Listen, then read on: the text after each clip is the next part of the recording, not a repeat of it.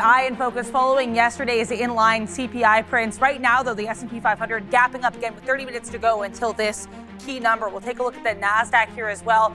Poised to open slightly higher. Oil pulling back this morning, too. So there's a lot of different avenues to look at. So yeah, oil actually gapping down pretty sharply. So oil down, NASDAQ mildly up, and S&P 500 definitely poised to open higher here. Let's go over the economic calendar again for everybody, because we do have PPI coming through at 8:30. That's core and non-core month over month and year over year. At 8:15, we're going to get comments from Fed's Hammock again.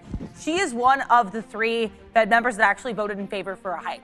So we could get some hawkish talk coming from her ahead of that PPI print. No other major numbers to speak of. You're going to get the 30-year bond auction at 1 and then at 8:40 a.m. So basically we have a Fed sandwich. You've got Fed's Hammock before the PPI. After PPI, you get Fed's Barkin. So keep an eye on those comments. Also keep an eye on SpaceX. SPCX nearing 150. I think we got as high as 149.60 yesterday before pulling back a little bit at the close. But we had some positive announcements here with regards to Grok yesterday that certainly buoyed this stock and sent it to the upside. You also have Netflix on watch. Bill Ackman getting back involved in this after losing quite heavily in this going back to 2022. You've got earnings as well from the likes of Cerebras, Cisco, Coherent, shaping up to be another big day for the markets this Thursday morning. Sharif, good morning. Yeah, absolutely, Darren. There's a lot of red here to start the morning. Cisco down 5 3/4 on interesting report. Earnings beat and AI orders surge, but of course, CapEx in focus. Cerebras as well, Cerebras, almost 15% here in negative territory. Coherent as well. A little bit of a different take than Lumentum than we saw a few days ago. They're down almost 7%. Again, IBM looking to do some business here with OpenAI. That's in focus. And of course, SpaceX, as Adair mentioned, getting into that critical 150 level yesterday after the recent release of the new Grok. A lot of these benchmark models are saying it's as good as, if not better, than some of the frontier models by OpenAI and Claude. And then you've got some Chinese names here. JD down 4%. Birkenstock, though, Adair, up 10 1/4 in space. SPCE down 9.09. Yeah, pretty mixed earnings looking. It's interesting, as you said, you've got a lot of names that are down significantly, but the market actually trading higher. Now, I know we've got about half an hour to go for PPI, but what we saw yesterday was inline CPI prints, even though we actually had a heating on the month-over-month numbers and a cooling on the year-over-year numbers. Right. Do you think we might get something similar with PPI? That's what we have forecast, or do you think PPI is going to go in a completely different direction? You know, it's interesting, right? A lot of people like to look at PPI as sort of the leading indicator, right? Because a lot of the input costs going into consumer goods come and are reflected in PPI. So I think if we were to see something like that from energy, I wouldn't be surprised. But from other sources, specifically from the microchip and semiconductor sector, I expect to see a lot of pressure there. Whether it balances out in other parts of the economy, we'll have to wait and see. Yeah, it should be an interesting look. And again, that's going to be sandwiched by some Fed speak. So providing more, context and more for the market to react to. But two men that will be reacting to the market all day in front of us, Sean and Neil, good morning to both of you. Yeah, good morning. So far, well, you know what? The market's flat. And given the fact that yesterday you knew it was going to be almost impossible for the earnings names last night to do what happened. You couldn't see, it was so ridiculous with SMCI and CoreWeave and Nebius, 20 and 20 and 30% to the upside. So when you have those types of numbers, it's going to be difficult for Cerebras today, and it was going to be difficult for Cisco. You probably were never going to live up to it in the first place. But you know what? Even if those names aren't up, Iran fulfilled a Microsoft deal. They're up 5%, and if you look at the daily chart, they got some room to give a little bit more, and there's some ugly ones too, but moving to the downside of movers too, like StubHub got shellacked a little bit here.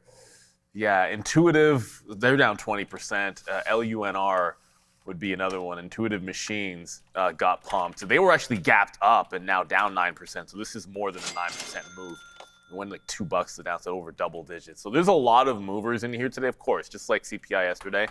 We'll have to wait till 8:30. Things can change. Oil's gapping down, so that's not really hurting us at all. So that's starting to look pretty good. And David Clark with the early super chat. Trade TV, your life learning experience offered to everybody, in a life learning experience that has taken a positive experience on my life. I hope your company spreads to everyone else. Appreciate you, David. Kind words, brother. Yeah, nice. Thank you very, very much for that. And and right back at you, man. Thanks for spreading the love. And we like to spread the love around here as well. So thank you to everybody. And just for coming back every day with us means a lot. NASDAQ, though, right now coming back in just a little bit. So we'll have to wait out for that one. Put in the chat there. Let me know if there's anything that you guys want to look at here today. I just put this in the chat, so make sure you are a subscriber. Get it in the chat. I just put it in again here. Dane Generous always wants me to look at ONDS, right? So ONDS here again, waiting for their pre-market report. So here it comes, and there it is, right there, ONDS downside. It's been a nice little run for ONDS from 7 up to 10. We always are looking at this one. Not always, but we should be now with that report now out, ONDS. So Q2 pro forma backlog right here, 757 million, cash equivalents 1.4 billion on ONDS, but that number is now out. Sees forward sales 525 to 550 versus 509. So it actually should be a little better on everything there for ONDS, but there we go there.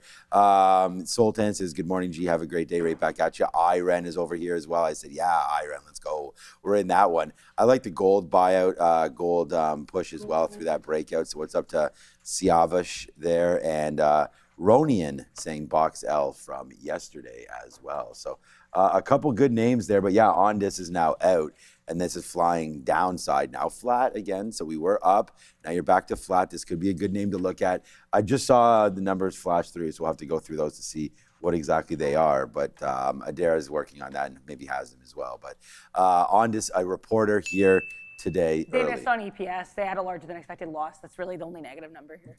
Okay, so missed on EPS, but a better guide forward. So I think they could probably. Worse for. Oh, because I saw that they had here.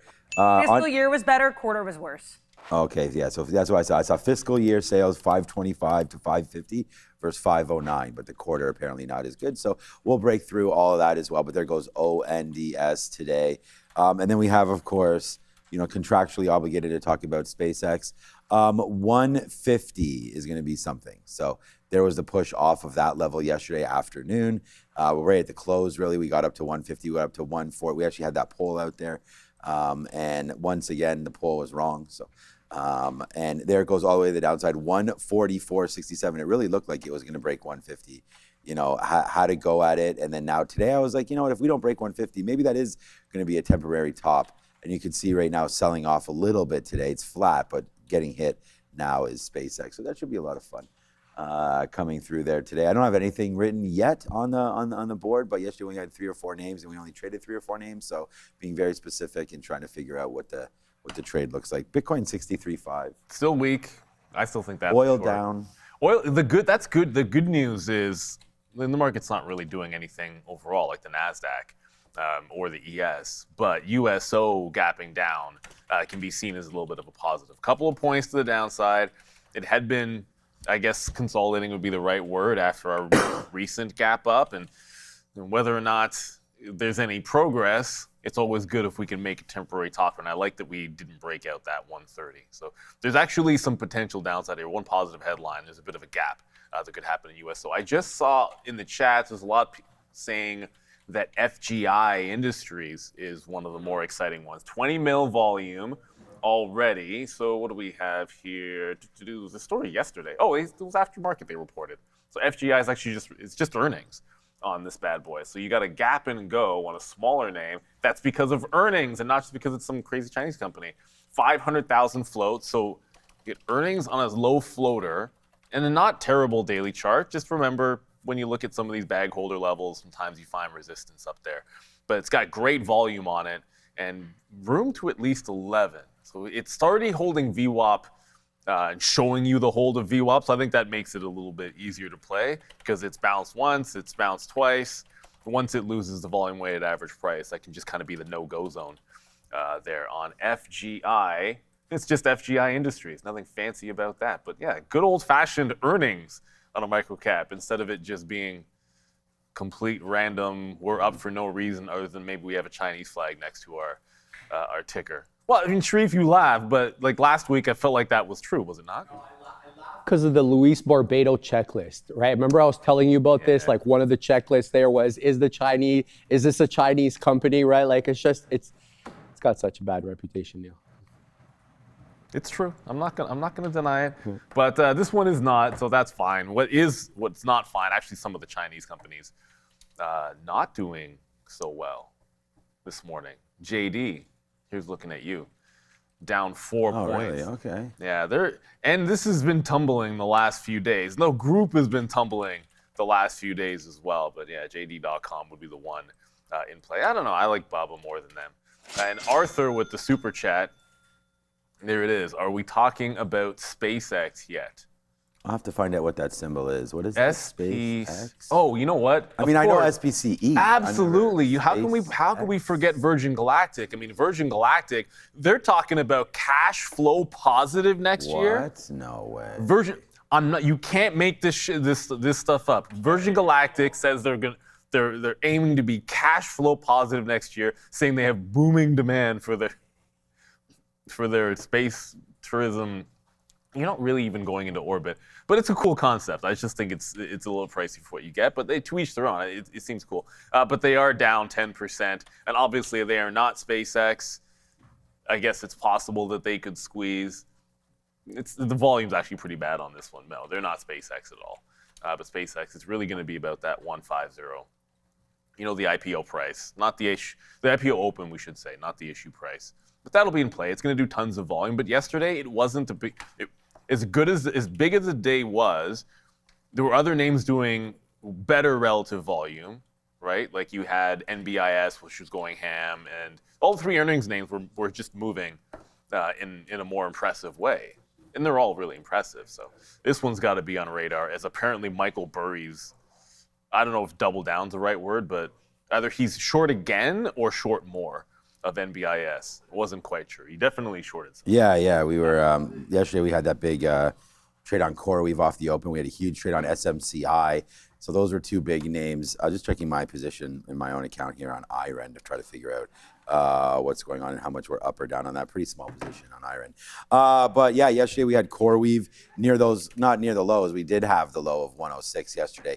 Now you're breaking below that here today. So yesterday we bought CoreWeave right into these levels here, and it had worked out. Now you're getting the dump on that one. Yesterday we had bought SMCI. We had it on the sticky note at $35 break long, like literally said 35 break long yesterday. And that's right there. And then that was, cruising the whole day. So we really liked that trade. Did come back in right there in the midday. Wish we would have been trading that one there. But that came back in. So we'll have to wait to see if SMCI has topped out there at 38.50 in the pre-market, still up that $1.50 or so from the close yesterday. Closed 37, got to 38.50, now 38, coming back in a little bit for SMCI. Hey man, maybe today's a TQQ short. I've left these guys alone for a minute, so we could probably get back into some TQs at some point here today. And of course, that's the market. Yesterday, we had the discussion last week when someone asked me about 725 on the NASDAQ, if we were going to get to that. I forget, it was like a very long period. And I was like, no, we're getting to that pretty soon. And that's been a really great level, bouncing in and around here. So I'm sort of thinking that today might be a sleeping day. A little quiet on the front. I mean, so far it's been pretty quiet. Adair's mentioned there's a SanDisk event today, so we'll probably touch on that a little bit. But if the NASDAQ is quiet, then, this kind of top right here, I don't know if there's enough juice to break it.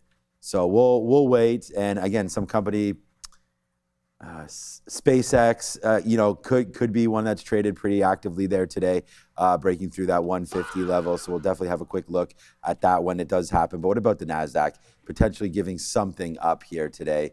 It looked like yesterday, started off pretty hot and then just kind of fizzled. Like we never really got going again. So be interesting to see what happens today if the NASDAQ pops into this 725.50 area or something like that. Maybe we can get a short off of it. Remember, PPI is in 16 minutes now. So that'll be something to come out with. And just to checking our numbers here, we have jobless claims. We have July producer price index.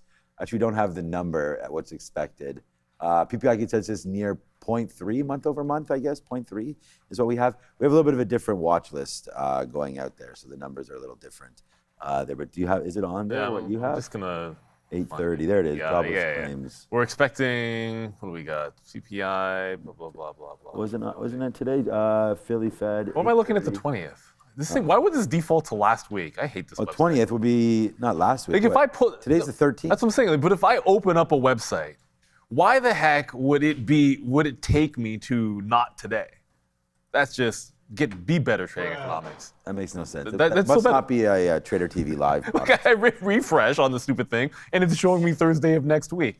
Sorry, sorry, trading economics, but it happened live, and you can't really run away from it. There we go. So forecast 4.3% on core PPI year over year, month over month, 0.2% there. So we'll see. And again, in 15 minutes we'll have. But to your point about the Nasdaq, couldn't get going yesterday. You have to remember, unfortunately, there were some NBIS was great, and you saw strength in Nvidia, and lots of things were showing plenty of strength. But Meta had a rough go of it yesterday. Microsoft had a bit of a bounce. It obviously fared a little bit better than Meta because it caught a bit of a bid. It didn't really do much with it, but it was better a consolidation. It's up slightly, but that was kind of weak in yesterday's trade. And then Alphabet as well. Like Alphabet has still been trending down for the last little while here. Its bid was better at the end of the day than both Microsoft and Meta. But that's one of the things that was weighing down the Nasdaq. So yeah, the chips are in play, but you've got to also look under the hood at why the market wasn't able to get off the schneid. So those three names are going to make a big deal. And oddly enough, I don't even think we looked at or talked about or even noticed whatever happened to Amazon yesterday. Isn't that weird? Amazon just... What did happen to it? I don't know. I never looked at the chart. Obviously, Meta was in play because Meta had the news. But yeah, they had a rough day as well on Amazon. So look, at this point, the Mag 7 are pretty divided. And once again, you've got NVIDIA as the biggie. They really passed Apple by a wide margin. Yeah, I didn't realize that Amazon had as bad a day. I guess we're looking at Meta too much as the dog there. Yuck, Amazon, yuck. I still got a bunch of packages, although a couple of them were soaked yesterday at the door. But oh, yeah. Still came. Yeah, Amazon, very, very reliable there. Yeah, I don't know what was going on yesterday. We did have that downside play in Google, Amazon. I think even Apple was trying to think about, is Apple below 300 yet? No. So this is another name to look at the $300 mark. I mean, we bounced off of 300 yesterday for Apple, $300.50. So another one that's upside against the market. Always interesting to see when Apple's doing that. And a name that we also never talk about anymore seems like is Tesla. So we can see what's going on with this one. Upside yesterday or early, and then it was just whoosh down there. Like this is another one that flushed. This is what I was trying to say is that, we had good starts to names. Like we closed Tesla the day before 333, open up 335, and then it was just like, see you later. Like what was going on there with Tesla with no news yesterday, really. So yeah, man, it's getting to be a little bit spicy. This might actually be a really good level too, 328. But we just got to get back. We got to figure this out. Like some of these names are getting hit to the downside. This MAGS ETF has been a good one to follow as well. So this one is every single one of these names all wrapped into one little bow. So it's going to be very similar. I just showed you guys the NASDAQ topped out. I mean, it's the same thing, right? So it's like this is just investing in the NASDAQ essentially, but you just get the top 6, 7 names. So MAGS, if you want to get rid of all the other ones, like sort of the fluff that might be in this market, if you don't believe in some of the valuations, you can just go with the MAGS. The MAG 7 valuations are really well in line. They're not many of the names are like more than like a 30 PE right now. NVIDIA, Meta, I don't think Google is. I don't know what that means. Meta's mad cheap. Like Amazon. 17. I never actually... I'm always, what? Google's not 17. No, Meta. Oh, Meta. Well, Meta's going to be... Meta's a different story. Yeah, Meta's going to be 15 soon. Yeah. AMZN right here. Yeah, Amazon 21 to 22. See, so this is generally one that's a little bit more extended, right? Google today, 16. Yeah, Google is only 16 and 17. Unbelievable, those forward PEs. Like you have to ask yourself a question. You'd rather be in Meta? You think Meta deserves a higher PE than Google? Are you on crack? That's Meta. And then the other one here is Apple right there. This is the one that's really blowing everyone out. That's 34. So Apple right now is double the value of the valuation on the price earnings multiple. And price earnings multiple doesn't, we've said it doesn't mean anything. Actually, Joe said yesterday that even Josh Brown there was saying that PE, you don't really have to look at that too much. But it does give you a good indication of what the market is feeling about the stocks, right? And I think if your stock gets hit and has a low PE, but you still like some of the talk behind it and some of the levers that can get pulled, it's like Meta, like you said, if a lot of this is probably window dressing for Meta. Like everyone, you said it yesterday, Neil, like when they're a profitable company and they're in the eye of the regulators and everybody's using it. It's just, whenever you're the king, you get people looking at you. And Meta right now is, part of the Mag 7, one of the most valued companies in the world. That said, the 21 on Amazon versus that 17 on Meta. I know which one I prefer. Like Amazon, I didn't realize it had gotten quite that cheap. That looks like a good dip buy. Like you tell me it's in a downtrend after their earnings, and you like with Amazon you get the retail for free because everyone cares about AWS as they rightfully should. If this gets anywhere near the 50 period, that looks like an appealing dip buy for sure. Ooh, okay. Is FGI going again? Just want to double check. Is that stock moving? Yeah. Okay. So good luck, Tisha Perkins. Congratulations. It bounced off VWAP. You said 11. I thought it was at 11. That's why I was like, okay. No, it's at 950. That FGI. Not quite at $11 yet, but I hope it gets there. I mean, that would be fantastic if this runner goes for everybody that may or may not be in it. Just remember, take your profits where they lie. Often we've seen these retrace heavily, but this is actually up on earnings. So let us know what else might be out there small cap wise. This was the one that I just keep seeing in the chat. We have the visualizer, but I didn't open it up yet to get an idea. So yeah, on this ONDS, that was already brought to Sean's attention. IREN, we discussed that Microsoft news like IREN today. Hopefully we can. I just want to see that one hold on to the prior day high, maybe even VWAP. It's under now, but could look pretty good. FGI is when we're talking. The SPY, SpaceX as well. GXAI. Okay. We've really improved this. This is Voxel. Yeah, it's very. Like this is just like more modern looking. Cisco, they're down today. That sucks. I like that. SMCI continuation on earnings. That'll be a good one. I like how the names drop down like it's like Atari. Yeah. You know, there's Open Door, ARX, people want us to talk about. Iris, oh yeah, well, IREN. Yeah, that's right, so we got it formerly Iris, and then they switched over once they stopped, moved into the Bitcoin, out of the Bitcoin sort of realm there, so that's IREN. So I got to tell Fabian about that one, change that one up. But yeah, it's really cool, man, all the logos. What is that one beside What's Intel? INFQ? Oh, GXAI. The one beside Intel's a pretty cool one. Cisco, we all know that logo for sure. I like the SpaceX logo too. They're beside IREN. Yeah. SpaceX. That's that company that we're supposed to talk about. Oh, is that who it is? Why is INFQ there? I wonder if I'm going to look at SpaceX today. It'll be pretty interesting. Okay. INFQ. It's just, it's not usually that we'll see on the visualizer a stock that has done 250,000 Yeah, Neil, where's your shares. Earpiece? What? Is your earpiece in? It is in. Oh, it's not logged in. Wow, Neil, not logged in. Wow. Wow, it's not dedicated to the craft over here, Neil. With that being said, let's go, because I can hear that Joe is ready over there. Nothing. But the thing is, Andre doesn't even need to tell us that Joe is ready. Joe is born ready. See him right there. Joe is ready every time. The thing is, the technology's not ready for Joe. Joe is ready. It's like as soon as the board finally starts to operate properly, that's when we're ready to go. So Joe, the leader that he is ready to take us through the options look here early. So over to our guy, Joe, at the big screen. Thank you very much for that. Put a smile on my face bright and early this morning. All right, guys, let's take a look at some of the options activity from yesterday's session.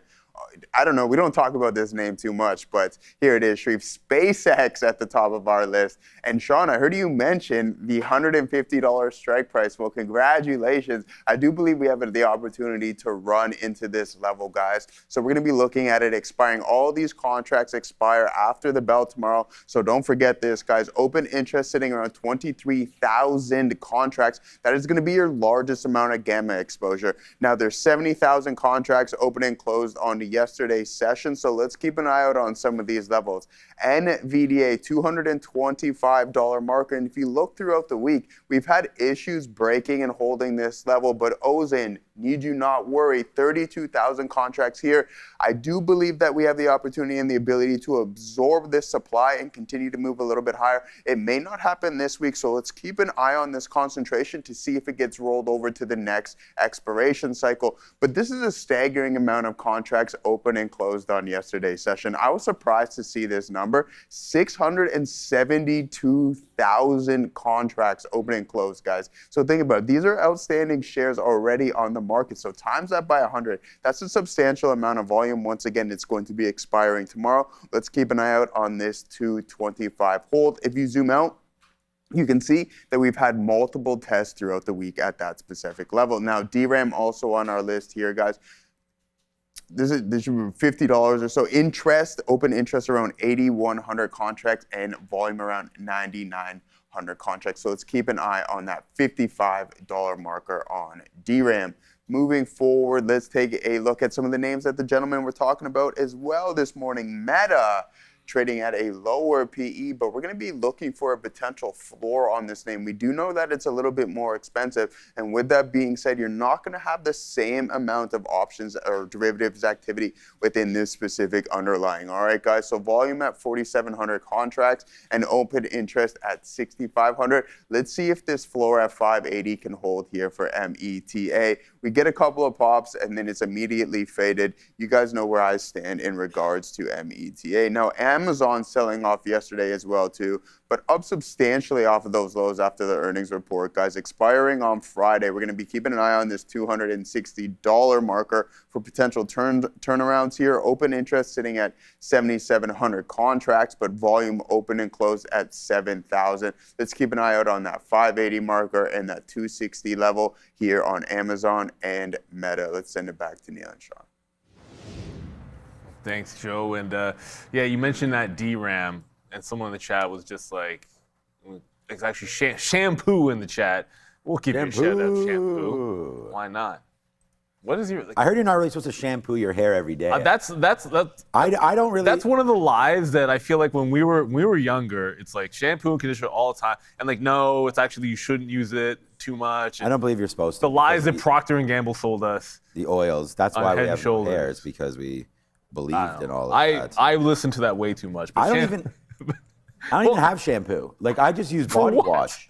No, I know, but for what? It's true. But even when I had hair, I was just like, whatever. Yeah, I didn't care either. I mean, it's like, I don't know. I should see the amount of product that my kids, my wife and daughter has there. It's absolutely insane. It's all about that product. Spend on. But hey, shout out to Procter for being able to hawk their stuff. But shampoo was concerned about memory. That's what I was getting at, because DRAM was on Joe's watch. So for whatever reason, we'll start with SanDisk, because I think SanDisk in the afternoon, for whatever reason, SanDisk just kind of lost the bid a bit more than the other memory names. So it might be one to watch today to give a bit of a read on the overall group. I know there's Micron, SK Hynix, obviously, but this one, for whatever reason, had a little bit of a drag. If it catches any kind of a bid, DRAM has an obvious, look at the 55 on DRAM the last couple of weeks. Obvious level here. Get through the quarter, or is it the quarter, the half? Actually, it's the half. It's 55 half that would need to be the breakout play.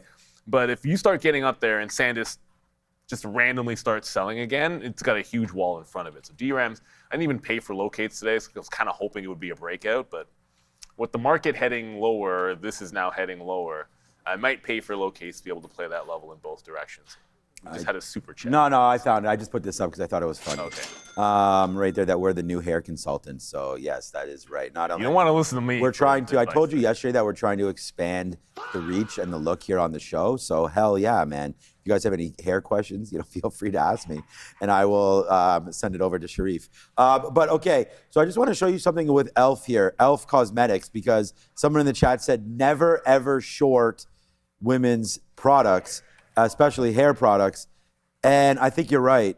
Like this Elf Cosmetics, and I'm hopefully, okay, good. Marissa and G are at hockey, so I don't have to hear about it. This was a buy, and I've been told to buy Elf every single time it goes down.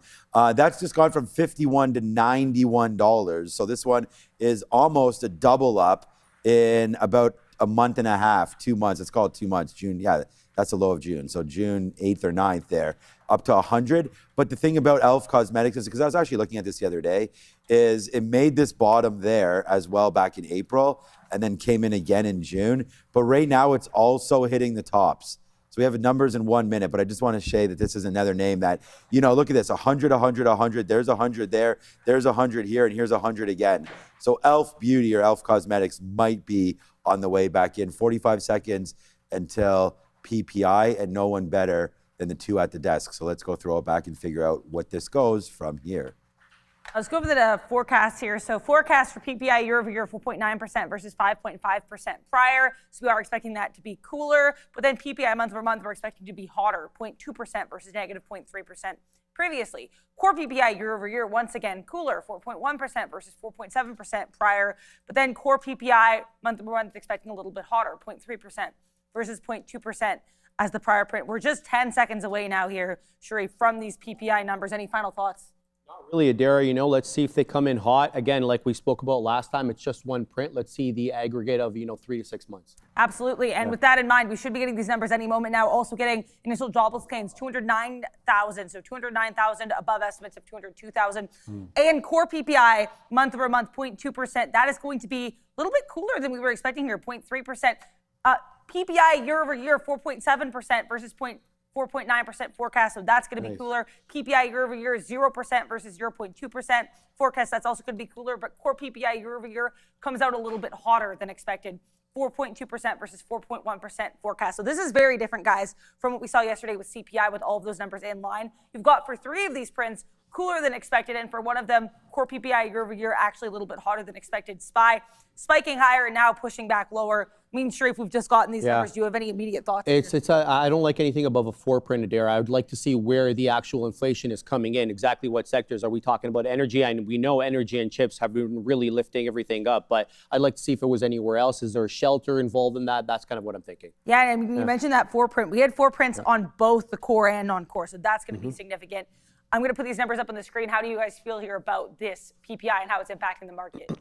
Well, the market's still saying 60-40 for the rates, but we'll give it, just like yesterday, give it a couple of minutes. It did shift around, but for now, we're still looking 60-40 for no rate hike, I should say. We're obviously not going to get a rate cut. I mean, some are saying it'd be years before we get any kind of a rate cut. So that's going to change now because now I think it has to. With this number being a little cooler, it should spark talks again of a rate hike. So well, actually, PPI says 4.2 versus 4.1. I saw another site that had 4.2 as the expected. So some people had the year over year in line. But that looks like it's a bit hot. So it's a little bit, 4.2 year over year versus 4.1. I think the numbers are pretty much in line again. It doesn't look like we're shock and awing anything right over here. I mean, the market ripped up there into 29 again, almost 30,000, 29.9. And then now it just reverted all the way back into these lows again. So a little bit of, expected move here in the first 5 minutes before the number comes out, we pop, and then we drop to basically right where we were before. So NASDAQ right here, snooze fest on the PPI number looks like. I mean, I had the cues up waiting to see if anything was going on, and right now nothing going on. I actually don't even, my chart didn't change, that's why. Nothing really going on right here in the NASDAQ as we see. I got to fix some of these candles, but a nice little high tick back up to that 725 and then a fade again. So maybe the fade is on today. I mean, I was saying the NASDAQ didn't really have a reason to go higher. Not sure this is enough of one there. You can keep adjusting this, this will probably take a couple minutes until we actually get something on this, but 59.40 right now on the rates. So that's a hold versus a raise. So that's basically what it was. Remember yesterday it was 53.48 or 53.47 or so, something like that, 52.48. And then we had the CPI come out, then it adjusted to 60.40. So right now, I expect this number to get a little higher. Hey, maybe we'll be close to 1-to-1, man. I mean, even this is pretty much a coin toss right now at 60.40. So, it should be interesting to see what comes up with Kevin Warsh and et cetera at September 16th is the Fed rate talk there. Did gold do anything? That's when the announcement is. Did gold, it looks like it's moving around a little bit. Yeah, heading a little lower on that number. Bitcoin's still at 63.5. That's where it was when we last looked. I think gold, I don't know, I was thinking about actually buying that MAGS ETF just because I think some of these MAG 7 names are just at the right valuation, and I don't want necessarily all the other things involved in the NASDAQ 100, but I still love all those, like the Costco's in the NASDAQ 100, so there's some names in there that you got to get. And NASDAQ, Walmart, I believe too, right? Yeah. Walmart switched over into NASDAQ and immediately went into the 100, so you get some good value there as well. So you're not taking some tech stocks. I'm talking to myself into just buying the Qs again. But right here, this is gold. So I actually like that breakout that we talked about. Michael was on here. I think it might have even been whatever this day was when it was starting to break out or looking like it was going to. And then the breakout has happened there in GLD a little bit. So you're getting a nice little 4% or so up in the last couple of days in GLD. This number I thought would maybe help, but gold, it's kind of bouncing a little bit here. So we'll have to wait for the futures, but not much going on here. What? Someone just say bending spoons is lower? This is one that I've missed out on, and I think I want to get into this. Lozo was just saying. Oh, it's only down 2%. That's not down much. On lowered guidance for BSP? Okay, and very, very interesting name. Bending Spoons comes back down into somewhere near its IPO range, like between this $30 to $40. I think this is a buy, Bending Spoons, on this breakout right there. So if BSP can come back into $40, I kind of like that name. We talked about it with Brian the other day as well, but okay. I always wonder, like, if the IPO breakout happens like right away, is it the same significance? Because when we talk about the context of the IPO breakout trade, usually it makes its high, and then I don't know, like a year later you get back and then break out the IPO high, or like 8 months later, or 2 years later, or 3 years later. Well, this one did it effectively right away, so these levels matter as much. Like on Robinhood, the IPO breakout ended up being a dip level because it spent so much time underneath that top. That's an interesting one. But be careful with that, Lozo, saying, shouldn't it be much lower on the guidance miss? There's no shoulda. Like that's the one thing about the market. Like, should NBIS have been up 30% off their quarter? Should StubHub be down 20? You know, I think reasonable minds can agree that StubHub should be down if you look at their quarter, but 20%, should it be 20? Should it be 15? Should it be 10? I mean, ultimately, that's the one thing that you can look at. You can look at things like previous moves that it's done and reference that. You can look at what the options were pricing in and say, okay, well, if it's half of the expected move and the miss is significant, then play momentum into that. Like those type of things out there. But there's no real should have, unfortunately. You know, and I hate to pick on StubHub, but I was trying to come up with an example of something that was down a lot, and it's the first thing that came to mind. Randy always come to our mind. What is it I today, saw my guy? VinFast on the road. I was telling Sharif. I saw some more Lucid Airs actually on the road too. I've seen 2 Lucid Airs. Yeah, I've seen some more. This morning? One and a Yeah. gray one. Right. Maybe that Lucid pricing is coming down. We did that. We did a look. Sharif did a look the other day on Lucid, and Gravity so far, zero. oh, the Gravity. Oh, I like the Gravity. That's their SUV, right? Yes, sir. Very heavy. Yeah, they don't. Oh, it's a heavy car because of gravity. Apparently, yeah, it's Maybe it's floating around. almost Space. second. Whereas Space. Isn't there a stock Space something? I can't keep Space forgetting about something. that one. But yeah, we can. I mean, you know, VFS is VinFast, of course, one of the sponsors of our show, and I think that we actually talked about it. Sharif was actually look at VFS, man. Come on, man. Let's get going a little bit here. We actually talked about, wow, this might be actually a decent area for VinFast, probably a decent short float as well. You talked about better financing options for VinFast and stuff like that. So they actually look pretty sharp. I don't mind the look of the SUV there for VinFast. I think the VF9, they have VF9, VF6. So I like the VinFast. I think that's a good opportunity there to get something on the road. And like I said, man, Marissa, today I phoned her right. So I talked to her probably way too much a day. But right when I got in here, I dropped off my kid there at Queen's Park and then phoned her. And she had told me, so I said, oh, how was the drive today? Blah, blah, blah. So I just switch over to Tesla here because that's what I'm getting at. And she, you know, so she's driving the Model 3. We have the full self-drive. And I asked her, how was everything? She said, and they were almost in Whitby, almost at the arena. And she said she hadn't touched the wheel since Tim Hortons. So she got on, she leaves the house, picks up a coffee at Tim Hortons. So shout out to Canada and everybody. I mean, Tim Hortons, oh, I don't have my stream deck on. Tim Hortons is also very popular in the States, by the way, especially Northeast. I've seen them, you know, all over the place. But she hadn't touched the wheel since Tim Hortons, and that's highway driving, city driving, and everything. You guys let me know, because I was actually wondering this. She asked me this too. Will the full self-drive, and hopefully if you guys are watching that have done this, will it go through a drive-through? That was the one thing that I wanted to know, because she asked me that yesterday, because she always disengages it. And I said, you know what? With the full self-drive, you can actually, like, if I put my house, it asks me, do you want it for me to park in the driveway? Yeah, why wouldn't it? Does it want me to? It might. It just, is it mapped? That's the only thing. Like, it has to be smart enough to go through it, right? But it always asks, like, when you go to a shopping mall, do you want to park in front of the store? Do you want to park in a spot? It will find it for you. We haven't used the summon feature yet. That's pretty cool. I think that's, yes. You about something. Okay. So I know Marissa, she loves the Rivian, and we all love the Rivian as well. But I want to mention that the Model YL now, Katina, man, this one is a 3-row SUV. So could kind of fit the profile. Isn't that in China only though? It's in America now, and it's coming to Canada next month. I just want to show you some of these pictures here. So this is not This, yeah, if we could put that on. This is not a small car, Katina, man. This is 3 rows. You get a couple of captain seats in the middle row, and then you have 2 seats at the back. It's quite spacious, and then you have that Look at that monster roof.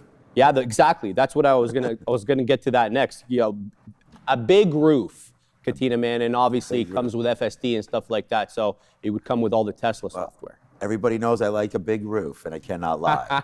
So I like big roofs, and I cannot lie.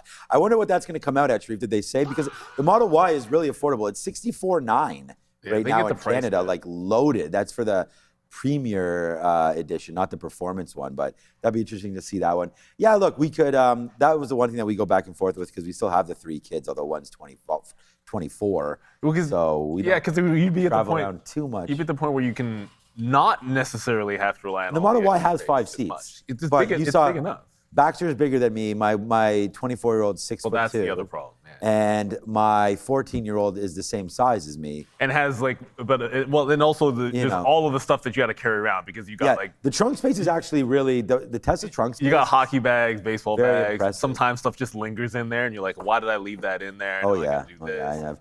Even today, I'm driving the car and I have my bucket of balls in the back, and there must be.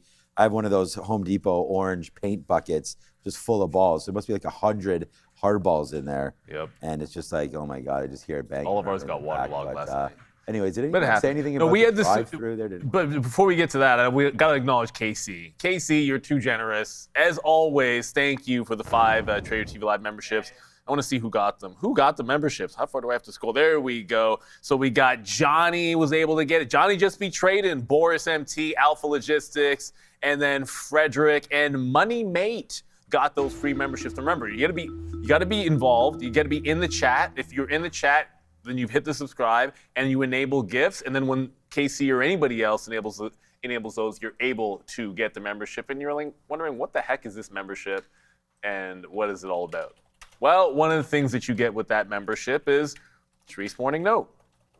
And in the Morning Note, you're going to get technical levels. You're going to get all the big stories. It's always like 13 pages long here. There you go. You got the story. You got the technicals. You got a trade plan. It's $5 a month, or for those 5 lucky people, they just got a month. They just got it for free because KC was so generous. So, 25 cents a trading day, basically. So we appreciate you guys, those that have signed up, and of course KC for gifting those memberships. So if you're wondering, someone seems to gift them every single day. If you're in the chat, then you have that possibility. Barkin saying much of today's inflation from shocks that should pass. Yeah, like oil that's passing. Well, it's down today, I guess.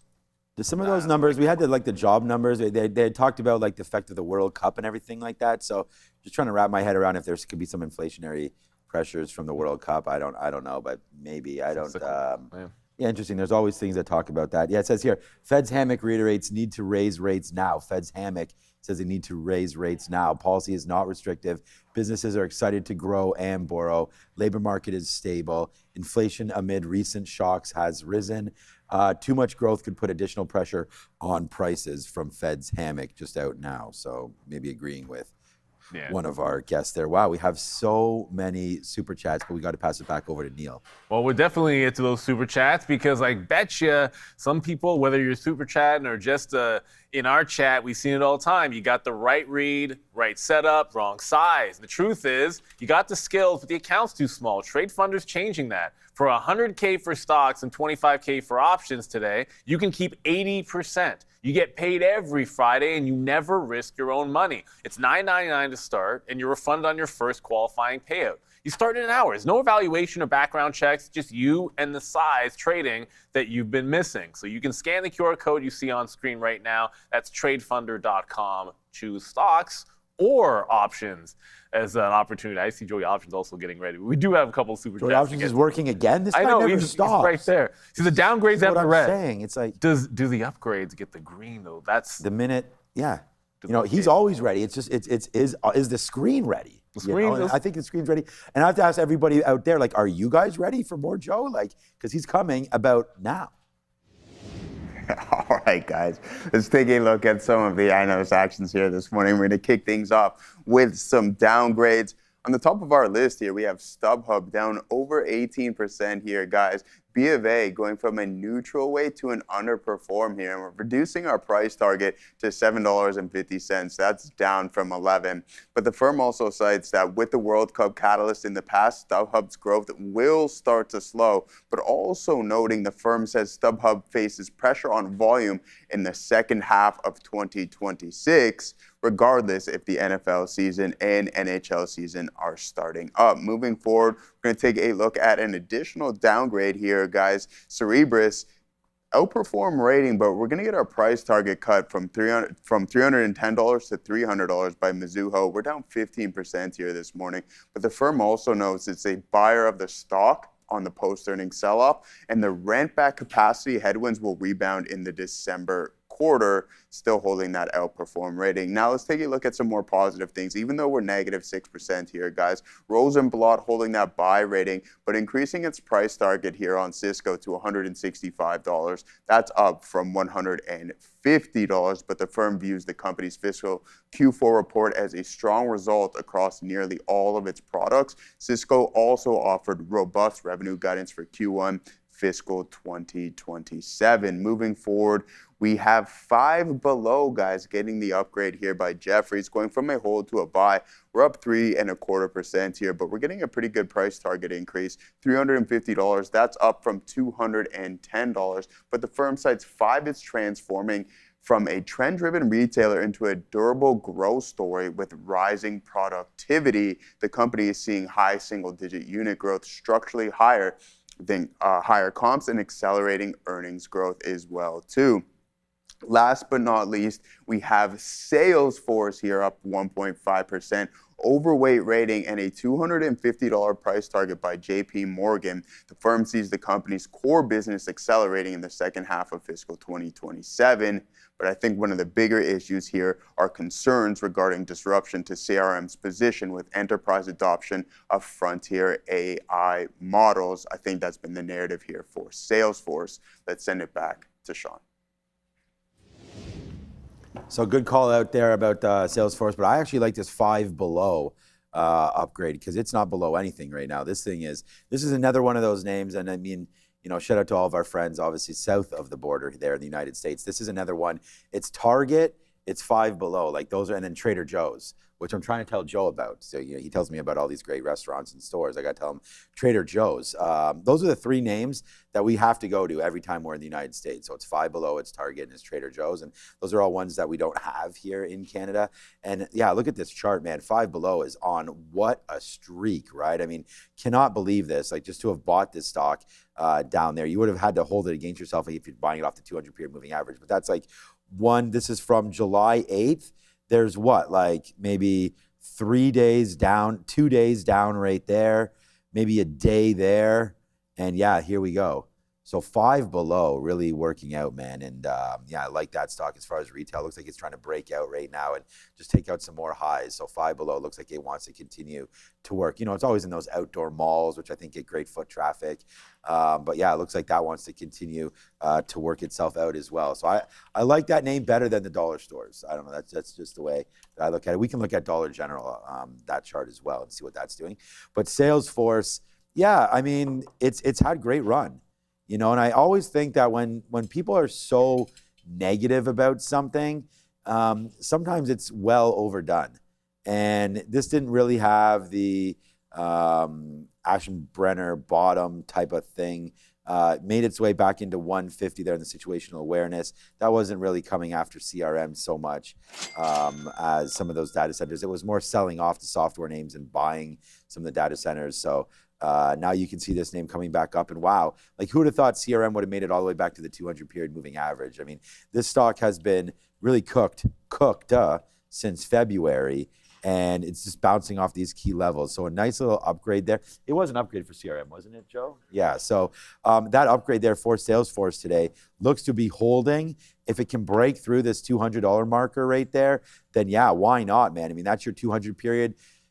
Hey, maybe there's something here. 200 period, $200. I mean, hey, doesn't happen often, but it's happening right now on Salesforce. So I think that name could definitely break through. So Salesforce, I like that name, up 1.5% today and can continue to go. So yeah, I like the name Salesforce today. Finally Off a really good monthly level.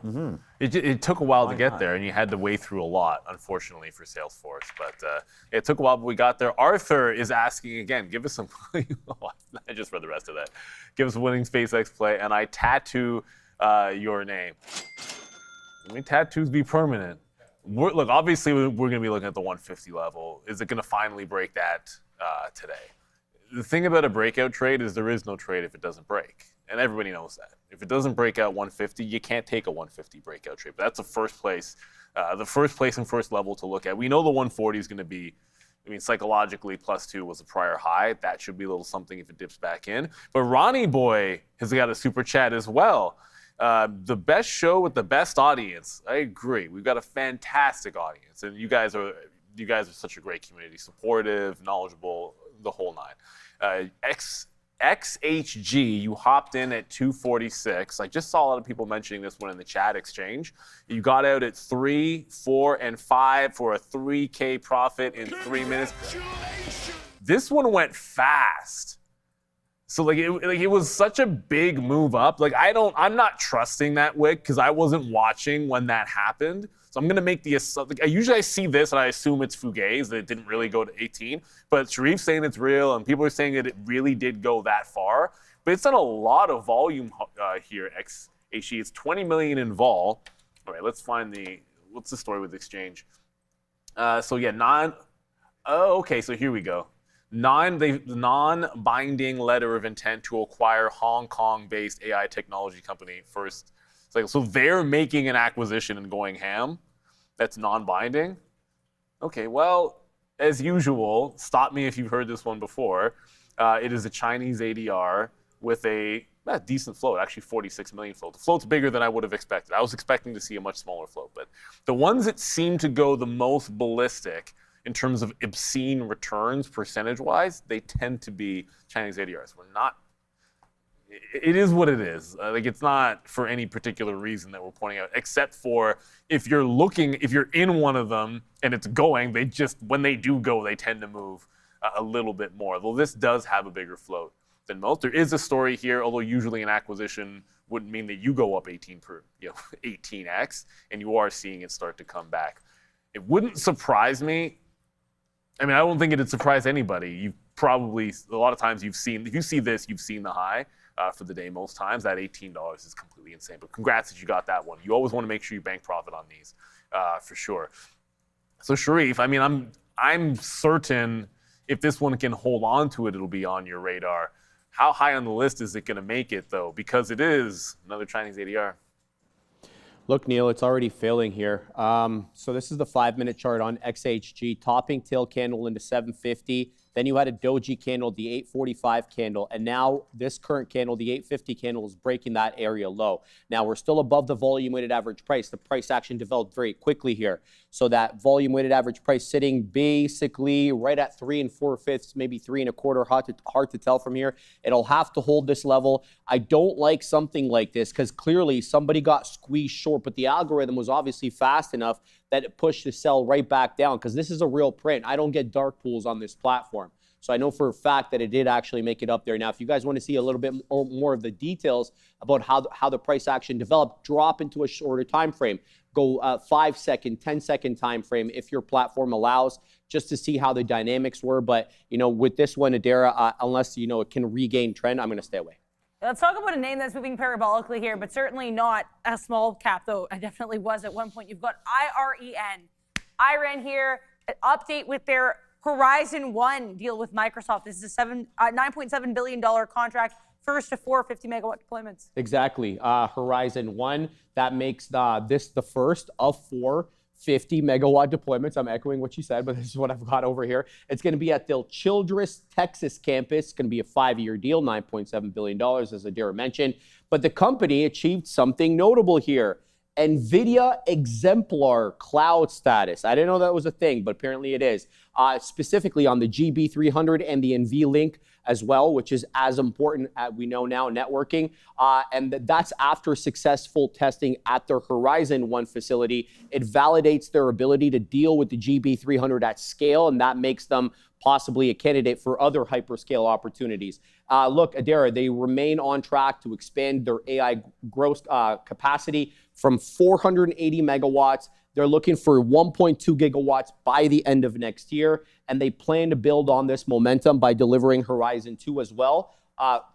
Horizons 2 through 4 with Microsoft later this year. Yeah, lots to look at here for IREN. It's one that a lot of our traders in the chat are looking at. Are either of you looking to trade this name today? The catalyst may not be like, I don't know, that award they got. Maybe you never heard of it, but most people have probably heard of IREN. I like the rounded bottom that it put in. You get this 44 resistance, and it popped up, faded 44 again in July, and then you get the gap yesterday, because a lot of things were strong, right? So the gap up yesterday goes right to the 44 and holds. So even if it pulls back and loses VWAP, it's still got the 44 level to confirm the breakout, which gives it some juice to go. We've seen double digits on IREN before. Like, that's not unheard of. It was, I don't know, maybe like a month. It was like a month or so ago. It had like a 2 or 3 day good rally after a previous breakout. So I do like that. It can lose VWAP and still have 44 underneath. For now, it is holding VWAP rather nicely. So if it holds VWAP at the open, then play off of that. If it starts closing the gap, I know that I want to be buying into the 44 level for IREN. Volume's good. Obviously, it's doing pretty good relative volume in the pre-market, so it's kind of ticking a lot of boxes here for IREN. I mean, the market's even getting a little bit bullish as we speak. The market's picking up here. Yeah, I mean, the Qs, whatever, the SPY Qs doesn't really matter. The Qs getting right back to almost pre-market highs and back into the green. We're briefly, not much, like slightly red, I believe, at the lowest, and now ticking back into the green, back above VWAP. So things looking a little bit better after the number. Yeah, I was going to just mention this here. I think it's pretty funny. What's up to Travis Badger here? It's too close to Iran, so they're staying away. So Iran and Iran over there. So yeah, I'm going to agree with you. I'm going to stay away from Iran there today. Just I feel like it's going to fall back in, unfortunately. But you know, who knows? I prefer the short on some of those levels. I mean, SpaceX making a move down 147 to 145.50. I don't know if it's a flush. People in this chat were talking about this name maybe flushing right now. I think you just got to wait for those imbalances that are going to come, honestly, in 30 minutes. They're still ways away before we see anything significant on SpaceX, right? You know, a good hold level here of 144. I'm just writing the note down right now to see what we think about. But I think it's worth waiting today and being patient to see if 150 comes back. You know, like you had such a huge move yesterday, and we called that 134. I mean, it's what we had on the note, 134 bottom. And we talked about that a lot yesterday because I didn't have it. But again, where it came from was looking in the past day and trying to find a spot that might have had some kind of interest in it. And again, you're always throwing darts, right? I mean, I don't have that crystal ball. And that's what's like, it's like, it seems like we've had it the last little while, but like not confident enough to like really load up on any of these levels. But that was a good one. And you don't need to load up. You know, if you're gonna, even if you take 100 shares, that's a $15 move there yesterday. That's $1,500. Obviously, you're not gonna hold it the whole way. But if you're gonna do the same sort of look as yesterday on SpaceX, and maybe we're gonna get this, we have the rundown coming soon. You know, this level would be 144.50. I think that's too shallow. Like, I think you got to go a little bit further down. So, and we got some super chats about what to look for on SpaceX today. I'm going to look here, you know, 141 as a potential zone to look to buy, because that's $4 down. $4 up is 150. So right now I feel like you're caught sort of in the middle here, you know, on SpaceX, where anything could happen. Anything can happen down here too. We could break. Thing is, at least if we break down here, the next levels is 140, 139. Like, I think you're going to take a $1, $2, $3 hit. If you're started messing around with a stock in here, I feel like that's exactly what you're doing. You're going to be second guessing some of your positions, because I can feel pretty choppy until we get somewhere. So I'm just going to wait on SpaceX.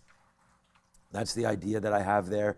And there's a lot of talk, obviously, in the chat about this name. So we'll wait to see what winds up happening with SpaceX. Market just kind of doing nothing again, trying to figure itself out. At least it's now above VWAP. So I'm working on this, guys. Just been busy this AM. So we've got a couple names on here, just looking for a few more. But yeah, Iran, good stock. I was just joking about that Iran versus Iran talk. I saw that in the chat. Pretty good. So, but yeah, here comes SpaceX again, flushing, I guess, now might be the right term. If we break this 144.50, then you could get an eventual flush down. And remember, if you're trading here at Real Trading, you do have to pay for shorts. It's like a cent a share. It's absolutely nothing. So, you know, get that into your account now if you're looking for a short play here on SpaceX. Ooh, it's already 9 o'clock. Mm-hmm. Oh, sorry, guys. I didn't know. 772.40 is where we closed out on the SPY yesterday. We're up a 0.25% now. We're just below 775, and that is the range we keep rejecting off. It's 770 as support. I know I sound like a broken record, but the chart is what it is. It's 770 as support, Adara, and 775 as resistance. You definitely can't resist checking out our free Trader TV Live watch list. You can find that, again, for free at the link that is in our description and on the URL that's going to be on your screen. What does this have, you may ask?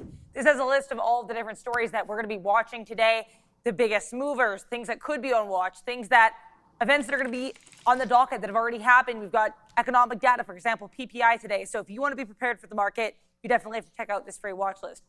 SpaceX. This is the name that was at the top of our watch list, and I'm sure might be in the top of Sean's sticky note, which is coming out right now. Elon Musk was very active on X yesterday. The stock was already doing pretty well, Sharif. We had, of course, this whole Grok 4.6 announcement. Then Elon goes and says 4.7 is going to be even better, and the stock gets even closer to that key 150 level. But what was better was the video of him pretending to be Austin Powers. No, shout out to Elon. All right, here's what we got. We got Grok 4.6. We have a 500,000 token context window. It integrates Cursor. It integrates Grok Build, and it works with APIs. But this move yesterday, let's be honest about it. It wasn't just Grok stimulated. The short covering, Adara, the short interest is down from 34% last week to 11%, according to S3 Partners. So a lot of people have covered their shorts on this as we get to that critical 150 resistance level, which we did reject yesterday. Post-training optimization, very important. So 4.6, Grok 4.6, is not a bigger model than 4.5. It builds on the same parameters. However, what it does have is what they've funneled the money to, is what I should say, is reinforcement learning, agentic coding environments, and what they're calling a new X-high reasoning tier rather than just training a massive new parameter footprint. They didn't want to go down that route. They wanted to fine-tune what they thought was already a good model in 4.5. But the pricing here, this is what is going to move the needle. We're talking about $2 per 1 million input tokens and about $6 per 1 million output tokens. Just to give you an idea, that's 60% cheaper than the competing model at OpenAI, which is called 5.6 Sol. And it's about 75% cheaper than Anthropic's frontier model. So Elon clearly, kind of reading the room. He gets that the cost per token is aggravating a lot of the hype, the corporate guys who are going to spend money on this, and he's looking to win them over. But it's not all sunshine and rainbows. We know that there's more expiration coming up, lockup expiration. We have another 319 million shares that are going to unlock, on August 20th, and then 700 million between September and October. Yeah, I think speaking of these, AI names and of IPO, Sharif, I was reading Anthropic. People are saying maybe a $2 trillion valuation. This IPO could be happening in September or October. Is this something that you would be interested in? Absolutely, absolutely. You know that I use Claude. I love Claude. I think Claude is the best one out there. It is the most level-headed. It gives you consistency. Other models, they're on one day, they're off one day, something that I'm going to invest in. Yeah, someone who's been using Claude lately, I'm tempted to agree in terms of how the model performs. How are you guys looking to perform on SpaceX today? Where do you think we're going to get this 150? Well, it's looking less and less likely. That being said, yesterday, it set up a short yesterday, and thankfully, it was just an easy get the heck out when it caught the bid at the pre-market low. But I was looking for what had happened the day before, which is just a simple fail break at the open and reversal play.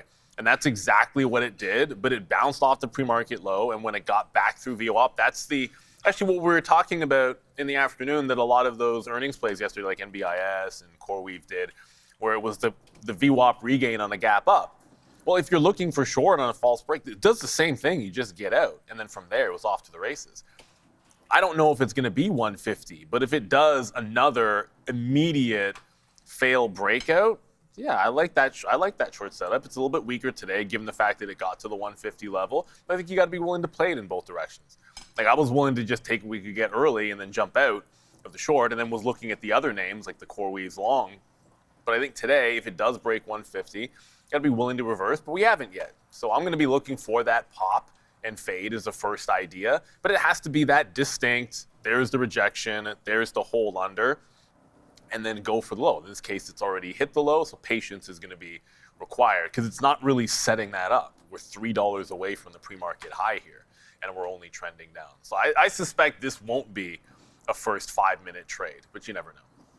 Look, I've already said my piece on SpaceX, so I'll just show you what I wrote down here. The sticky note's now out. 150 long break, so I'm only looking for that, or a dip into that 141. So it's being pushed down here in the pre-market, but you know, at the end of the day, I'll put that up there. If you go join it, it's right there now in the chat. You can go find it. A couple other names on there. I'll go let you find it.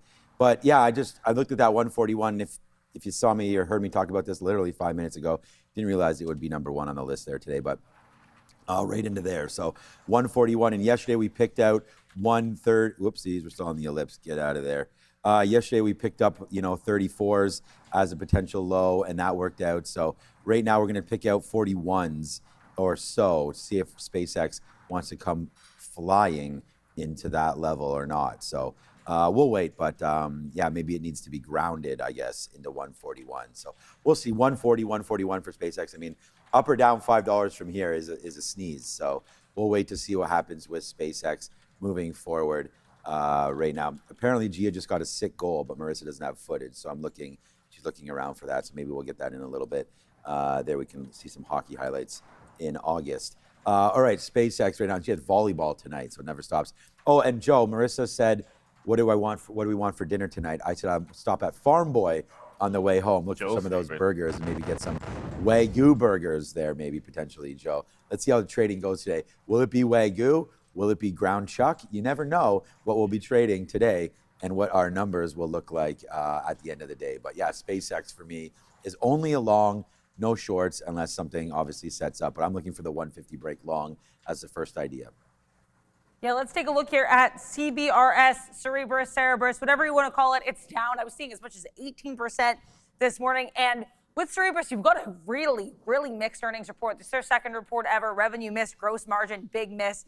Yeah, there's not a lot of positivity here. No, I don't like missing on the top line because it makes me feel like maybe there isn't as much demand for your product as the market had predicted. Sometimes when you miss on the bottom line, it's operational, but the top line is concerning. $180.1 million. That misses the $194 million expected by analysts. Adjusted loss per share came in better. They lost 5 pennies per share versus the 17 the street was expecting them to lose. Let's talk about this though, because they have a clear divergence here in where revenue's coming from. The cloud. Their cloud division is absolutely ripping Adair, 281% year over year, $126 million in top line. But when you look at their hardware, 54.1, that misses substantially the 73.1 million the analysts were looking for there. So something to think about. They tried to blame it a little bit on the delayed chip for their clients. We'll see if they can make that up. They're saying they're going to make it up in the second half of the year. Let's see.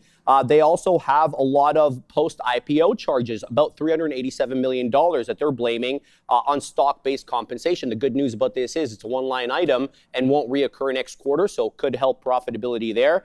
But, I know your affinity for RPO, Adira. Yes. And this one has got a big RPO here, $25.4 billion. They got the likes of OpenAI, AWS, and AMD all as clients.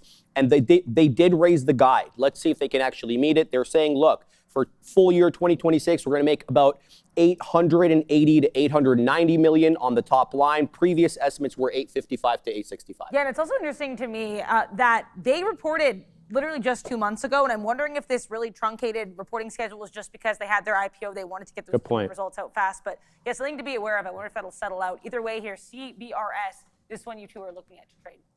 Yeah, I'm with Sharif and not really liking that the revenue miss. I just feel like when you're at this point and you're not necessarily positive yet, you want to hit that metric for sure. So unfortunately, it was poised that if they blew it out, it was going to be a great opportunity to have broken out above 250. Instead, you get an abject failure through that price. It's not down 17%, but it's not at an obvious bounce spot which would sit closer to 200, like the 50 period's 204, and that's where recent support is. You're $12 away from that, absolutely could get there. That's about the only play that I would look for at these prices would be that, I guess, like SSR bounce. Now we're down over 10%, look for it to get to that 50 period on the daily and maybe ramp from there. Didn't really want to, if it starts going, this is one that I don't think I'd want to be trying to fade if it catches a bid.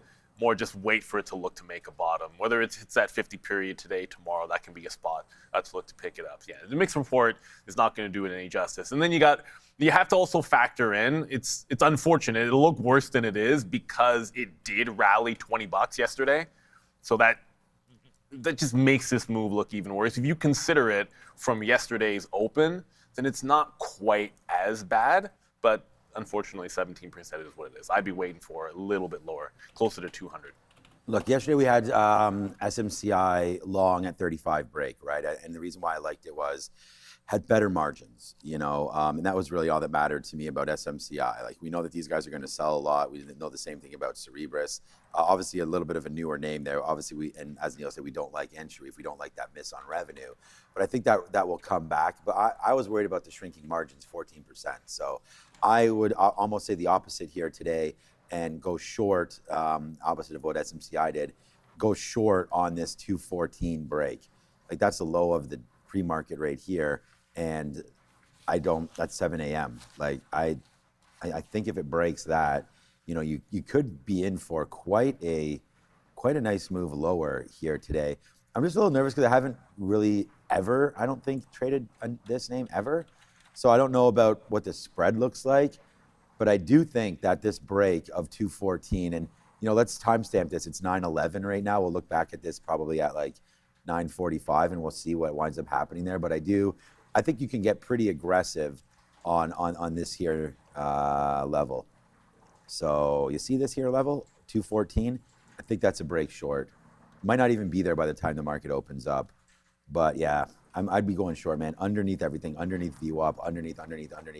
Market's moving down. I don't. The Nasdaq was moving. I don't know what's doing now, but I don't necessarily know about this short level there. Like, I don't think I would wait for 223. I think I just play the momentum short break of 214. So there you go. And I just don't know what the slippage would look like to take this in the pre-market. So let it open up, let the imbalances settle. And of course, these imbalances won't show Nasdaq names right now. So hard to see what's going on in the overall market because so many of these names that we talk about, literally all of the names on the watch list there are all Nasdaq names. So always. You got to be careful with them here today. Not much going on until 9:25, but I think Cerebras, unfortunately, is a sell. And then I think you pick it up, right? I mean, 180 was its IPO price. So you can come back in somewhere into 180. I think that's a buy if it gets into there, and you deal with it after that. So I still like Cerebras, maybe for a longer term play if you get back to that level. But for today, it looks like a 214 break short. All right, man. People in the chat yesterday were wondering about Netflix, and I actually talked about it. There was a little bit of an imbalance there last night on Netflix. Let's go find out the reason why. I actually found this story really interesting. So the man on my screen here, his name is Bill Ackman. You might be familiar with him. He's disclosed, and actually, just recently they disclosed their holdings. They're still holding names like Uber. And they actually added Netflix, a name that Bill Ackman and Pershing Square, his firm, have a pretty bad history with going back a couple years. Yeah, he lost a lot of money on this. And I think they reported earnings as well, Pershing Square, the actual fund that he, I think, IPO'd or whatever earlier this year. Anyway, he's got 6 new holdings. Pershing, one of them, of course, is Netflix. He got Visa, MasterCard, a little redundant there, but Alcon International Exchange, and he did add S&P Global. This is his biggest portfolio shakeup in years, according to the report. Shares were acquired starting the second half of this year, and they're being held across multiple funds that he has, including, again, PS, which is tradable on the North American markets. The growth thesis is he expects earnings to get better for these companies. That's as basic as it gets. But it's been a really busy year for Bill Ackman and company. He listed, of course, PS on the NYSE. He fully exited, I should say, that $1.5 billion stake he had in Universal Music after they basically shunned his acquisition request for about $65 billion. So he's had very little in the way of free time, Adira. Yeah, and he also really likes writing very lengthy posts. I was trying to find his post here on Netflix. This is like, you guys can see where the little scroller is. This is their Q2 update. Wow. I could keep going. A lot of this is, him describing in detail all these new investments. This is the Netflix one. So I just wanted to kind of go through to show you guys. It's roughly a page on NFLX. If you want to read that, he's attached the link to one of his many, many posts on X. Yeah, he's like the opposite of the vague posters, where you just post something which everyone's like, what? What are you talking about? What do you mean? And then they start responding because you have no idea. I see so much of that in fantasy. But I'll agree on one thing. This is a nice level. This is a nice level for Netflix. On the monthly chart, we had probably mentioned this at the end of last month, or maybe it was on the first, sometime around there. The bottoming tail into the 50 period on the monthly for a reversal on Netflix looks nice. So this month, so far, so good. It looks like it's going to be green, but not even halfway through. Obviously, it's a monthly chart. You won't know until the end of the month. But it needs to break out this top. And this 70, it's 76, 90, but just call it 77. And when you see it on the daily chart, like there's your hold of the 50 period, there's your higher lows, and then you can even go to like the earnings dump day. Like that top wick is just underneath 77. So you have a lot lining up for that breakout. It's not there. Its volume is good, more on the good than great. And it's not above that price, but that's a potential breakout at 77. On the longer time frame, I do like that monthly level. I think as long as it closes this month, holding on to that wick support, then yeah, I actually like Netflix for buy. The difference being, if it gives you the jaunt like it did last time on the reversal, like it went to 110 on the last one off of the 80, you got to be able to ring the register because it's still in a downward trend. And when it's in a downward trend, you want to make sure you take advantage of the pops when you can. Yeah, I'm not selling any of my Netflix shares because of anything like this. I think it's obviously a good thing. I mean, if you can break, that's the split. So let's get away from that. Yeah, it looks like you're going to get all this garbage out of here. Like, I think Netflix continues to win long term, right? I like the aspect of the live sports. We've talked about that a little bit. Even though they have like some pretty shitty UFC cards or whatever, they still put up huge numbers. You know, like whenever Jake Paul or any of those fights happen on Netflix, they're just absolutely banger numbers. And the athletes are getting paid every single time as well. So it's like, it's all falling back on the consumer. And I think they can continue to raise prices if they want to. I think customers are pretty sticky there. But yeah, you know, Bill Ackman's in it, so you should get a little bit of a bump up here as activist investing has been, you know, definitely a sort of a boon to stock price valuation. So yeah, 78 looking pretty good right there to come through. I think a break of that probably happens today for Netflix. Well, it's 76, so you still got to go, but that would be the level that you're looking at there. And again, not a heavily day traded name by us, but you know, the 200 periods at 75. So you're getting close to that again. So if you drop down into 75 bucks, I think Netflix is a buy. I like it. I think it's a good thing. If you're in the name, it's good that Bill Ackman's with you now. So yeah, just hold and see what winds up happening there for NFLX. I mean, Warner Brothers is down, Paramount is down. I mean, it's not the greatest environment right now anyway. So here's WBD. Well, actually, maybe we can. That's been bouncing. Yeah, 27, 28 bucks right now. News. So that's good. That's still supposed to go out at 30, I believe, right? So 25, nice little upside there. So let's see what PSKY is doing. Just because these are the ones that are apparently, you know, won the Warner Brothers bid there. And you could see that that's, you know, been hit as well to the downside, right? I don't know exactly when that decision was made. Maybe it was made back in here in March, where he spiked up to 14, went all the way back to $8. So, you know, Netflix is not alone in this space of heading to the downside. I mean, is there anything unique about streaming anymore? You know, there's Peacock, there's the Hulus, there's everything all wrapped into one. Paramount themselves, you know, they all have that option. So yeah, they're swimming and playing in quite a large pool right now is Netflix. But I still like it. You know, we watch it all the time. Different shows showing up there. The content's there. My wife started really watching all the Law and Orders. They're all on there now. So there you go. So shout out to Adair. She says she loves nothing more than getting her coffee in the morning and then waiting for the kids to wake up and watching an episode or two of Law and Order. Yeah, no, she's really all about it right now. Like every time I open up Netflix, it's on Law and Order. So shout out there. And I think that's just one of the things that they can keep on pushing, right? The new content comes on, it sort of relives people, and then they go in there and they start to watch different shows. But yeah, I don't know. I like Netflix. $78 break is what you're sort of looking for. It's good to have this sort of head or tailwind behind you with Bill Ackman. So. Yeah. 920 right now. Oh, here we go. Ondas. Speaking of What's 920. up to Dane Generous there in the chat? Loves ONDS. And it's at 920. There we go. Yeah, I just got to shout out Marissa Katina there for the Law and Order love. Great show, classic content. Let's take a look here. Yeah, thank you for that, Andre.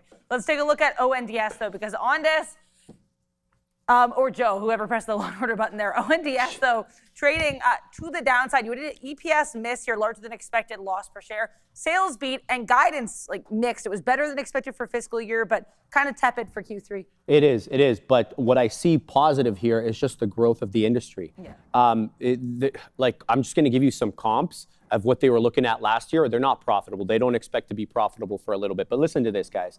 So their backlog, whatever you want to call the backlog here, was $68.3 million in Q2 of 2025. It is now $757 million backlog. So the demand is insatiable. They obviously don't have the capacity to meet any of that demand, nor will they for a couple of years, but it just shows you the trajectory of where kind of war is going, right? I mean, this doesn't happen by accident anyway. As Adara mentioned, Q2 loss, they had revenue of $83.77 billion. That's 1,236% increase year over year. Another, figure giving you a direction of where war is going. That beat the expectations by almost $20 million of $68 million expected by the street. But their adjusted EBITDA continues to widen, of course, as they invest more in R&D and capacity expansion that requires money. And their full year guided, their 2026 revenue, they're saying 525 to 550. They guided last time about 390. Let's see how they do. Yeah, and I do think just to talk about the growth in this space. So this is Ondas quarterly revenue all the way from Q1 2021. And then you really start to see us explode to the upside over the last few quarters. This includes Q2 2026. So yeah, I think this really shows, as Sharif was saying, the growth in the sector and especially the growth for this company here, ONDS. Is this one that you guys are potentially considering as a trade? Oh, this was so much potential over 10 if it could have just blown it out. But at the same time, the reason why it has so much potential, that 41% short float still exists, right? There might be some covering into the downprint. I don't know. It's not impossible, and maybe you do see that. But if it gets to an 850 level, I think it's got to be worth a shot for a rebound trade. But given how distinct that bounce was, when I was going over the names and looking for the plays, this bounce I didn't see how much buying came in at about 880, which was wild. It came right back in, and then it goes right into the prior day low. So if it can just even get above VWAP, there's a good gap fill if it starts holding above the volume weighted average price and retake the 10. Other than that, it's more like a wait for the 850 level because that's a significant one on the daily. But with that 40% short float, it always makes me favor, hey, let's see if you can find a bit of a dead cat bounce and then get some momentum into it. Don't necessarily want to be selling something that heavily short when it's off the lows. If you were a sniper at VWAP at 809, congratulations. I think that was the place that you could have reasonably played it with a reasonable risk on ONDS. So yeah, probably, maybe it gets, it's only 6% down. So what are you talking about? Another 60 pennies? That's possible, very possible. Yeah, I think this is a great stock to hold. I think more of a long-term play there, especially with those numbers now coming through, right? If you just look up here on the details, you still have a 41% short float. That's unbelievable. 41% short float, for a market cap 6 billion. I feel like that's a lot on a short float right there. So a little bit, as Neil said, a little bit disappointing that it didn't take out that $10 mark again there. But I still think this does have a good chance of rebounding. It's just about trying to find out where that bottom eventually is. So I'm gonna have to say that 850 looks like the spot where you might get some support. So for me, yeah, waiting for that level. But then, like I said, I think you scoop it. I like this name. The more I read about it, it's probably better. And again, I'm very, very light into Big Bear AI. Like I said, it's maybe, I don't know, half of 1%, not even of my portfolio, maybe actually way less than that. What am I even talking about? But ONDS there with the private networks, wireless communications, the stable connectivity, this is what those drones, this is what they're built off of, is the drones, networking, something where you need constant communication. They build these networks and they have tons of contracts with large entities. So I like Ondas moving forward. I think it's the right space. I think it has the right technology. And I don't know if they play by themselves in that sandbox or not. That would be the next thing to look at. Who are their major competitors and what they're looking like? But I think this is a good name because an announcement of a new contract or anything like that with that kind of a short float really moons this thing. So I would just, I'd continue to go long. But for today, earnings, always difficult to trade earnings names, especially the day one. So let the markets figure it out. And I think if you get an opportunity to buy an 850, I think you can set it and forget it for a little while on ONDS. So again, like the name there, and think it's one that is deserved of something in a portfolio today with Ondas. Yeah, let's take a look here at our last story of the day, Cisco. This name dumping like a truck after earnings. I have to say, this report didn't look too bad to me on first look, and it looks like initially we had traders like this, but then giving it all the way back. We're still near pre-market lows. This was down, I think I was thinking as much as 6-7%. So I'll get to the report in a second, but one thing that really stood out to me immediately here was they took 99% of their free cash flow and they gave it back to investors in dividends. They didn't invest anything. So this is super bizarre to me, especially in a space where we're seeing CapEx continue to expand, whether you're increasing capacity, whether you're outputting new products. They took 99% of the $12.7 billion they had in free cash flow and gave it back in terms of share buybacks or dividends. Sorry, I missed the dividends part here. So that was a little bewildering to me. But anyway, the report was pretty decent, $17.25 billion in revenue, up 18% year over year with EPS adjusted, that is. 122 beating the 117 expected by analysts, and record GAAP net income jumping 51% year over year up to $3.86 billion. They, in one quarter, this is Q4 for them, again, one of those anomalous fiscal, I don't know why they do that, but anyway, $4 billion in one single quarter for orders here, and most of it came for their Acacia, which basically is one of their divisions there. Revenue was split between 60% going to Silicon One-based custom switching systems and 40% optics, that is led by Acacia, of course. And then obviously the news dip here, even though they did raise full year guide. I think they're guiding now $72.2 to $73.4 billion. That's 14 to 16% growth. Yeah, and as you mentioned here, this is Q4 for them, so it's also fiscal 2026. This is like 31 years of Cisco growth. You can really see the extent to which this company has grown. Again, 12% year-over-year revenue growth for the fiscal year.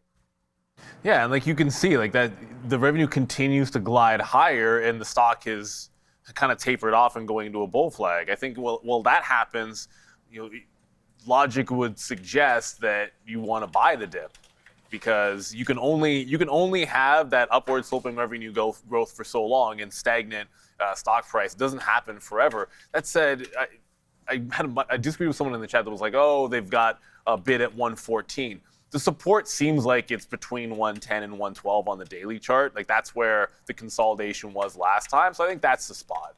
They get it a couple dollars down, give it the 3-day rule. I think you're more good to go there. There were just some imbalances I just saw. IBIT was the only one that was over. It was 500,000. Now it's like only 400,000 shares. I actually still like that one to the south side. I don't think we didn't see 36.25, which that's the area I wanted to look for the short. Might have to play that whole fail break at the open and then short the VWAP or trace. Is IBIT the only imbalance of note that I see? Small one on Apple of a couple 100,000 shares. That's about it for the imbalance locator. Yeah, I saw SpaceX was a small little 100,000 buy, but it was, I mean, it's not really doing anything. The other name on the locator was Apple, which actually had a nice bid, right? And so I don't know if it's still there. Yeah, so, well, it's not. It's only 200,000. Like, it's such a small number, but at least it's starting to go up with that. There's your space of Virgin Galactic. We touched on that a little bit today. That's down 13%. IREN with a little bit. There's Nokia. IREN with a little bit of a bid as well. So it's like very much buy side there today to start the day. But yeah, it's only 2 minutes until we go. I like Cisco. I think Cisco is a buy on dips as well. I like the cybersecurity angle. And I was actually talking with Baxter today in the car. I was like, oh my God, I cannot believe that like Palo Alto is now like the second or third largest holding in the portfolio. Maybe time to trim some of that, but I love the cybersecurity angle. I mean, and he agreed with me as someone who works in this space, said like, yeah, you got to hold on to those cyber names. Thoughts on Marvell? You now have November 20 long expiry at 340 now. I mean, I hope Marvell can get back up to those levels, but 340 is like why? I feel like, and again, obviously they're cheap, so you didn't spend that much on them. But it's just like, unless you did when they were up here, we can't expect the world that we've seen over the last 18 months in these spaces is not a normal world. Like for Marvell to get back up to 340 means it has 50% more to go from here to November. Earnings, you're not going to get another earnings. Well, I don't know when they report the next quarter, but that's going to be real tough. Marvell's always a late report. Yeah. So I don't really love that play, to be honest with you. I think if you're going to be a little more realistic, buy something that's, a 250, even a 300, and sure, if it gets to 300, those 340s will, obviously add some value. But I think we're like a little bit of a puff pass in what we've been doing lately. It's like everything's just been so euphoric to the upside that we're expecting 50% moves. That's just not in the world that we're supposed to be living in, but it is in the world that we are. So you might be onto something there. I just think 340. It's like if someone said, what do you think about 200 SpaceX calls? I think it's possible, but I just think it's such a huge move that we really need to get that great catalyst. And I wonder about AI and where those catalysts will be moving forward. So here we go, man. And name something called SpaceX. We'll be watching that today as well. I want to look at some CoreWeave. We didn't actually touch on Intel or NVIDIA really this morning, so we will look at those as well. But I did touch on the Qs, and the Qs was going to be a top trade for me today by the TQQs. It was the number one idea written on here, and it was a 75 to 75 quarter short. So I don't want to take it right now, but I feel like it just was right into the exact levels that we wrote, and now the pullback is happening. So let's be a little more patient and see if we can get it. Yeah, we didn't talk about some of the day two plays either, whether it was that Nebius or SMCI or CoreWeave would be the other one. That's what I'm struggling to remember. But I did like we're not going to see 37 if it continues this break, but SMCI, first move, just broke higher. IBIT's doing nothing. SpaceX is actually quiet off the open. It went to 45, right back into 44, so it doesn't really do any kind of a false break. I guess it's a topping tail, but it's not really a false break of any highs. And super chat already, Oscar, Garcia, Buenos Dias, Chipotle good or bad right now? I don't have a strong opinion on Chipotle. It's been tough for the group in a general sense, and I don't know if it's got a catalyst on it here today. I don't think it does, Adara. Is there a catalyst? Chipotle fact. Today is the 2-year anniversary of when Brian Niccol left Chipotle to go to Starbucks, though he didn't start until September 9th. So just fun fact. Okay. I mean, it's been a decent buy in the 30s, for lack of a better thing, but I'm not a gigantic fan of the space, so it's something of a stay away from me. And without a catalyst today, I don't really see much going on. There goes IREN, so much for the dip. That is absolutely rallying into the high. So I ran up 6%. They fulfilled a Microsoft deal. That was the story. And another super chat. This time from Richard. Thanks, Richard. I do have a quick early position here on CoreWeave. Damn you, futures. All right, I wrote down CoreWeave on here. Watch out for 110. It just got right there real quick. Yeah, we're watching out for it, all right, but there's a nice little move higher. And remember, I'm going to stop out at 112, right, where the players dwell. If it gets all the way up to there, and we're just going to stop out of that trade here on CoreWeave. Again, I like it up in this level, but, yesterday's move was potentially, I thought it would get faded here today. So we'll just wait, man, and give it another $1. Again, we're probably in things a little too early here off the jump. But now, of course, it comes right back into a flat trade. So let's just bid something out at 110 if we can get it. And then we'll wait to see if it does drop back in for the rest of the day. This is just a CoreWeave trade from yesterday into that level. So, we do take a nice move higher here this morning. That's a big move, actually, 4%. So from 105 up to 110. A 111 right now, so now we're starting to fade back out just a little bit here on CoreWeave. Let's wait to see. The NASDAQ did make a move down, and CoreWeave made a move higher, so this trade might be bunked soon, especially if the futures do start to come right back to the northbound side. There it is. See, we could have just got out at 10.25s, but we didn't take it. So 12s is our out, $1.50 worth of risk here on CoreWeave. That's what we're starting with, but SMC, I don't know anything about VCX. We'll have to take a look at that after. Yeah, that's exactly. And thank you for the super chat there, Richard. I don't know that one either, but long-term price with initial lockup expiring today. Well, just don't get married to the notion that because a lockup is expiring that it has to go to the upside, but it's not as high profile as SpaceX and didn't really have the same type of move. I mean, look at the stock. Like that is, if something was trying to dead cat bounce, like that's kind of what it would look like on that VCX. I just dumped into IBIT, but SMCI, I can't get over how insane that was. It was back under VWAP. Good move yesterday. What is it doing today? Oh, yeah, I'll get there in a second, but stop at the high on IBIT. So just over 10 cents. I wanted 36, but we end up with 35.98. Distinction without a difference. But SMCI, unbelievable. It just tagged almost $40 there. So was it 37.5 for a couple of seconds at the open, and now just absolutely blasting higher. So this one feels like it's gone. I hate to tell you this, but SpaceX is still not moving. Like SpaceX is exactly where it was 2 minutes ago, the last time I talked to you guys, and it's not really going anywhere. So yeah, we'll just have to wait. We said it might be a patient story for SpaceX, and that's feeling like it's obviously true. So again, just IBIT, the first one for me, thinking this would be a little more active and give some kind of a pop or some kind of a play. Look, man, yesterday's Palantir. Yesterday's top two stocks were CoreWeave and SMCI. So I'm in the CoreWeave today, and then SMCI we were in yesterday on that 35 break, as Neil just mentioned. That hits 40 and it's coming back down just a little bit right now. Marvell jumpy here early. Good call. We did get a shout out about Marvell earlier as well. So there goes Marvell. Thanks, Randy. 220 upside on MRVL. Thanks, Randy. So that was a nice move there, as somebody had mentioned Marvell to us in the pre-market there, and that one's starting to go upside there. So we are moments away. 112 is our stop out on CoreWeave. Again, like we said, yesterday was a great stock. You know, yesterday we were going long at 106. Thought that today, the fact that we'd started lower, maybe we would not get a 111, 112 look, but that is what's happening right now. And look at the futures, man. Wow. Okay, there. Okay, well, we just got stopped out. I don't know. We got stopped out there? Did it break? I don't know if that broke, guys. There, but I don't know why that stopped us out. Oh, damn. Must have been a dark pool. So now I'll chase this down and wait to see if that dark pool does hit again somehow. But yeah, a little bit of a negative. Oh, that's too bad. I don't know if that broke. I mean, it says it broke 16s there. We actually got O's exactly out, so it wasn't a huge hit or anything there. But oh, damn. Look where this is coming back down into now. So we might have had a decent spot there on core. Oh, there it goes. 112.50s now to give it that official break. Level here, so we will get back in again. Okay. It looks like now we can officially throw our hands up in the air and wave it around like we just don't care, because okay, there it goes. So fine, the break long there on CoreWeave, good trade to that.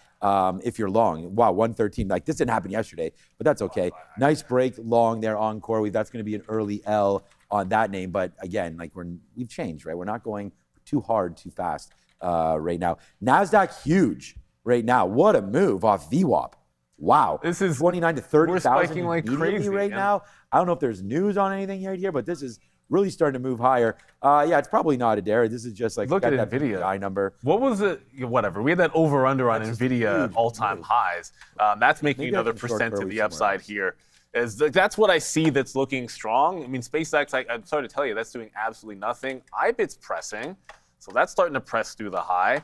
But I have to remind myself, okay, even if it breaks that top, you wrote down 36.25. So I have to wait. If we take out the high, I got to wait for it to get a little bit higher. Don't really see that breaking out. Like, what is so incredibly strong here? I don't know. I tried to short the NASDAQ right now. I was just looking at Palantir because someone mentioned it, but the NASDAQ's to 30,000. Palantir's pulling back. Google would be an obvious name to think, okay, maybe they're breaking out. It's not. Alphabet's not breaking out either. So, again, SpaceX, it's still not doing anything on SpaceX. It's starting to do that whole VWAP reclaim story. If it can do that, it could be a long into the 150. And I'm not chasing IREN. Oh, is that still going? Yeah, IREN's at 47 and still going. Wow, it hasn't done any pullback. There's a chance for a little VWAP retrace play, but I wanted a dip buy in IREN, and we're not getting a dip. We're not getting the dip buy there. AMD, there you go. Everyone in the chat yelling. See, we don't look at AMD enough. There's your that's a parabolic move to the upside on AMD. So it looks like that NVIDIA showing strength. I even checked DRAM to see if it had that 55.5 breakout. Not there yet. So that's a long-standing, it's yesterday's tops, but look at DRAM.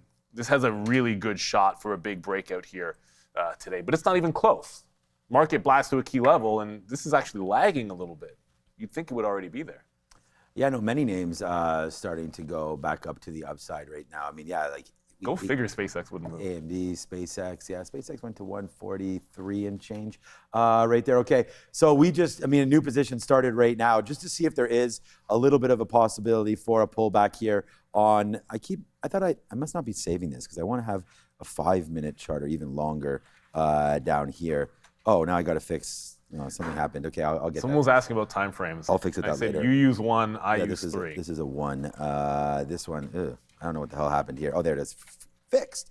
Now, okay, so 5-minute chart, huge candle up right there on the NASDAQ. So let's see if there's a little bit of weakness that could possibly come into the space now. And I don't know, man, NASDAQ up 0.5. Huge move on a pretty much inline PPI run there. We've already lost on the day a little bit here as CoreWeave had that huge move. Like, wow, up another 7%. Yesterday we were long 106s. And that was right there. Like, we could have basically taken the exact same trade there today and just been in the money now $10. But CoreWeave, like, wow, are you getting excited or what right now for CoreWeave? Maybe it's time to go look at some small cappers. FGI is halted, so we can have a look at that. Yeah, Nebius also, but it's just really CoreWeave. This is making me think to short this CoreWeave. Like, that is an absolute crazy move. Up 20% today is CoreWeave. 20% short float, up another 7%, adding to the 10+% yesterday. So CoreWeave just absolutely on one right now, as is the NASDAQ coming through again. So yeah, man, SPY's testing highs, NASDAQ testing highs. This looks like the turnaround may not be here today because it's led by a lot of good stocks, man. Like NVIDIA was going to that. Okay, now it's pulled back. AMD had a nice move higher. Maybe we buy the dips now on a stock like NVIDIA because it's shown us that it wants to go higher. Maybe a pullback in here to 224 or so.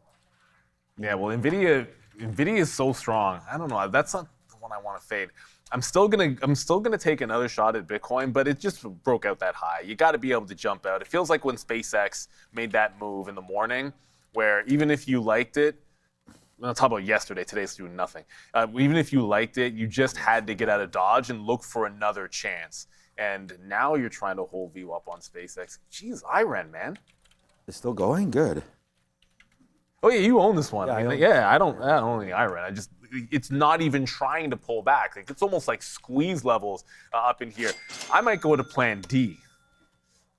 Plan D was if we're rallying and Virgin Galactic tries to go, then it should be a fade. Oh, Adam James abroad, thank you for the super chat. Those were halted and we didn't get to those. Sorry, I'm looking for something that's at one of my setup levels, and none of the longs are because we've just blasted so far. But XHG is halted with a tap lower, 723, but it's indicating a $7. No, now 673 open. It's actually indicating a lower open on XHG. So that's that Chinese ADR that was absolutely blasting earlier, got as high as $18, now starting to come back. But thanks for the super chat, Adam James. You can always ask us what the tap is. It's actually going lower.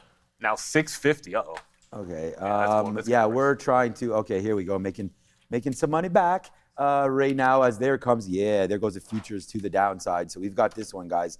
We've got it pretty good now. Let's just wait to see, a little bounce there. Good thing we covered a little bit there in the mid-80s, but we'll put another bid there as well. We had the short, and it started to print. Like, we have no outs lower than or above where we're in. So those were good outs there. We actually got 81 was our best out. We got a 94 or 93, a mid 80, 84, and then an 81 as we come right back to flat on that. I thought potentially we were giving it up there, but then it just got bought right back. So good out. They only took out a quarter of that trade. Too bad that didn't continue to go lower. Maybe it does. And I was just looking like, do we actually have any numbers today? No, we do not. We have EI natural gas. Unless you're in a natural gas. Yeah, which we're not really, I guess. No one cares. EIA, yeah, no one cares about the gas number, but that's 1030, so we can look at Boyle and stuff like that. I know Neil's been talking. I care about it. You care about it like for little bits. If it just does one break and move, and it's like a binary trade. Sometimes it's there, but yeah, maybe there. But so we're just gonna wait to see if there is a little bit of a pullback now. I still am thinking about shorting that CoreWeave, but that hasn't been the right call so far. I do think DraftKings, and I talked about buying this at $21 there when they had their earnings, thought that it was a good little opportunity to do that. Or I think it was 21 was the ultimate price. But so that would be really cherry picking saying 21. But even if you got 22 or 23 or something, the idea is to hold it until it breaks back down below 20, because I love stocks with first mover advantage. We know that Burry, and we talk about him and his positions and their back and forth and yada yada. But he likes the names there, Flutter and DraftKings. So nothing wrong with hopping on the back of a billionaire. But actually, I don't think he's worth that much. I think it's a couple $100 million.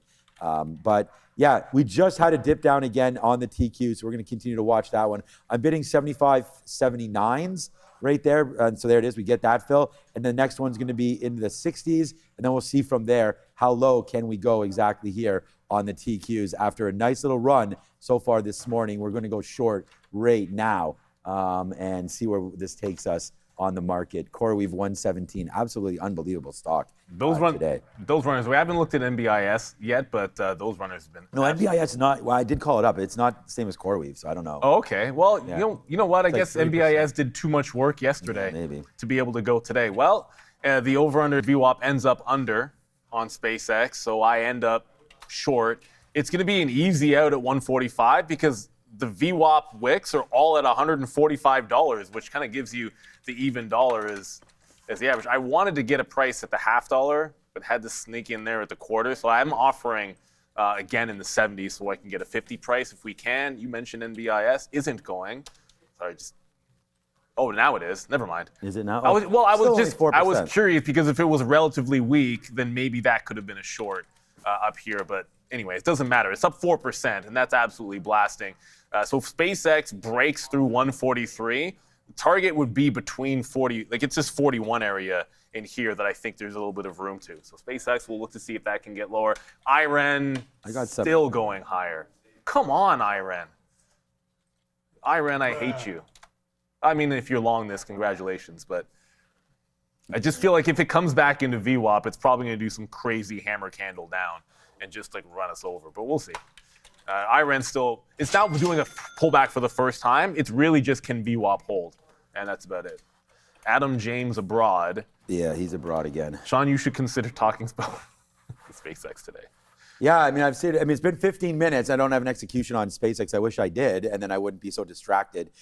We did get, with the futures and everything, we did get out, as talking with Joe here, I hear out, because I know he's trading the same as me. So, we just got short there on TQs and blasting higher. So taking a little bit of a profit, then the higher highs come in, and there it goes. It looks like the Nasdaq's going to be up huge right now today. So, again, I still think that CoreWeave is, I don't know, I like the short float on it, but, I was really surprised at this move here today, up now 9%. And we just saw Nebius up 4%. So CoreWeave really going, but the shorts have been wrong, that's for sure, early today. I mean, maybe it's like waiting for some of these names to come in, especially after a number like that today.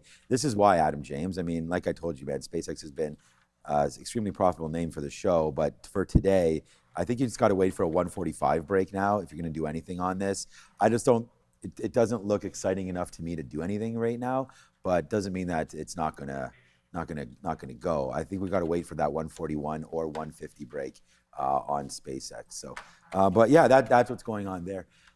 Yeah, still waiting, man. Still waiting to see what CoreWeave wants to do up here. I still think this is a good short, but haven't put it on yet on the high side. That's 117 there. Future's still going mad as well. Man, this SMC. SpaceX. Oh, another one. Yeah, that's Ozan? Yeah, it's Ozan again Appreciate with the you, same comment. And someone in the chat's like, "Oh, why aren't you guys liking any longs?" Unfortunately for me, I just don't want to. I don't want to chase SMC or IREN. Both those I had as long, but they were more. Like this one was dipping to 37. The VWAP retrace, there was one look, and that's right when we're getting into SpaceX. So that kind of is what it is. And then IREN, I'm telling you, like that Microsoft story, they're actually blasting on even more strength up here, and that hasn't given you any kind of a pullback. Like it's tempting to short a 48 on IREN just given how far it's gone. And when I look at it, it's almost at a pretty significant level in here, the $49 for IREN. And IBIT, I'm still going to be bearish on IREN. It can try to go all at once, but the fact that it took out the pre-market top there just means I'm waiting for another price to short Bitcoin. So I'm going to sort of stick with that thesis until it proves otherwise. It's just, that stock's, it's not a stock, but it keeps on putting in lower highs over and over and over again. Yeah. We're finally in. I mean, now we're 30 cents in the money. Let's wait to see what winds up happening with CoreWeave. Now, I got back into it against that high. Finally, we've given ourselves a little bit of room now with something that makes sense here with a high. So we're not like actually just trying to fade it all day here. We're just going to try to wait for it to give us some sort of a top and then potentially a pull back down here. We're going to be in the money now, 50 cents. I'm trying to take a little bit at 115 if we're lucky enough to get a 115 flat. But other than that, we're going to wait to see if that top winds up breaking. Just right now, a third of a unit. So pretty small here on CoreWeave, but we did lose on the way back up. We never had one full unit, but we did average into it. So we probably had about 3/4 of one. So would like this name to fall back a couple bucks to make some money back there. But, we're at the mercy of the market anyways. So DFSC, this one's just halted again. So this is a big runner today, Adair. I don't know if we've covered. Well, I know we didn't. DFSC. So $1.40, $1.50, up to $3 right now. Looking like it's going to try to test some of these past areas. What is DFSC? This is Defect Technologies. DefSec? DefSec, yeah. DefSec Technologies. 435 and change right there. This looks like there's something going on there. Ondis reporting. I mean, this is I have them reporting earnings. His defense name, I guess. That's what I was thinking. I don't know. They lost 92 cents instead of $2.67. Okay. And their sales went from 1 million to 1.9 million. So they almost doubled their sales. Good. I mean, obviously 1 million to 2 million. Is that what I said? Yeah, 1 million to 2 million tells you about the size of the company. But I mean, it's still sizable. And that's the second company, like a small capper, where we're actually talking about earnings is the catalyst. So congratulations to Eli Lilly made all-time highs and then turned around again.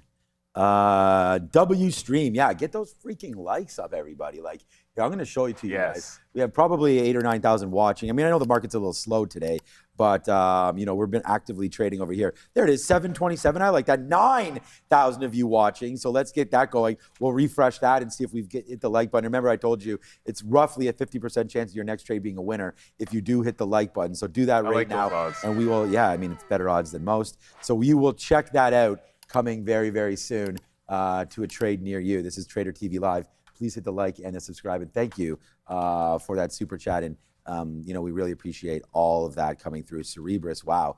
Okay, so there goes Cerebras to the upside, man. Absolutely. I don't want to say mooning here, but this is a nice one. It's not like a Warren moon, like this is not getting into the Hall of Fame or anything, but Cerebras, nice move higher right there today off of a report that wasn't the end of the world. I didn't like it because of the margins. We sort of talked about that. And then the miss on the revenue side as well. But it looks like they're rewarding it a little bit today off of 215 right there. So we did wind up getting that 15 fill there. So we do wind up taking $1 on, and I only got it at 10%. So we'll see if there is a downside play coming through here for CoreWeave. It looks like, again, it may want to bounce off. Okay, I'm going to take out something there because it's so I take out a little bit there on the flush. I'm still waiting for 114.25s. Get a little bit more out here near that 25 period moving average. But here it comes back in. I'm going to put something actually right now just because I want to. I want to make a little bit back. We did lose on Cerebras there, right? And we lost a little bit on the TQs. But if CoreWeave can come into on CoreWeave, if this can come into 114.50, I want to take that. So that's what I'm doing right now, waiting for that to kind of come through, and then 114 low, and then we'll see if it can get back to life a little bit here to the downside. But CoreWeave right now looks pretty strong again, not even really taking out that 115 area. So let's be careful with this one. Man, the market's still 1% to the upside.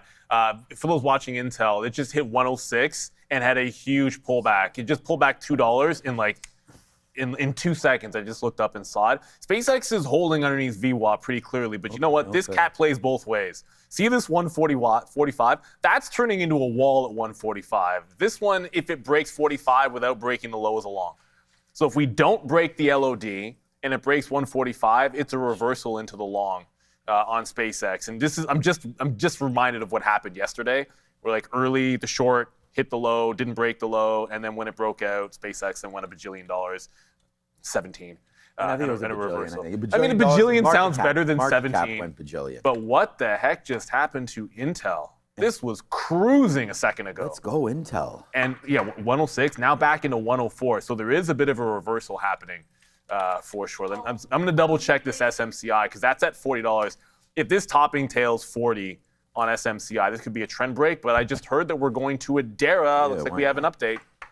SanDisk in focus. SNDK, I mentioned, I actually posted about this in X and TTV Research as well, that they were having their investor day today. This is the first comment that I'm seeing from this investor day, which began at 9 a.m. They're committed to mid to high teens volume growth. So again, keep an eye on SNDK, saying some positive stuff here during their investor day. This name up roughly 4% on the day. If I see any more comments from SNDK and investor day, I will keep you all posted.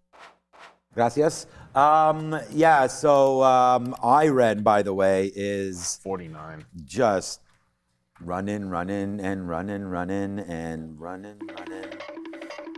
Yeah, 12 now. Percent up for IREN as that running. Again, the deal with Microsoft is already there. It's just, they just meeting some of the it, performance obligations and whatnot. So yeah, that's going to be a good one. And whenever you can make a deal with the big dogs, you're going to start going higher. And that's what I remember. I said that about Cerebras and all these kind of things. Like, and there was another name today that we covered earlier. Oh, it was Ondis. We can actually look at Ondis maybe. That was another one of those names where I thought, like, okay, if there's a deal they can announce, with the wireless networking and all that kind of stuff, drones, maybe the U.S. government, other governments, that Ondis could possibly go huge because Ondis has the short float of 40%. So today, Ondis really isn't doing anything. I mean, they did have the report this morning, and it just hasn't really done too much from those levels there, but it did dip down into 9 and is trying to bounce around just a little bit over there. So Neil's in SpaceX short. I'm in CoreWeave short. And this has been a horrible trade early, but now it's just bouncing off 15. So all I'm doing is now just buying. Like, I'm trying to wait for lower, but now 115.50, that's your 25 period moving average. This doesn't really look like it wants to go down. The intraday record high today though for the S&P 500. So yeah, like, been loving, putting some spare cash into the S&P as that just keeps on working higher. I'm not buying the NASDAQ, I'm buying the S&P 500.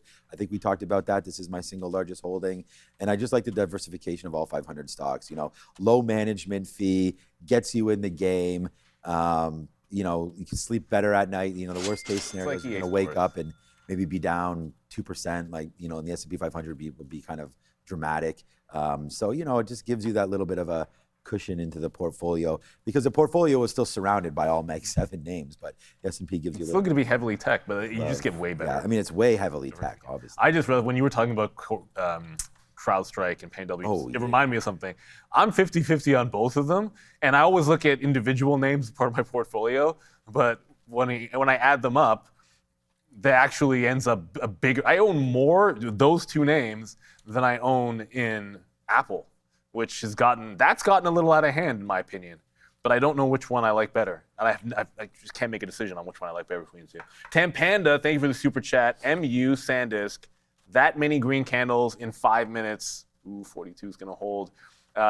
Guaranteed to have a second leg after the first pullback. Will be waiting. All right. We just closed the gap into this buy zone, and I just stared it down. That's something that's been happening to me on P-Parade. Does that happen to you? Which? All the time I'll be entering orders, and the drop-down thing it pops up, and then it just drops down in front of my level too. No, like, I'll do something, like I'll hit an order, and then it'll just come back in. So anyways, we bounced off the 142. So I didn't have a trailing stop in, so I probably should have been a little bit closer to the quarters, but I just took it out at 142.42, I think. So VWAP to there on SpaceX. A lot of times I'll go VWAP to the low of the day, so the better thing is, instead of only playing for like the buck and change, just extend it into this zone here on SpaceX. But I am also looking for a reload into IBIT. I don't know, like, it just took out the top. I can now look at something a little bit more, lower high, instead of just short it as it's breaking down and try to hold it through the lows. This is more of a nuanced trade where I can try to play it off the highs to like a tighter stop for sure. And the Lindenmeyer said 141.41. Oh, 141 Lindenmeyer is all about. Lindenmeyer likes Lindenmeyer, the last time you set a level on SpaceX, I believe, and correct me if I'm wrong, it was 111.11. It was. Yeah. And I'm pretty sure 111 was a low that day. So I would love to know, is that a Fibonacci thing, or just 41.41 could just sound cool? If it does, let me know. Because the methodology on that day was interesting, because it seemed random. Everyone was looking for 110, and you were looking for 111.11, and I think it bounced off 111. Yeah, it was a good one there. Yeah, 141. I mean, the same level that I wrote down, so the 41.41, probably just something interesting to look at there. But there it goes, man. Finally, let's go, man. We'll see. I get money, but we still need to get a little bit more on that one. As we have a chicken dinner winner right now on CoreWeave, as that is now $1.50 in the money. Looking for lower. We just got a 114.25 fill, so that was pretty good. Now we can see if CoreWeave finally wants to give it up a little bit. So, made a little bit of money back here on CRWV, which has been nice. So we've been happy to have had that level there. And did we just miss that SpaceX long? Is that going to happen to me again today, where we weren't even looking at it yesterday, but today we say watch out for a dip into 141, and the low of the day right now for SpaceX is 141.80 or something like that. So yeah, it looks like SPCX still has room to go. I didn't step in there and buy. Yeah, 141.80. So it's interesting to call that level when we're up here at 147 or even earlier 148. Then that bounce off 141, but it just means, as I said before, happy to do that. To me, it means we're reading the board right. So I definitely like that level there on SpaceX, and shout out to you exactly as well, Lyndon Maya. We do have a dip down. Sounds like some Bill Burr action over there. Walmart coming into 115 again.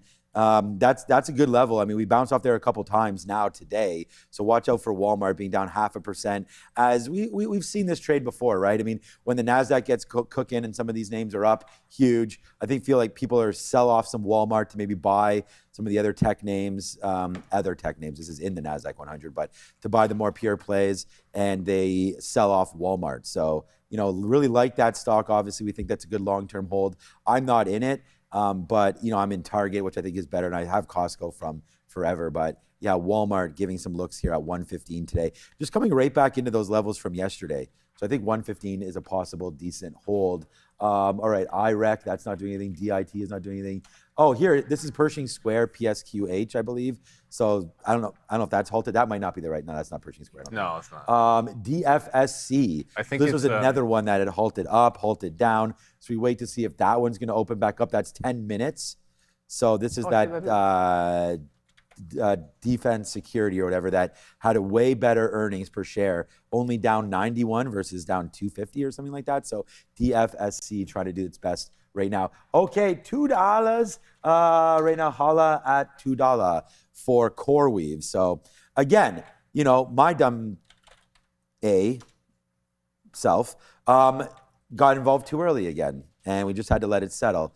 There goes Netflix. So shout out to Bill Ackman. And again, we talk about the market being rigged and everything like that. And here's just another example where a billionaire can buy shares all the way down here, then just announce that he's in it and get a 4% bump higher there. So just be careful. And of course, there's rules about what they're allowed to do and not allowed to do. But there it goes, Netflix to the upside there on Bill Ackman and Pershing Square Love. So nice move there. 113.75 incoming. That's where my next bid is. And there it is. We get it right there. So now we're $2 in clean now on CoreWeave. So SpaceX downside, you're short IBIT as well. We're short CoreWeave right now. Yeah, I jumped back in. I said, look, IBIT, as long as it held that high, we jump back into it. DRAM's on my mind, so that's why I have it up. But as short here, going to give it to the high just like we did last time and just look for the retracement back into the low. SpaceX just broke the low. What is happening now, Adara, besides this market up 1%? Take a long.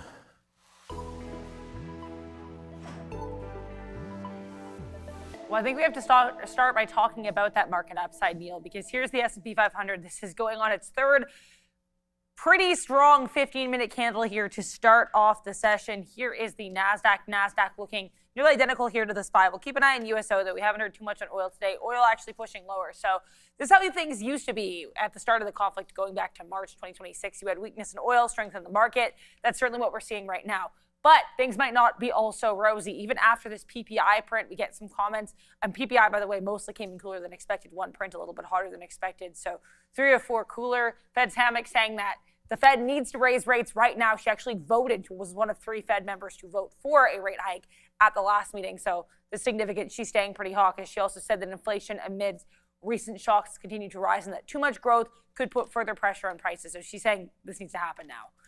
Either way here, what's happening now is Cerebras is trying to bounce off of the lows here. CBRS, one of many earnings day one plays in focus here is Cisco. Cisco's still pretty weak. We're actually still below our pre-market lows here. You've got Cisco, you've got ONDS, was in focus here, BLSH. So tons of earnings day one plays. BLSH by far looking the strongest here. So bullish, actually making a bullish move on earnings. Netflix in focus here, as Sean mentioned, as we mentioned a couple times now. Bill Ackman's Pershing Square returning to invest in Netflix, 3.15 million shares worth after losing on Netflix in 2022. And SNDK in focus and Investor Day. We had a super chat here mentioning SanDisk and Micron. SanDisk at least partially buoyed here by that Investor Day, which began at 9 p.m. CEO of the company said that the company is committed to their mid to high teens volume growth going forward. Not clear what time frame that is, but either way, nice comments from CEO David Goekler. Back to you.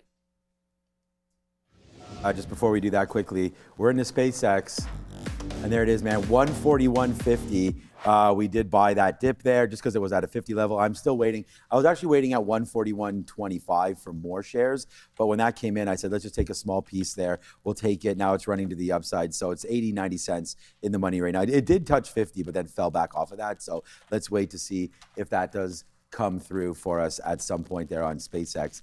And by the way, CoreWeave's still $2.14 now in the money. So we're doing pretty good right here, sitting on about $3. But traders, here's an offer that even your broker isn't giving you. Markets have been extremely active lately. And for traders, this kind of environment creates opportunity. Big moves means more setups, of course, and more momentum. But to really take advantage of these conditions, you need two things: discipline and, of course, access to capital. And that's where Trade the Pool comes in. Instead of being limited by the size of your own account, traders can access firm capital and focus on executing their strategy and managing risk. No more fear of blowing up your own personal account. No more moving your stop loss too early because you're worried about your own savings. This is what we call limited risk trading. So if you want to take advantage of the volatility in today's markets without risking your own capital, please head over immédiatement to tradethepool.com. Even speaking French in there right now as I get ready for my bid for Prime Minister of Trader TV Live. Obviously, I can never be Prime Minister of Canada because I am born in Honduras. It's Canada, man. You never know. Yeah, you never know. Up in here, we can change them rules, right? Yeah. Nah, we're not going to. And you don't need to speak French anymore, I don't think. The last leadership debates might have proved that.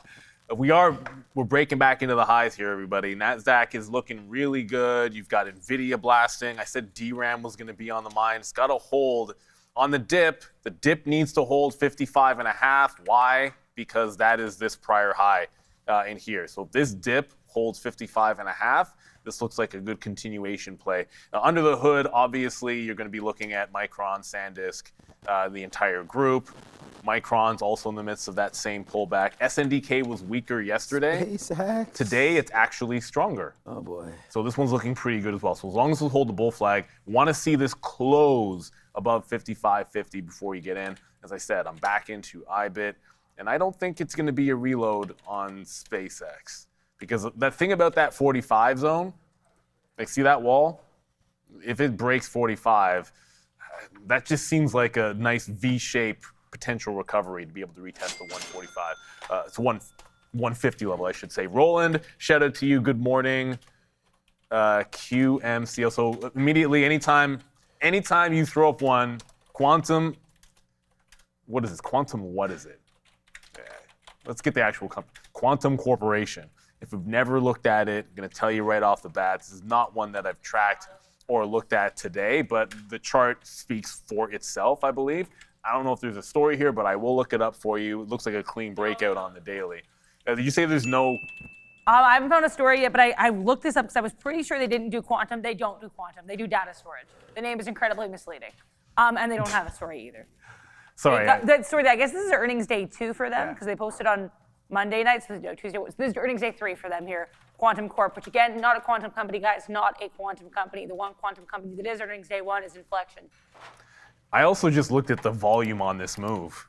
Like, I just made me screw face for a second because like this is almost like a nothing volume day for that extra 7%. So like it's an earnings move, so that's fine. But not a huge fan of that one on such low volume for this breakout. And I don't know the story at all. If they're not a quantum company, that seems fugazi. Lynn, you like the green? Appreciate it. Thank you. I only own like 2 green things. So yeah, green looks good, man. Hopefully we can keep our nets that way, and that's a good yes, one. Sir. Appreciate you, Joe. When I came in today, I went through our wrestling doors over here, the curtain, and Adair goes, are you ready for some dollar clubs today? Well, we're in 5 of them right now. So CrowdStrike right now with 3.25 back in right now on CoreWeave. Sorry, not CrowdStrike. CoreWeave right now hitting these lows into 112. Guys, we're short at 116 right now. After getting, we got hit early. We talked about that. We battled back. And then now SpaceX as well. We just took $1.50 on that one. Actually, almost $2. It was about $1.75. As we get right into our 25-period moving average, we got out basically a quarter, which means we have left 1/4 of this trade on SpaceX, looking for a little bit lower rate there.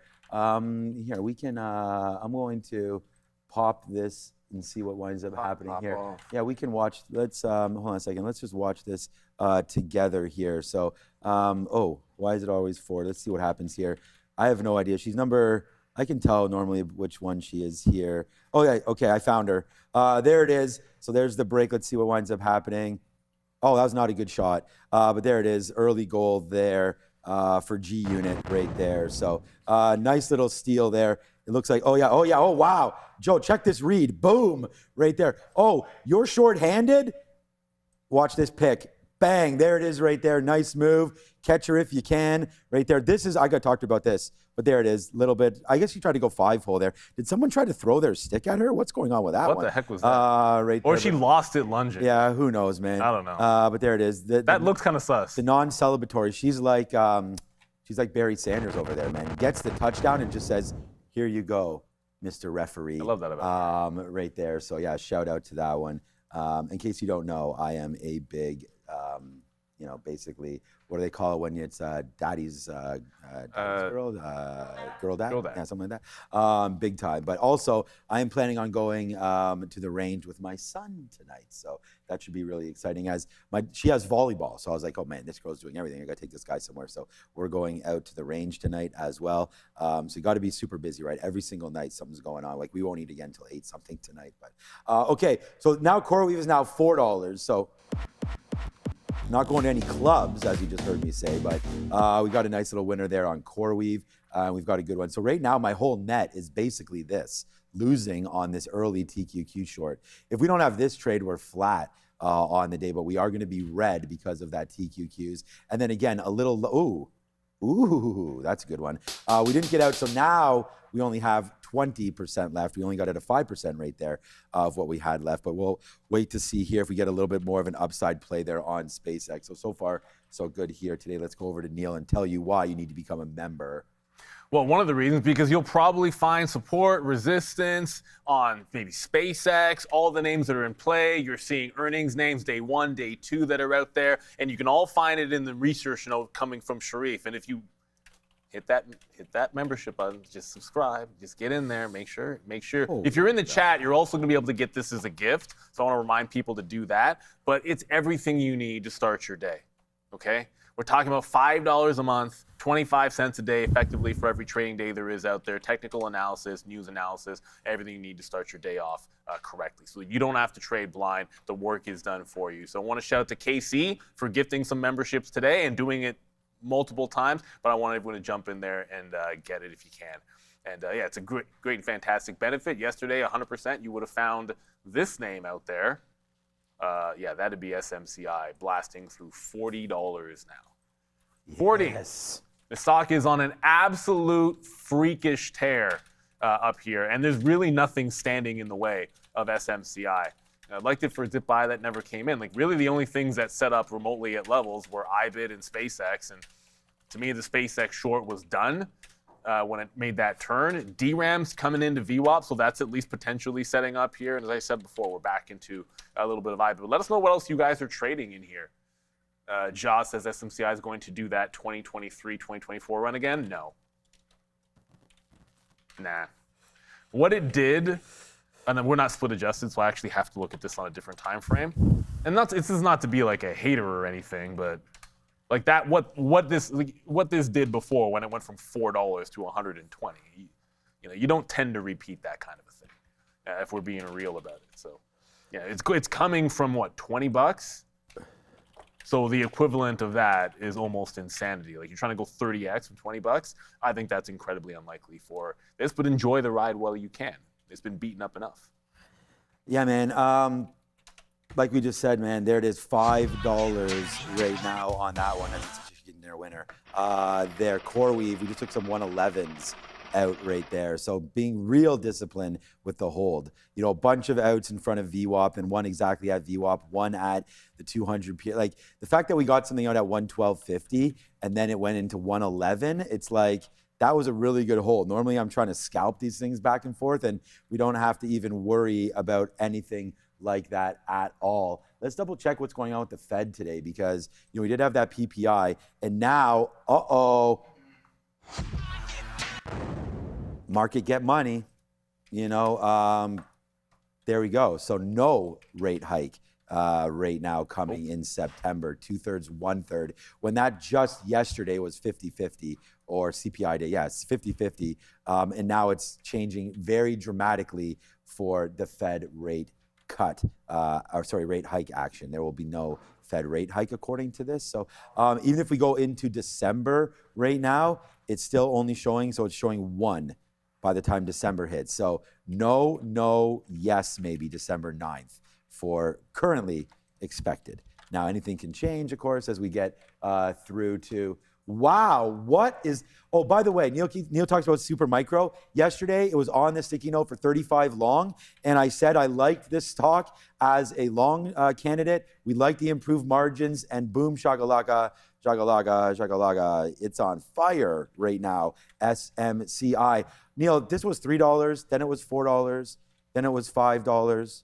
After that, my friend, is $6 right now on CoreWeave. So this name has retraced it all the way back now on CRWV. So let's take another bid if we can around 10. I mean, this is where we started the debauchery, I guess, on this play because this is when we started to look short. So let's now use this level as, did I get that bid down there? No, I did not. So we'll just punch there. I'll cancel my 40s. We'll punch a little bit out there. What price did I just get there? 80s. But there it goes, man. CoreWeave, maybe bouncing off this 10. So just to discuss how many shares I have, then I'll throw it back. We're actually now, womp womp, we have 10% left on CoreWeave. So hopefully it can continue to go down and we'll be able to make some back there. But we would have had a positive day if not for the TQs. So we're just going to wait to see if we can trade this name back again. Market at its highs. NASDAQ up 1%. Like, wow, was not expecting that one. That's for sure. This is the PPI number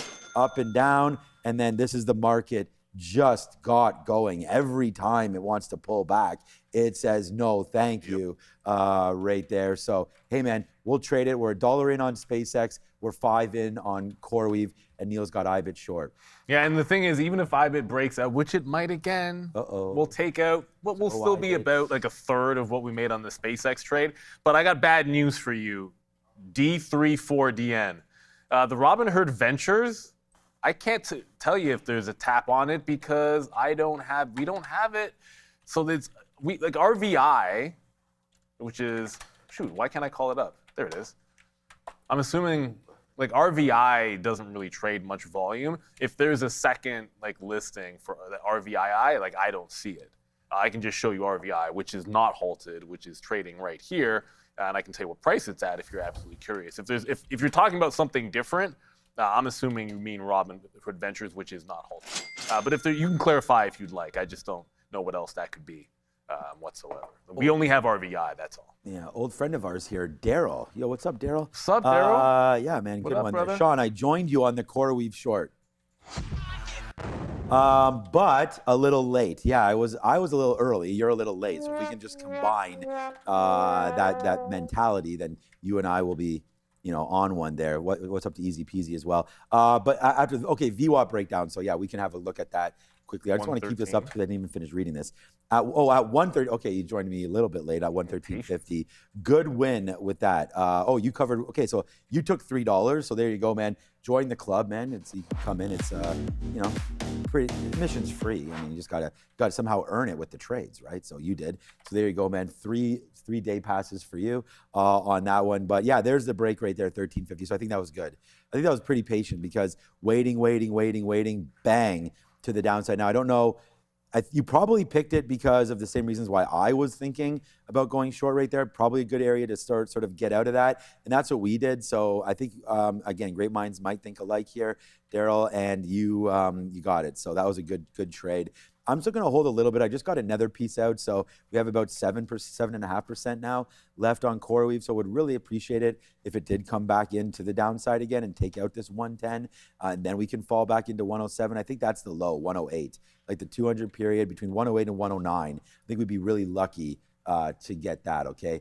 FGI, a name there. And then I want to look at bending spoons. But okay, there goes FGI, now finally starting to break higher again. So this name, it's going to halt at 56. So watch out here, FGI. Oh, nope, false halt. Oh, there was almost enough. No, now it will halt. There was almost enough sellers that came in there to break this. So let's see what winds up happening now. False halt into a halt. This will be interesting to see what happens now because they wanted to break it lower, but then buyers came back in on that name. So this should be real cool. Oh, wow. Instantly up $1, up $2 to $12 right now. $12.18 on the top of FGI, $12.50. Now that's just getting excited now because people are putting in their orders. $13. We'll check back on this very, very soon. But is PSQH, was I right about that? It's not Pershing, it's something else. It is PSQ Holdings. No, Pershing Square, yeah. PSQ Holdings. I think that might be what it is. But anyways, this name is about to halt again, it looks like, upside at 514. So PSQH, what's up, Adara? We're going to talk about some small caps. Let's start here with FGI. FGI Industries affirming their sales guidance here and posting a Q2 earnings beat, though sales actually missing estimates. Sean was just discussing this name. It's a multi-halter. It looks like it's halted again with a just shy of $20 million market cap and a 520,000 share float, very small float. Next up, this is going to be all small cap earnings names, by the way, guys. DFSC is in second place here. DefSec, they have strong year-over-year growth for their Q3. Earnings sales also growing year-over-year. I remember hearing Neil talk about these numbers. I'm guessing that's this name here, DFSC. $6.4 million market cap and 2.65 million share float. XE, this is not a small cap. I'm going to start with that. It's a $9.2 billion market cap. I did see someone in the chat asking about it a while ago, though, so I thought I'd go over it here because the price at $22 is a little bit more inexpensive. Missing estimates on EPS, beating estimates on sales. As I mentioned here, that $9 billion market cap is worth noting, but you do have a 16% short float for XE. This company is called X Energy. Back to you. Ooh, look at the top of the list there. There's our stock visualizer. All you got to do is type $ in the chat like someone just liked Microsoft in there. SpaceX, Intel, Iron, everything's been looked at. XJG, Defense, DFS. It's not really Defense, DFSC. I guess Intel we haven't paid enough attention to. Nvidia's in there. Robinhood made the list. Come on, Robinhood. Tell me you're back above that 96 level. And the answer to that is a resounding yes. It pressed through 100. Robinhood. The second time it breaks is a charm on Robinhood. Oh, that looks fantastic. Hold, break back above the 200 period. If it wasn't already in it, but we are. I think you can resume the uptrend. That's a good confirmation for Hood. Why is it up 5% today specifically? I wish I could tell you. I'm not entirely sure. I didn't remember seeing a story. You're up, but not up much in Bitcoin. SoFi is having a decent day. Nothing incredibly spectacular there. I always like to look at those two together when we can. And with Poets moving. I see a few other names out there, and I see people still putting that RVII in. Yeah. Sorry, I can't call that one up. Sorry, I didn't mean to cut you off. The reason people are putting RVII in, and this could be the Robinhood story, they're going public soon. It's not so not yet, but they have their IPO price at $25 per share for 8 million shares. That's going to be on the NYSE. They raised up to $255.5 million with the underwriter option. This is on Robinhood. Sorry to cut you off there. For Fund 2, but I couldn't find a date on it. Yeah, I don't really see a date on it, and it wasn't on my. It's not my sheet. It's just the Nasdaq sheet. Like any IPO that's this week, you usually is listed in here. So that's why I'm a little surprised. Like if it's a SPAC, if it's an IPO, like I don't know why it doesn't make that list. Yeah, their release says today, but to be fair, the original RVI IPO was really boring as well. I don't remember us even talking about it, so I suspect this to be similar.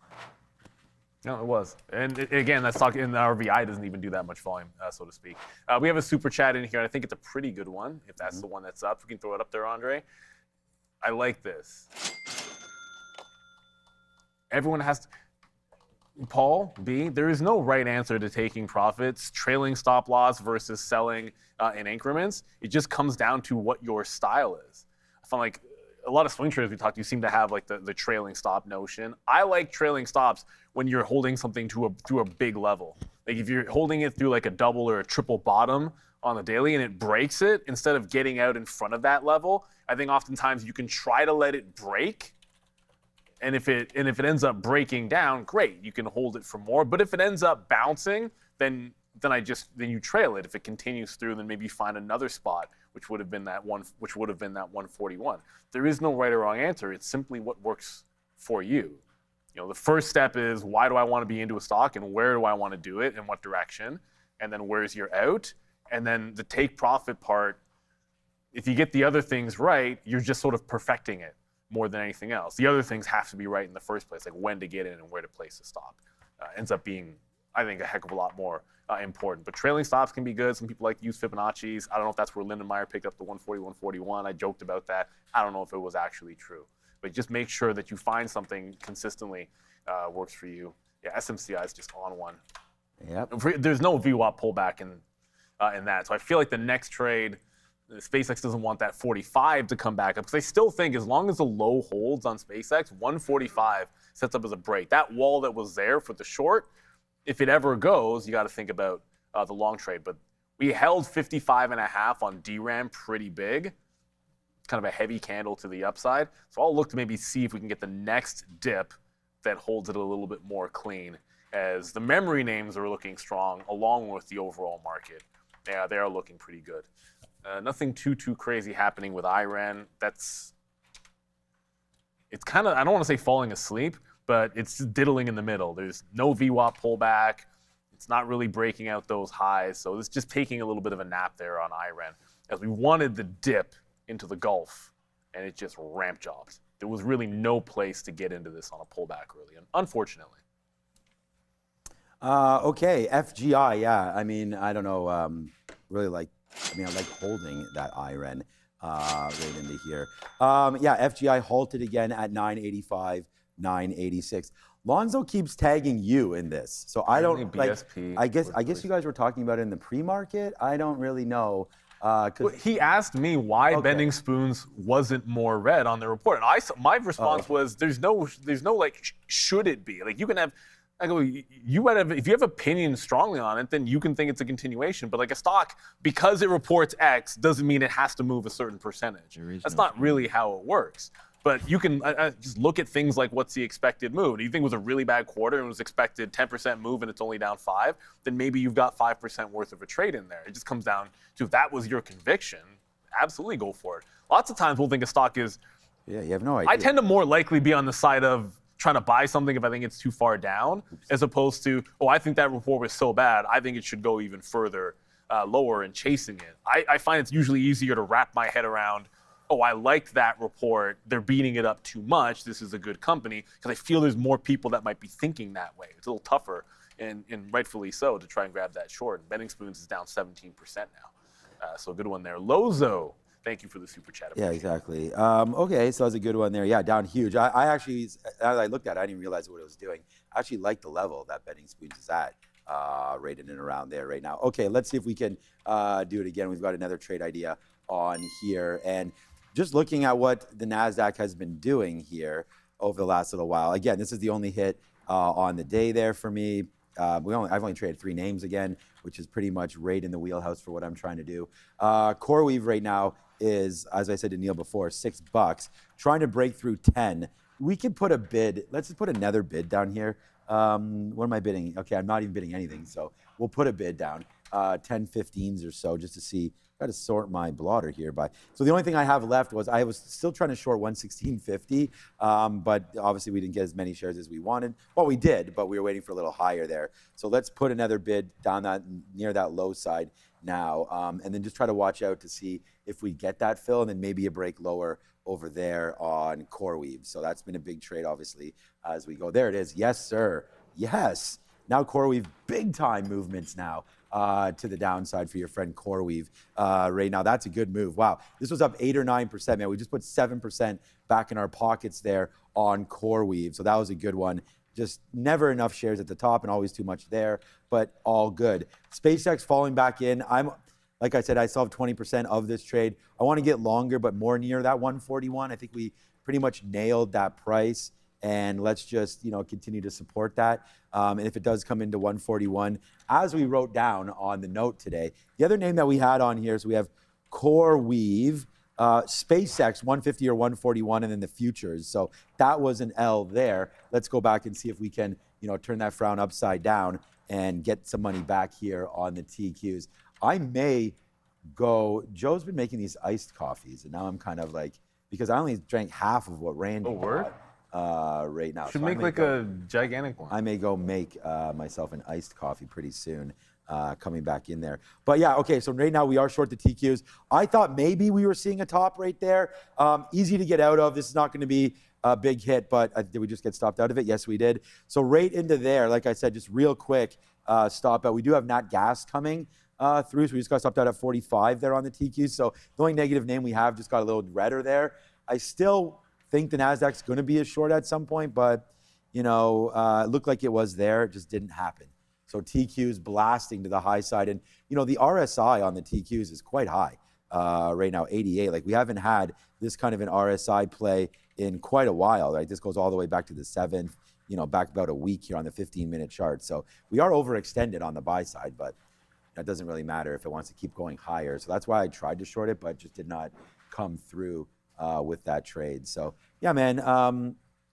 You were in IBIT, but I guess nothing going on there. So IBIT out, and Nat Gas in like 5 seconds. Yeah, Nat Gas in 5. Yeah, Nat Gas does have a consolidation level today at $20. So if it breaks higher, it broke lower. Never mind. So yeah, the build on Nat Gas, I was playing for, because the gap was to the upside, I was playing the break up, but it just went to the downside. So Nat Gas just came in. Obviously, if you broke it short and guessed that way, then congratulations. I was looking for the long because that's where it went last week. So that is what it is. That's kind of disappointing. Because I feel like that trade, you should probably just set it in either. I think you should set it in either direction and just not care which way it goes and just take the break of the high or the break of the low. But I've been sort of picking one spot. And the worst part about it is I've only taken it twice, and both times it's worked. But then 4 or 5 times, I've just guessed the wrong direction. I don't even get into position. But we'll try it again next week. IBIT, every time I get topped out, I'm like, yeah, but it's not going. It's just really not extending here. I said 36.25, so every time we fail under that, I'm just going to try to get tighter entries instead of like trend breaks. Like tighter entries to the high is going to be the way to go. Like instead of giving it a wider range, just going to give it 5, 10 cents. I still don't really see, like SpaceX could be a VWAP trade. I'm still more leaning with the next one. I'd rather just take a 45 break if it gets there. And DRAM didn't give us that dip. It just continued to go higher as we speak. IREN's doing absolutely nothing as it just continues to go sideways. I feel like that's the one that got away, but I don't want to FOMO IREN in here. Like either it bounces off VWAP, or we're probably not going to end up with a trade there at all. Let's go to Adara at the desk. It's 10:30. Yeah.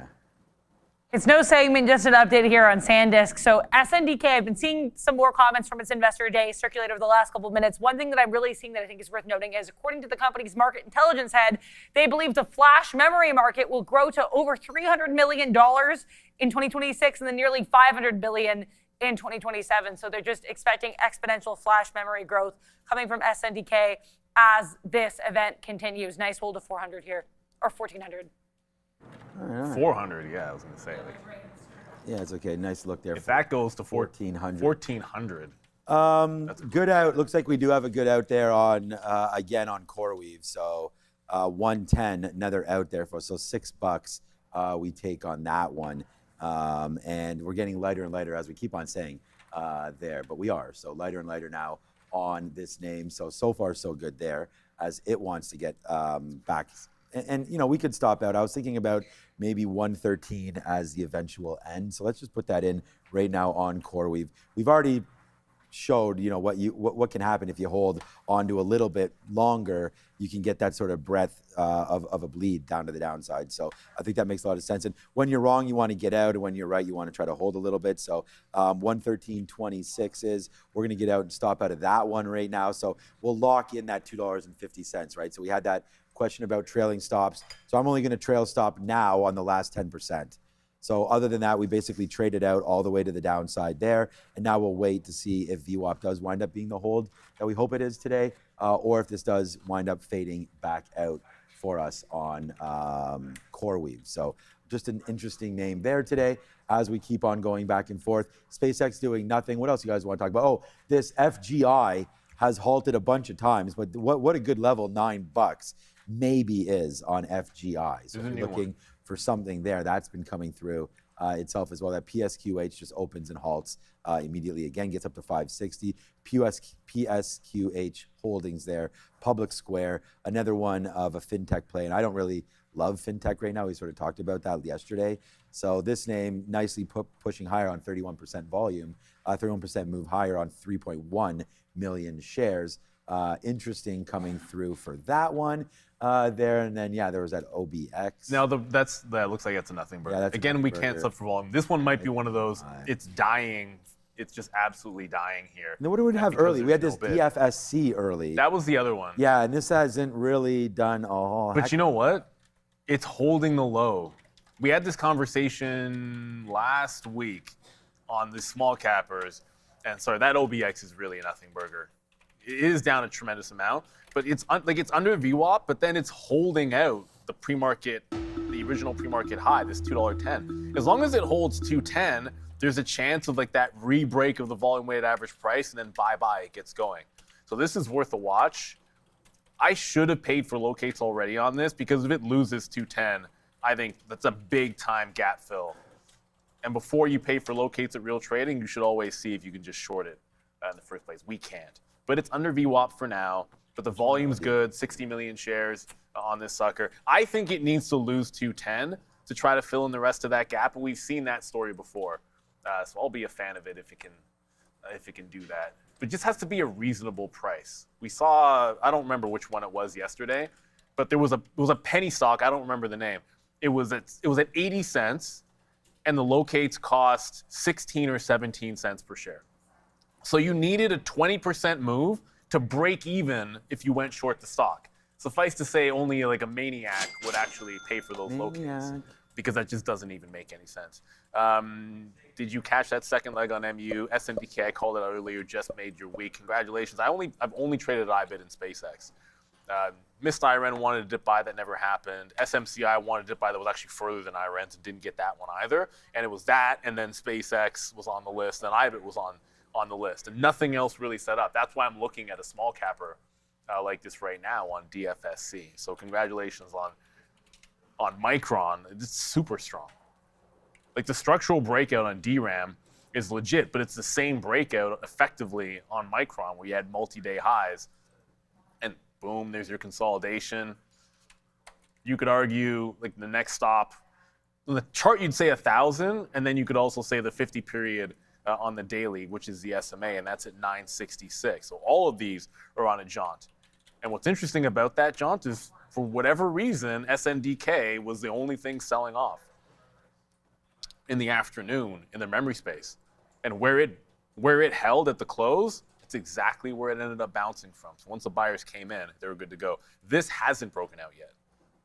So I think a test of 14.4 makes sense. SNDK is still relatively weak when you frame it around the prior resistance, but the memory chips are very much back in play. Probably means Apple's a short. Yeah, maybe. Usually Apple's a short. Actually, it's a good look. Let me check what Apple's doing at 305. So, okay, so Apple's just pretty high side for right now. We're just sitting on $1 in SpaceX. I haven't mentioned SpaceX in about 20 minutes, so there you go. We'll have to wait to see if it does break a little higher. We're still waiting for that short. Joe and I messaging back and forth here, and yeah, the TQQs, Joe, they do appear to be on a mission right now. And just straight up, man, like the NASDAQ up 1.4%. And I was just sort of saying, like, I was trying to buy some more indexes and stuff like that, but it's just all the way up right now, and I don't know if I want to buy highs, although buying highs hasn't been a bad story. I mean, there was that article that we talked about a little, we always talk about different things, but I don't know how long ago it was, where buying all-time highs has actually turned out to be much more profitable than actually waiting and trying to pick and choose, buying once a month or anything like that, because often you don't get the right, you're buying into downward drafts. So over time, as long as the market keeps getting to highs, then obviously every time you bought was a good decision. It means you're buying the trend. It's just by default, you're buying the like trend. You're just buying a strong market, and if it doesn't break highs, then you don't average down. So it's like you're staying away from getting into a lot of trouble. But anyways, like we keep saying, to each their own, not financial advice, just something that happens. I just can't believe SMCI yesterday. We had 35 long, and we really love that stock. And then today it's just moonshot again, up 11% SMCI. Yeah, Intel's the last name that in my own account that I actually bought. We bought some 98s. We did a live on the show. And I like Intel. I thought that the situational awareness there was beat up. I do listen to Kramer, and he loves some Intel. I thought that, and again, I hadn't bought this. I bought this for the first time sub $20, so it was a great run higher, and we did exit out of some of it. So we just kind of put a little bit of money back to work there. We sold some Palantir at like just under that 160 mark. Probably got to get back in and sell a little bit more of that at some point if it gets back to that 175 level. I don't even know what Palantir is doing today, but this is a nice name. I like the U.S. side of it. I like the fact that the U.S. is invested in it. I am worried that once they exit that stake, that would signal sell, but who knows? We can get out of that as well when that winds up happening. It may not happen. And then as there's more GPUs, there needs to be more CPUs. So I like Intel, and dude, get yourself a Dell and get yourself an Intel chip inside of that. So right now it's been a nice move higher there for Intel, up 5%. Again, really like that stock, especially for a longer term. And it's not the same as NVIDIA. It's completely playing in a different playground a little bit there. I mean, same playground, but different section. Cerebras now. I was saying that if this thing, was it Cerebras? Or something we were talking about that is if it broke the lows in the pre-market, then we were going to get crushed. Yeah, it was. It was this 214. So we didn't even come close to that. Instead, it went the other way. That's what Cisco did. So yeah, so that's, did Cisco break the lows? No, Cisco just held the lows. Yeah, I really love Cisco. That was another name that maybe we could have bought on weakness. But anyways, right in there, yeah, Cerebras, good level there, 222. Look, it broke it, ripped up about $14, then came right back in, right into, again, period highs there from the open. So yeah, that's the wrong line, but right into there for Cerebras, came right back in there and bought those bottom dips. So yeah, this name looks to be real strong right now. I'm still looking at the TQs, man, thinking about a short at some point here. What's up, Adara?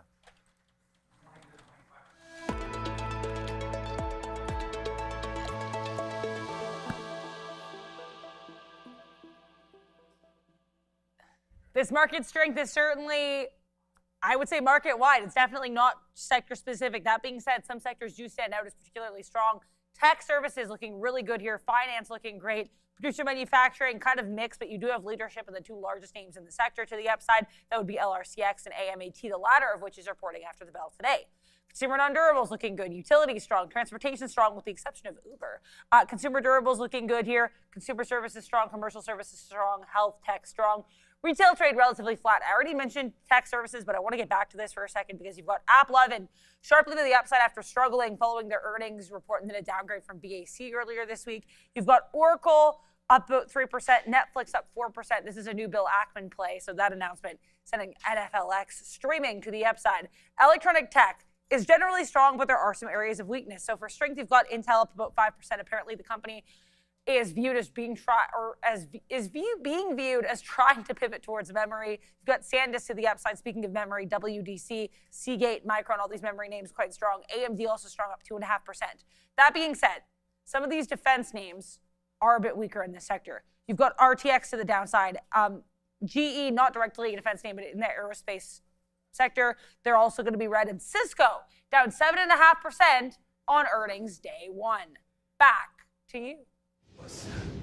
I actually like GE Aerospace as a defense because I think oftentimes some stocks don't get enough benefit for the defense side, but I do, and I like the chart too. I'm a big fan of GE Aerospace. But anyways, just very quickly, I wasn't too early on DFSC. I said VWAP, and I didn't wait for VWAP, and I was gonna jump in here and give it to the prior wick, and then I just punched out. So I'm like, no, why am I trying to short it there to give it to there? VWAP is sitting again even higher. And I even said this could be a breakout. So let's wait for it to actually challenge that volume weighted average price. That's going to matter, I think, a heck of a lot more. NASDAQ's still not really like it's not really cooling down for any kind of a curl. And I'm looking up, IBIT's not really giving you too much of a trade. IREN, however, well, it's gotten to VWAP. It doesn't look very good at the volume weighted average price, but it's there. So finally, this is retraced into VWAP. If we can get a little trend break action off of this volume weighted average price, maybe it even happens under, like it could base out and not break this little downtrend and then hold lower and then break back up. But that's going to be the next thing on the radar for myself. Grunfeld's telling us we should be looking at Tesla. Tesla's up 2 points today. Thank you, Grunfeld. Why is Tesla up today? I don't know. I can tell you that all it's doing is retracing yesterday's move. So 336, that looks like a good spot for potential breakout. Don't really have much of a catalyst going here on Tesla. Maybe it's like sell SpaceX, buy Tesla. I did see one thing, it's very minor. The Swedish industrial group apparently abandoning their action against Tesla as of August 19th. So the story isn't even effective today, but that's the only thing I'm seeing. It was pretty minor. Okay.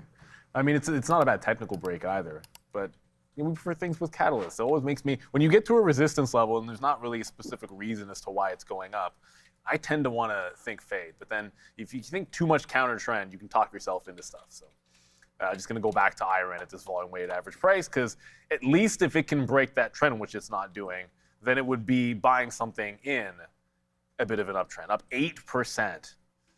Is this one? It was much higher. Actually, it was double digits to the upside, but now it's really pulling back in. It's got to hold VWAP. I don't just want to sit there as it's a falling knife. You want to see it start to regain to the upside, break that trend line, go long, put the stop underneath the prior bar, and then we can try to get back into that HOD, everybody. So 15 minutes to go. I don't really see anything. Like on the Halt scanner, it's just that pathetic OBX stock again, which isn't doing any volume whatsoever. Right. But that stock might go to, I don't know, this Obsidian thing, there's probably a really bad story to go along with this, because like there isn't a bid and it just sort of insta-halts every single time it opens up and to the downside. I'm going to trade the TQ short through 77.40.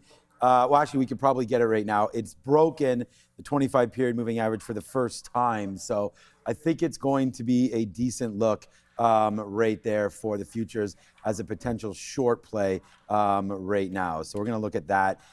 If it does break, we're going to try to get that short. So look, I mean, I'm in a quarter of a unit now on SpaceX. We like that 141. So that's the price that we have. We'll see if it can hold it or not there on SpaceX. And the hold level is 140 for me. So, you know, we can wait, see if it wants to work out for us there on SpaceX. And I'm going to buy some 140 25s or so, but got to give that a little bit of a second to see if it comes out. All right, we're into the queues now. So I just want to wait. Again, you know, market trying to pull back. Could we retest VWAP here above 30,000 now on the NASDAQ? We finally broke, and I actually got a little lazy there. We should have identified that it's because I put the order in and then it just kept on coming back up. So we probably should be short here around 47, 48. So if we do pop back up into that area, which we may do, we can get a little bit more on this trade. We're only short 1 unit now, which is not that much for a TQQ trade. It's like not that violent, right? I mean, although it is a triple levered, it's only $77. So I'm going to put that back in and see if we can get a little bit of a short play here on the TQQs. And watching out, remember what SpaceX, man, like, okay, did we get that? Oh no, I'm bidding 40s. Oh, we just missed it. That got into that went to 41. That means we'll probably get it. There it is, all right? So, you know, a break of 40 and we're out. It's very, very simple trade, man, on this one. We have half a unit right now, and if it winds up breaking, it winds up breaking. I thought it was worth a shot down here, but maybe it wasn't after all, as SpaceX right now looks like it wants to, you know, give us a little slap on the wrist here. We had a nice move there, but we do have more shares now, and it looks like it's going to break lower, only half a unit as opposed to a quarter of a unit right there. So here goes SpaceX. Hands are off the wheel right now, and it's just going to punch me out. As long as I have that order in, I'm pretty sure I do. Yeah, 130. Okay, here we go. So that size is going to get eaten up in a second. So 139.99 punch out. I'll tell you what the stop out or what the stop loss looks like on that one as a percentage of how much slippage there's going to be, because we've talked about that on the show before. But it looks like SpaceX right now on half a unit will wind up losing on that trade, and it just bounced off 140, but that's temporary. I'm pretty sure this is going to take it right now. So 140, just watch out. I think slippage into the 70s is probably what we'll get. So it might not be that much. What can we do? right there. So yeah, we'll see what winds up happening. But we didn't miss this story. We just forgot to tell you guys. So it actually broke but didn't break there again. The same thing just happened to me again. Oh, I just looked on that trade. We got out at O's again when I'm not even sure it broke. Okay, it well, went to 80. We take a little, did it go to 80? Okay. But okay, well, we just got a great fill. So it breaks, it comes right back. So SpaceX, yeah, thank you, but not really, I guess, as we got stopped out at a good price, but definitely take the L there on that 140. But that might be the low. So I don't know. We'll have to wait to see. That little tick there, I mean, we've been stopped out at the bottom before on SpaceX, so let's give it a little bit of breathing room and see if that is the low one more time. And we did get averaged in here on our TQ, so we'll see if that one wants to go a little lower for us as well. And CoreWeave, one more out, and I'll throw it back to Neil. We are now $5 and change in the money on CoreWeave. But that SpaceX might haunt me. Do we want to get back in? I mean, we're right back to flat. We were long at 140.60s. We did get punched out there on kind of a false break. But yeah, there it goes back up there to the upside on SpaceX. Yeah, that was an epic hold. Yeah. That retrace was super fast. I looked away for a second, it was back up. And I think we just mentioned this amongst ourselves, and Dara probably addressed it, but it was Ackman out of Hertz. Oh, okay. So Hertz was absolutely churning, and then it got announced that Bill Ackman's out of Hertz. It had a bit of a delay. It wasn't doing anything. That's why I didn't bring it up. And then all of a sudden, Hertz just dumped 50 pennies, which for Hertz is significant. That's a 20% drop that it just had. So this is on news. It just bounced shy of the volume-weighted average price. Locates are free, so we can short it. It's like, look for the next available opportunity. And anytime there's a news-based story, I always think retracement back into the volume-weighted average price in here. So I do want to get this fade into VWAP if we can. Sorry, I was just confirming that we had locates. I said they're free, and then I realized I actually hadn't tested myself. We're going to go up to Dare for Money Talk, see how the U.S. dollar is doing. Yeah. Obviously, PPI wasn't too crazy today, and the market seemed to be pretty happy. But how's the U.S. dollar feeling about it?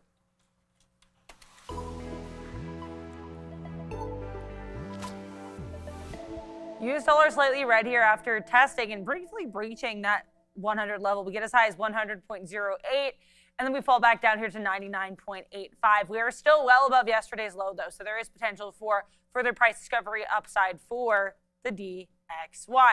Let's talk about that PPI. As Neil mentioned, this wasn't crazy print by any means, but it is worth noting we had something a little bit different from what we saw yesterday with CPI. So CPI was exactly in line with estimate for all four prints. The month-over-month prints were hotter than the prior prints, while the year-over-year prints were cooler. Now, what we're seeing here is 3 cooler than expected prints for PPI. That will be the month-over-month, core month-over-month, and non-core year-over-year. But we got one print that was a little bit hotter than expected, or in line, depending on what sources you saw. I was seeing estimates of 4.1%. We got the print of 4.2%. I know some others are seeing estimates of 4.2%.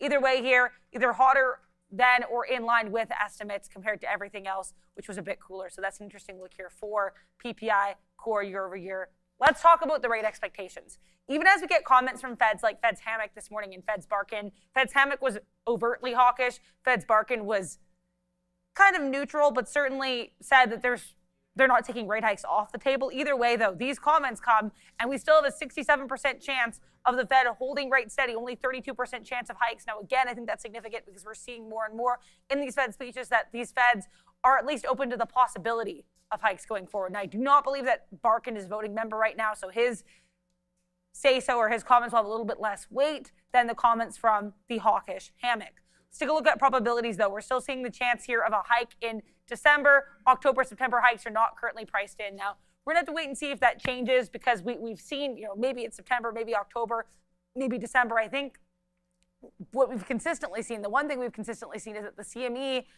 FedWatch tool is expecting some kind of hike of 25 basis points before the year's out. Back to you. Yeah, we're still thinking hike is going to be the way to go, huh? Yep, that's just how the market's going to be. One hike they said into December. Yeah, instead of the multiple, which ultimately would be a good thing. Hertz is all the way back at the lows. What's wild, I double-checked. This stock didn't move for 5 minutes. I know, I heard that story and was like, I should have shorted it, but...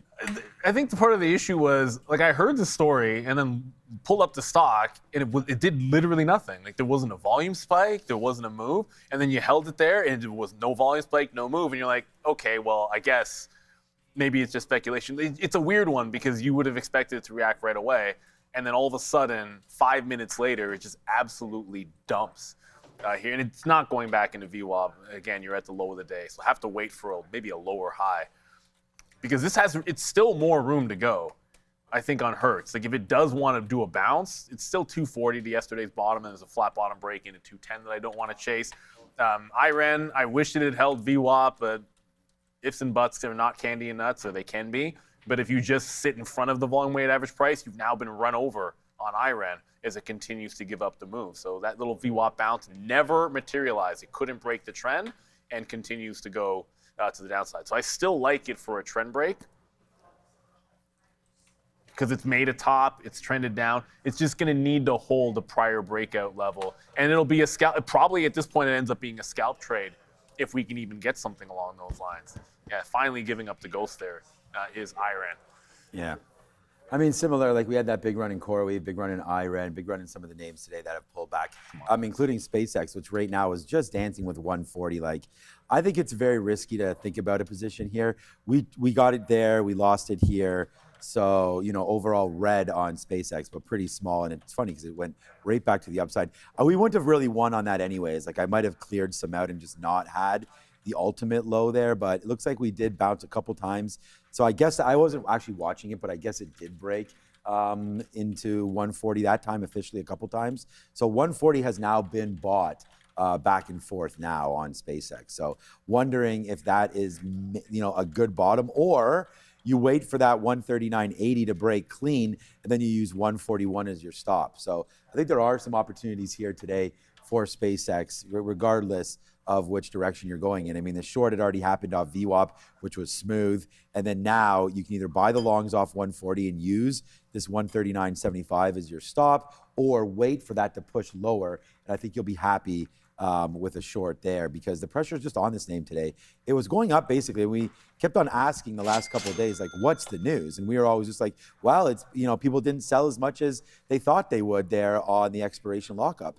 And it just didn't happen. So movement higher. But right now it's been settling now for a few days. And well, today's the first day settling lower, but been settling to the high side there. Finally found a home in and around 150. And then now it can make its way back lower. I know we have that chat. I'm just gonna say, I'm waiting for the TQs to fall over themselves. That may or may not happen. My next reload on this is 77.50. If we can add to this position, grab 2 units on this. We have about 1.25 units right now. We'll see if we can get a little bit more action on the TQQs for the short as we continue to hold out hope that CoreWeave wants to even go lower as. Yeah, we just got filled on something. Oh, we just got the TQ, so that was a good one right there. So we're putting this back in as Joe and I go back and forth. We're almost a couple more movements down. Like if we can get to 77, we'd almost be flat on the TQs. So good responsibility there. Let's wait to see if we can get back into 77. Let's put some bids, because that's what this consolidation was. I think we talked a little bit about Micron already. We did. It was the entire group, not Micron specifically, Daniel. Okay. It was just all the strength that you're seeing. It was, you know, SanDisk, Micron, DRAM. They're all breaking out on the higher time frame, specifically because of that investor day that Adair has mentioned multiple times.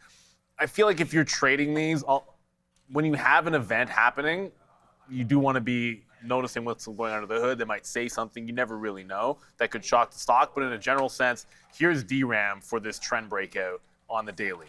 Like pretty clean.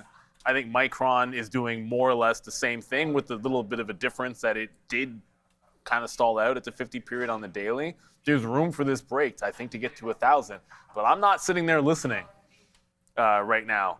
And if you're not tracking when there's an event going on, it can be tricky to trade it if you're not really tracking that event. So I'm more in the stay away zone until either you get a headline or a key price level. If it's not, yeah, IREN just continues to fall, so nothing there. And finally, Hertz is making a little bit of a bounce. So I want the next available bounce.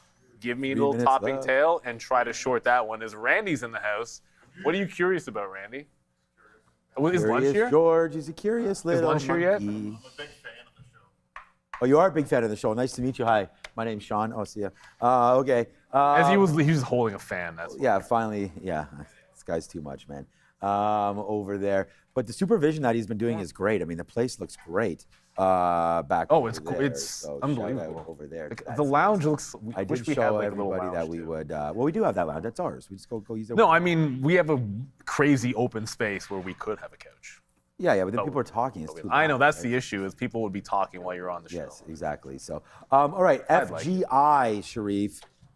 This has been a big name that's been halting back and forth. So get ready for the midday madness to come through in just a matter of moments there. And Sharif's going to crush it today. So we're getting ready. Positive vibes only, Mr. Sharif, over there. 150% to the upside now is FGI, as that name going crazy. FGI Industries there today, as well as PSQH is another one. That's $4.50 right now. That's halted a couple times with only 5 million. So that might not be it right there. FGI may be the one to look at. XHG also 56 million shares. So there's a lot of volume going through today on a lot of names, but I don't know exactly what this one's doing.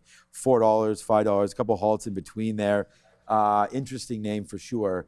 XHG. There goes SpaceX, someone just said. Shout out to you, Scott H. Over there, Scott Hall, the bad guy, Razor Ramon over there. One of the best wrestlers, or one of the best characters of all time. He wasn't the greatest wrestler. Unless you're in a swimming pool and you're razor edging everybody, that's a great move. Like, he wasn't a technical guy like Bret Hart or anything. Me and my brother used to razor's edge each other off the diving board. Now that I think about that, that might have not been the greatest idea, but no one ever broke their neck or anything, so it was pretty good. He apparently was always really, really good with like power bomb, being in character when kids would see him, which is a big deal, man. Like that's what it's all about. You see a kid like make a wish, whatever, and he would go into character and play it up, which is well, that's why what John Cena's. That's what makes Cena so. Cena's awesome. Is the greatest of all time because of his. John, no one has committed more to. Make a wish. Anybody, not just wrestler, period, than John Cena. So shout out to that because you can't see him, but he's now retired. So yeah, man. I mean, there goes SpaceX with only 10 seconds left. I already sort of planted out the seed for you guys all on SpaceX, right? I mean, if it breaks that 139.75, I think you go short against 141. Otherwise, you just defend that level and hope that the long eventually prints. That's all trading is hope.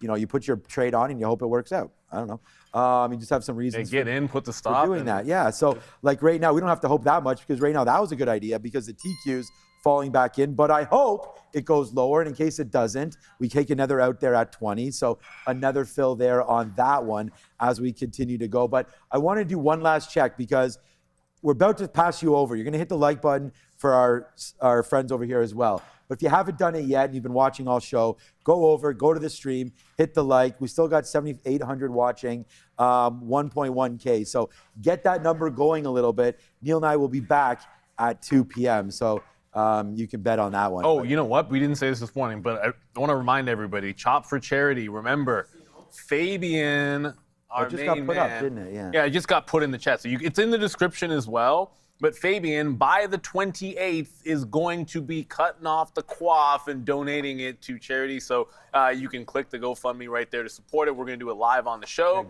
Have a little bit of fun with it for sure. This is Fabian. Get over here.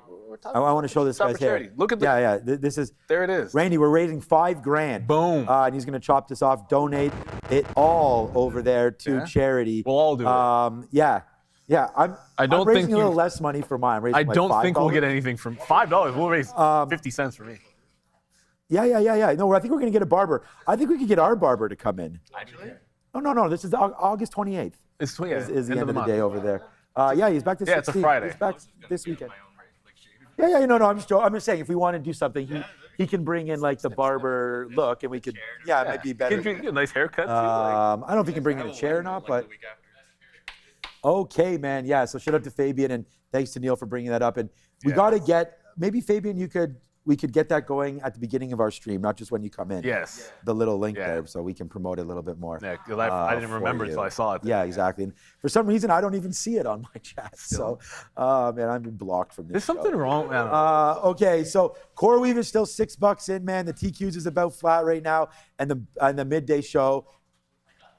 Okay, we're going to go to Adara first. All right, good show. We'll see you guys. Oh, and Sia's Neil's going to have some knowledge. Yeah, see, Sia's too cool for our show. Where'd she come from? Sia only... Show them after we're done. Only shows up for the midday. Like, the midday's got everything. They've got Joe, Sharif, and now Sia. That's and it's just like you guys have to suffer with just us? Sia, come on, save us on the morning show. Well, first of all, you got to turn on your mic. So, all right, let's go over to Adara. We'll see all you guys at 2 p.m. Peace. Sandus, guys, more updates from SNDK. They have their investor day. They're targeting 80% non-GAAP gross margin growth through fiscal year 2030. So they just started fiscal 2027. They're talking about 2028 to 2030 guidance. They're guiding revenue growth in the mid to high teens over that 3-year period. They're also guiding, as mentioned here, non-GAAP gross margin of 80% over that period. Their margin's already really strong, so I'll have to wait and see how that compares. But either way here, adjusted free cash flow margin, 50% over that fiscal 28 to fiscal 30 period. They also said they're expecting to return 100% of excess cash to shareholders. So lots of nice updates here for SNDK, but that stock cannot get above 1433, clear resistance level for SNDK. But we're definitely not going to resist the chance to send you over to the midday. So Joe, Sharif, it's your time to shine.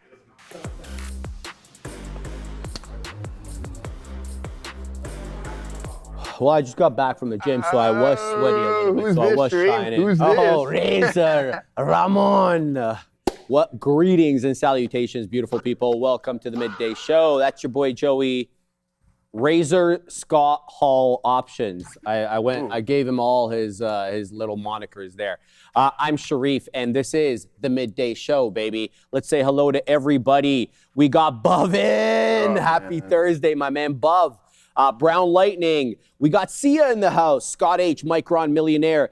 Hey, Joe. What's Jody, up? What's up, Jody? Used items. Rob, Demjack, Slim Trady. Shout out to Artemis. We got Little Rock Soccer and Remy J, Eclectic Passions, joining us as well, man. Wick James, 99. I love that. Like, not Rick James, but Wick James. Where is it, man? Give me my hat, man. Oh. I tried to get Neil to wear that, but, you know, it's not his brand. Ja P. Oh, press. We got Jaguar, man. We got Toe Cutter, John Zuver, Speedy Wobbles, and Mr. Janky Stock. Shout out to DJ Rules. Yo, yo, yo. Let us begin, says Toe Cutter. Mr. Ian, Future Pro Trader, Terrible Trades. Edgar Cabras, Tony 101, Fedora, the frickin' Explorer. We got Ahmed. It's been a minute since I've seen you, Ahmed. Good to see you here, bro. Days Boy, 79. Hello, man. Okay. Stone Girl, 420. Stoner Girl, 420. Okay. What is happening? I like that name. Get it, Stoner Girl. We got Hurt Scrambler and Adrian, Crazy Dirt Weed. Good morning, Joseph. It feels like you're getting locked and loaded there and you're looking at something. Let's go at so much appreciated. Yeah. All right. Yeah. All right, guys. VinFast approved reported strong Q2 momentum, delivering more than 70,000 EVs globally, up 96% year over year. First half deliveries reached nearly 129,000 vehicles, up 78%, reinforcing the company's growth trajectory across its expanding EV portfolio. By mid-year, VinFast had already achieved approximately 43% both its 2026 4W and 2W delivery targets, putting the company firmly on track across both growth engines. Bang. All right. Yeah, appreciate that. Atato. Did I say that correctly? If not, please. All right, guys, let's get right into things. Actually, no, sorry, Sharif. What's wrong? Lest I forget. Bravely. We got to go Bravely? we got to go over to TikTok. Man. We got Danger Carlene. Okay. Get on the floor. Tom Johnson, NK, Fun Fam, Sunflowers, Beflowering, Deepak, Annie, Burke. Who else do we got? Get it, Dizzle, Ellie, Kids, USA, spelled Y-O-U though, USA. Steve, East meets Westy, Bestie. Okay. Tell me you're a Northwest fan? Okay. Claffery, Kendrick Farlow, not Kendrick Lamar, Adara, Sean Conton, and then we also got the coffee girl, Bubtron on her. And where's my one guy? Where? D'Angelo. It's not D'Angelo. I can't find him. There it is, Derek Jackson. I still don't see him. John Noveris. I hope everyone's having a fantastic time over there on TikTok. Now listen, Katina Man and I think we have identical entries in regards when it comes to the short here in the NASDAQ. But when you pay attention to this tape, this is not something that you can be shorting at this very given moment. Why? Because regardless of NVDA, SpaceX, and some of the other hyperscalers selling off, what we have, Sharif, as I typically say, apes together strong, right? And if you go and look at the memory names, 7%, 5% plus, all of them continuing to climb higher, helping hold the NASDAQ up here. So absolutely disaster here trying to short the TQQs. Before we send it over, I want to touch on NVDL. Here it is, guys. This is what saved our day, essentially. So we were pushing pretty heavy. Now showing Sharif off the gate here, boom, and then we did it again. But still slightly negative. I was down, I was up, I was down, and then I was up, and then now we're back down, slightly red, but it's only small potatoes at this given point. Ain't nothing that we can't climb out of, but man, what a roller coaster of a morning, an hour and a half of pure turbulence, Sharif, ups, downs, and loop-de-loops. Let's send it over to Sia. So Adara said, and I quote, SanDisk is having a party right now on the up and up, climbing close to being up 8% on the day. Let's take a look. A couple comments coming here from SanDisk CEO saying that he's committed to mid to high teens volume growth. And market intelligence head also saying that flash memory market will grow to over $300 billion in this year alone to nearly $500 billion in 2027. The CEO also saying CFO as well co-expects the company to collect $93.9 billion in total contract value from 8 customers over life of contracts and expecting to return 100% of excess cash to shareholders. While we're also taking a look at this, let's also go over to AMD here that had a bit of an uptick when this came out. AMD planning to raise as much as $5 billion from its debt offering. A little bit of an uptick in AMD when this came out just a minute or two ago. It's up over 2.5%, close to 2.5% on the day. Thank you very much for that. All right, involved in FGI. Looking for 10.5 to hold. It has to hold structure. 10.5, a prior area of very clear resistance. It's also the 10 EMA on the 5. It is also one of the halt levels. So we have to keep an eye on this. What do I have? I have 86s. We got one profit taker there at 11.10, but it's got to reclaim 11. It has to hold 10.5 generally. Otherwise, I'll have nothing to do with this one. HCTI. This is a Bhavin Patel special.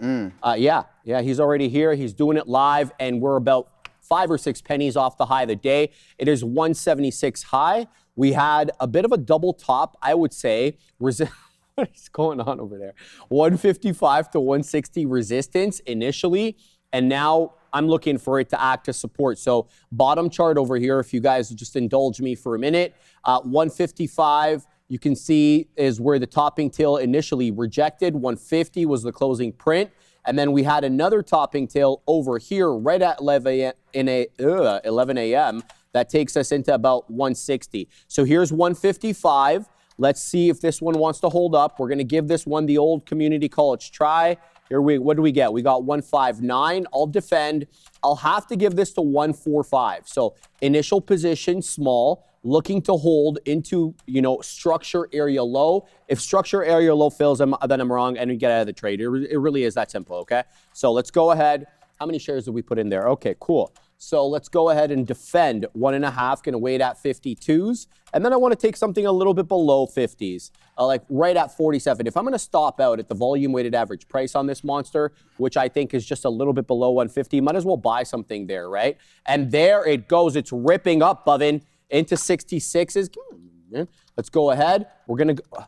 Where's my PD Rider, man? He always tells these stocks to go ahead. He's like, go ahead, HCTI. He's on what's going ahead? He's on a bender right now. FGI. Well, a bender, like a bad bender or a good bender? Well, he's on vacation, so he's been. He said he'd been drinking all week, and I was around like there it goes. 9:30. Sorry. Yeah, all right. FGI on its horse. Here we go. We got 1086, 1170 showing up. 1175, Bhavin. 1180, 1182. Boom! Into the high. $12. Limit up 1248. Watch out for limit up now. 1225 flashing on the level 2. 48. Oh wow! We just flashed into that halt, and down goes Fraser. 50 pennies, 60 pennies. This thing is all over the freaking map. FGI is a bamboozler. Be careful with this one, but it's trading well. And there goes HCTI into another area high. Man, let's go here, HCTI. 37%. The Bhavin special coming in yet again for the win. I like it when Bhavin's here, man. He's calling them out. I think a lot of the viewers like when Buvin's here. A lot of the viewers we know love when Casey's here. That kind of goes without saying. But they love when Buvin's here because, yeah, he calls out these bad boys. 76, looking for more here. 75, big seller at 75 here on HCTI, even though the candle high does go into 78. The short, 77, 78 options, man, boom, into the high. We take out 79. We're still holding. We're looking for more. We're looking for twos now. So I'm going to go ahead, post at 182, and then we're going to post at 195, just south of the, why is it not posting at 195? Oh, just south of that $2 area. This is all predicated, of course, upon it holding structure. Again, it has to hold about 150. The volume weighted average price now is above the $0.50, and it's basically overlapping entirely with the 10 EMA on the 5. So we're going to keep an eye out on this one here. Very happy with the breakout on HCTI, but I want to see if this one's got the juice to get into 2. Now, is this one of those ones where I should be refreshing my position in between kind of 55 to 60? And the reason I say that is because while the last 3 candles have all dilly-dallied in between 55 to 60, I'm talking about the 5-minute candles here.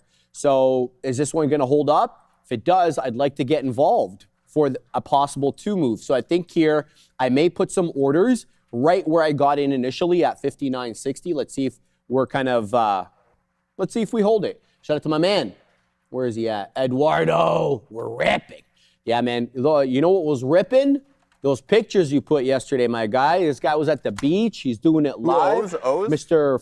Formerly Gray, you know what? Oh, Mr. Gray. Yeah, his name's Eduardo. Yeah, Mr. Gray. He was on the beach, Good guy, right? bro.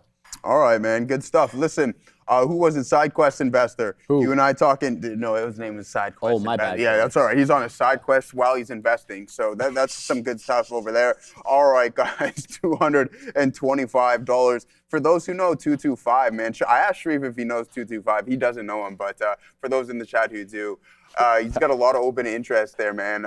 65,000 contracts open. That actually grew in size from the last time we looked at it. So there is some downward pressure. And if we go back throughout the week, we can see that we have that continuous push. As soon as we run into those levels, we just have the inability to hold that $225 marker. So yeah, until this clears up and maybe we get a little bit of a rollover. Ozan, did you say you were buying shorting calls, at this just above the strike? So it's a really good way. I think what Ozan may have got going on as well too, and I think it's a really good system methodology, method-wise, is that you see these call walls established and then you hide yourself behind them, right? Because this is where the larger participants are placing their bets. So by the end of the week, I do believe, even though we're about 40 cents away from this marker, we might have some trouble breaking above 225 and holding it.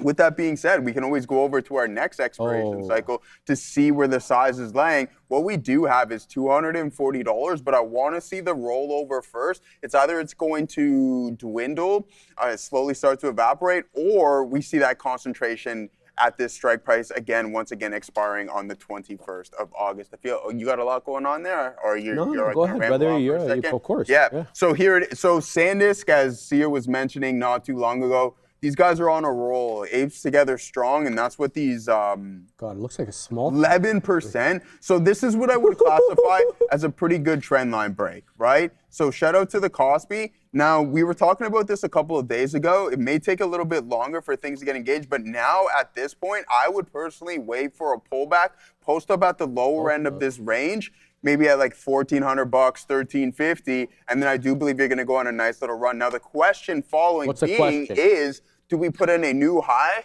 What is it? You guys want to know what the question? All right, here it is. Even Katina Man wants to know, bro. Hold on. All right, we'll hit the stone cold for that, leaving you guys in wait. Do we establish a new all-time high, or do we put in a lower high and then start to pull back and chop around a little bit? What is this? SNDK. Yeah, the disc. The disc man himself. Remember having a Walkman? Those were good times, man. Those were great times, bro. I don't even know if Sia. I wonder. That's a good question, Tiffany, and see if they ever had Walkmans. But here it is. Discmans probably for sure. Did you have a Discman? So you said growing what? up? Did you have a Discman growing up? It's a CD player that's kind of portable, like an MP3 player. but it just puts a my CD. dad had that. Your dad had it. Yeah. No, but he did. He had one that he carried when you'd go on. That's exactly it. Yeah, but that's what you do. It was like it was before the iPod came out. Anyways, aside from that, let's see what happens here in SanDisk. Yeah, well said. Yeah, no, it's honestly what's it called? A lesson in context here. Like what is completely normal to you, completely foreign to somebody else, right? Yeah, like I don't even know if Sia had the original, like if she knew about the original iPods. Remember those things? Those things were like. You know about the original iPods? Fun fact: my dad's first phone was an iPhone 4S that I used for like years. So you know. I got my first own phone, so iPod and iPhone 4S were like a staple in our house. I like that. All right, I like the Very Nano. cool. You know what they should do? They should bring back the Nano because it was really good for running. You just clip that bad boy on there. You know what I mean? Bro. And the storage density now is like exactly. far higher than it was. You can Instead get of like the 150 songs that you could put yeah. you could have a double Absolutely, that now. Assassino. We can't make Assassino wait. Yeah, we'll see I what want to happened. go home today. Do you remember what happened this morning? Exactly. When he came up, my hand started shaking. I was scared too. It was shaking. He came up like that. Assassino, we love you, brother. Quick reminder, Trader TV Live members get Sharif's mine. Daily, morning, research note every single trading day that I'm in the house, baby. We're talking about the big market stories, the key technical levels. How about the trade plans so you know how to get in and get out? The catalyst and what we're actually watching into the open. It is only $4.99 a month. And as the Katina man puts very eloquently, it's about a cup of coffee a day, babe. Not even. It's 20 pennies a day. It's like a cup of coffee a month. I mean, oh my goodness. You also get members-only videos. You get posts. You get custom emojis. And you get loyalty badges. If you want to join, super simple. Hit join right below this video right now, $4.99 a month. You won't be disappointed. Thank you to everybody who joined. And of course, thank you to KC526 for putting so many memberships in so many of our viewers' hands because of her generosity, giving so many of these memberships out. We thank her for that, and we thank everybody for joining. All right, HCTI, Joey, it's got a lot of higher lows on the 5-minute chart. It doesn't have higher highs, and it's got a lot of topping tails. So this concerns me a little bit here. It's a 179 high. There's clearly a very aggressive seller and or short seller in the $0.75 area.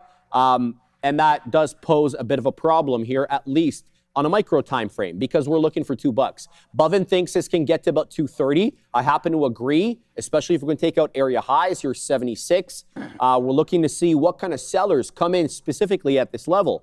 I want to see where they're setting up. 77, 78, 79, 80. That's a new high a day, but there's no continuation. I'm waiting at 82s, and then I'm waiting at 95s. And then if we get into 2 and we clear 2 pretty decisively, we're going to get in, and there it goes into a new area high, Assassino, 189, 190, 191. Here we go again. We're looking for 195s, and then we're looking for 2s. We're going up to Sia. She's got news. U.S. are falling a little bit here. You have comments coming in from U.S. Secretary of War Pete Hegseth saying that U.S. can hold blockade for as long as needed. USO currently falling. Nothing too crazy, not an insane volume spike, but just something for you to know. 394. Now we're looking for 95s here. 94, Bovin. Let's go. We're looking for 95s. I'm seeing 95. Boom. Here comes $2. All right. So it is now officially a 202 high. I didn't see it even get up to 2. That's how quick it was. So here's what we're going to do, Joey Opsh. We're going to set up at 203. Okay. Let's see if we can test liquidity in and around that area. Now, we know the sellers are going to come in at the whole dollar, all right? Because myself included, I'll be selling here, and I am selling here, right? Oh. And so think about, the double selling at key levels. So if you're a newer trader, you're wondering, why does it always reject at the whole dollar? Why is it always rejecting at the half dollar, or the opposite? Once it dips into the whole dollar, why does it find support there? Well, think about what I'm doing. Think about where you want to take profits, right? A lot of people want to take profits at $2. A lot of people want to get in at $2. And that's how support and resistance works, my man. Bang, man. Yeah, same, Rich, buddy. I mean, hey, it is what it is. So what are we looking at here, guys? Let's head over to the gang here. Man, SK Hynix going absolutely crazy here this morning. Just very, very shallow pullbacks helping drag the overall market up here. Here's DRAM. We were talking about this $55 level holding up on this bad boy. Boom, off to the races it goes. So multiple trend lines being breached and broken here, ladies and gentlemen. Here's Seagate. I told Sharif, man, you better get on the phone with these guys. Computer needs a little more memory. Then we'll call them up. So here it is. Better come packing with some money, Joey. Oh my guy! Especially the way that the RAM and storage costs. Yeah, everything. You got to check the budget then, my guy. So SanDisk and Micron. 6.9 there, Katina man liking that one as we're rocking. The eyes is getting tight, that's for sure. SanDisk, man, Micron, these things are going absolutely insane bright and early this morning. NVDA, listen, I said to Sean, I'm like, you know what? The NASDAQ is on a mission. I truly believe we're going to be heading towards the all-time highs, right? Otherwise, we wouldn't be climbing like this. So now we're only a couple of percentage points off of that level, 2.25, and it's the exact same thing here with here with NVDA, right? So we're down 5%. It may take a little bit longer, but oh my days, like, come on, just give me a nice, decent pullback into this gap fill so I could just load the boat on some more, grab some all the way up for the break, and then I was going to use a reference, but I forgot. It slipped my mind here. That's all right. I mean, in a perfect world, that's what everybody remembers that movie. I believe it's Costner, Kevin Costner, great movie. Sharif does remember that one. I do remember, but like every other movie, I haven't seen it. You haven't? Oh, wow, that's crazy. All right. Sorry, brother. So yeah, I mean, other than that, a perfect world, great movie. $300 is going to be your. I saw Waterworld. That movie blows, man. so much, man. That's crazy. They're just sitting there looking. Yeah. Like, why does he have gills, man? He has gills. Yeah. He has gills, man. Because he adapted, man. Yeah, man. Adapted. That takes like millennia. Yeah, but that's what happens in Waterworld. Things happen quick, but no, $300 being the primary target here for yourself. Here on for myself here on NVDA. Regardless of how long it takes, the longer it takes. Guess what, Sharif? What? I get to own more. You get to own more. Yeah, exactly. And that means more profits. And it means more profit. Gets higher. Exactly. Right? So that's the objective of this. I was going to say something, but maybe I'll save it for a little bit later. No, it's all good here. It's all good in the hood, especially in the north side of Toronto. But other than that, Salesforce was positive this morning. Not so much here today as it started to sell right out of the gate, out of the open. Now, a lot of people. What are we going to do with that name, Joey? What are we going to do with this name? I don't know. Can you put the weekly on that if you don't mind for a second? Well, I mean, take a quick look at what the hell this thing's doing. Why do we got to put salt in the wound of Mark Benioff? I don't mean to put salt on your wound. I know I don't own it. Yeah, I don't know. Exactly. So, like, let's just see. Well, there may be a time to buy this. That's a monster. Well, if you were going to, it's definitely in that lower. Keep going. Let me just. Want to zoom out more? Yeah, just to get an idea of where the technical levels are coming in. Yeah, see that area low? That bad boy right there. This right here? What's that? 124. Yeah. Yeah. Okay. I mean, but we already bounced off that, man. I don't know if we're gonna see that. That's 150 though. You got that 150 there, my guy. Yeah, but you're looking at this. But we bounced already right here. We got to hold a higher low, and that's kind of what I was looking at. Yeah. So I don't know if we're gonna get 125 here in Benioff and Company. Yo, I think he might get kicked out of the Dow. Yeah, probably. Like if it keeps going this way, he's gonna get what is he gonna do, man? He's gonna. I'm just saying. Yeah, he may not find himself in the US 30 anymore, my boy. Probably. He might be out. We'll see. All right, guys. Joey, 218 high on HCTI. We're waiting at the $0.25.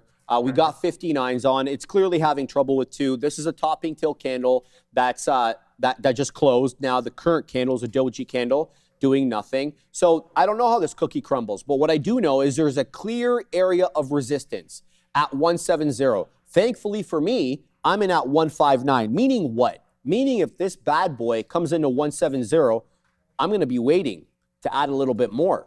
So let's see how this ends up dropping. Now, it may not even glance back at 170. It could come into 190 or whatever, or it could go straight line into 250. We'll see how this ends up going. 210 showing up. Looks like the bid was picking up there pretty aggressively. I just want to see where the sellers are coming in, because they're not coming in only at 18s. They're coming in at 10s here. And it looks like they're a little bit more aggressive, taking it below 10, 7s, 8s, 9s is where they're posting orders. So unable to see anything above 10 in the last little while. So let's see how HCTI goes. I was looking at hoping for a setup here on FGI because it's so volatile, and this could rip your face off both ways. There's a 10.5 area support here where I got in originally, and I'm I don't know if this gets tested again, because right now we're at 11. It's an unbroken downtrend on FGI, a symphony of lower highs ever since putting in that essentially 12 and a half. It's technically 12.48 high a day. And now we're at 11. But the wick comes in to 10 and a half, while the closing prints, for the most part, do hold up at 11. And that jives with previous area of resistance as well, especially if you look at that 1030 in a candle high. It wasn't 10 and a half, it was 11. We'll see how this goes. Oh my days, there goes HCTI into a new area high. It is a 230 high a day. That means we got the print at the $0.25. It is up 75%. This thing does not have a red candle on my 5-minute chart here. Man. Yeah, bro. It's all gas, no brakes, my man. Yeah, look at this, Joey. Since the breakout, look at this. I'm talking about the market. Something might have just stepped in. I don't have the Twitter thing anymore, so we're going to have to rely on posted CNTI, on that, right? man. So anything you see, let us know. Yeah. HCTI here, guys. As I mentioned, there are no red candles on this bad boy ever since 10:40 a.m. on the 5-minute chart. It is very strong. Let's see where this gets. Where's Bovin? Boom! Show me the money. Let's have some fun. That's what I want to see, man. There's my man with a great attitude. Shout out to my man, Bovin. Keep your eye out on HCTI. Yeah, all right, guys. So we posted right there at 36.50s. This is like my second largest position of the day. It flushes down on heavy volume, and then we get a nice little pop up. Listen, I'm giving this 5 cents. So I can't give it much till 45, so we're in at 50s. Even though it says I'm not in a position right now, I am, and it's very clear that we caught this fill, and I was like, whoa, what was that? So let's see if we get a sustained bounce. If not, we're going to have to get out of this one relatively quick. So yeah, just going right back to where we were before. We had that initial pop. I shoulda, coulda, woulda. Anyways, I was looking for some of the support system to step in, but the market really starting to come back in. There we go, we're out. We have to pay attention to those. So we take a hefty hit on some big time shares on that 5 cent, just using the low as our out. Let's send it over to the desk. Yeah, keep an eye out on Meta falling here a little bit. So Meta has joined the HBF consortium, that is the high bandwidth flash consortium, the specification of which has been released. So in August 2026, the first HBF spec that has been released, inaugural high bandwidth flash specification that has been published, and the consortium keeps expanding. Meta has been named in that too. Meta falling on that news. For that, Sia, and this is what I was looking at. So as soon as the Nasdaq failed to put in that high, man, oh man, that's okay. So we're back at. I'm gonna go back at 50s here. Take one more attempt on it, but you can clearly see that there's downward pressure. Trav, man, you hit that on the head. Maybe I should just avoid looking for the sustained long, just in case we have that continuous downward pressure from the market makers selling shares from that 225 marker, right? So they just keep hammering it. Let's see if we can post up here one more time. Listen, same thing, 5 cents. Let's see if it's going to get us once again. We're out at 45s. If not, we're going to be looking for a pop at least into 50, 55, 60s at least, so we can get a 1-to-1. We need a bigger move this time, Sharif. Why? Because we just took a 5 cent hit. So 15 cents would be preferable. That's going to put us at 65s, but you can see the continuous downward pressure. I think I might be fortunate if we do let that happen. But again, I believe we're in at a right space. Now it's up to the trading gods and whether or not we're going to allow this trade to work or not. All right, man. I tried to get back in for like a fraction of the size HCTI for a hold of prior bar low, which was 194. So I put my stop at 193. It failed, so I'm out. But what I want to point out here is FGI has a buyer in the mid 1080s, and that buyer has been there now for almost half an hour. Now, the problem is it's not giving you the higher high. Look, it's currently holding current support. The problem is it's a lower high trend. That could mean flat bottom break unless we can clear prior bar high, and we haven't done that. Let's go back to see it. An eye out on U.S., so it's falling a bit here. These comments are coming in from the Wall Street Journal saying that the United States is preparing to send the aircraft carrier USS George Washington to the Middle East to replace the USS Abraham Lincoln as part of a previously scheduled rotation plan, according to the U.S. officials familiar with the matter. Also, the Lincoln has undergone an extended deployment with few port calls, prompting lawmakers to raise concerns about living conditions aboard the ship. You have USO that's falling a little bit here, that had a major volume spike when this came out as well. And just that's the news. USO that's currently down 0.61% on the day. All right, well, that 1080 seller got clipped, but that 10.5 ended up holding. I'm not going to pick this up on a downtrend. On last week, I would have bought this on the downtrend. But what I've seen this week, you're not going to get me 4 days in a row. You got me 3 days in a row. You won't get me 4. So I am not buying FGI on this downtrend, whether or not 10.5 held up again. It is a downtrend. I will not buy into a downtrend this week. It is not the week for that. Last week, you could have bought anything, you know, within reason, and it would have spiked up like that. That isn't the week, right? And down goes Fraser again. Buyer at 75. I just want to see if this one loses 10.5. So I love that. Fool me, can't fool me again. That was the best line. Because you could just see, I'm talking about George Bush, of course, him just looking into the camera and like reciting in his mind. He's like, what was it again? And he's looking at everybody. He's like, maybe somebody in the crowd will help me out. Nobody helped him. And it was just like crickets. You got that SSE? The crickets sound there. There's my man. There's my man. So it was one of the best ever, man. So shout out to James or George Bush. Wick James, challenge Sharif. I'm not going to challenge him, man.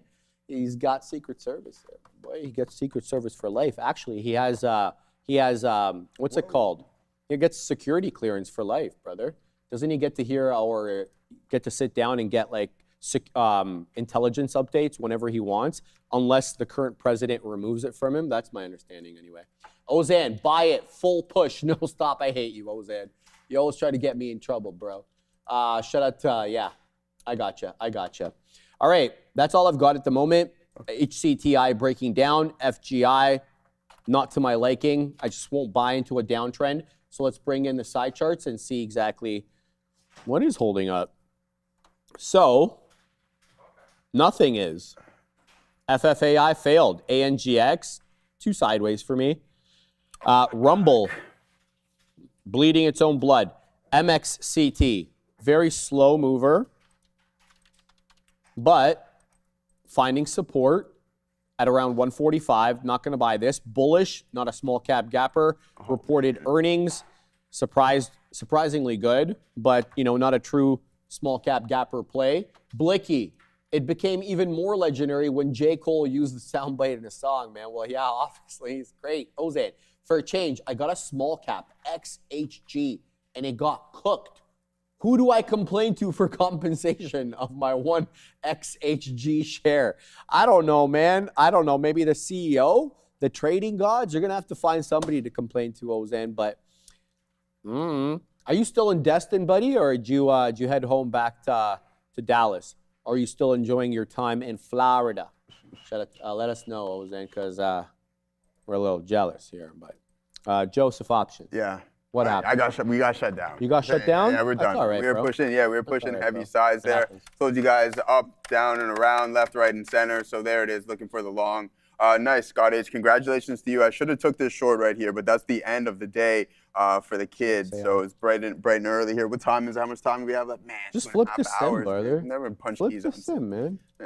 Anyways, aside from that, like this should have been the entry right here, and I was just like, all right, let's go. Let's see what we get now. Sure enough, it can snap back. So, yeah, I got back, except for I have no control over that. So, yeah, I mean, still a lot of time here left in the day. It is what it is. It doesn't bother me whatsoever. I could care less. Anyways, so here it is, guys. NASDAQ not looking too bad. I mean, the chip names are strong. It took a while for the short to happen. And I mean, if we just got out right here when we were supposed to, then I think the narrative of the session would be significantly better. But yeah, those strong downticks here and no rebound in NVDA as we push south of 225, just absorbing liquidity. So yeah, I mean, other than that, we can head over to our watch list and see what we got going on here now. Boom, boom, boom, APLD. I mean, this thing was on a big time run as of late. Trade Desk, CoreWeave, Reddit, Bloom Energy. Looking pretty good here today, especially off of that bounce, off of those lows. 31%. 31% to off this local low right here, Sharif. So not too bad of a look. Pretty well though, Joey. What are we down? And we're down 31%. Consolidation area and the fact that it just comes into there, holds a consolidation. Yeah, man, that's good. I like that. That's a good hold right there, my guy. So. Yeah, I mean, that's looking pretty good there. Planet Labs, do we even talk about this name anymore? 51, this thing's cut in half, 51% to the downside. Caterpillar, how's Burry Boy doing? Boy Burry, down 20%, so not too bad of a look. But, hey, listen, you know, I don't like to pour salt because, hey, things happen. But I don't know if he has a 210 average price here on NVIDIA. I don't know if he's averaging up or doing whatever he's doing, but you're $14 OTM on that one. So not too good. Maybe he's just going to continuously add, but I don't know if that is the best bet to do. But yeah, I mean, that's the end of the day. We won't be trading anymore for me. I'm telling you, just go into sim, brother. I'm all right. Why not, man? Oh. All right, above in. I don't mind this XHLD thing, and the reason is I want to make this point because you pointed this out to me yesterday, and you pointed it out to me bright and early. I was like, Bovin, look, you know, this looks flat top breakish, ascending wedge pattern, right? You've got that accumulation with area highs going into about 475, and then it flat top broke. So today it doesn't look as appetizing just because the volume bars are a little meek compared to yesterday's volume bars. And, you know, look, I can look at a chart, having done this now for almost 7 years, is I can tell you immediately whether this is doing volume or not, just based on the way the candles look on the chart. And this one is not doing volume. But I do like the chart pattern, Bovin. And that's the thing. I do like these higher low patterns into that flat top. Now, the flat top to me is between 580 to 590, closing prints in the 80s, topping tail candle in the 90s, right? So that's what I'm looking at there. I do like that. Shout out to my man Bovin. But I'm also keeping a close eye here on FGI. Oh, wow. Thanks, Chester. Wow. Oh, shout out to Chester. Chester, thank you. Here's what I'm seeing. I'm seeing a lot of bottoming tail candles form on FGI, and this one feels like that 10.5 level is the real deal. How many times are we going to bottoming tail candle off 10.5? The problem, though, is we're just not putting in higher highs. You're like, okay, well, this candle technically is now, right? But not by a lot. All right, let's see if we can get above 11.5 here on FGI. If we can, I'm going to get back into this. 1138, 1140. Let's see what we get here. I'm going to get into an entry-level position, small position here, with a view to adding more above a decisive 11.5 take. So that's what I'm going to look for here. 32 seller. Let's see if we can possibly get a move above an 11.5. So FGI, the one I'm involved in right now, got to tell you, though, small size until we decisively clear 11.5. 40 showing up, seller at 40. Let's see how many shares he's got there. He just got killed. They killed him, Joey, into about 47. Looking for a move above 50. Look at the tape really pick up as we get close to that resistance level. Into 63 it goes. Taking profit, 71. Looking for 80s here. We're going to post at 82. Let's see if this fails. And then I'm going to actually post above 12. We're going to go 12.15. Down goes Fraser. It's going to limit down, isn't it? All right, right back into 40s. Is this an opportunity for me to add? That's a thing. I don't think so, though, man. Down, look at this, losing the bid entirely. I'm going to hold this. Into 11, still a higher low. See if this holds up into 11 or into 10.5 because that's a level. Let's put some orders. Let's put some orders at the third of $1 as well. I'm going to put high thirds here. Right back up into 25. Big seller at 25. My order didn't fill because that monster seller was there. They killed him. Took out that seller. 30s now showing up. Looking for a move above 30. We got 33s posted there on the gateway, giving me an 11.17 cost basis. But there's a seller at the third of $1. We took out the $0.25 seller. Couldn't take out the third. They killed him again. There it is. Good move above the third. Now looking for half. So that's what we're looking at right now, Joey. FGI, I mean, really, it's the only one that I can keep an eye on here because everything else is either breaking down or just not doing volume. All right, you want to try one of these? They're pretty good. What is that? This is good. It's a peach. I mean, sorry, a mango. So yeah, I mean, there it goes. Things turn around, right? That's very, very good. I wonder if I think they sell those at Dollarama. If that's the case, uh-oh, I'm in trouble. So here it is, 42. We tried again, man. 3 attempts on this. Probably should have gave it up or be a little bit more patient. But it is what it is, and you make the decisions. And when you make your bed, you gotta sleep in it. Here it is, 36.40, try again. It gets the 3 pop, man. Just pushing too heavy with too tight of a stop on these. It takes price to turn around. It takes price a little while to turn around. So, yeah, tough look there. Let's head over to our scanner. Shreve's got the small caps on lock here today. We'll take a look at some of the larger caps and see what we got going on from a volume standpoint. SNXX, traded 2X long SanDisk ETF here, going from $11.21 all the way up to $15. That's 33%. Where's my guy iGrow, TSLA? Are we at $10 yet for you? No, not yet. Man, see, that's the thing. And these things take forever to regain any form of like, again, they get hit so heavy. Yeah, all right, of course. They get hit so heavy, and then sure enough, when things start to look right in the actual underlying asset, they take significantly longer to recover. So here goes this. Good times over here as we run right into our targets on this bad boy, 20 cents, just like that. So the stock does recover. Got to be patient and wait for those bets. What's up, Ram? Hope you're having a good day. Where were you when I needed an advo? Oh, where were you now that I need ya? Here's K-Web. K-Web to the downside here, Sharif. It was funny. I was actually thinking about this name, 36.55. All right, man. Now we're just starting to rub it in our face here. A couple of attempts. Yeah, not very good there, Sharif. Bang. Shebang on that one, 36.40. Now printing 60s momentarily when we're going to wait for our target.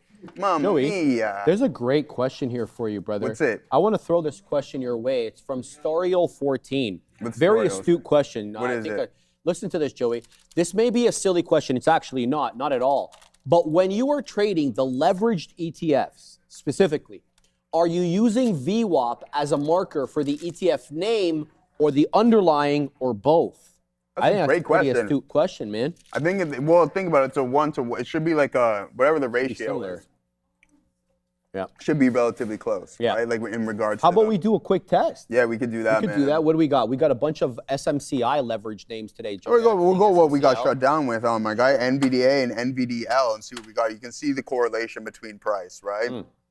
So, I mean, it's roughly around the same thing. So it's not going to change. So NVDL, we'll go NVDL up here as well too. So you can see kind of how the comparison there. So yeah, same thing on both of them. So it is a really good question. But it is. I thought it was. Yeah. But and I know just from my own experience that they're pretty similar.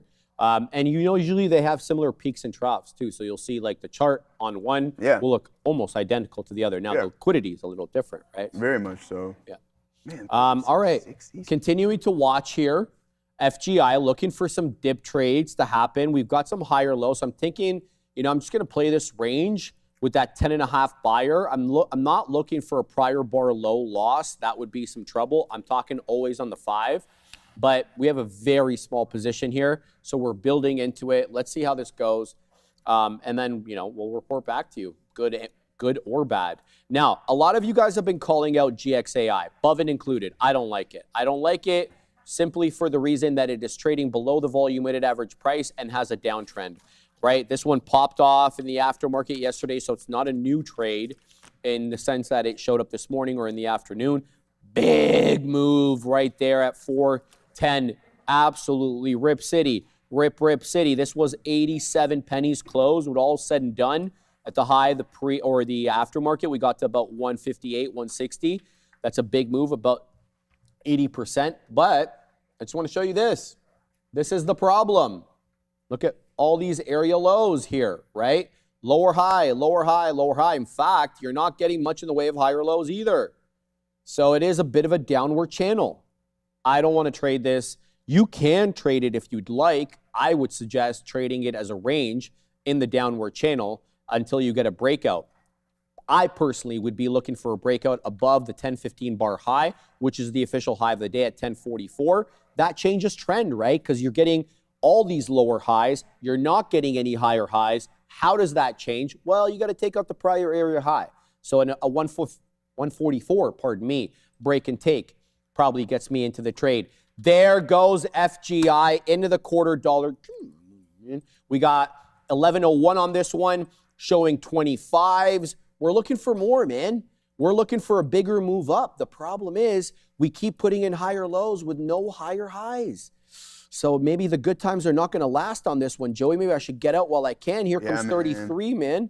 We're going to wet the beak here since we've got some shares on this one now, right? Because we got a nice little dip trade there in the high 10s, but we're not out of the water because that 33 print that I had waiting there has gone unfilled multiple times, despite the fact that the ask shows 33. But every time it moves up into 1133, for whatever reason, the spread opens up bigly, as this guy would say, right? And, you know, clearly there's somebody selling up a storm at 11 1/3, which is putting a damper on my long party over here. So let's see how this cookie crumbles. Right on, as Mr. Matthew McConaughey used to say. Yeah, now you sit on top of this. Guys, you can see there's a clear resistance zone, so hopefully you guys have the ability to hold on to this a little bit longer, because I figured that the snapback would happen, just timing was slightly off on that one. Now, as for that bull, I'm sure we got to get we'll hit the... Wow. A Tesla. What is that, by the way? It's just like what they do now in like all the memes and stuff. Is it actually? Yeah, it's just like, psh, yeah, it's like, bah. Love it. Yeah. So when you put it, when you have like a crazy take, you go, right? You know what I mean? And see what's going on with that one there. Clean Spark, Shreve. I don't know if you're a shareholder of this guy. Yeah, CLSK. I don't know. One of the better ones in 25, if I recall, right? Still down 37% off of the highs, man. but. Fabian, I need the smash. Like, you know how they have the fa and then the bang that they have in it? It's like, dude.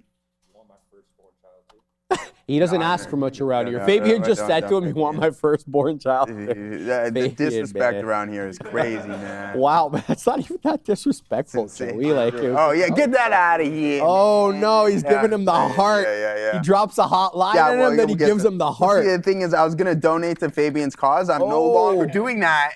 How about like the people who are gonna benefit from Fabian's cause to just do it to spite Fabian? Yeah. Come on, Joey. Boom! We're $1 in the money, man. Here we go on FGI. Into 1188 it goes. We got 1088. Now I'm waiting north of 12. Let's go, Bovin. 80 seller here. We're looking for a breach of 12. We've broken trend, ladies and gentlemen. We've breached prior bar high. We just need a decisive clearing of 12. That has been the resistance level on the day. I'm waiting on purpose north of 12 to test liquidity options, man. Here comes 1194. We're looking for that. I think I'm waiting at, you know what, man? I'm canceling the order, man. I'm putting it above high a day like a psycho.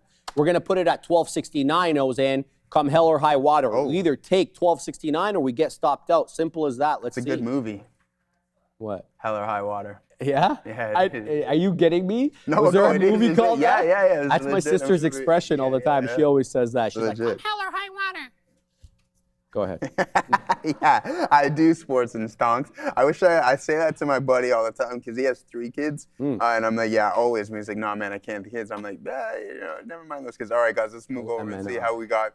It's been a lot of fun here so far today, regardless of what some of the outcomes may be. We're going to be rocking and rolling. And tomorrow is Friday, just in case you didn't know, Sharif. JP Morgan, also, if you weren't aware, on the fact that JB Morgan, I do believe, hit all-time highs once again this morning to $366. We'll hit the stone cold on that one. Yeah, we just been fortunate to be buying this. When it was at a 20% discount, I'm like, what the is even going on here? And then Goldman Sachs and Morgan Stanley were outpacing it. I'm like, oh, that's not good. What's going on here? Not good, Joey. Yeah, I know, because we had a lot of issues going on with private credit. But I'm like, you know what? I did a little research on it. I'm like, you know what? I'm not as worried as some of the stream maybe. And then sure enough, we've seen that displayed. We're getting that 112 hold. We're up to 115 here on Walmart. So Walmart not doing too bad, even though slightly negative here today. Costco or Walmart here. Which one would you guys prefer in your long-term portfolio? Still not getting that split. We were up to $1,100, and there's no talks of that. So I wonder what's going on over there. Get more retail involved with Costco, even though I don't think it would be one of the more liquid names, to be honest with you, and not very commonly traded. Just like Netflix. Netflix was hot for a couple of days. It was hot, then it's not. I think Sean wanted to make that a new. Check the website, Shreve says, on this one. Down 30% from that pivot alone. But then if you zoom out a little bit here, now we just slow things down a little bit and see what we got going on. Let's make this a little bit bigger. Our boy, who was it again? I can't remember his name. Who was buying some here bright and early this morning? 43% still to the downside. Listen, I do believe there is some upside movement within Netflix, but again, Sean brought to the point that like, hey, it's getting to be a really crowded space. Now they do have live sports. I believe Jake Paul's MVP merged with the PFL, so you won't have the single MVP promotions. PFL, I believe, already has a deal with DAZN, so I don't know how that's necessarily going to work in regards to Netflix. Maybe they won't have any more Netflix viewing, but some of the boxing matches, Zuffa isn't on there, but some other of the fights are premiered on Netflix, which is pretty good. I think it draws a lot of eyes, especially those big name fights, the Mike Tysons, the Jake Pauls. I believe the Canelo and Crawford fight was on there as well too. So live sports definitely doing their wonders. As for content, I remember I was reading this article a while ago, and it was in great debate the fact that, hey, should they be releasing full series like 7 episodes or 5 episodes at a time, or should it be that weekly basis? Personally, I don't mind. I like, obviously, the initial one, just release everything all at once, but then what happens is people chew up your content too fast, and if you don't have plenty of things in the pipeline, then it's just people slowly start to weave off the platform. So other than that, and there's other disruptive services that we won't mention here in regards. We're not going to mention them, eh, John? With the I, it starts with IP, ends with TV. It's crazy, no? It's just, yeah. It's like on the border there. Yeah. You know what, man? What's up? I don't feel bad. Why would it? Why would? What? The telecom companies are some of the biggest thieves. Are you supposed to? Well, no, it's serious. That's a genuine question. Market, you know, whatever. Let's see what C has to say, and then we'll come back.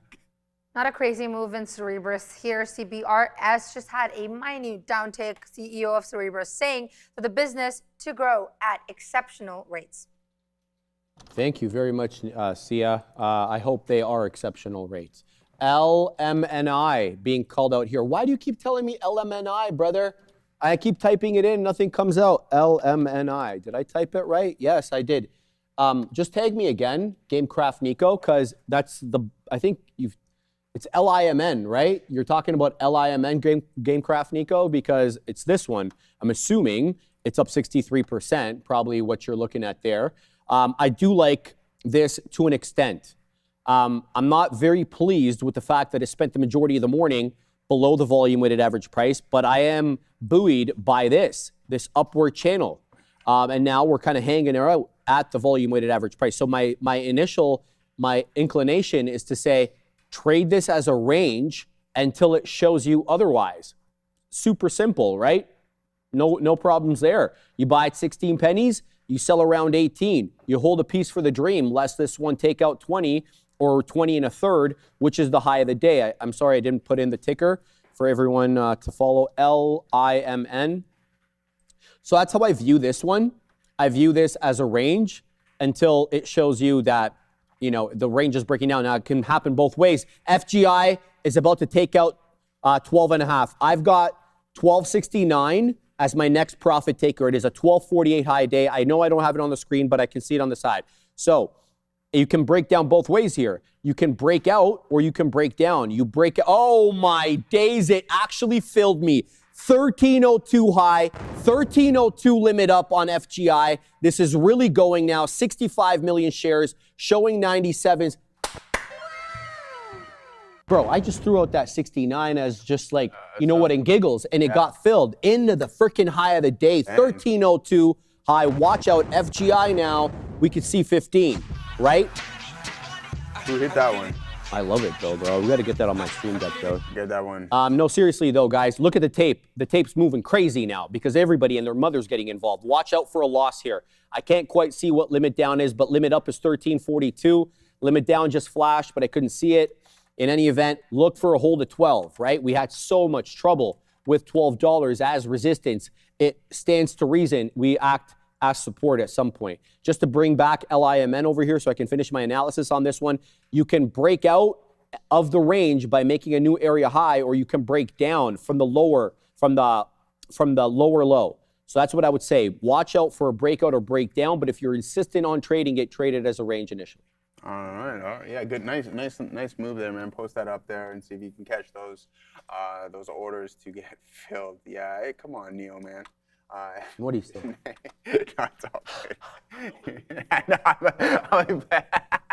Yeah, it's great. Dude, it's crazy, man. Neil, the day I offer 68, I want to get fired. Whoa. From here. If I don't offer at 69, just show me the door, man. Show me the door, bro. I quit. Weekly, yeah. Oh, you quit, man. That's crazy. CrowdStrike. What is PanW doing, Sharif? Well, I don't know. Tell him. What did you say this morning? Well, it was almost at 400, brother. Oh, 391. Oh. Man, 398. Yo, it's synchronized eyeing. But it is. We're man. good. That's what happens. That's what happens. That's what happens when you own stock. We're having a good time, guys. Yeah. I hope you guys are having a good time with Everyone's us, having- obviously, right? You know what day it is, right? What is it, Joey? It's Friday Junior. Friday. I do like that. I'm gonna steal that. You never I'm gonna heard steal that, bro? No, I didn't, bro. I've never heard of Friday Junior. That's What, like, crazy. should I just shut it down? I thought here? I Just thought go I home? lived under a rock. Anyways, what do you- Oh my days, Go Joey! on now, let's 1351, go. my boy. This is going, guys. But did you guys see the drop? Pop, shut him down, open up shot, man. Oh. 1351 high. It drops immediately below 13. Guys, this is the one here. It's picking up. The volume is there. We're likely on the way to 15. Trade it carefully. You can get killed trading this one, right? Killed Yeah. is crazy, man. I don't have a tendency at all for hyperbole, right? I don't. It's over. It's completely over. We're having a good time, Joe. 1480 A triple plus says Oh. The Rock. 1710. What's up, Fabian? What? It's Jover. Jover, yeah. It's that's Jover. Jover. That's what someone said yesterday. It's Jover. Hoax, bro. I like that one. Joey, oh my Lanta. Here goes FGI, guys. Guys, this could see 15 pretty quickly. So if you're thinking 15 here, as am I, you're probably going to have to jump in soon because the bid is on. The bid is on. It's quite aggressive. It's a new high a day. There's a 68 seller. Into 88 it goes. Wow. Limit up is 1397. So FGI is him, her, and everything else right now. Watch out for a loss of 13. Here comes a new high a day into 89. My suggestion is you buy in the pullbacks here for a move above 14. So I'm going to flip to the 5-second chart. 1397 limit up here on FGI as it gets into the high day options, man. I just need to concentrate for a little. Yeah, man, do your There thing. goes 14. SanDisk up 13%, guys. I really do believe this is a good opportunity. If you're looking to get involved with some of these memory names, it's just waiting for this pullback now. Just with such strong sessions, I believe just considering we were cut in half at one point from peak to this local low, even more than that, 57%, closer to 58.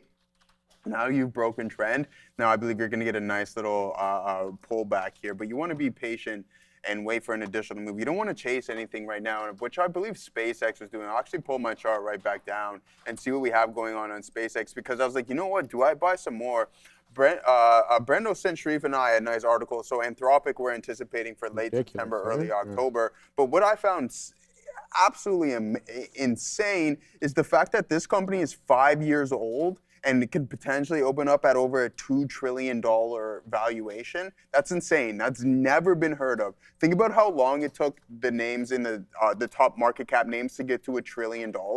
Like Google, Apple, NVDA, Microsoft, all the $1 trillion names, like decades. And these guys have done it in 5 years. Double that is absolutely astonishing in my opinion. I can't wait to get involved with it. Are we gonna go be buying some in the long term right out of the gate? I don't know. I want to get a little bit more detail leaning into the IPO, which can tell us a lot what it is from a subscribe standpoint. But like we've seen in SpaceX, is that there might be a couple of days of just flat out rallying. And if we know from a monthly active user standpoint, OpenAI, ChatGPT, 1 billion. Gemini has 1 billion across its ecosystem, and Anthropic actually, in my opinion, has the most room to grow because last time I checked, it was sitting around 300 million monthly active users. I'm sure that metric has changed since then. I'm going to figure out right now, but let's send it over to the desk. It's happening now, and then Neil with his lesson of the day. Get it, Neil.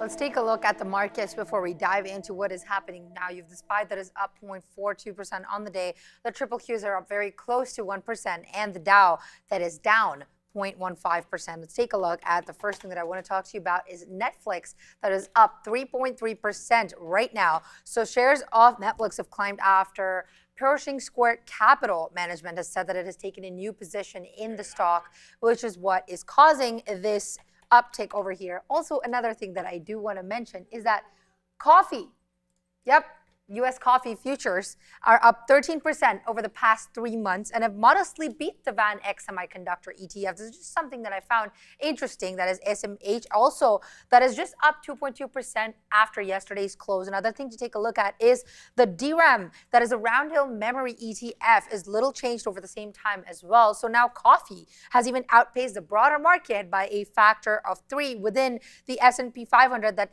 has advanced 4.1% since mid-May. I just thought this was something cool I could just bring to your attention. And now, before we go back, let's send it to Neil for the lesson of the day. Thank you, Sia. There's going to be 2 of them because one of them is unavoidable, Hertz. But the first one is going to be all about, we say patience, discipline, all that. Patience and discipline don't just mean that, oh, I'm getting out when I have to, I'm adhering to my stops, and I'm sticking to my plan. It also comes down to like your entry points. Because every single time I got stopped out of IBIT, I was listening to my plan. I like the short. I'd be back into 36.25 or 36.50. Yesterday was double barrel 36.50, and then the short was actually off 36.5. So that's the area I'm looking at. And the problem is, I love that VWAP entry point. And really, can't take the VWAP entry point because before any trade is entered, and everyone does their thing their own way, but you'll pretty much never hear or see me enter a trade if I'm not telling you, oh, I'm getting in here, I'm out there. And if my out is at the high, just taking it because it's starting to lose VWAP, like it wicked VWAP and then held underneath. The problem with that is I can take that shot, but I just got to find a tighter stop on it and take another trade.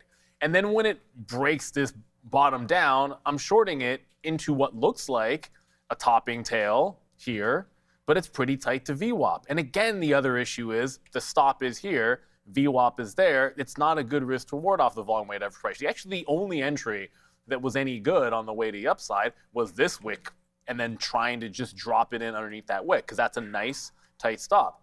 And what it amounts to is, for myself, 1 for 4 and basically close to flat on a trade.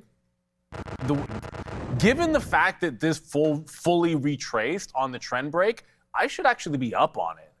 Because if I find that entry here or just don't take it till the top, if I don't enter until this is challenging tighter, then I'm saving like half of the loss on those. And you're positive on it. And the other thing to consider is, well, if this is the golden zone at 36.25, then every ounce that you're farther away from that in an uptrend is a mistake, regardless of how it ends up, right? So it'll make the full retracement, fair enough. And there's always the other way that you could play this. Like if I had just been, every single time I was eating lunch there, so I'm kind of choking on something. If every single time I got into the short, as it got closer, I just doubled up the shares. That's one way to always make sure that if eventually you're holding it, you win. I don't really subscribe to that because what it means, like if you go 1 for 4, but you're just like this here, if that's 100, then that's 200, and then that's 400, and that's 800, then when you eventually win, you won't even need it to get back all the way. You'll just be green. What I don't like about that, if it blows through your price, you have like maximal loss, which I don't find to make sense. I want to try to find a way to work myself into what is always the same reasonable position with a good risk to reward.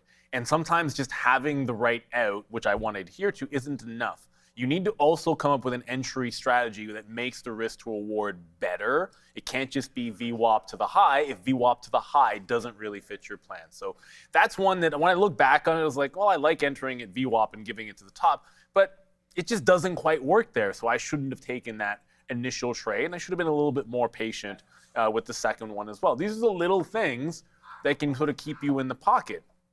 The other thing I have to get to is if you were following in the morning, then you might have heard us say the story about Ackman coming out of Hertz. And at the end of the day, if you don't have a news source that was real time, maybe this doesn't apply to you, but we do, and we did. We've got a DARA, and we can listen ourselves.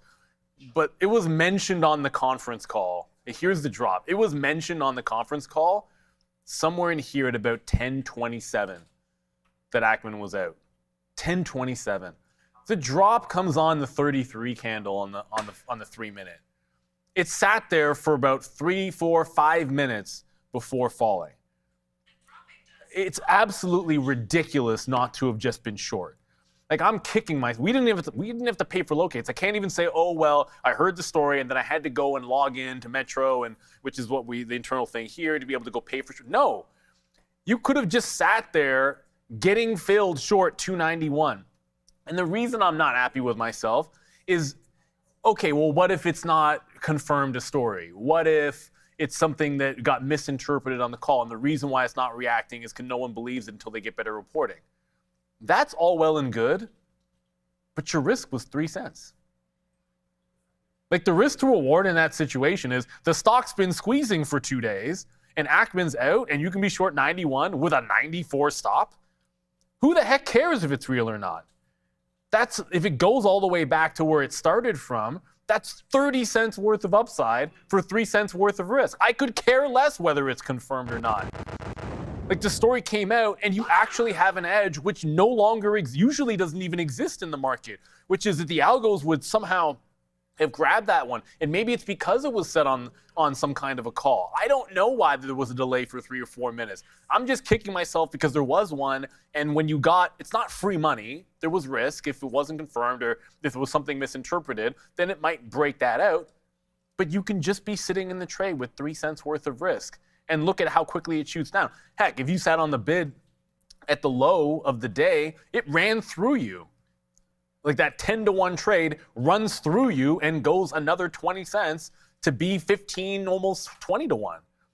Like, just falling knife. So it's one of those situations where it's probably not going to happen very often, but if you ever find yourself with that kind of an edge, you take advantage. I've done it before. I might have told the story before. I was sitting in the pre-market, and I saw a news report of this small company. It was about $2.50, forget the name of the stock, that was going to be bought for near $5 cash.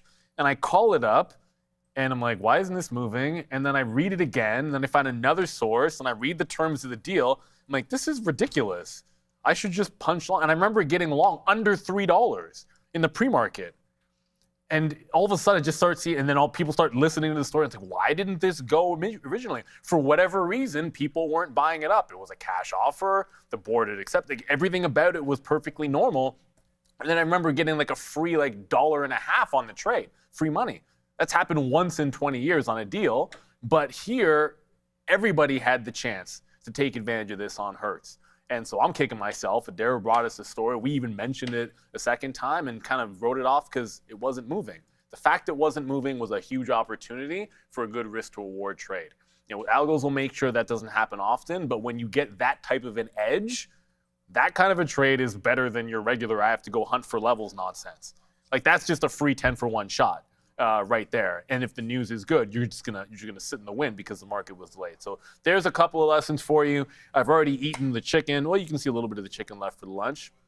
A little pasta, and then I don't know. It was like a herb spiced grilled chicken. The vegetables are delicious. Little peppers and zucchini in there. So yeah, it's a solid lunch today. Pretty happy with it. Good luck. The Nasdaq is bouncing off the volume weighted average price. Hopefully get back to those highs. We got a 1% day, despite the fact most of the earnings weren't even that great. So you guys go back to the midday. Sharif, get them on those small cappers. And apparently, Sharif will always offer out at 69. They'd fire me if I didn't, right? Like, I know, just be like, go home. VinFast reported strong, very strong Q2 momentum, guys, delivering more than 70,000 EVs globally. That is up 96% year over year. And the first half deliveries alone reached 129,000 vehicles, 78% year over year, reinforcing, of course, the company's growth trajectory across its expanding EV portfolio. And by mid-year, they'd already achieved approximately 43% of both their 2026 4W and 2W delivery targets. That puts the company firmly on track across both growth engines. You know what the indicator is? What's that? It's the Neil Roberts indicator. I've seen a VF8 on the road. Well, you saw the VF8?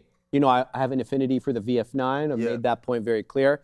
But the Neil Roberts indicator is he saw VinFast for the first time yesterday. And then bang. He's timed punch, baby. For the first time? First time. Oh, wow. Well, on the road, I'm sure he's seen them before, but. Seen a unicorn in the wild, my guy. Oh, what is this? Oh, man. No. Cutting 28 inches live for Angel. Whoa, why'd you switch that up? Back. We were just there we go. For Angel Hair for Kids by August 28th. We have already made, we've raised, one more time, Assassino, $872 of $5,000. Guys, in case you're wondering what I'm talking about here, we are talking about Fabian. The Chilean Nightmare, as I call him. He's one of our production crew members here, and he has the best hair, bar none, in this studio. And he's going to give it all away for charity because that's the kind of guy you actually that he doing is. It this time, Fabian? Look at this guy, bro. Do you want me to bring the clippers in? You want to fade, or what are you thinking? What do you want? Yeah, I could do it for you if you want. Do you know what hairstyle you want to take on after you cut? Just shave it all off? Yeah. Oh, I definitely got you on the shave then. Hey, I like that. Sure, but No, but this guy, man, he's doing it. It's for a great cause. Fabian, you want to talk a little bit about the cause? Here it is, brother. and put that mic on. Yep. One, he's not me, man. Yeah, so the cause is basically they make wigs for children that are like going through different health difficulties. For sure. And I just imagine being a kid and being bald. Like Joe understands it right now, but like,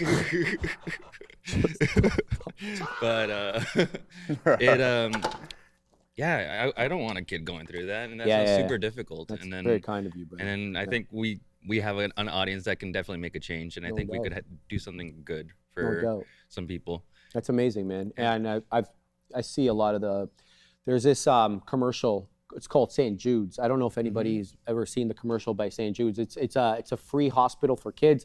It works entirely off donations.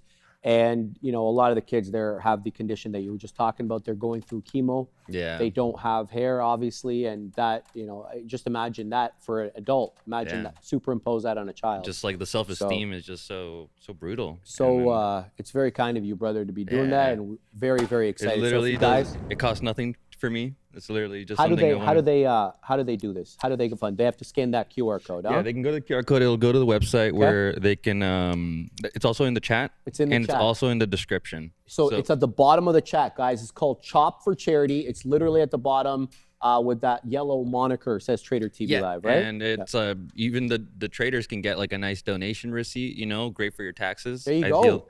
This guy's already 100%. So another incentive for. He's like, there's something in it for me. I love this guy, man. This guy, watch out for this guy. Why, man? That's definitely great. want to say thank you to all the people that already have donated, and I look forward to more to come. Thank you so much, Fabian. Thank you for giving us the information behind that. Not to shed light on obviously something that's very serious, but I like how Fabian emphasized how it's just destroying of the self-esteem, and it's like it's brutal.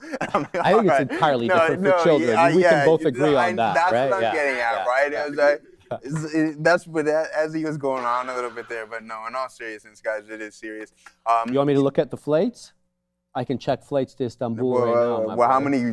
Well, I don't want to know the number, bro. It's NVDA shares. How many? NVDA shares. You want to know how many NVDA shares? Let me find you, we'll bro. I determine got if that's you. going to be worth it at that point. All right, guys. So I wanted to touch on here momentarily what we were talking about before we get back into some of Sharif's trades. Now, Anthropic. This is going to probably be this is definitely going to be the second biggest IPO, probably next to SpaceX, but from a valuation standpoint, it can open up significantly more valuable, okay? But this company has 200 to 245 million monthly active users. That's a fifth of what we're seeing in Gemini and ChatGPT, okay?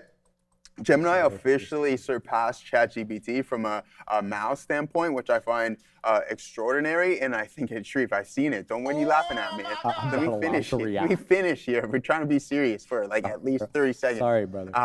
And then, all right, it's done now. I lost my train of thought. Man, come on. Don't blame me, man. I'm sorry, man. I got it back here now. No, in all seriousness, so if we're going to be looking at a runway, we know that Anthropic dominating from an enterprise standpoint. But if they gain the average user here and they go to 500,000, even close to 500 million and 750 million, then I think it's a completely different landscape. This technology is most definitely changing how we operate from our day-to-day standpoint. So yeah, I really like what's going on here with Anthropic. Yeah, and Dara asked me this morning if that would be an IPO that I'm interested in. I'm absolutely interested in that. In the same way that I was interested in SpaceX, and Fabian very much interested in it as well. I think I'm going to buy that pretty aggressively. I like how that company is being run. I don't agree with everything that they do. I don't like the reg capture kind of approach that Amadei has taken, but nothing's perfect in life, right? You're not going to get that perfect company that does everything that you want. And so I think that they are the best in the business at the moment. I'm using them consistently. I have just so many different, what I call experts. So a lot of it's prompt engineering too, right? So I have a wellness specialist. I have a diet specialist because I have this aggravating foot condition. I have a foot specialist. I have an astrology specialist. I have a travel specialist, a hair specialist, a real estate specialist, and one for my old man's health, right? And I've tried so many different models for all these things. I've done the same thing that I'm using with Anthropic now on other models. None are as level-headed. None are as, just more human-like in their response than Claude. And so, I'd love to say Grok is the best. It's not. It's not. At least maybe the new one is, but I haven't had a chance to use it. So we'll have to wait and see exactly how that comes out. We know though that they are targeting an early October, late September IPO. Yeah, a little bit of an echo, Fabian, on that. To jump in. Uh-oh. Money, money, money, money, money, money, money, money. Here, he's in the house. He's in the house. Big smile. Big spile. He is big style, Burdette. He's graced us with his presence with a $10 super. That's cool and all. Yeah, that's great. That's cool and all. Chilean sea bass, but we all know Fahad. Who? If you don't like the video right now and subscribe to the channel, I might dunk on you. That's Fahad. That's Feifei. We all know that Fahad did the hair grift also for Chatla first. This guy, he's showing his age there. He's showing the fact that he knows the show so well. Happy birthday, Luca, which was another kind of running gag on the show. Also, thanks to PD Pablo for the news. Who's PD Pablo? You don't know PD Pablo, bro? From the Southern rap and stuff like that. He's great, bro. Of course. I don't have no idea. Shout out to PP Pablo. I'm kidding, of course.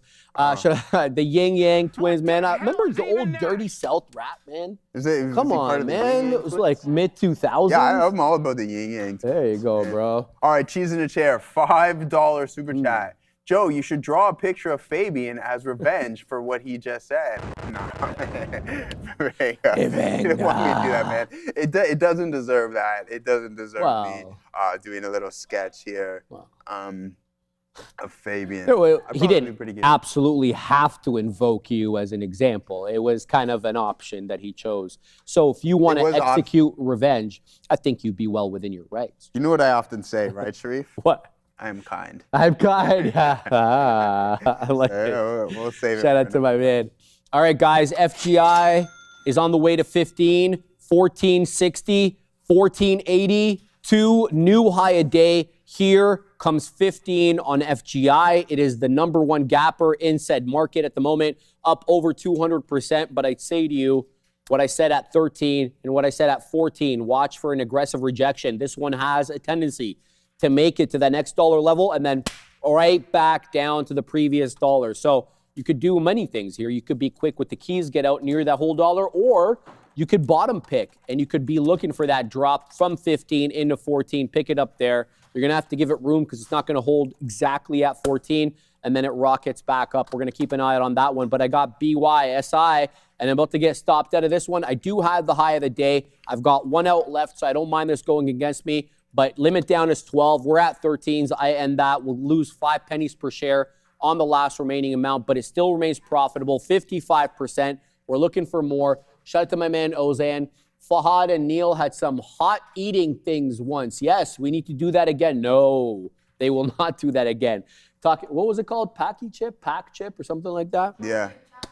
Yeah, it was you missed it, Sia, because it was like a couple of years before you got here. But Neil, Sean, and that guy that I showed you on the video there, that was Fahad.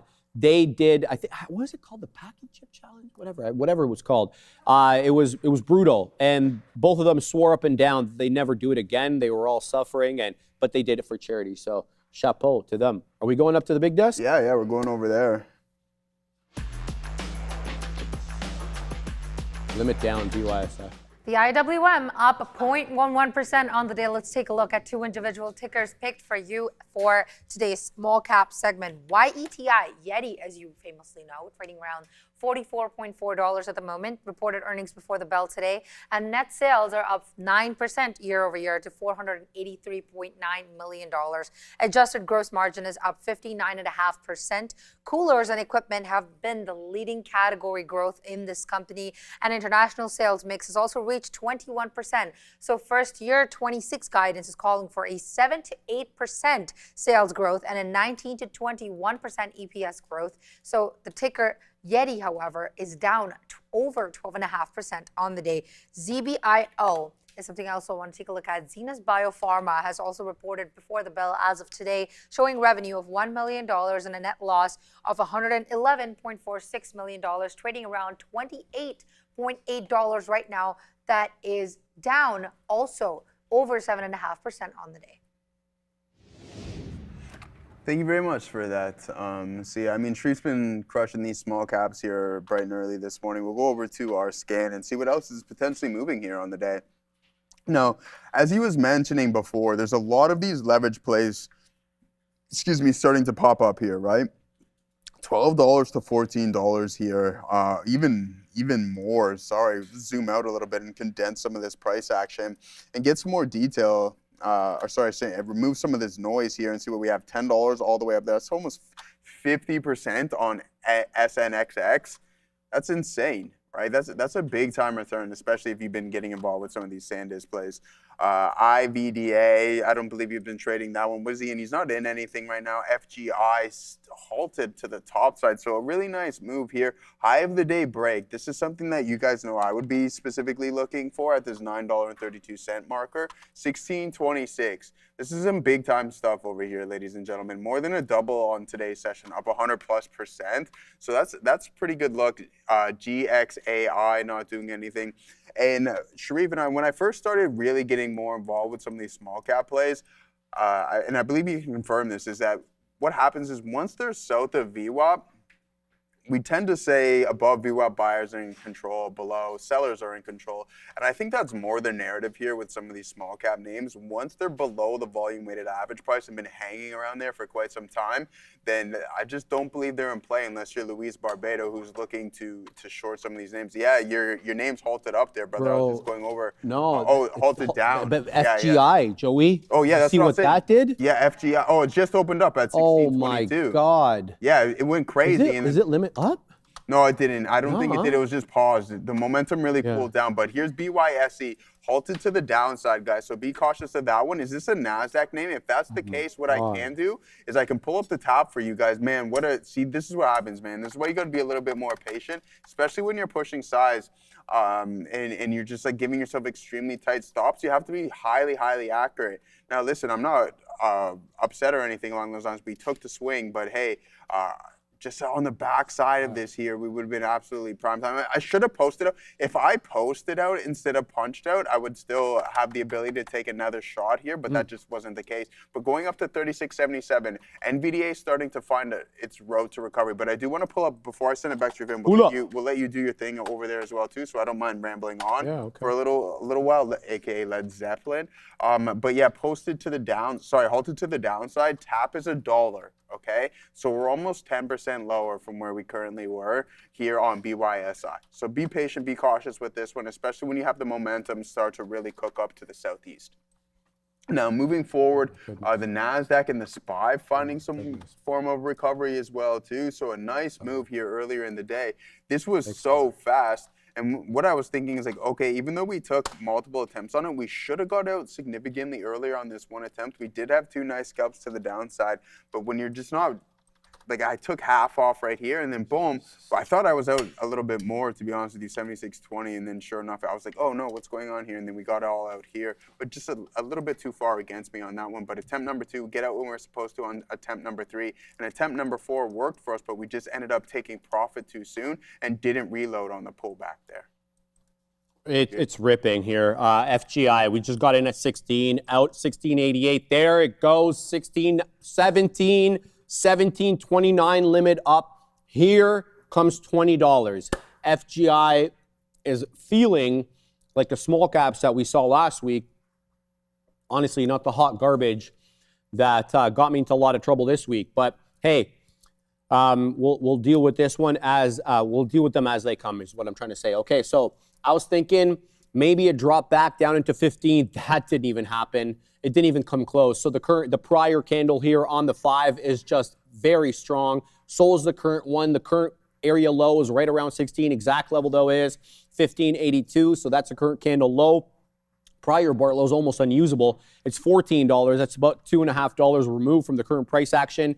So let's see if we can clear 17. I don't know if it's a straight beeline into 20, but my spidey sense and my bias, just honestly, is yelling 20 here. So let's see how this ends up going. Limit down and just flashed as we drop down into 16. Now, it is turning into a topping tail candle, so you need to worry about the loss of the current bar low, which is why I gave it to you, 15.82. So keep that in mind. You don't want this candle to go green into kind of a topping tail candle that's green into a hammer candle or an inverse hammer candle that's red. That's not exactly what we're looking for here. 16.65, the current price, 17.25 high Zion. Bovin, FGI had good news in earnings. It's on super fire. FGI, yeah. You know what? Honestly, Zion, I know that I should be looking at that. But with these small caps, I just feel it's so much less important.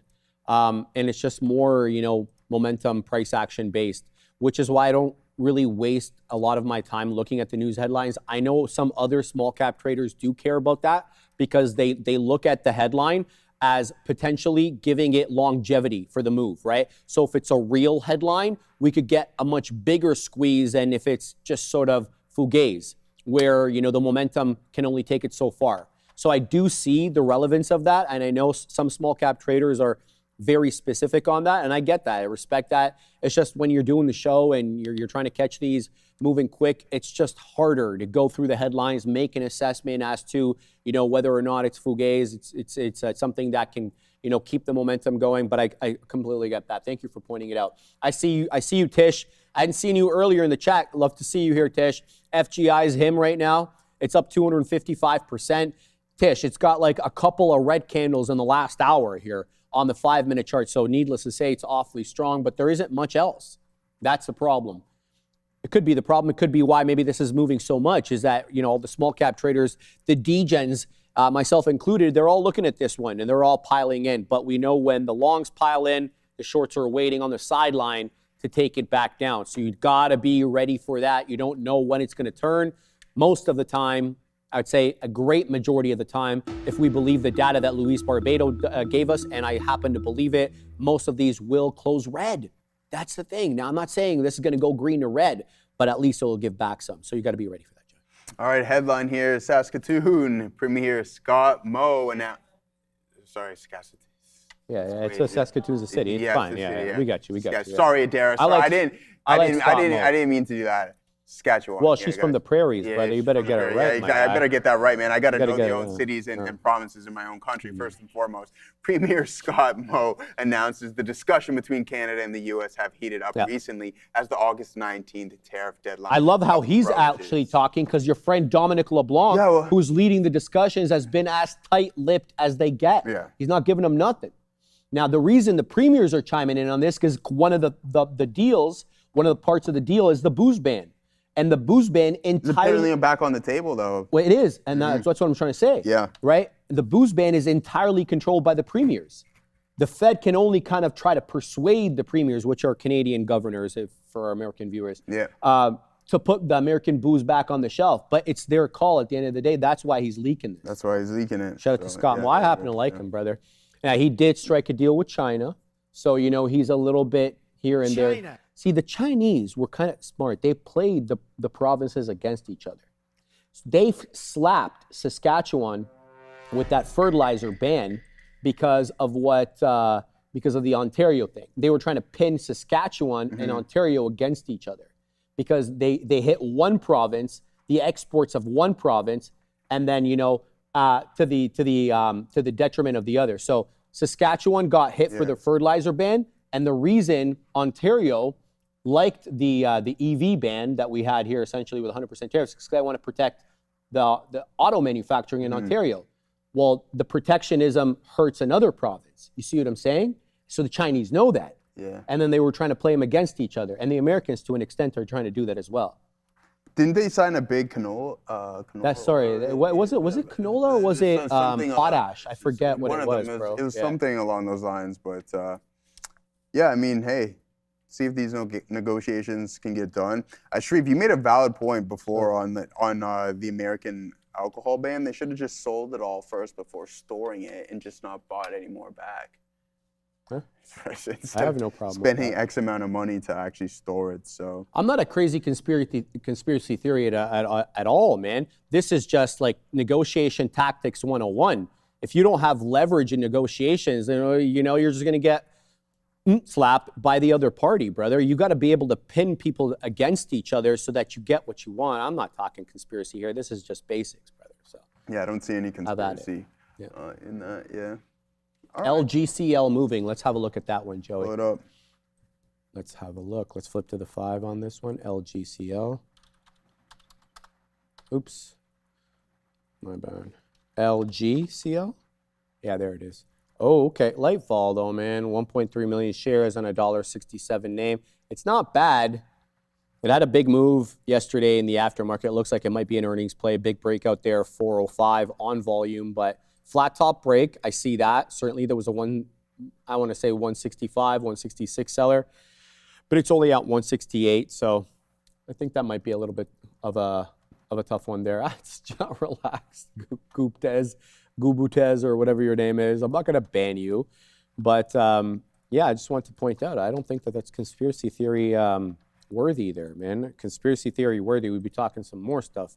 But I think it's just basic negotiation strategies, man. And obviously to the detriment of Canada, the Chinese using that strategy, of course, but can't expect them to want to benefit Canada without getting anything in return. Yeah. So I'm continuing to watch FGI here. It's having a lot of trouble clearing 17, even though 17.25 is the high of the day. There's a general seller here at the $17 level. It's a bit of a range now for the last, I want to say, almost 10 minutes. 16 support, 17 resistance. How this cookie crumbles, you'll have to wait and see. But you know, when you get this close to 20, you start thinking 20, right? So. Yeah, I think that's going to be one of the next targets there. So we'll keep an eye out on that bad boy.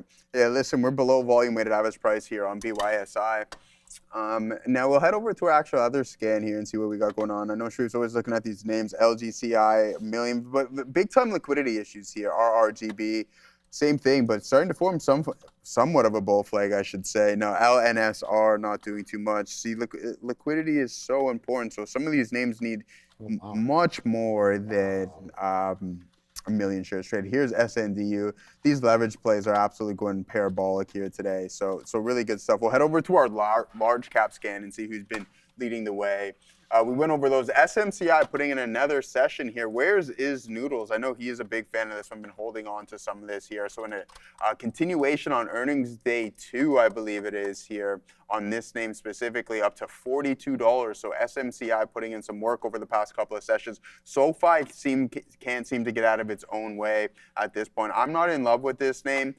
Nimrod and I were talking about it. I'm like, you know what, man? I just don't know.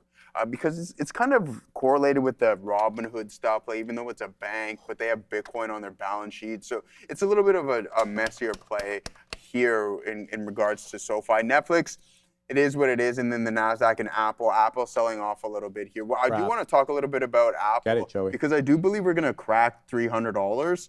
With that being said, we can take a look at the options chain to see if there's any large amounts of supply on a couple of weeks out expiration cycle. Tell me where you see support on the options chain. Is there anything at 290? Well, that's what I'm like, 295. There's 295. some 300. I figured there'd be some. But we'll go a little bit further out to see if there's any larger size. Yeah, 300 has the most amount, so I wouldn't be surprised if you have something relatively close. I mean, you're only $3 off of it at this point. I wouldn't be surprised if you do get a little bit below it, but then immediately bounce right back here in AAPL. Unreal price action here, guys. We got in at 17.25, out at 18.5, and there goes 19. Limit up 19.08. This one hasn't halted. So the limit up was 1880 something, and then the timer on the halt perimeter reset, it just rocketed up. There were so many buy orders. Here it is in another halt perimeter, and it false halts again. I'm telling you, this one hasn't halted. I saw one maybe halt earlier on, 10:05. There it goes again as the halt perimeter resets, 1932 limit up. It was 1908. Told y'all we'd probably see 20, man. That's just the way these ones work. Or you do this for a long time, you kind of just get the hang of it. 1932, limit up. Keeps going into the halt parameter, keeps coming out of it, I'm assuming because a lot of people are taking profits.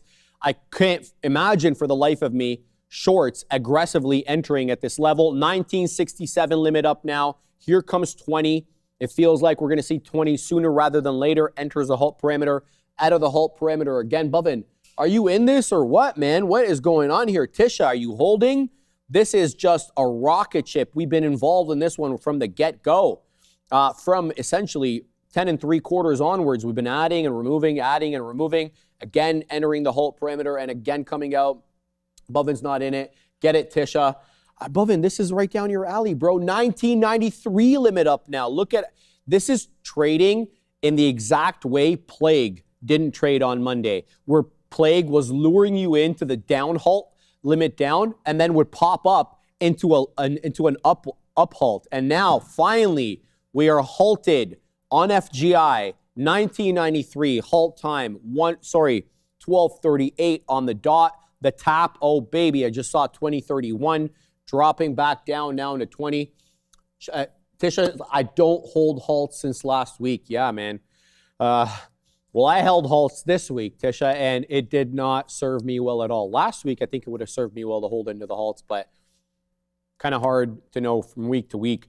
You know what I find specifically hard for myself, and I need to improve on this, is when I get into a rhythm with these small caps like we had last week, where you trade them a certain way, and that particular way ends up paying dividends, it's really hard for me to kind of just shut that off and say, okay, no, this week is different. We got to take it an entirely different way. And so that transition historically for me has been a little bit hard. I can't do it in a day. I'd like to believe I can do it in 2. I couldn't do it in 3 because I'm 0 for 3 this week. Hopefully today we'll go 1 for 4. We were 5 for 5 last week. So it was a little frustrating to kind of not be able to exercise kind of the same strategy. But anyway. See, it's showing a full dollar lower at times. Yeah, you're not wrong, Tish. 1910 now, the top, 1920. Let's see how this ends up going, right? But you're absolutely right. Last week, though, I didn't feel like we were getting a lot of the bamboozlement in the halts. You know, when they were halting up, for the most part, the trend was to the high side. It would turn, and then we would start getting lower highs and lower lows on the down halts. But that is it. I see what you're saying, Tish, though. Yeah, I feel you. They were opening lower each time, she says. No, you're not wrong. You're not wrong. LIMN is moving apparently. Let me have a look. Did I put that on here? I think I felt like I put it on. We're going to take off bullish, LIMN. Ah, yes, the range trade. All right, well, I haven't changed my opinion on this. It's still a range. And in fact, it looks more of a range than when it did last time. It's just proving my point. Look for 19 pennies on this. If you're in right now and you're at 17, you should be looking for 19 here, right? And that 1840 break doesn't get you a trend change. It just continues on, right? Because you're getting these topping tail candles and then you're dropping back down.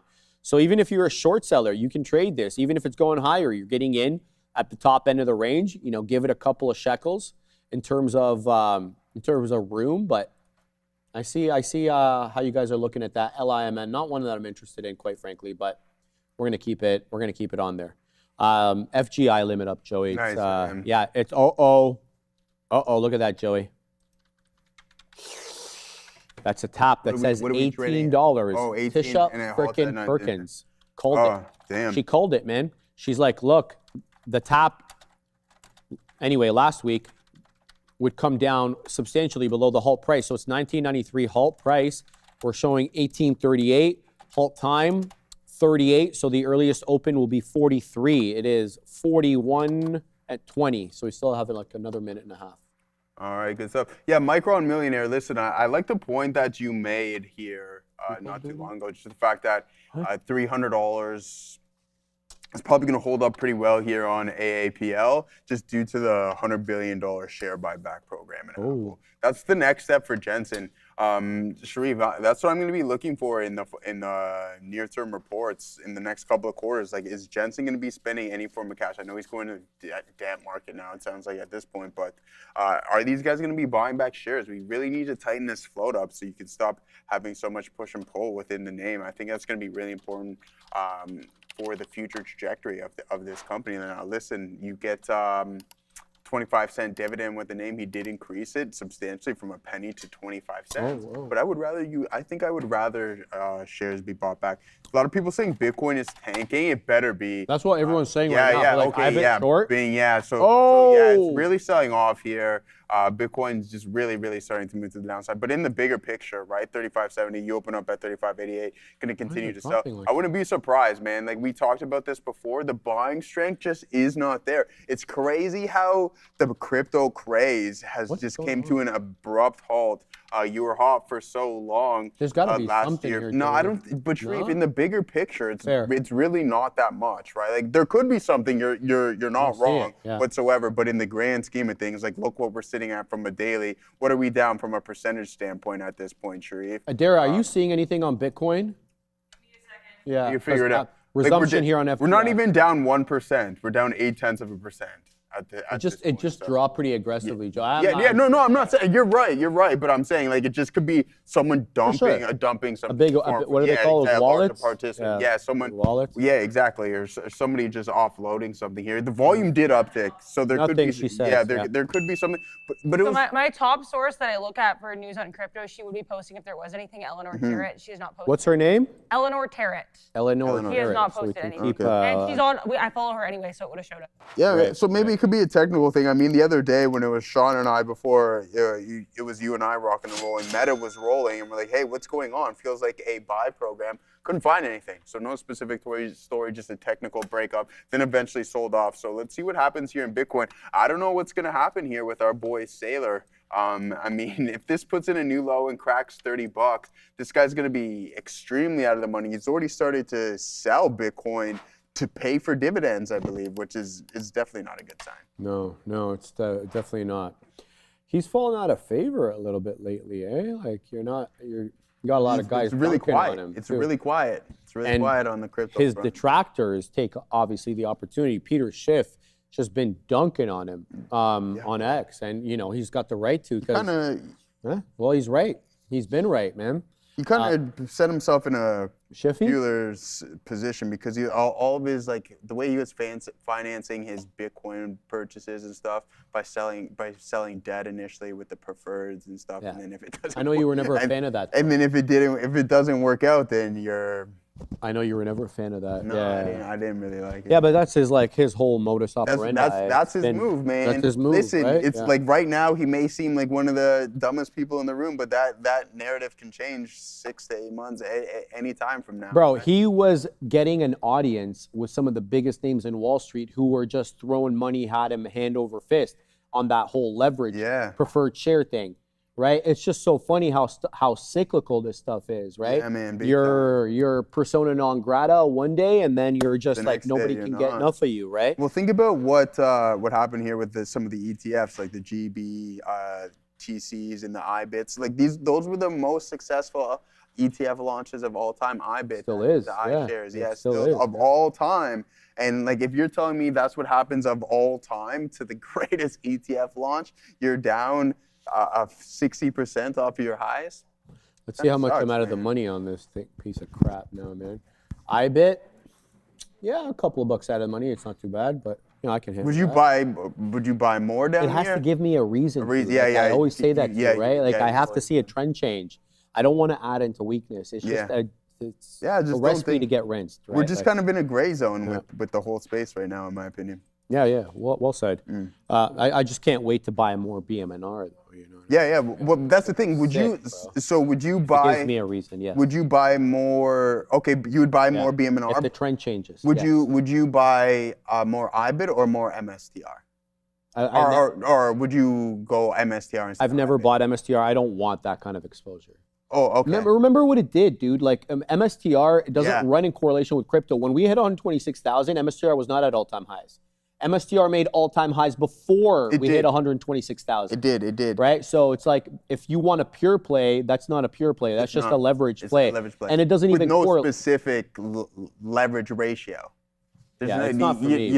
There's no ratio. It's not like it's a 2-to-1 or a 3-to-1 leverage play. Bless you, Ram. It's just out in the air. Like, if it moves higher, then it just, some days it can be a 2-to-1, 3-to-1. No, you're right. Ozan, in 15, the match starts, so I'll leave you guys. Okay. Besiktas is playing for anybody who wants to watch the Turkish Super League. Thank you for updating us, of course, Ozan, on your whereabouts at all times. Random Scenes, 22, Joe, Sharif. If you guys have a sec, you give me a long thought on Uber. Absolutely, brother. Let's bring it in. All right, where is Uber? Okay, it's not bad. It's not bad. It's not great. I thought we were going to take out that 100, but we're right back into that established range. I want to say generally you're going to see 80 to 85 resistance. This is a multi-year trend now.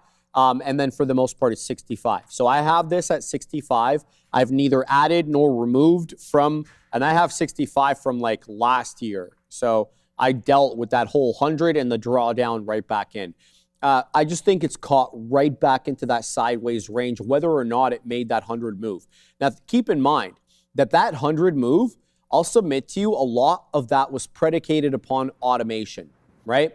Uber kind of started changing its mode a little bit. It wanted to be sort of that marketplace for autonomous vehicles.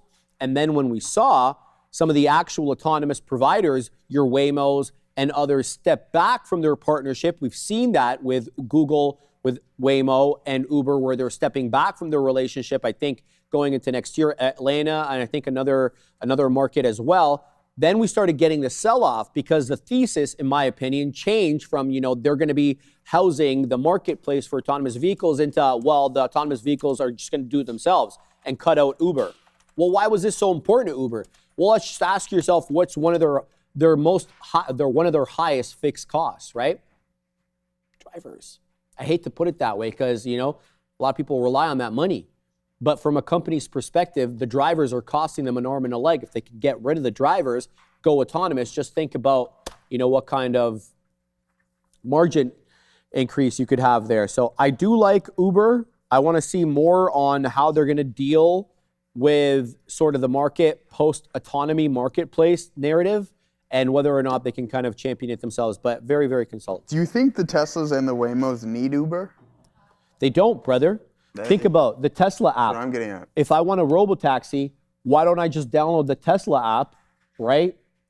Why would Tesla pay Uber a piece of the pie? I was thinking the reason was because Uber already had all the accounts there. Yeah, right? I'm agreeing. Yeah, so you don't have to create a new account. But I don't mind creating a new account. Well, kind of, it's so easy. If it's going to be like 20, 30% cheaper, why would you give up any form of revenue to Uber? So it's funny how things work sometimes, which is not good.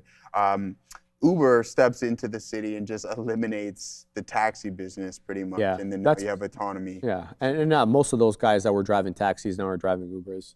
Yeah. Well, you had no choice. You don't have a choice. Well, my man, like you were paying the owner of the plate a hefty sum. Do you know those Via plates taxis. got? Yeah, I don't know Yeah. what they got to in Toronto, but they were like $500,000 a plate. You know, people were taking out mortgages if they wanted to own their own plate, or you'd have to rent it from somebody who got a cut of your daily every day, right? Yeah. So that's the. Well, I mean, Uber gets taxi a cut plate. of your. Uber takes way more, Takes more. but you don't have to throw any money ahead. Initially, right? yeah, Exactly. There's no data.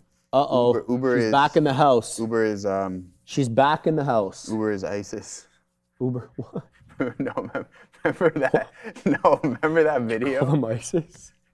Yeah, but remember the video of the guy in Toronto just down the street? Oh yeah. That guy. He held onto the door. Yeah. Well, why would somebody he do say that? Uber.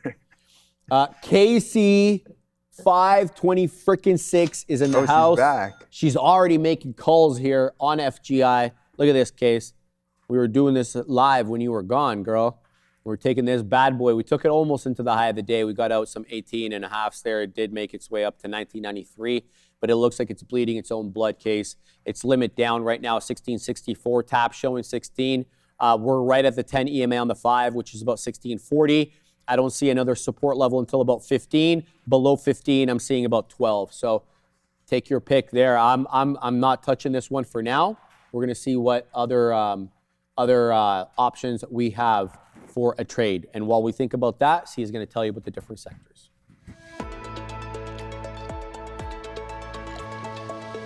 The SPY currently up very close to a little bit over 0.5%. Let's take a look at these sectors here. Electric tech, you have NVIDIA and Broadcom that are in the green, with MU showing significant strength of 6.4%. Intel up almost 4%. AMD is up 2%. Apple trading flat. And Cisco, on the other hand, that reported that we will discuss further in the news segment, down 9%. You have tech services, Google trading close to up 1%. Meta is up close to 2%. Oracle and Microsoft, as well as CRWD, remain flat on the day. Netflix up 4% on the day. Finance, you have BRKB, JPM, and BAC, AXP, WFC, all down towards the red on the day. Visa and MasterCard, however, are trading flat, but you have Robinhood showing a little bit of a strength here that's up close to 4% on the day. Retail trade, you have Amazon, Costco, TJX flat as of today. As of right now, Walmart down close to 8% and Home Depot down 0.5%. Health tech, Lilly and J&J flat on as of now. ABBV, MRK, Amgen, AMGN are in the green. However, one more name in this sector, PFE, Pfizer, that is up 2.15%. Producer manufacturing, LRCX showing relative strength, bullish on the day, up 4.6%. AMAT up 1%. CAT flat. CAT is flat. And GEV is up almost 1% on the day. Energy minerals, you have XOM, that is a little bit towards the downside. CVX does not seem like it's carrying around as much today. It's flat. And consumer durables, you have Tesla, that's up 2.6%. And just another name I want to check. Yesterday, this entire sector was a little bit lagging down. GM and F are now flat on the day as of right now. Utilities, process industries, health services, where UNH seems like it's dragging down a little bit, down 1%. Industrial sectors as well as commercial, all a mixed bag and a mixed sentiment of stocks over here. Nothing too crazy going on. But consumer durables, you have PM that's up close to 2%, KO that's up 1%, PG that is flat on the day. And finally, I just want to check in transportation, FedEx that is up 1.8%, Dash that's up 1.5%, and Uber that is flat. And Sharif just gave you the outlook on it too. Sending it back. All right. Thank you so much. Yeah, for that, thank you very much. Well, I heard. You don't got anything going on right now. It looks like we're moving. FGI is open though. Yeah, the south side. It looks like there. Shout out to Lloyd and them. I'm sure Sharif was a big Lloyd Banks. No, the other just Lloyd. Or no, it might have been Floyd. Anyways, that is irrelevant. Man, Sanders continuing to move higher here, ladies and gentlemen, now up 14%. Not putting in a new high of the day just yet, but Bitcoin's starting to find some form of a recovery, right? So you just had, that's CRM. Bitcoin was down 0.8, now it's starting to find its bounce. Ooh, Gaurav, you might like this one, brother. This is a nice little bounce, so if this level holds, what we will do is pull up our options chain to see if there is any support systems via IBIT. Man, what a cool off. Like, I was trading this thing left, right, and center. Neil definitely takes the crown now in regards to trading Bitcoin. Yeah, he's involved with it. He's involved quite often. Katina Man is back in the building. Back in the building, baby. He's got the Palantir hat on, too, The Palantir hat, fresh from the gym. Nice work, my guy. Can we see the food, 44.9 thousand. Yo, that looks good, man. I'm not going to lie. That looks really good. That's a lot of protein. And we're having carbohydrates now, Katina, man. You are? Yeah, Claude told me I should. So if Claude says it, then it's all over. Sorry to interrupt you. It's all right. Oh, I heard that. I heard that. What? That's crazy. She snorted? No. She's done that before. 35. Oh, hold on. Let's not tease her. Though. No, we're not gonna tease her. Oh, she's gonna come in and she's gonna yell at us. I'm gonna get in trouble. I'm gonna catch the fail or the double thumbs down here. $35, 44,000.9. If you want to chime in, you can chime in. See anything about it, anything.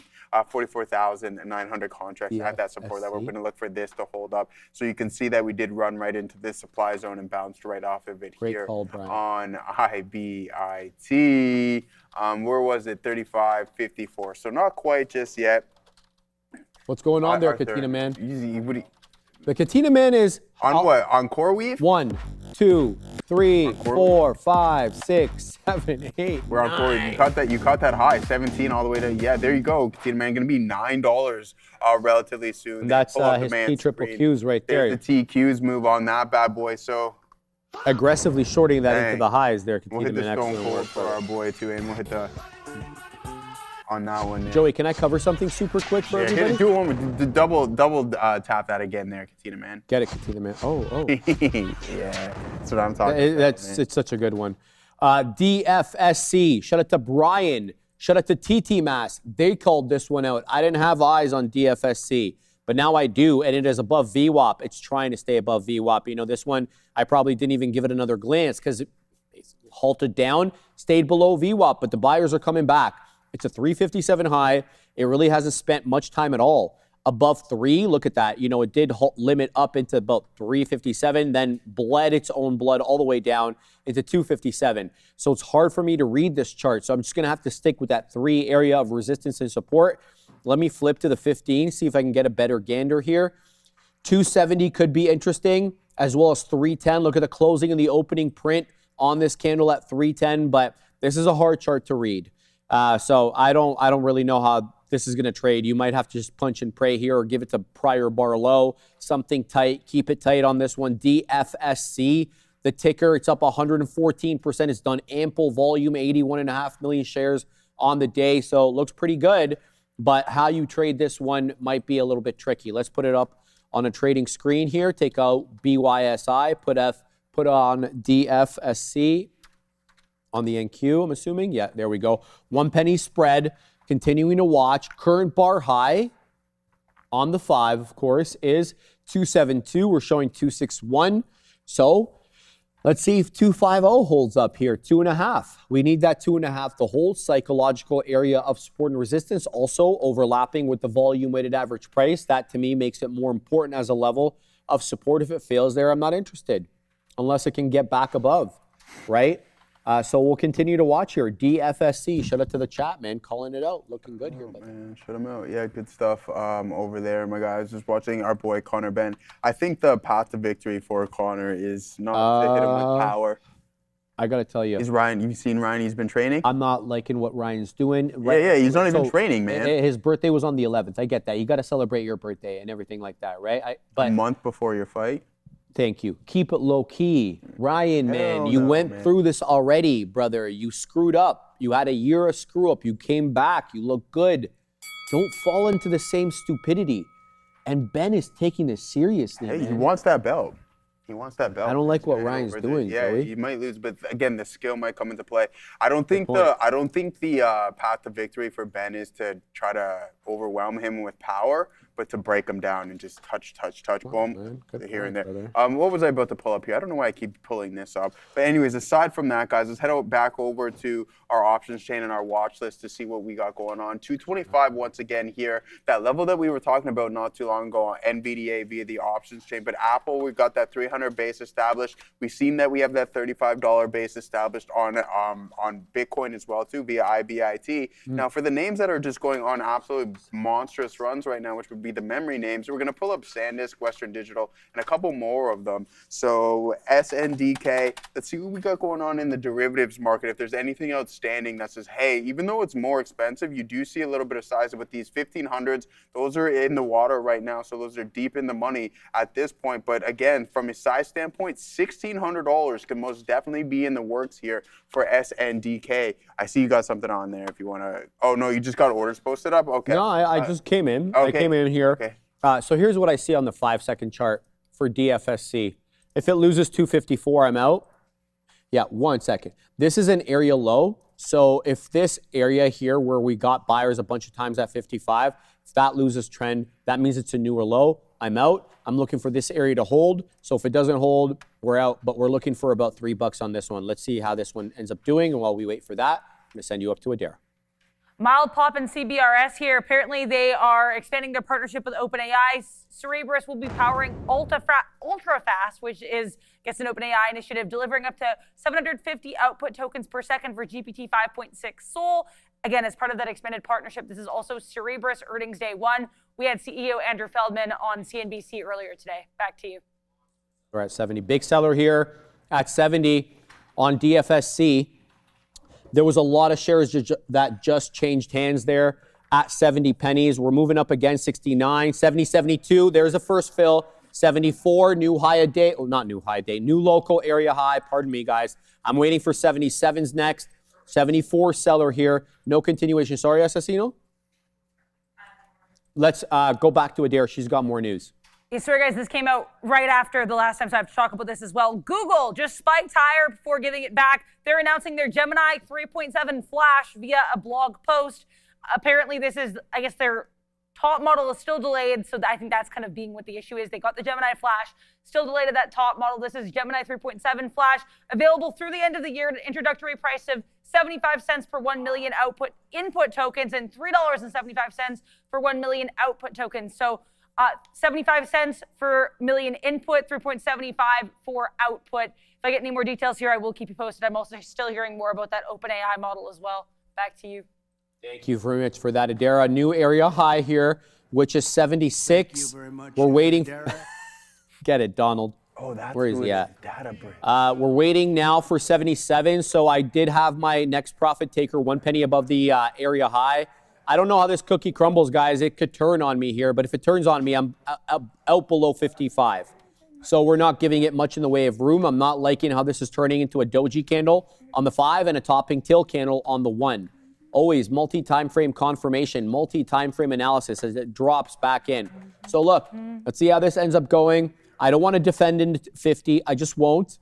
So if it wants to come into 50, hold up, I'll get back in, but I won't defend into 50. So I'll stop out below 54s, and there it is, Mr. Options, 77 prints, DFSC Bovin. Where's Bovin at? 82 Bovin. Here we go. Now it's picking up. We're going to wait in the 90s now. Let's go ahead. We're going to wait at 95. Let's see what happens here with DFSC. We got about 20 pennies in the money here, a bit of a buffer, but that could all be false confidence as this one turns around pretty quickly. Right back down into the mid-70s we go. It does have many higher prints from the pre-market. That always makes me a little concerned, as we know there could be bag holders that want to get out at some key levels here. So let's see how this ends up going. Andre, that POS INHD trying to make a comeback. I love how you hate the tickers with vehemence like I do, bro. Let's look at INHD super quick over here because I have to keep my eye on this trade. Yeah, you know what, man? It is, but it's just super light on vol. What is this? Why is it like that, man? Why does it trade like that? It's super light volume. It's done 317,000 shares on the day. That's too light for my blood, man. I see it, but I just don't want to jump in. Get it, Case. She's involved in DFSC. So we're going to need you to punch in multiple thousands of shares here, Case. No team trading at all. Don't worry about that. Whoa, yeah. Whoa. Don't What's do that. going Don't on talk over there, about that Katina, there, man? Katina, man. He's coming in with He likes the shares. How's the lunch, Katina, man? Pretty good. winner, chicken dinner. Winner, chicken dinner. Okay, what was we even talking about here? There's something that I would kind of touch my mind as I read up on applied materials. Now, Terex I'm not even going to try to pronounce that, but yeah, congratulations to you, man, and nice work. I love hearing it when you guys are making cash. Cash money. It happens. Some days you make it, some days you don't. Watch out. The majority of the days that you do want to, then for sure, let's head over to our stock scanner. I'm going to hit that. And see if anything SMCI. Are you going to hit that SMCI over here, Sharif? I don't know. I've ever bought SMCI. Yeah, I mean, here it is, but a nice day. 12% to the top side almost from those lows. Not too bad of a look there. SpaceX, listen, pull back. I'm really starting to love this name. I'm glad that the run that it's been on has been really good. But again, you go from $100 all the way up to 148. That's like 40% just like that. Just like that. Yeah, I mean, pretty quick. So you're not going to go parabolic all the time. You do want to see some breaths in between, but this is still an inside day. So that's displaying strength here in the longer term with SpaceX. But we also talked about via the options chain, which we'll pull up momentarily, is that $150 marker, which I believe I was talking about this morning as well too, acting as some form of resistance. We rejected yesterday with a high of around $149.87. So you have a little bit of downward pressure there in SpaceX. Let's pull up the bad boy on this options chain. It's funny, I was talking with multiple traders in Jose, and I was reading some things as well too. Just being able to just identify what's going on in the derivatives market is so important from your day-to-day trading. And if you're still early in your journey, just read and watch YouTube videos on what's going on, because identifying where there's large amounts of gamma exposure and where the larger participants are actually placing their bets without having the book map or a heat map or anything along those lines, for those who are familiar with book map, is really important. Okay, so 14,000. You ever use that? Book map? Yeah. No need. I have options chain. That's a good point. There used to be a trader on the floor called Cal. He used Bookmap? Yeah, he was using it. It's a great tool. It's a great tool. It truly is a great tool. It's just a heat map of where all the orders are actually placed. $150, you can see that this is really expensive though. It is very expensive. Very expensive. And there's so many tiers to the data too. They really rinse you. They do, and it's not the easiest to set up. There's actually a cheaper alternative. For those who know, I won't shed too much light on it, but it's the exact same thing pretty much, just a little bit cheaper, different of a version. It's called Market Atlas. Okay, Market Atlas. $150 there, guys. You can see we have 23,500 contracts with 30,000 open and closed on today's session. It's like it's almost dwarfing everything else that we're seeing throughout this expiration cycle. But what really makes me curious is what we're going to have on the rollover. Okay, well that wasn't very fun now, was it? What happened here now, Sharif? Well, it's your good friends at IB who never ever have a problem with data. None. Yeah, it's more like this. Ooh. Bro, like, you know how long it takes me to log in the morning, bro? I don't know what they're doing. Yeah, I don't know what you got. I don't know why that happens. But other than that, man, we'll keep an eye out on this $150 marker on AAPL. Is Microsoft still going up another 0.5%? You're getting that slight pullback, but listen, we were talking about Amazon this morning as well too. You go, oh yeah, okay, that was all fun, all-time high, 26%. That's why you don't chase all the way up here, right? Or if you are looking to grab some, you just grab it slowly. One thing that I can note that is positive for what's going on right now is that the volume is really starting to cool off. But you have to understand there's a pretty big gap here that has the potential to be filled. There is also a support system that was prior resistance. Let's see if that comes into play. But that brings you down all the way to $255 on Amazon. So yeah, we'll keep an eye out on this one. Microsoft, big time move. Something that was in a consistent downtrend for a significant period of time just evaporates the majority of its losses. So it was dead money for almost 2 years. We're talking about here in Microsoft. But then it's like, okay, if you've been slowly buying it, this name has been really, really dead since 2024, January of 2024, Sharif. We were just moving sideways till February 25. Then you lick grab lower. Grab? Yeah, liquidity grab there for sure, for actual terminology. And then sure enough, off to the races you go. And think about it, for those who have been with us for quite some time, what did I say about this run? I'm like, it is not sustainable. And then sure enough, look what happens from the peak of August 2025. You're in a downtrend for pretty much a year until you report in almost in the latter half of August, the very end of it to be exact, and then you finally rip. So you did have a bunch of time to accumulate some shares. I would never count these guys out. Copilot gaining 10 million active users, paid users, I should say, on the quarter. That's pretty good. And hey, listen, I know it's not the most popular feature, but as you have mass adoption in the day-to-day average person, whoever's on Microsoft Edge, Are you using that? No, I don't use Edge anymore. Yeah, I caught too much heat. And remember, it was just freezing my computer. So yes, I know. So a Windows PC couldn't use Microsoft Edge. Can I cover one quick? Wait, you gotta ask me. Sam, ma'am, first comment, big fan of the show. Thank you, Sam. He called out Joey, PSQH. So I do like how you called this one out, because this is one of those ones where we almost gave back the entire move, right? Like the breakout, I think the closing print is from the breakout because it didn't really do much in the way of volume in the pre. So 358 breakout area. Look how close we got. We got down to 390 after making a beeline to 571. But this feels like short covering. And the reason I say that is because it's on super light volume. Look at the move right back up, right? You know, shorts are probably, well, we know where the concentration of volume is. It's at the 1025 bar, which is this bar here. So the shorts could be short from 571 essentially to about 469. So you got to cover sometime. Lo and behold, look where we're rejecting. 470, 474 to be fair. So this move here, you can ride, right, as a long, you can ride the short covering with the shorts. There's nothing preventing you from doing that. They got to buy, right, to cover. So you can just buy with them and kind of move back up. But you got to be alive to the fact that they're going to cover until a certain point, right?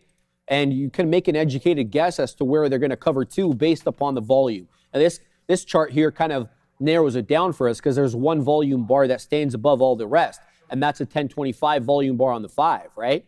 So that's kind of what I'm trying to get at there.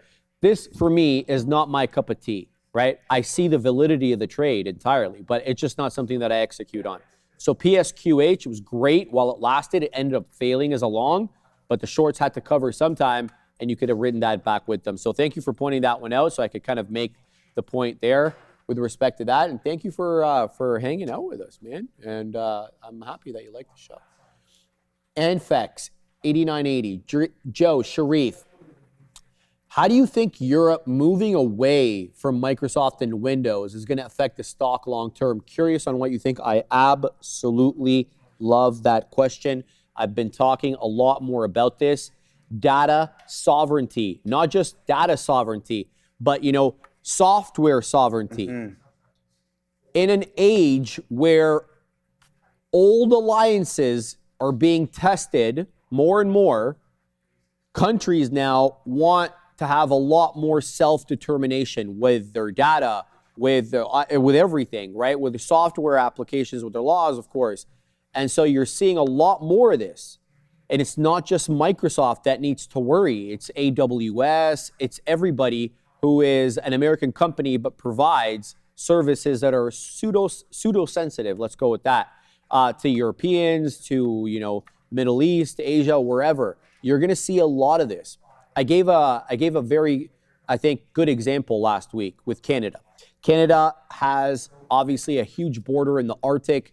We're very worried about the Chinese and the Russians coming through there and all sorts of issues with Arctic sovereignty. So what they've done is they want to make sure that the entire Arctic is covered, is connected, so that wherever you are, you can have a direct internet connection into space. One would think you would just go with the service provider who's already got that established, Starlink, but they refuse to. They're backing this small Montreal company that has like a few hundred satellites rather than the tens of thousands that SpaceX has for that exact reason. They don't want to be in a position where Elon Musk can just shut off the internet should anything go wrong between the two countries. Yeah. Unlikely, but they don't want that. And it's the same thing with data sovereignty. So if AWS, for example, opens up a data center here and they're going to host government data, the government will like insist that it have final say on that data, not Amazon. Lest, you know, of course, Amazon get ordered by their parent government to kind of close data. So you bring up a really good point. Now, how this affects earnings really, I think, is directly correlated to the relationship between sort of these allies, right? And I think that it could definitely hurt going into the future. Now, you could see a situation where, you know, these hyperscalers get smart about it, where, you know, they kind of create the systems in a way where it's entirely disconnected from anything American, right? So you could have like newly incorporated companies that are entirely kind of Canadian or British or whatever. Or, I don't know exactly how this goes, but I do see that as a fear. What do you think about this? No, I was going to say the exact same thing. Don't forget, we had an issue not too long ago in regards to digital tax. Remember how? There you go, brother. Right? So I think that's going to be the narrative. And my question being was, what does that mean? So if you have mass adoption of Starlink, say here north of the border, as Shreve just mentioned, what happens when full-on autonomy? And it's like, okay, it's like Tesla really controlling the ground and the sky in regards to autonomy and your cellular connectivity. Yeah, and it was just crazy. So I don't understand why the country, you got to come up with your own AI at some point, but we're just not doing that. Yeah, well, not yet. Yeah, exactly. And another point, the reason the Chinese EVs, at least the reason they say, I think the real reason is a little different. They don't want Chinese EVs here because they think they're going to collect all your data, like how you use the car, maybe who you speak with, all that kind of information you don't want the Chinese to have. They're saying they can get their hands on it because the car is connected, right?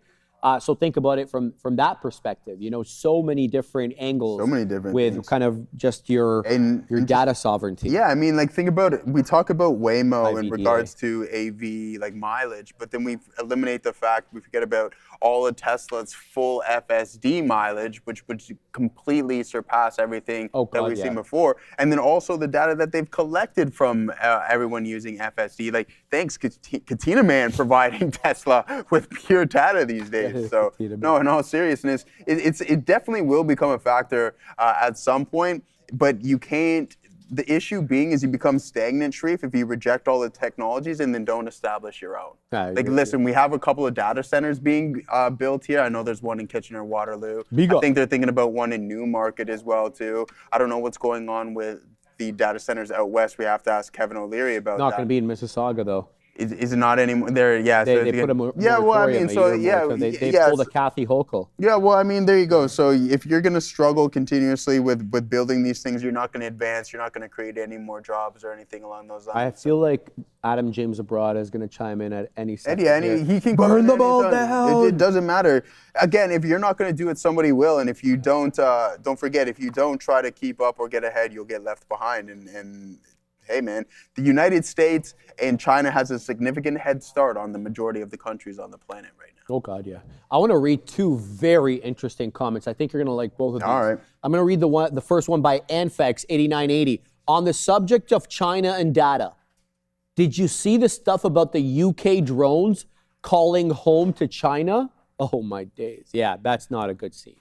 Can you imagine that? Oh, they homed them to, no way. I didn't see that story. I'm going to have to dig into it a little deeper. I can kind of imagine where it's going.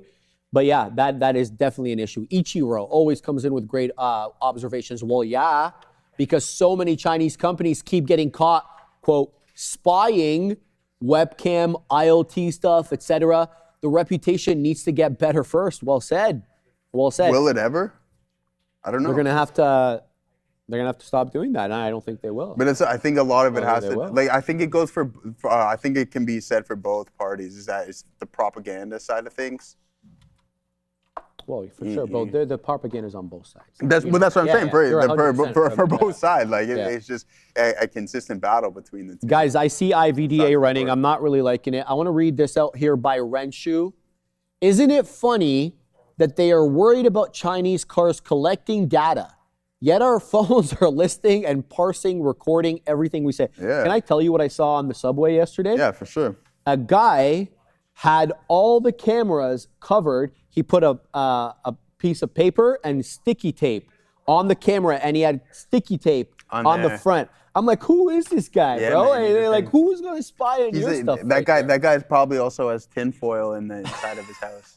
Now, but the point remains the same, though, Joey, is like people are kind of alive to this whole thing. Of course. It's no coincidence that you talk about something and the next thing you know, you're getting an advertisement on your phone about it. How many times has that happened? Like, a lot. To the tune of where it's like, okay, that can only happen so much. It was Jason Bourne. Yeah, it was. Ichiro, I wish I was that important. Yeah, bro. Nobody's like, well, not nobody, of course. I saw your friend Netanyahu, though, do it. Sorry for calling me your friend. I thought he was yours. Yeah, and I saw him do it. He was coming out of the car and he had the tape and everything. He had on like there? It's low tech, right? Wow. But it works. He had like this thing covered on his phone. He got pictured with that whole thing there. Anyway, I think it's 20 after, It is. and I'm pretty sure we're ready for the news. So if Sia gives me the thumbs up, we'll be ready to go. There we go. We got the double thumbs up. Fix of the hair, fixing of the jacket there. Get it, Sia. All right, let's start. Thank you so much for waiting. Let's take a look at our first story, AMAT. So they're reporting today after the bell. So let's take a look at what is going to happen. So revenue at $8.95 to $9 billion in between that range. You also have an increase that's in the range of 23 to 24% year over year. If that's hit, EPS between the range of $3.32 and $3.42. That is up 36% from last year. AMAT had experienced mixed reactions following its last 4 quarterly reports. Shares have declined, if you remember, almost 15% after fiscal Q3 2025 and 2.1% after the following quarter, before the stock had gained 4.4% after fiscal Q1 earnings and remained nearly unchanged for after fiscal Q2. So options markets are also implying a potential 7.4% move following the earnings report.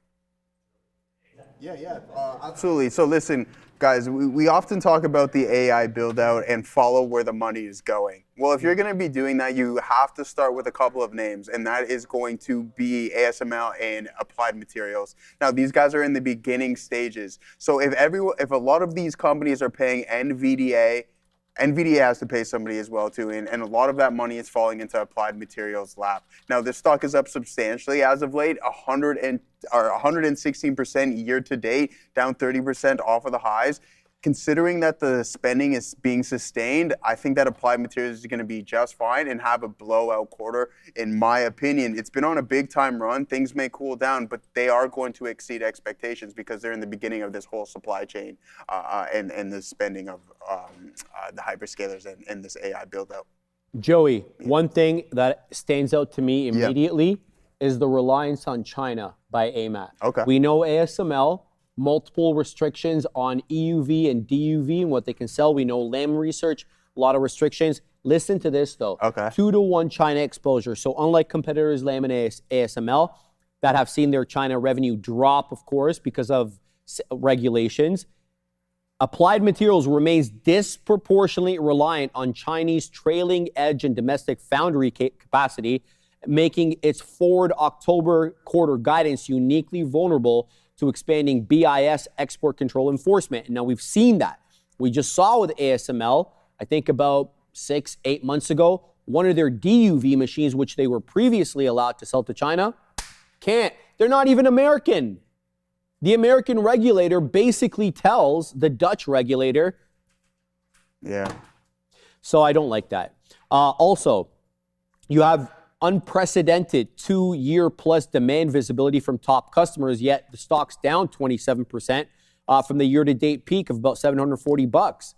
That's kind of reflective of market anxiety, thinking maybe that they're going to be subject to the next kind of export ban regulatory push. So something to think about there, but not much else I can say about it. I mean, from a percentage metric, Sharif, I think it was like 13% of ASML's revenue was coming from China. Is it still? Or it could, I don't know how that's going to change. Now, in regards to Applied Material, man, 120% to the top side on just going on a parabolic move. You get this 30% pullback. I'm comfortable with that, and I do believe it's healthy. But yeah, the China exposure, you're always at risk when you have too much, when you're too reliant and too much of your revenue is coming in from China. Especially in this sector. Yeah, like it is. If you're buying minerals or magnets, you figure the West is not going to block that because they don't have it in enough, right? But now the West is the one that controls all this chip making equipment. They want to flex on China. Yeah, man. That's what the AI war is all about. That's all right. Let's send it back to C. IVDA breaking out. And Applied Materials is actually breaking up to $563 right now. It's actually one of my quarterly picks or my half-year picks. That is Applied Materials. Shout out Bloomberg. Should I have done that? Let's take a look at Databricks here. So Databricks has said as of today that it has closed a $5 billion funding round for a $190 billion valuation. At $190 billion valuation, company has said that it has crossed $7 billion in revenue run rate and grown more than 80% year over year in the second quarter. So CEO of the company, Ali Ghodsi, has said that the quote unquote demand is crazy. He has highlighted strength in Databricks lake-based database unit, Genie Coworker Agent, and also its AI Gateway tool, which helps control model use and costs. The company has also said, additionally, that it will use the funding to support enterprise AI capabilities, including its Unity AI Gateway governance tool, as well as Genie Agentic tool. I like that that you brought this up, Sia, because I actually watched a bid on Databricks not too long ago. So funding support enterprise capabilities, utilizing its Unity AI Gateway governance tool. So really what was going on here, and what I understood from when I was watching this interview in regards to Databricks, Sharif, is that they have a pool of all of these AI tools. And from an input standpoint and from a token standpoint, these guys try to find the most efficient tool for your prompt or your usage. Very interesting. So that's what Databricks was doing, and that's what led them. So they're using the open source, they're using Claude, they have everything involved with this in regards to having this pool in which it will just skim through and find the most token efficient LLM or whatever feature you're looking to use. That's that's what Databricks is getting up to. So do you think that kind of mode is disruptable though? Maybe absolutely, by the absolutely, LLM companies themselves, right? Like, of course. Until they do it, right? This one maybe makes them an acquisition target since they are a private company, right? So what they did is they had Kimi in there, DeepSeek, and all of the tools. No way. Yeah. And I remember watching this interview, and they'll extract it from whatever they believe is the most efficient tool. I wonder if they're making a push into open weight, because like everybody wants to have that model at home, so that we were talking about this. The Katina Man was talking about this as well. You throw in your proprietary data for the business that you run. Now Anthropic knows exactly how you're running their business, and they're going to compete with you. So everybody wants to bring it local. So I wonder if Databricks is actually doing that. Can you keep going for us? Yeah, absolutely. I mean, I talked about some other things before we send it back to Steve, because that's all I really have to say about Databricks. But I found it really, really interesting. A pretty cool tool and feature. But again, to Sharif's point, could this be disrupted? Absolutely, especially as some of these companies and these tools become more efficient, right? We're already starting to see that. So go on. Yeah, apparently they are. Yeah. They've been pushing into the open and weight model space specifically. They released their own DBRX. It's a kind of fine-grained mixture of experts. We've been talking a lot about this MOE kind of thing, which is awesome because it means you don't use all the parameters at any one time, so you can have a weaker computer and continue to run the model because it doesn't. Exactly. Yeah. So that's when token efficiency is really coming into play, right? So that's a really big thing here, in regards to that. So. All right, Joey, I just want to. Mesology Trading keeps calling out Archon. I kind of don't like it, brother, but I respect what you're saying.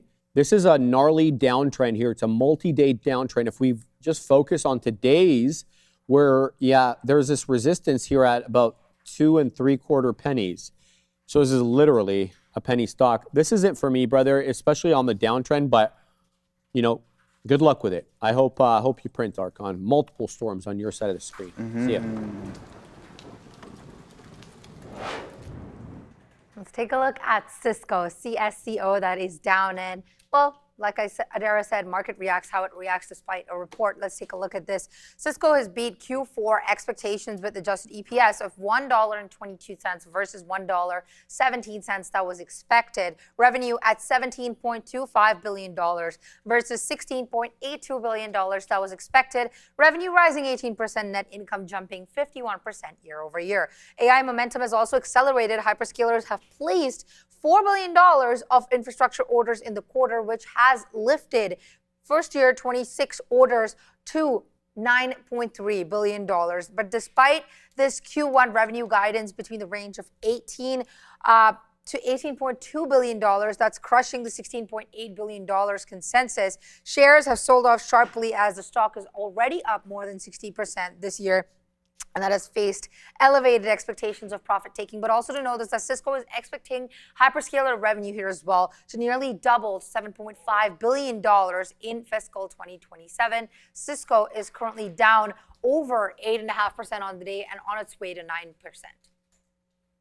All right, so let's talk a little bit about this, okay? So, $4 billion single quarter AI infrastructure order, man. I mean, that's kind of obviously driven by hyperscalers. They logged a $4 billion deal just in Q4 alone. That brings their full year total to $9.3 billion. That is 4.5 times the total orders that they had in all of 25. Gives you an idea how quickly this is accelerating. Guys, FGI is about to flat bottom break through 14 to 14.5. If you're still long there, be very careful, okay? And now we know that they're throwing their hat into multiple different rings, silicon and, of course, optics. So out of the $9.3 billion deals that I'm talking about for the full fiscal year, revenue was split 60% for Silicon One-based custom switching systems and then 40% for optics. I like how they've thrown their hat into the optics ring. We've all seen what Lumentum has done this year. I think it was like $100 stock about 8 to 10 months ago, something like that. And then listen to this. This is what I was telling Adair in the morning. 99% of their free cash flow, for whatever reason, is being put back in the hands of you and I, the shareholders. Why? I know you like that, Mr. Dividend Aristocrat, but let me just make my point here. So they had $12.7 billion in cash.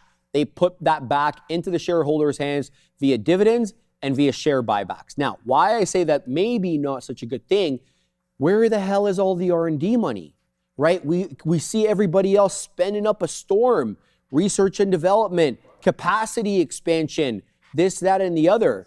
Are they going to fall behind here by just being, so, kind of, I don't know, tunnel visioned just to put back money into the shareholders' hands without actually innovating? So that is a bit of an issue for me. And then last but not least, they raised their full year guide, Joey. Full year 2027, they're guiding 72.2 billion to 73.4 billion. That implies about a 14 to kind of 16% growth. Yeah, I mean, this is another company who's just benefiting from all of this insane amounts of spending. And I mean, if you talk about the 5 companies, there's over $1 trillion in commitments already for the next couple of years, and not counting what we've already spent. But the CEO stating here, Nexus switch orders tagged for AI development were up more than 85%. Which is big. And then they also scored a massive enterprise customer as well too, which they did not disclose. So I mean, as long as the hyperscalers are spending this money, I think Cisco and a bunch of other companies are going to continue to benefit, because that's that narrative. And I continuously pound the table. When things start to cool down, Sharif, if you haven't built this infrastructure, some of these names might get hit heavier than others. Why? Because I think when we have this infrastructure established, you're going to see an ROI on the hyperscalers, but then the money isn't going to be funneling to these other participants who have been receiving it with all this spending, the Applied Materials, the ASMLs, and the Ciscos of the world. I just want to read Hesh44's comment before we get to the super. Listen to this, Joey. As a Cisco employee, they do not innovate. They buy innovation. So they are acquiring their way, essentially, which is fair. We know when company matures enough, right? They just acquire new companies because they have the cash to do it, rather than going through the R&D and maybe failing, maybe succeeding, right? Yeah. So I do like that. But Rudy says it again. I say it again, says Rudy Amid. Cisco is no longer innovative. It seems like you guys... look at Peter and the Corsos. Obviously, don't see any growth for themselves. Interesting. Yeah, I didn't know that. But I mean, Cisco had that kind of look. Pardon me? You could just buy your way through. You could just buy anybody's. But you can do both. Like, we see that from Amazon as well. Amazon acquires companies, but they also innovate. Like, they do their own chip innovation. And we've seen Tranium. We've seen, what was that other one called? Tranium, and what's the other? Inferentia, right? So all that's in-house stuff. Trader, K20, 5 nice ones in the chat. Thank you for that. Any alternative risk management tips? My stops end up too tight half the time. My small cap trades are usually buy plus sell bracket. Okay, thanks for all you do. Great question there, man. It is tricky. It really depends on the trading style that you're employing. So for example, if you are following a trend system, right? And say you're charting on the 15. Let's go over here, Assassino. Let's do this, right? If you're charting on the 5, for example, you're gonna expect more noise on the 5 than you likely see on the 15. I think we can all agree on that, right?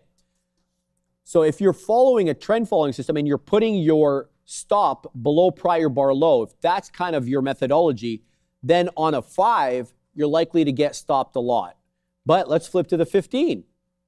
So look, I'm just gonna give you a case in point. All these candles almost are all green for the exception of this one, right? But if you had based your stop on prior bar low on the 1210 bar relative to the 1215 bar, you would have got stopped out because this ended up being a hammer candle, a bottoming tail candle. You would have got stopped out even though it ripped the next candle. Let's see what the 15 would have showed. So what time slot was that? 1215, 1210, right? Let's flip to the 15 on this one. Look at that. On the 15, you wouldn't have got stopped out. It would have been clean. So one thing I can suggest to you right away is if you're using the whatever methodology you're using, where you're putting it below prior bar or key technical level, perhaps look at your stop placement on a wider time frame so you're not subject to as much noise. I think that's what worked for me. But if you are taking big size and you are getting stopped out early, I think that is not such a bad thing, because with small caps specifically, they could turn on you, right? And so you always have the option to get back in. What you don't have the option is if you're DCAing to no end, you don't have the option, right, for the stock to move back up. It may or may not.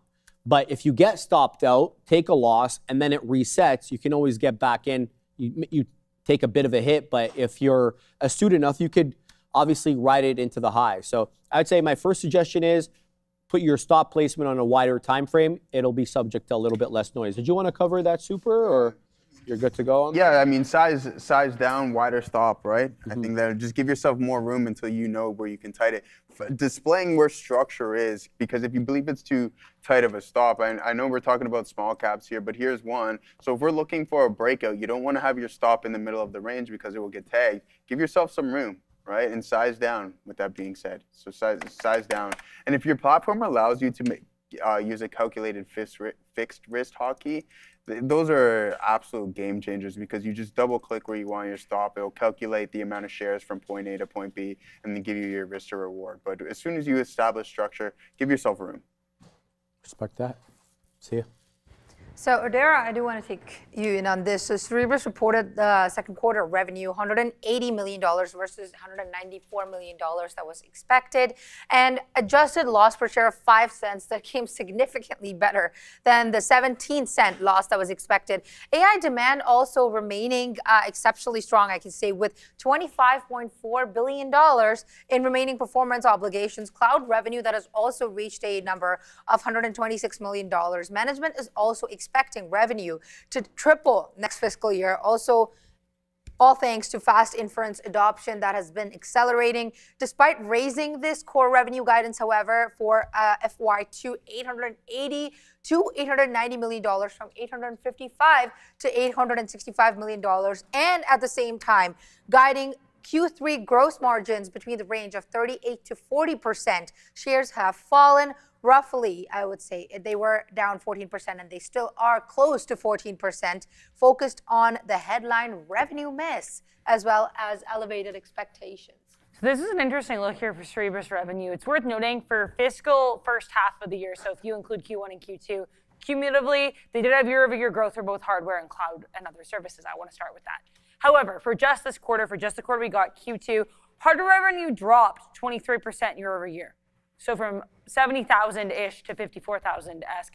Cloud and other services revenue up 281% year over year. So Sia was talking about that revenue tripling for this fiscal year. It already tripled within this quarter for this one segment. So kind of an interesting look. And then total revenue here up 74%. So yeah, I think it's very clear that the section that is growing the most is the section that is making up roughly 75% just under of their revenue, cloud and other services. Given, I think, the cloud proliferation lately and how much people are focusing on cloud, I don't think that's necessarily a bad look. I think it looks bad on its face that, oh, you've got a section of revenue that's declining year over year. But I think given that it's, like, if it was cloud and other services that were declining, I think this would be more of a concern. So that's my take here in CBRS. That jives with my first point, Adara, which is it's a tale of two stories. You have one growing at 281%. That is, of course, the hosted cloud and inference services. And then you have another that continues to bleed, which is hardware, $54.1 million. That is substantially below the 73.1 the street was looking for. And it also didn't do that well on a percentage year-over-year basis, whereas the cloud and inference, $126 million. I mentioned 281% year over year, but the street was looking for only 116. So an easy beat there. Let's talk, though, about their post-IPO SBC charge. So they did they did have a gap net loss. It exploded to about $450 billion. Guys, that is substantially down from that $309 million in net profit this year, last quarter. So they made in Q2 2025 $310 million. Q2 2026 they lost $450 million. Well, there's a reason for that. It's a one-time charge of $386.6 million. It's stock-based compensation following the May IPO. It's not going to happen again. So even though it does look ugly on the quarter, it's not to be repeated. But they do have a big RPO backlog, remaining performance obligations, whatever you want to call it, $25.4 billion, Joey. And there's some big heavy hitters here that all want in. We're talking OpenAI, we're talking AWS, we're even talking AMD. I don't even know why AMD wants cloud service, but they do. So good on them. And then the full year revenue, Joey, they raised it $880 million to $890. That's a good look there. And they're projecting Q3 revenue. So the next quarter, 214 to 216. And they're saying that their hardware segment, which did very badly, and Dara showed that quite nicely there with the chart, they're saying that they did badly because they had a lot of delays in the deliveries, not because they don't have demand for those chips, but because they couldn't get the components to make them. So hopefully fixes in the second half of the year. Yeah, fantastic stuff, Shreve. And I think there's a couple of things here that help warrant some of this move, no pun intended here. But what I found interesting specifically about this report, and I think the street might have dug into this a little bit, but the company uses a non-standard revenue metric because sales figures are affected by two idiosyncrasies that are not strictly part of operations. First, it gets some pass-through revenue that comes with no margin, so the company subtracts that. Second, the company is issuing warrants to two customers. This is what I'm focusing on, the warrants to two customers, and that the amortization of the warrants gets subtracted from revenue under standard accounting practices. So the company adds that back in core revenue. So Sharif, what I'm getting at here and what I found interesting is that in the second quarter, the company had $180 million in sales, but it subtracted $14.5 million of pass-through revenue and added back $44.3 million in warrant amortization. So that's kind of boosting the books a little bit there. So I think the street. I like when you boost the book. Yeah, well, I mean, hey, man, at the end of the day, the street may not like it because the stock is down 17%. So. Do you like boosting the book, Sia? Nope. Let's take a look at Microsoft. Sorry, that was a very blunt answer. Microsoft has lost at least 15 China-based branch offices and joint ventures over the past 5 years. The reason being that Beijing is pushing foreign technology companies, out of the government and state-linked infrastructure. On another note, to also know, apart from this, is that Microsoft's China commercial revenue has reportedly fallen below 1.5% of global sales. So this pressure centers mainly on cybersecurity concerns. That's clear, with Chinese regulators reportedly warning companies about Microsoft Azure cloud risks, and Beijing increasingly favoring domestic alternatives as U.S.-China technology restrictions continue to intensify. But the direct revenue exposure here continues to be limited. And Microsoft, this, I would say, basically reinforces that Microsoft's shrinking strategic position in China, and comes as shares have pulled back roughly $510 towards $493, which is where they are right now, 493.6 to be precise, after a rather powerful post-earnings rally. And it seems to be mostly on cybersecurity concerns that their China revenue is dwindling. It's now less than 1.5% of their global sales. It just puts into perspective the hyperscalers and how, for the exception of Tesla, let's be honest about it, and Apple, what am I saying? Of course, you're not going to have a lot of overlap between China and the United States there, especially when you think of Meta and Google. They do have a China presence because some Chinese advertisers advertise on North American platforms, but those guys can't be active there unless you have a VPN, of course. We always call it the great firewall of China, right? We all know about that.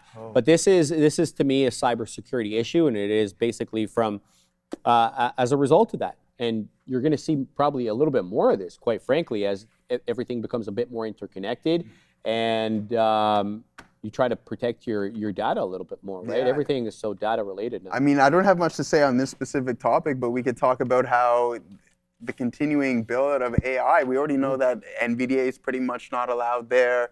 EVs aren't allowed here. Chinese EVs aren't allowed in the United States. I wouldn't be surprised if that continues to expand over time. Like Google, you can't use Google search or anything. Unless you use a VPN, you can't. Yeah. It's you know what I mean? Do you trust VPNs? Look at this. 15 China-based branch offices and joint ventures closed over the past 5 years. That's not a trend. Then what do we call it? And that's what I've been saying. Listen, if we truly believe that some of these Chinese models are more efficient than what we have, the frontier models in North America, the door will be shut. I'm going to stand in that. The American regulators will be like, you are not allowed to use this stuff. Or if you're going to use it, you're not going to do any business with the government. Exactly. Zero business. And do you want that at the end of the day? I don't even think they would allow that. I think at some point they would just completely shut the door. And like they did with EVs, essentially, by pricing it out. Yeah. I don't disagree with that at all, man. Completely shut it down. Like, yeah, Noon, you're right. I wonder if it's really encrypted. Well, what kind of encryption are we talking about, right? Because then you have the likes of some of these platforms like Signal and some others that refuse to kind of put in a back door for law enforcement, and then you see these other companies come up with hacks for it, right? So, is it really encrypted, like in the literal sense? Or is it encrypted for like 99% of the people out there? So I like that. Get Canada to check on these VPNs. Blame Canada. Before we send it back to Sia, our guy Bartoli over here. Get it, Bartoli. Yeah, what's up, Bartoli? What's going on, man? I'm sorry, it's not Bartoli. It's Bart J and Toli. Anyways, maybe Katina Man's friend. Yeah. It's our guy Bart. Anyways. Maybe Katina Man. Putting in exactly. Yeah. Boy, you gotta watch out. You got the Italian connection there, Joey. No, Katina Man's was born in Honduras. He stated this morning. That's cap. Yeah, that's what he said. That's what he said. He can't be born. He can't be Canadian. Katina Man's only half Italian, thoh, brother. Yeah. So the other half maybe being he's just Canadian. Right, yeah. Honduran. I had a conversation with him this morning about coffee, and safe to say that if you take coffee in the afternoon with some cream in it, he will not like you for that. You would not like the food? I didn't hear what you said. Anyways, aside from that, $100.33 was the high of the day on Robinhood. So yeah, Bart, things are looking pretty good here. Turnaround in Robinhood, but I'm not in love with this fintech name like I was 12 months ago. Let's take a look at our next story. OpenAI has, as of today, said that the Chief Revenue Officer, Denise Dresser, is leaving her role less than a year after she joined the the AI lab. So the company has said that she is leaving to, quote unquote, pursue other opportunities, according to a release. OpenAI has hired now Dolly Verjic, who has previously served as the President and Chief Operating Officer of cybersecurity company that we know called Wiz, W-I-Z, to replace her. OpenAI had also hired Denise Dresser in December after she had spent more than a decade as an executive at Salesforce. In 2023, she was named CEO of Slack. This departure will mark a second senior exit at OpenAI in just days' time. Longtime OpenAI executive, if you do remember, Brad Lightcap, had also announced his decision to leave the company as Tuesday. And he also wrote in his post on X that he's going to, quote unquote, start something new. Sia, there's been 10 major execs who have left, major, like C-suite, since April. I don't know if this is kind of let's jump off a sinking ship. I'm not going to call OpenAI sinking. That's stupid. They have a lot of active users and they have a lot of room to grow. However, they are being challenged here, and I think rightfully so by Claude. And even though Claude has kind of insisted on taking the enterprise route, it doesn't mean that they have to do it going forward. They could switch to whatever, what are we calling this? Retail? Whatever we're calling that. Kind of just regular users. So it is not an isolated departure, in my opinion. It marks the 10th senior exit in 4 months, following, of course, the high-profile resignations of longtime CEO Brad Lightcap. He was out.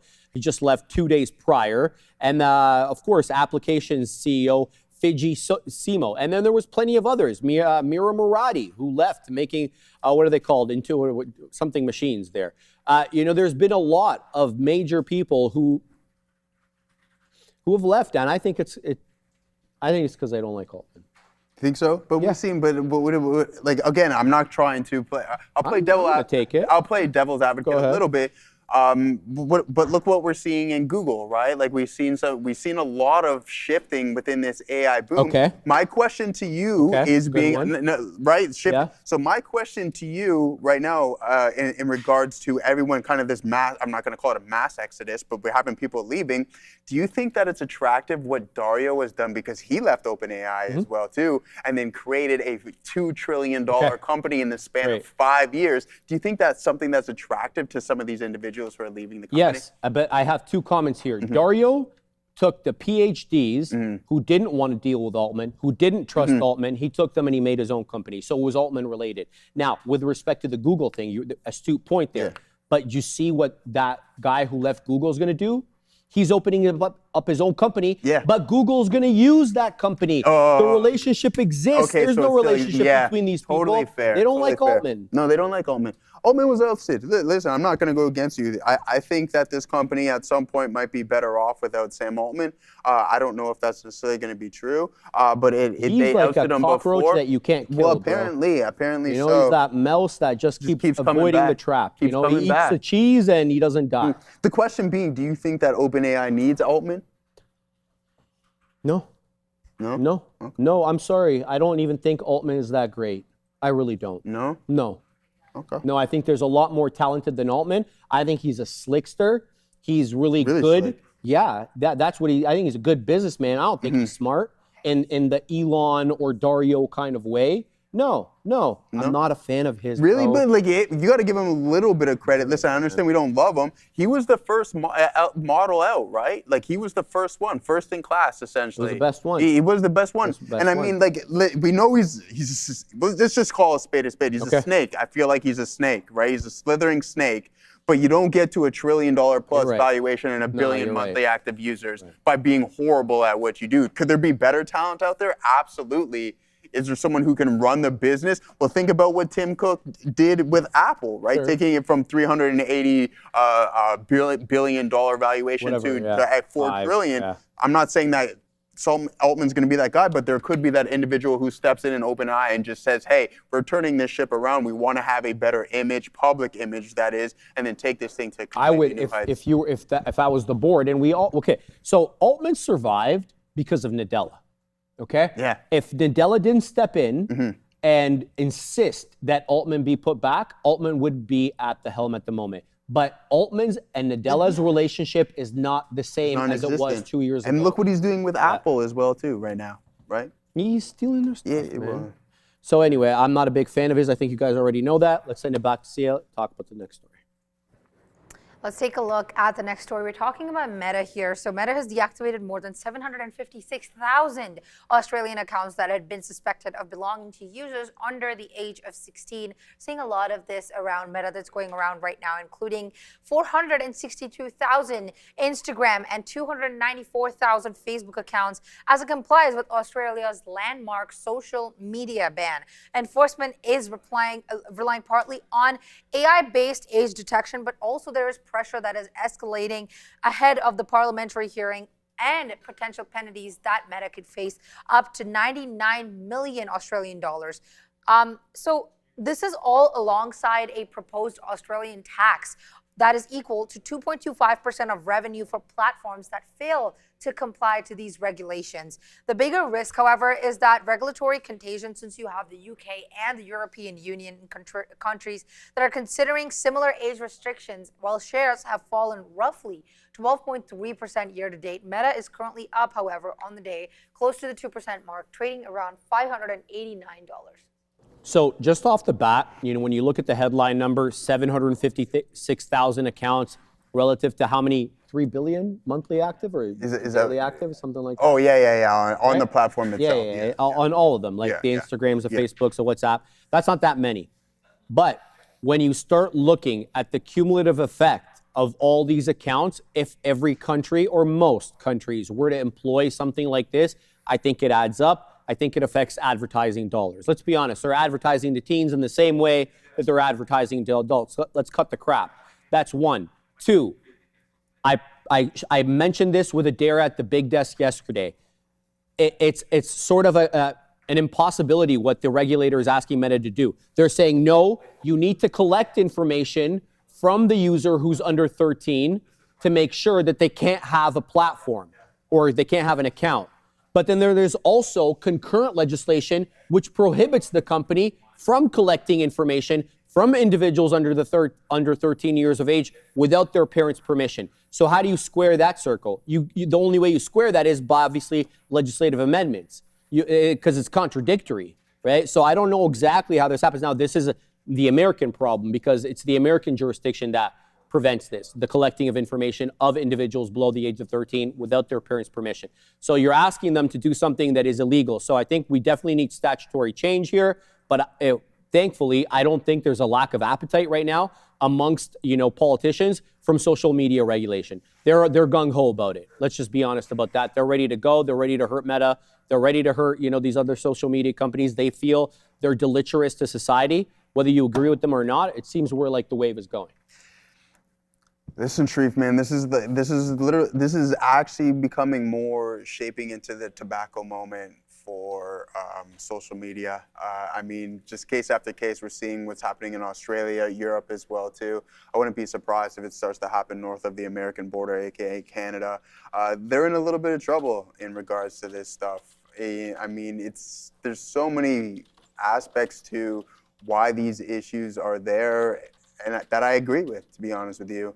I'm fortunate enough to have a time in my life where I didn't have all of these social media platforms to seeing what's going on now, and that I'm thankful for. It is extremely addictive. It's extremely addictive. They've got those dopamine shots. You have the reels and everything along those lines. They have mastered the ability to keep users engaged, and that is a big part of the reason why Meta has 3 billion monthly active users plus. Right? It is highly, highly, highly addictive stuff. It's just continuous shots of dopamine. Yeah, and the unlimited scroll. Can I say something to you? TikTok, Ram, are you still there? Ram. She's ignoring me. Not answering. What? Ram, do you remember when TikTok used to have that feature that said, hey, you've been scrolling for a long time. Maybe you should take a break. What happened to that, Ram? Yeah, it disappeared all of a sudden, is it? Because it was limiting their ads. Revenue comes over everything, Fabian, over mental health, whatever. But so the point was they did have that in there. And they did it, I'm talking about TikTok. Yeah. They did it preemptively. Nobody legislated that. But funny enough, they took that off when it started limiting revenue, bro. Right? Yeah, exactly. So revenue above everything else. You can scroll into an oblivion on YouTube Shorts. If I need to kill an hour, I'll just go scroll on YouTube Shorts. I go on TikTok. Yes, I only allow myself TikTok on the weekends, though. Well, that's good, man. I'm not allowed to open up during the week. Oh, no, yeah? And you don't? I don't. That's good. All my life, I don't. That's good. That's good. No, but I'll spend a couple hours on it on the weekend. TikTok saves Ramin's mental health, apparently. Okay. Well, otherwise, she'd be killing people. Oh, yeah. Keep her distracted. Keep her distracted. You got this, man. I was loaded up with the coffee. Everyone was saying, so a couple people in the chat were saying you were Egyptian, Katina, man. I said, no, he's from... What is happening? From Honduras, man. Algerian. No, oh, Honduras, my days. I thought you were from Honduras. Honduras. Earlier this morning. I wish I could restrict shorts. Listen, we could probably do a poll right now. Hey, do you doom scroll? And I guarantee it would be a high majority to the people of. But I would fall into the category of yes and no, because I don't doom scroll during the week, but I do doom scroll on the afternoon. No, brother, there's just no time of the day, my boy. Yeah, that's fair, man. There isn't. Yeah, no, that's fact. Hey, Joey, ban that guy who said breakout on NVDA. Let's see. If it's not breaking out, maybe we'll do that. I'm only playing. You can read that headline. A headline by there, U.S. CENTCOM Commander Brad Cooper pushes for renewed attacks on Iran during Israel visit despite U.S. calls to close all fronts last week. That is being reported by Israel's Channel 13. So there you go. Keep it on the watch there for USO. Just taking a quick look on USO, no immediate reaction there, still negative about 1.12% on the day. So, Paul, Sharif, I lived in Cairo, and Alex for 7 years, Habibi, Maadi, and Heliopolis. Love both of those. So Heliopolis is in the very east of Cairo. It's where my cousin lives, actually. It's very close to the new area called the Fifth Settlement. It looks like SoCal, which Egypt does not look like SoCal in general. So if you kind of go with what I'm saying, I'm born in Alexandria, so I love that. Moved here when I was 4 years old. So I'm not technically born here, obviously, but I haven't been to Alexandria, man, since 2007, and I've been hurting to go back for a hot minute. I heard they changed a lot about that city, so I'm kind of excited to see it, Joey. Yeah, that'd be 2 o'clock. Is it? Yeah, man. Time flies when you're having fun, man. It was a banger. Bye, Jody. But Adam James, of course I want to watch your stuff. It's more or less the short form content, and obviously the comparison, I think, within social media is what makes it really, really difficult. There's obviously big time upsides to having some of these platforms, but I think contact with family, exactly, like, friends and family and stuff. But it's the consistent comparison to which is really hard to determine if it's reality or not. I'm referring 100%. to Instagram of 100%. The lifestyle. How much cap on there? Right, setting up, private jets and all of that. Like you can every other person's on a private jet somehow and stuff like that. So, anyways, yeah, fantastic one. Need us not take any more time from the individuals to our right. I know we're already getting in trouble. I'm getting, you know, when you're doing a comedy show and they want you off the stage, they put the red light up there. Yeah. Or you get the hook. That's what Assassino's doing to us right now. So we'll props that up. We'll be sure to send it over to the boys. Fantastic day. Take care, guys. What was the show? It's like the Muppets, or was it the Muppets? It was the Muppets. Where they pull the guy Yeah, off they the had stage. It's like a cane. Yeah, the cane. That's what it is. They had the cane and the Muppets. And they pull you right off there, right? So that's what we're doing right there. Don't act like you don't know the Muppets, Sharif. I do. It was those old guys. Wasn't it the old grouchy guys at the opera? The two best characters, man. Statler and Waldorf. No, yeah, exactly. These guys, yeah. 100%. The dudes from Trading Places are based on the two Muppet guys. Yeah, those guys are the best. 100%. Cudlow and Kramer over there. Oscar the Grouch Chappelle stand-up. Come on, man. So that's aces. Sharif is saying the Oscar the Grouch episode of Chappelle. No, I'm good. Thank you. See ya. Yeah. Please don't talk to us without a mic on, okay? You know what I'm saying? I know. No one. You're my boy. Okay. Well, maybe people heard that then. Yeah, you're lucky, though. I don't know. I get warned about 3 times a day to stop doing that. You got to have the mic on. Well, because I come back, I sit down, and these guys are like, hey, Katina Man's back, and everything. And they're like, hey, what do you got short? And I tell them, and then all of a sudden I get a note like, hey, stop talking to these guys. Oh, my God. Yeah, no, we're having a lot of fun back in here. I don't know, I have the Palantir hat on. I'm not really sure why. Went for a walk outside. It was really nice. I think, why not just check out Palantir? Is it up today? Okay, well, then maybe that's why. 176 and change. Ooh, okay. This is actually looking real nice, like on Palantir right here, actually. Bouncing off the 200 period moving average, trying to get a little high to the high side right there. So yes, Palantir is a real one there today. And you know what, man? We got to slap a fail and flush ourselves down the toilet for early trading. Okay, I think the next time I just have to cut my mic or something early. But if I'm in a position before 9:35, do not follow me in it or do not do anything. I should just punch out of it immediately. And that's sort of been the case. I actually looked. We're running perfect this month, all green days this month. And it's just like we started off just really sour there with that 110 short. Like all of a sudden, CoreWeave just really bumped and it just kept on going, man. And Iron had a bid under it. So did CoreWeave. Nebius, we talked about that. There was some other. AMD had a bid underneath it and everything. But then you know what we wound up doing? We just wound up chilling out and waited until at least maybe this is 5 or 6 minutes until we had some sort of a top there, follow the futures a little bit, and down goes Fraser, right? And so we finally found that short, and it was actually a 20, I think it was this, it was a 25 period break, 1 minute, 25 period moving average break that was actually up here at the time, I believe anyways. And there's the move down. We can go back and watch when we actually took it, but that was 9:45. So all we had to wait was 20 minutes, and then it's like, there it goes, right? We were actually able to hold a little bit to the downside and hold a little bit more here.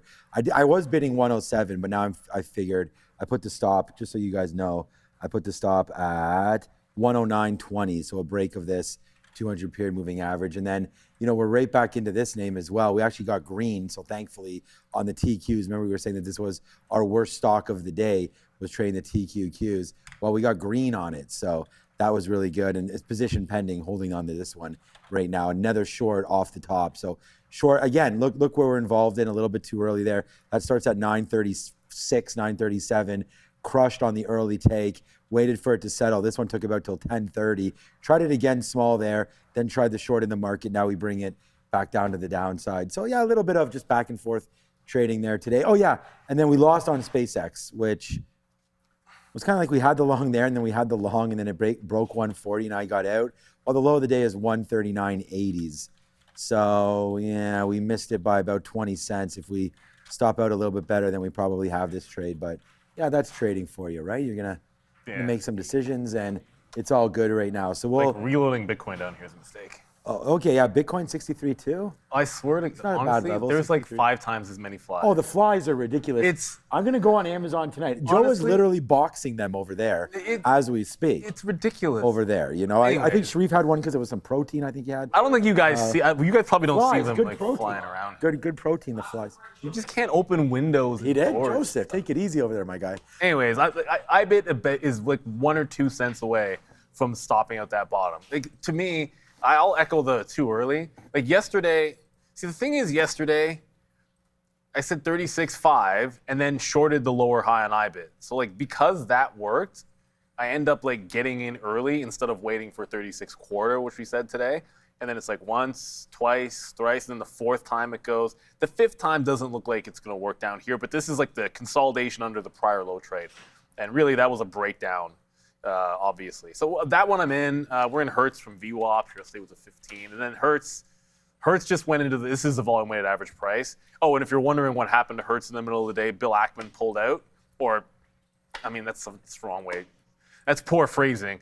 Bill Ackman and Pershing Square exited their position in Hertz and said so on some kind of a conference call. The stock waited 5 minutes and then dropped.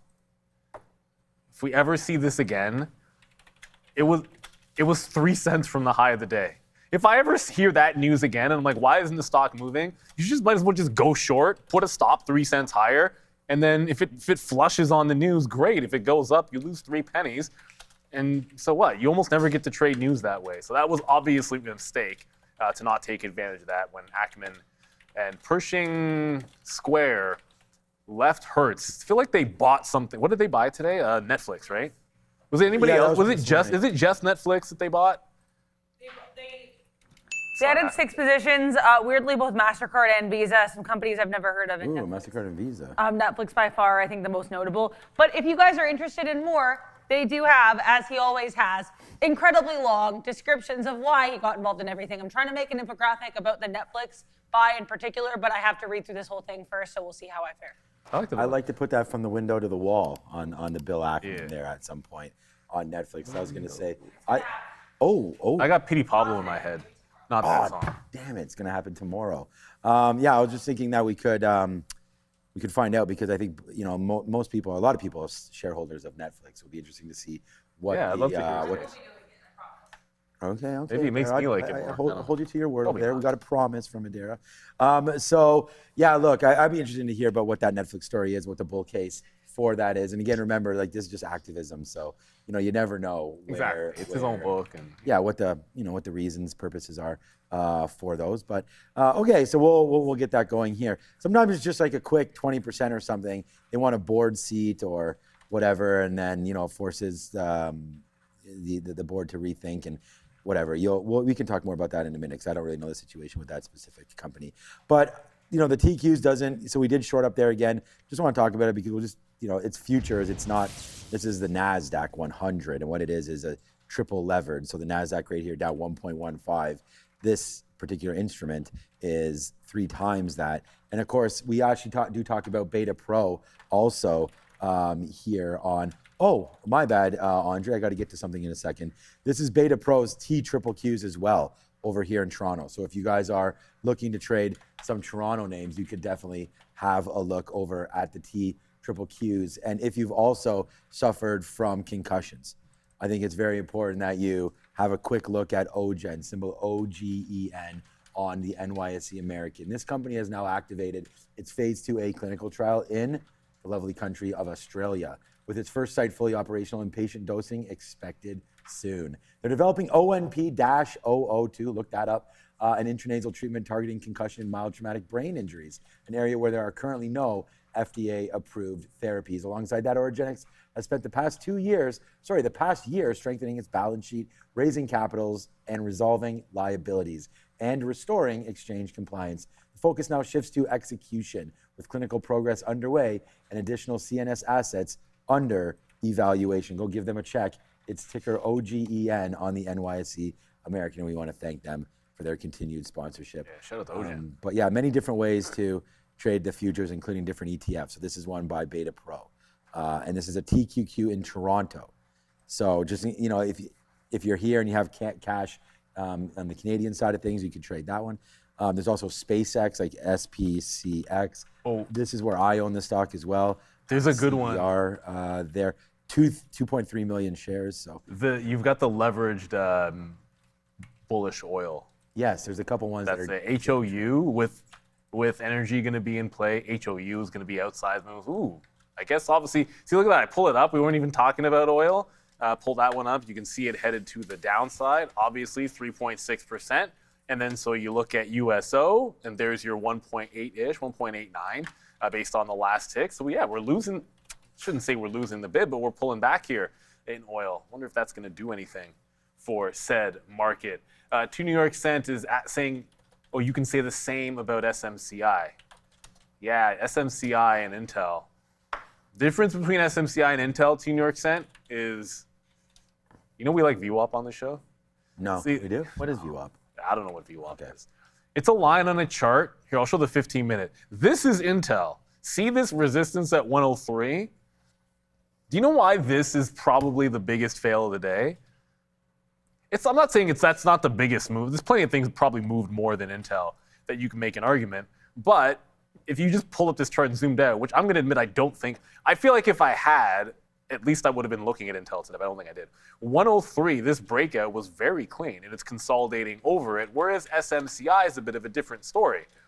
Like SMCI broke out days ago and is kind of riding the 1, 2, 3rd day pullback kind of thing. Just very almost parabolic, and it's under VWAP in here. So they're not necessarily built the same. It's a gorgeous looking daily chart, but that's like extending on a break, whereas Intel is kind of weaseling its way into one. And SMCI is just going parabolic. Davis in the chat just saying meat group. What are we talking about? Not Beyond Meat. Oh, which, by the way, we got something wrong about Beyond Meat yesterday, which I'm going to correct live on air. We had said Beyond Meat was doing a reverse split 1 for 30, effective today. Well, it's apparently effective as of 11:59 today. So if you're excited for Beyond Meat to trade at $12, I can't imagine you are, but if you are excited for Beyond Meat to trade at $12, that will be tomorrow's session, not today's. It's still a 42-cent I have struggling stock. New position. IREN. Look at this move. What the heck? What in the? All the way back? I'm trying to leave this for Fabian. What in the? What the hell is even that? Okay, so yeah, I don't know what is even that, but IREN was upside. Yeah, Joe, believe it or not. And then now it is downside. Get that chicken. Right here. So I'm gonna give it a shot. Crazy. I don't know for how long this shot will be viable, but we're gonna give it one right into here around, and I just put the stop like pretty tight, man, 44.25. So there we go. We have a position. It's 44.45 right now. So we're in the money 4 cents. Doesn't matter. I'm thinking that we can get back up here at least 44.80, which puts us basically 1-to-1 against just 44.25. I don't know. We have the 200 period moving average right here on a 5-minute. That's not, again, it's just the fact that it's lining up with this level right there, yesterday's top spots for IREN before we went on that little run. So I was going to say like that's 40. That right there is 44.20. That little wick high is 44.30. So I'm going to split the difference and go 44.25 and see if we can hold out on IREN there. Try to give it about 20. Well, it's be 20 cents. You know, let's go down. Well, it's fine. Let's just go. Let's go with it and see what winds up happening with IREN. See if it does have a little bit of a bounce higher right here for this position. So we're going to give it a go here on IREN and just see, you know, what winds up happening with this name, okay? So IREN looking decent here, hopefully anyways, on a move higher off of what was yesterday's support, into resistance, yesterday's resistance into today's support. So we'll see if Iron wants to work, man. It's 10 cents in the money right now.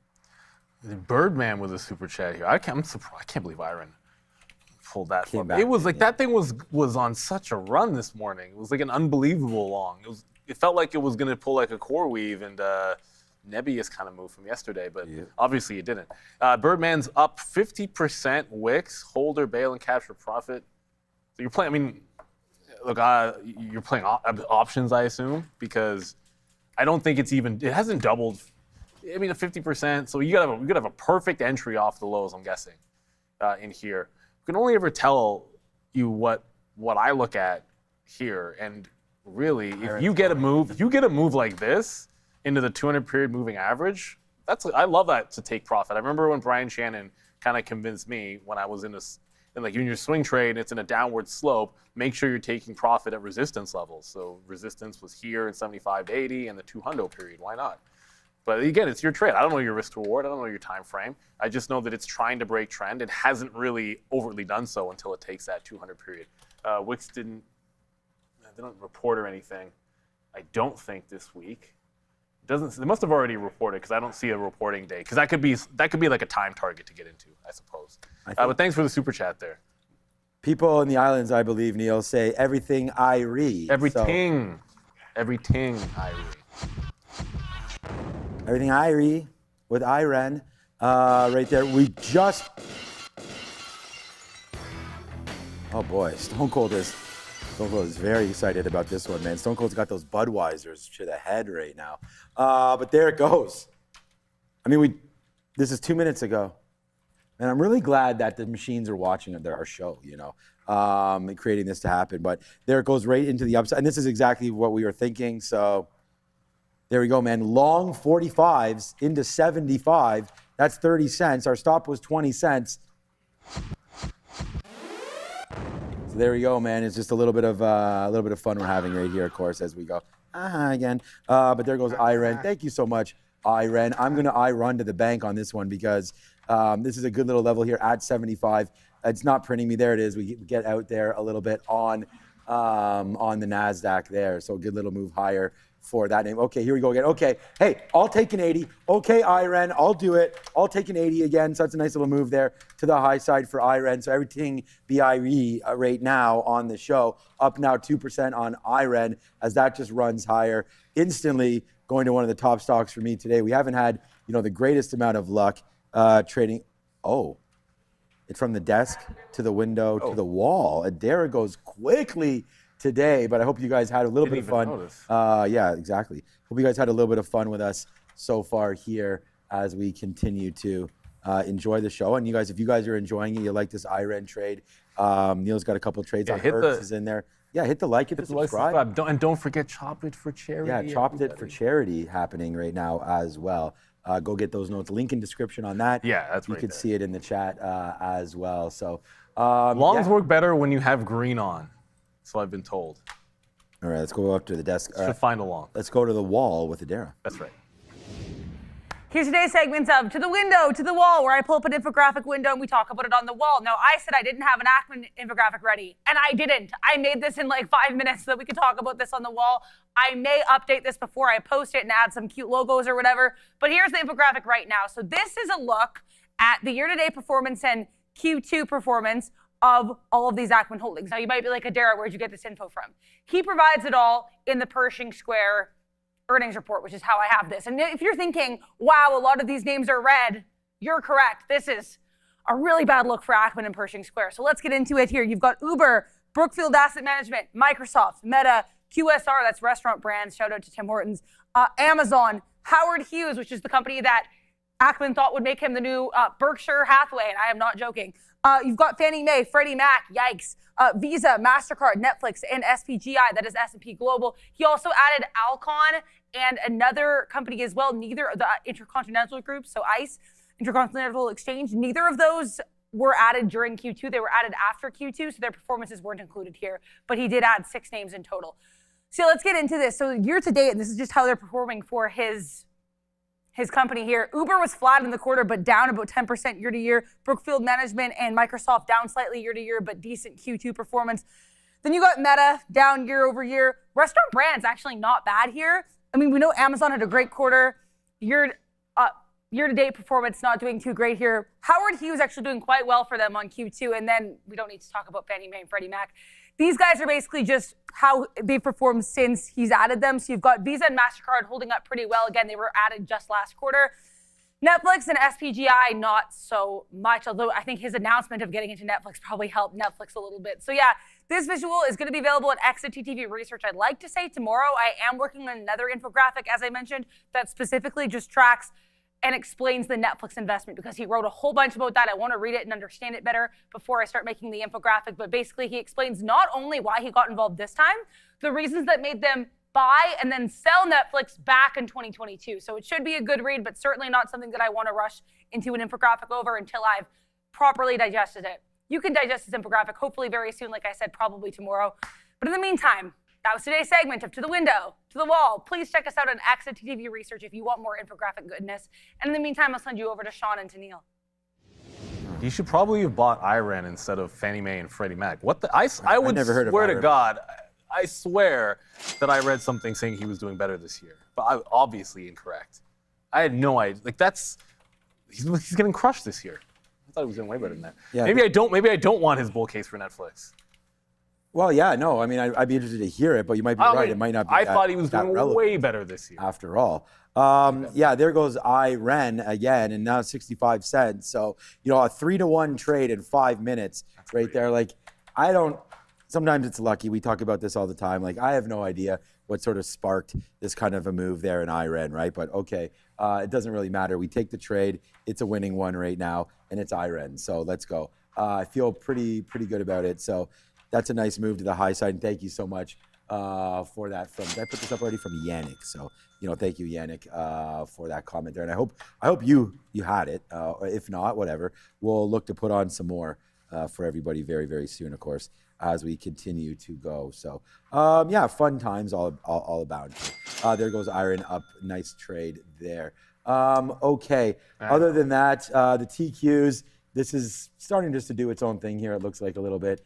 So we'll have to just, again, a pretty good short that we just put on, again, just before we came on air, 130, short to the downside here for the TQQs. So, just trying to let this one go a bit, see where we get going off of it. So TQQs right now downside into the 200 period moving average. You have Rocket Lab up, but Chain Reactor, it'll break 100 at some point. Don't say it'll never break it again. I'm willing to. That's the thing. Like if you say something like that, it's tough. Like come on. It's at $80 after dropping to 150 and has been making a bid. It actually doesn't look that bad, except for the looming death cross on the daily. I'd be remiss if I didn't say it's about today. It looks like it's going to get a death cross if it holds down here. The 50's crossing the 200 on the daily.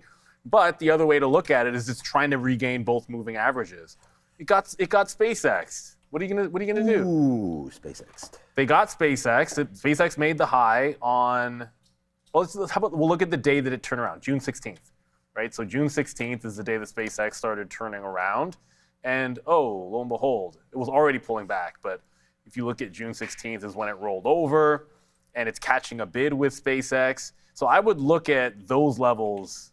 What did I say? The 16th was in here somewhere. Yeah, like 110, and then this resistance. I think that's a spot that it could get to. I mean, that said, it's probably going to go as the leader of the group goes with SpaceX. Sorry to say it. It's not like the memory names. The thing with the memory names is they're all on somewhat equal footing and can all push things around together. And no, Rocket Labs, ASTS, they're so infinitesimally small compared to SpaceX that they're likely to just sort of follow suit, right? I got a bit of a reprieve here, I think, momentarily for IBIT. So the bottom end of the range is the high 60s. The low of the day is 35.5. Just going to reload, look for the low. With Hertz, we're trying to get one more fill before the low of the day, and that could even be a bigger move to the downside. And the other thing I got on the mind is SMCI. It's really slow. Yeah, that was a good one. Just for very dramatic there, yeah. Well, you know what? It's got a lot of yesterday's number one stock. We didn't trade it today, though. Well, Did we trade it? No. Darn it. I've been put it in the note. I think I said 37 because I simply like this 37 level. It closed at 37.6. It was simply a breakout trade. It was never a true dip buy, realistically. Like this wick underneath the pre-market low, that's not even 930. That actually happened before the market opened. When the market opened, it just instantly shot up. It was at 38 when the market opened, and it just shot higher on this bad boy. But I look at this, it's double bottom at 39.5. So I'd like to see it try to take out this local high here at 39.8 and then play into the volume weighted average price. So let's see if it can do it. Obviously, I want it to break this consolidation up. If it breaks it down, if you were looking short, then that would be like a short entry. I'm looking for that little bit of a bounce play on SMCI. Another super chat from Mr. Smelly Balls. Okay. I go to the gym, have showers. I feel like if that's your nickname, you might want to. Okay. I want to get that checked out fine. a little bit. To each. Love the show. Watch daily. We appreciate you. Awesome cast. Seriously, that's one way to get our attention. Sean, can you describe how you normally average down? Really. Yeah. Oh my goodness. That's a funny one. Can you describe how you normally average down? Come on. Total share size of 1K. Average down. Oh, it's like you're in trouble and you're taking a position. I can show you, I can explain to you sort of what I'm trying to do. And at the end of the day, we can all pick and choose. Like if we're going to look at the TQQs, that's $76, right? And so I just feel like when you're going to average into something, it's important that you do it against some sort of a level that you think could hold. So like yesterday morning, 76 was the top right into there. So as get the idea, that's what I sort of short average in. Like I don't ever start at 76. Like I started here 75.80 and eventually got stopped out 30 cents above that level. And then even into here too, we were using, at this point it was the high of the day where we got stopped out right into there. So it's not like a specific strategy. Like this one, I would have averaged in until we get to, again, my stop out.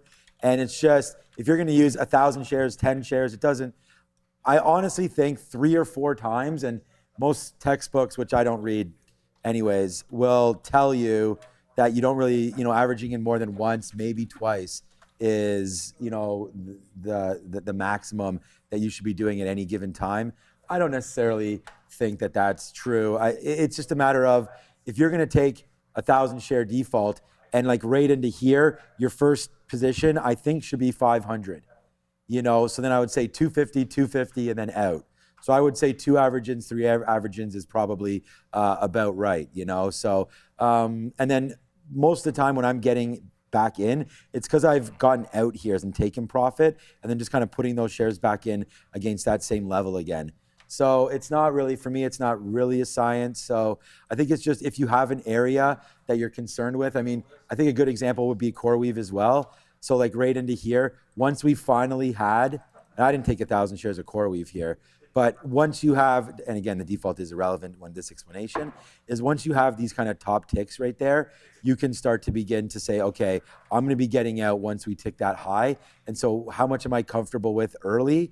And then if it goes against me, will I have that 1,000 shares at that point stopped out for 30-cent hit, so $300? Like, is that something that your account can hold before you eventually get stopped out? So I would just say, I think 3 times averaging in would be, something like no more, like a no moss situation where you put your hands up and say, okay, you know what, I'm tapped out now. It's too many times that I've averaged into this stock. And but again, it's all about having an out. So if you have an out, then the averaging in is easy. It just sucks when you get stopped out. Yeah, I was gonna say, if you have an out, then you just if you only lose $100 and you're going long at $10 in front of a $10 level, you're stopping out at 99, and you want to have 1,000 shares, you just simply do the math. I can have 1,000 shares at 10.10. That's the price. So how you get to the 1,000 shares at 10.10 almost doesn't matter so long as you don't have more than that. Your risk ends up being what you want. The real problem that happens for averaging down, I've seen it when you see it with traders all the time over 20 years. It's It's not about how many times. It's the fact that instead of they know they want to do that, but instead they end up with 2,000 shares instead of 1,000 when it gets to there, even though they only wanted to risk that one. It's just, it just comes down to how much you want to lose on the trade and how much and where that stop ends up being placed. So thank you for the question. And hey, sometimes you just got to have a really creative name to get your question answered. And or just ask a question while answering. Or that's the thing. You really don't have to have a creative name. You just have to. And it's a good question. I think it's I it's think perfectly fine. What people always struggle. I struggle with it too. I was going to say the minute you start to get like I was always talking about like that spidey. I used to talk about it anyways. You get that spidey sense, which is actually pretty, topical now. And you get that feeling like, oh man, I shouldn't be doing this. Then probably not. That's like my biggest advice. Like if you're getting feeling like, oh my God, this IREN's really running against me. And a good example there earlier was also CoreWeave. Like this just started getting bad, and then we had to leave it. Like I left it from basically 112.50 all the way to 116 because our out was 112. We tried it again, it busted our face, and then we had to wait. So we waited like that 10 minutes or 15 minutes until it eventually settled down. And every day we're gonna have multiple examples. Like I said, I came in today and Adara was like, hey, where's the dollar clubs? And then this is $9, right? Like you have no idea what's gonna come from your trade. So I always think that averaging out is also something that I need to work on, and everybody does for everything. TQs went down, so we got a little bit more out. IREN just hovering around this level, so I just took a couple more outs here on IREN as well. So, and again, like if you look in reverse engineering, this looks like to be the top in and around here, right? Maybe it's some garbage up here, 45.50, but we'll look at that again. Okay, so here's another example. What's up, cheese ball? Actually, I love cheese balls. You know what? Honestly, those I had the Orson ones or whatever they're called. Those are. I had some the other day, and all I could remember thinking was these don't taste the same as when I was a kid. I don't know what it is, but they were not the same as when I was. It was the cheese. What are the main brand called? They were not the same. I swear they didn't taste like they did when I was a kid. I wasn't a fan of it more for some preservatives reason. and everything. Anyway, So here's another example of averaging in. Actually, I should have used this one on that question. So we wrote down 141 on the note, right? We went back and we saw the level from yesterday, 141, and maybe we can show it this way. Okay, I'll take one. I'll take them all. What is that? Right, thank you. I told Ramin that I really love you can have one, the falafel. The falafel is actually really good here. So I saw Ramin's lunch over there and I was like, oh man, we got some dried up chicken. And I actually liked the falafel that she got, right? The chicken was really pretty dry. So I told her I stole one of her falafels. And then she says, I'll take them all. And I said, no, what are you talking about? Like, get out of here, fly. It's your food. If you let Brendan has ordered fly traps. We requested Okay, good. The humane ones. So, so we'll wait. I don't know if they're humane or not. I had to say that. I don't want. Yeah, because I don't know what a humane fly trap is. I don't want people to write in over here. All right, so SpaceX. Anyways, what we were talking about there was 141. So we kind of looked over here. This is the 141 area. So it was the high. It was these little dip down zones right into there. It coincides with that low right there, 141. So I didn't want to hold it too far against me on that 141, if I keep saying it maybe. But so there it is. There's the first take at 141.20. So I feel like I'm doing exactly what I said I was doing on this trade. So we take it a little bit early, then we get 141s, then we get 140.50, and then my stop was 140. So once it broke 140, that was about I think at that point it was probably about I think it was a 65-cent hit or so because our average price was 140.66 there. And then once it broke, I got stopped out, and then the move happened after that. So to answer your question, Mr. Balls, no, I did not get out, make any money off that long. So womp womp on me for that one. But we're all good right there. So that's a good look there for anybody looking at SpaceX. Again, like the stock, but a difficult one to trade today because of that move down initially, I feel like. And we're going to go to Adair in a quick little second, but Apple opens its advanced manufacturing center in Houston. Okay. Adair, anything more to that story? Yeah, that's what I was going to share here. So I'm excited to tell you guys about Apple. AAPL in focus. This came out like literally a minute ago. It's a press release for AAPL. I guess they opened this advanced manufacturing center in Houston. This is their second of these types of centers here in the U.S., so more U.S. investment. They're investing hundreds of millions of dollars, they don't specify, in this new Houston, Texas facility. They're shipping their first advanced AI servers from the facility, and they're going to start manufacturing their Mac Mini in Houston at this new facility. this year. Now, apparently people who are going to be attending this kickoff event include Secretary of Commerce Howard Lutnick, U.S. Senator from Texas Ted Cruz, Houston Mayor John Whitmire, U.S. Rep Kristen Menefee. A whole bunch of different people are going to be attending. If I see a link to this event, I'll cover it. I have not seen one yet. Also, keep an eye here on WDAY. This just came out here, and this name looks like it might be halted here. Silver Lake reportedly in talks to buy Workday with ongoing deliberations happening. Back to you. Thank you very much, Adara. See, you're better than our news service, Adara. Well, yeah, duh. Because straight up, no one said that. So Workday, let's just make sure what kind of halt this is before we do anything. Because it might actually, nope, we don't want that, we don't want that. Where's my halt scanner? Right there. So yeah, it looks like it's just a limit. Every now and then, if it's news-based, I'll always check, because you don't want to be sitting there waiting for 5 minutes to see if it's going to open up again, and then they tell you it's a news halt, and you can save yourself some time. If it's a news halt, it looks like this. T1, usually there's a T2, and then there'd be a T3, then a resumption time. This one should just be 5 minutes. And if it's deal speculation, well, the stock's already run well within the last month. It's already run 40%. So that kind of puts a damper on any expectations for what the upside would be. Always keep that in mind. You'd much rather be interested in trading something that gets deal speculation if it's been consolidating off the lows. Look at CRM on that news. Yeah, because the whole space gets a bump. The problem with that, though, is what if it comes out that that's fugazi, and anything up in sympathy is going to retrace very quickly. So you want to hear the updates that come out of those. Right? You know what? Straight to the upside there on CRM from 192.50 to 197. Still going. And still going there. Workday, of course, very similar customer relations management there, CRM service. So is this also Hubs probably going? HubSpot right there. Haven't looked, but let's just say it probably is. And let's give a look. Yes, so there goes Hubs as well. So this is part of like just trying to be educated about, what names might go when. And as Neil said, if you're stuck in one of them, now you know why. Salesforce also, we talked about this with Joe today, also caught an upgrade, which was pretty interesting there. It did obviously got crushed for some reason today. I just said obviously because of the chart, but I would have thought on that upgrade, we talked about it trying to hold this 200 period, moving or trying to break through the 200 period on CRM. And this potentially more than a rumor. Hopefully it is true there for Workday and for anybody in the space looking to make a little bit of cash right here, because it's been a good run for CRM, but it's just running right into the 200 period moving average. So something to watch out for there. I'm looking for an out in that stock.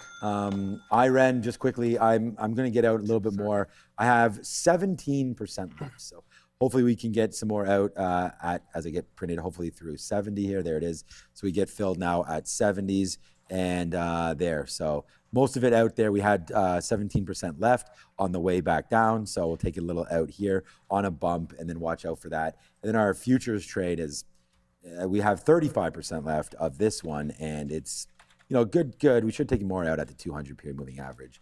Let's see what winds up happening here and what could be a slow afternoon for now. But we're ready to rock and roll here with any kind of a movement, especially if there's anything good. Go ahead. I feel like if CRM gets back into the 250 area, it could be just take it and run. Take it and go, as our good friend and Canadian comedian would say, if you remember that one. Everyone remembers 34.50, but take it and go, said Russell Peters. Take it and go the bid on Palantir. What's up with Palantir today? And what's the story with this? 4%, not that Palantir needs anything, but it's just like risk on for software, risk on. Like it would make some sense that maybe it just got a bounce because of software, but like Workday getting deal speculation got Palantir to break out. I guess there's crazier things out there. What it does have going for it, I'm just going to move this so you can see. If we can hold on to one, assuming Workday opens up and doesn't crater, because everything that went up on Workday is going to go down if it does that. But like 176.80, if it can hold this, there's room to the high at 179 on Palantir for the afternoon. So that's at least moving. The only thing I've done is one reload in iBid, and now trying to get the bottom if we can. And drywall buns, these are getting more creative. Why no talk about Figure Technologies beating today? Is that F? No, that's not that FGI. And don't worry about it. Go ahead. Oh, no, nothing. Oh, sorry, I was just telling hearing us something in our Yeah, we're just being told something in my ear. Now I've lost my train of thought. Oh, gosh. Okay. Okay. Anyways, yeah, Figure Technologies. Why no talk of it? I think a lot of times it's nearly one of the reasons that we actually have the stock visualizer and ask you guys to put $sign and send super chats or just tag us and ask questions is it's completely impossible to cover everything that's moved. So really, like, it looks like Workday opened and halted again. Oh, we'll get to that in a second. It's just how much is it moving? What kind of volume is it doing? I just heard 204, and it was at 180 before, so it had to do something. It did open and rehalted again. Oh, that's crazy. So maybe there's something to that. That's insane. Just so on Figure, it's a matter of volume. How much did it gap? How strong was maybe the report or any catalyst for it? So you're not going to cover everything. It's up a few points. But in the pre-market, it's not like it was doing any crazy volume. There were a lot of bigger names that were just moving a little bit more. And sometimes that's just what happens. It's nothing against any stock, right? And then you know what? I'll be honest. Like oftentimes we'll look at the stocks that we trade the most, or sometimes even like have in our own portfolio. So that ends up on my watch list. But again, it's just not every single earnings name means it's going to be in play forever. That's crazy on Workday. So I guess you could have just taken whatever. We couldn't have had the halt because we didn't see it until after the fact. But that gives you the FOMO because like that halt up is that real? It was only at 81? Wait a second. The halt up I thought it was 80. It's only at $81 and now it insta halts up again. And it's tapping 208 on Workday. If it gets to 40%, that would be huge. How's that sauce? I don't know. This is tzatziki. Didn't you have it in your thing? Yeah. I'm not a huge Zeke sauce guy. Like, I don't even really have it on my shawarma. Tzatziki. I don't know. I'm weird like that. It's not one of my favorite sauces. Huh. Okay. To each their own. I know it's like popular, but it's just CRM is still going, by the way. Yeah, because Workday's still going. So this is a very, very nice move. I mean, I'd almost want to just go long and hold out and just play that 2-minute strategy. Or if it pulls back and covers up the last 2 minutes and you get out. It seems too much. Anyway, I should have had that. All right. Like Workday is now almost a double if you go from the lows. Yeah, I thought there was something about Canada yesterday as well with Trump and everything. So I think the deadline is tonight, right? Like at 50% tariffs go into effect if we don't figure something out tonight. Is that correct, Adair? I mean, it doesn't really matter. I thought it was the 19th. That's at least the deadline for the USMCA. Not sure about the 50% tariff deadline, but I keep hearing about people going back and forth in Canada and the US on that. Oh, yeah. Okay. They're killing sandbats, everybody. It's not enough major leaguers buying them. So now we have to sell sandbats to Korea and Japan and I guess Mexico. And I don't know, like anywhere else. Because they don't play baseball, and they only play baseball in a few places. So obviously the U.S. market's like the entire market for that company. And it's a good Canadian company. Ray Bonds used to use those bats. Oh, okay. All right, what else is going on? Palantir was SMCI. All the way back. SMCI is not making the break, so it's actually headed lower. So if you're looking for the break of this little sort of double bottom, that's not going to be in the cards. Maybe it is just looking at a software play after Workday opens back up. But now that I feel like Workday's gone a little bit too far there, especially when it's only speculation. I'm accustomed to seeing these pull back heavily at some point. So I really do think like one of these, like what's the software name that seems like it would have extended too far? We haven't looked at ServiceNow. Right, so ServiceNow, look at the move on all of these software names. Like, that's crazy. Palantir's move is nothing compared to. Well, yeah, it's not the same. I mean, that's because it up on Sympathy doesn't make as much sense. These up on Sympathy make some sense. So I'm gonna have Workday up on the side. Maybe if the tap just drops, or if it opens up lower, might try to snag one of these off of the high. But we're not opening up on Workday for another minute or two. We still have almost exactly 1 minute until that opens up from the next halt. Pure Ecstasy, Google on Sympathy.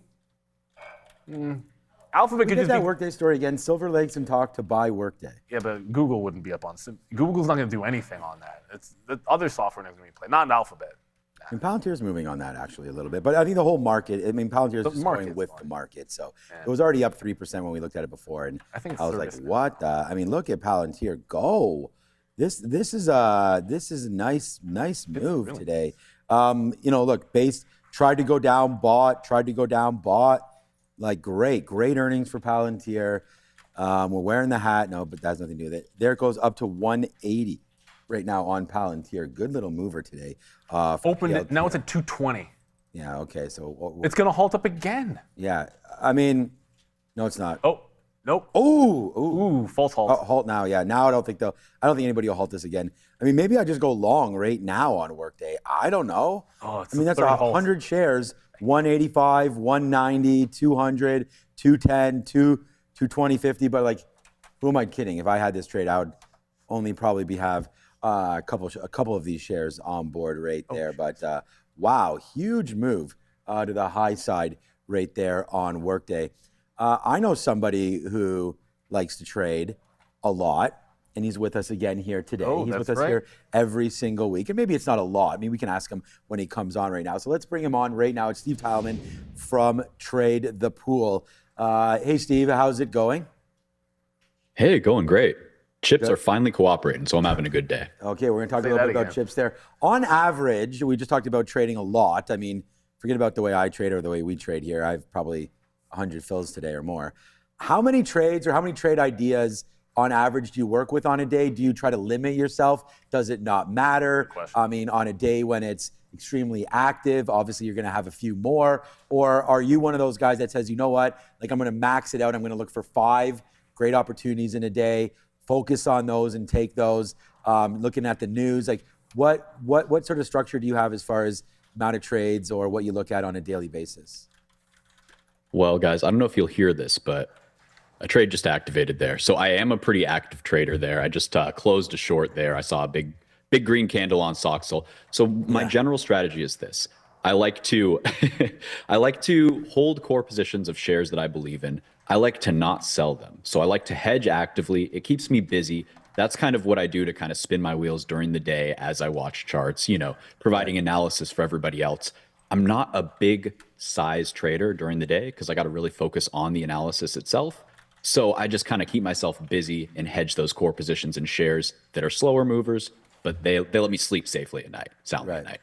Yeah, makes sense. What about sleeping safely at night if you're a workday owner here of shares? You got a nice little bump up higher. You don't want to be a shorter of this. We just heard news just not too long ago that Silver Lake is in talks to buy Workday. So, I mean, let me know when you look at a chart like this. I mean, there it goes right now up to the high side, 220. Obviously, another software name that's been really beat up. I know you and we've all talked about the IGV before. ServiceNow going, CRM going, probably the IGV going. What do you make of buyout rumors and stuff like that? Is it a no trade? You gave us an idea before when we asked you about the IPOs, and you said, you got to give it 6 months, a year. You got to let these sort of stocks find their base and find their home. What about a stock like this, Workday, when we start to get all these halts and we don't really have price discovery? Is there ever a time where you step in and look to trade any of this, or is this kind of hands off until it all sort of comes out in the wash? Good question. And, speaking of that IPO call I made, I'm eating crow. Look at SpaceX go. Amazing move off the bottom, and just goes to show sometimes there are exceptions. There are always exceptions to the rule. Right. For something like Workday, I would have to play it like an episodic pivot, which is essentially when you get a massive influx of volume, almost always on a wild move. Sorry, yeah, my chart here is a little skewed because this is such a giant move, a 30% move in 3 candles here. So you have to kind of watch and see how this volume settles. For me personally, if I had seen this pop up on my high volume scanner or something like that, well, then maybe I could very quickly scalp. And then how you usually play these halts is every time it opens, you take some more off the table, because if it closes and goes down and then halts down, very often it will gap down on you.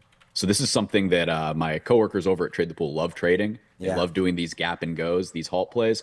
For me, I think I'm getting a little old. So I'm hands off, but I totally respect the style. You just got to be very quick. Yeah, no, that's a great point. Thanks for talking about some of your colleagues, because we always say it on the show all the time, like different strokes for different folks, right? I mean, there's so many different strategies out there every single day. I mean, there's thousands of stocks to trade.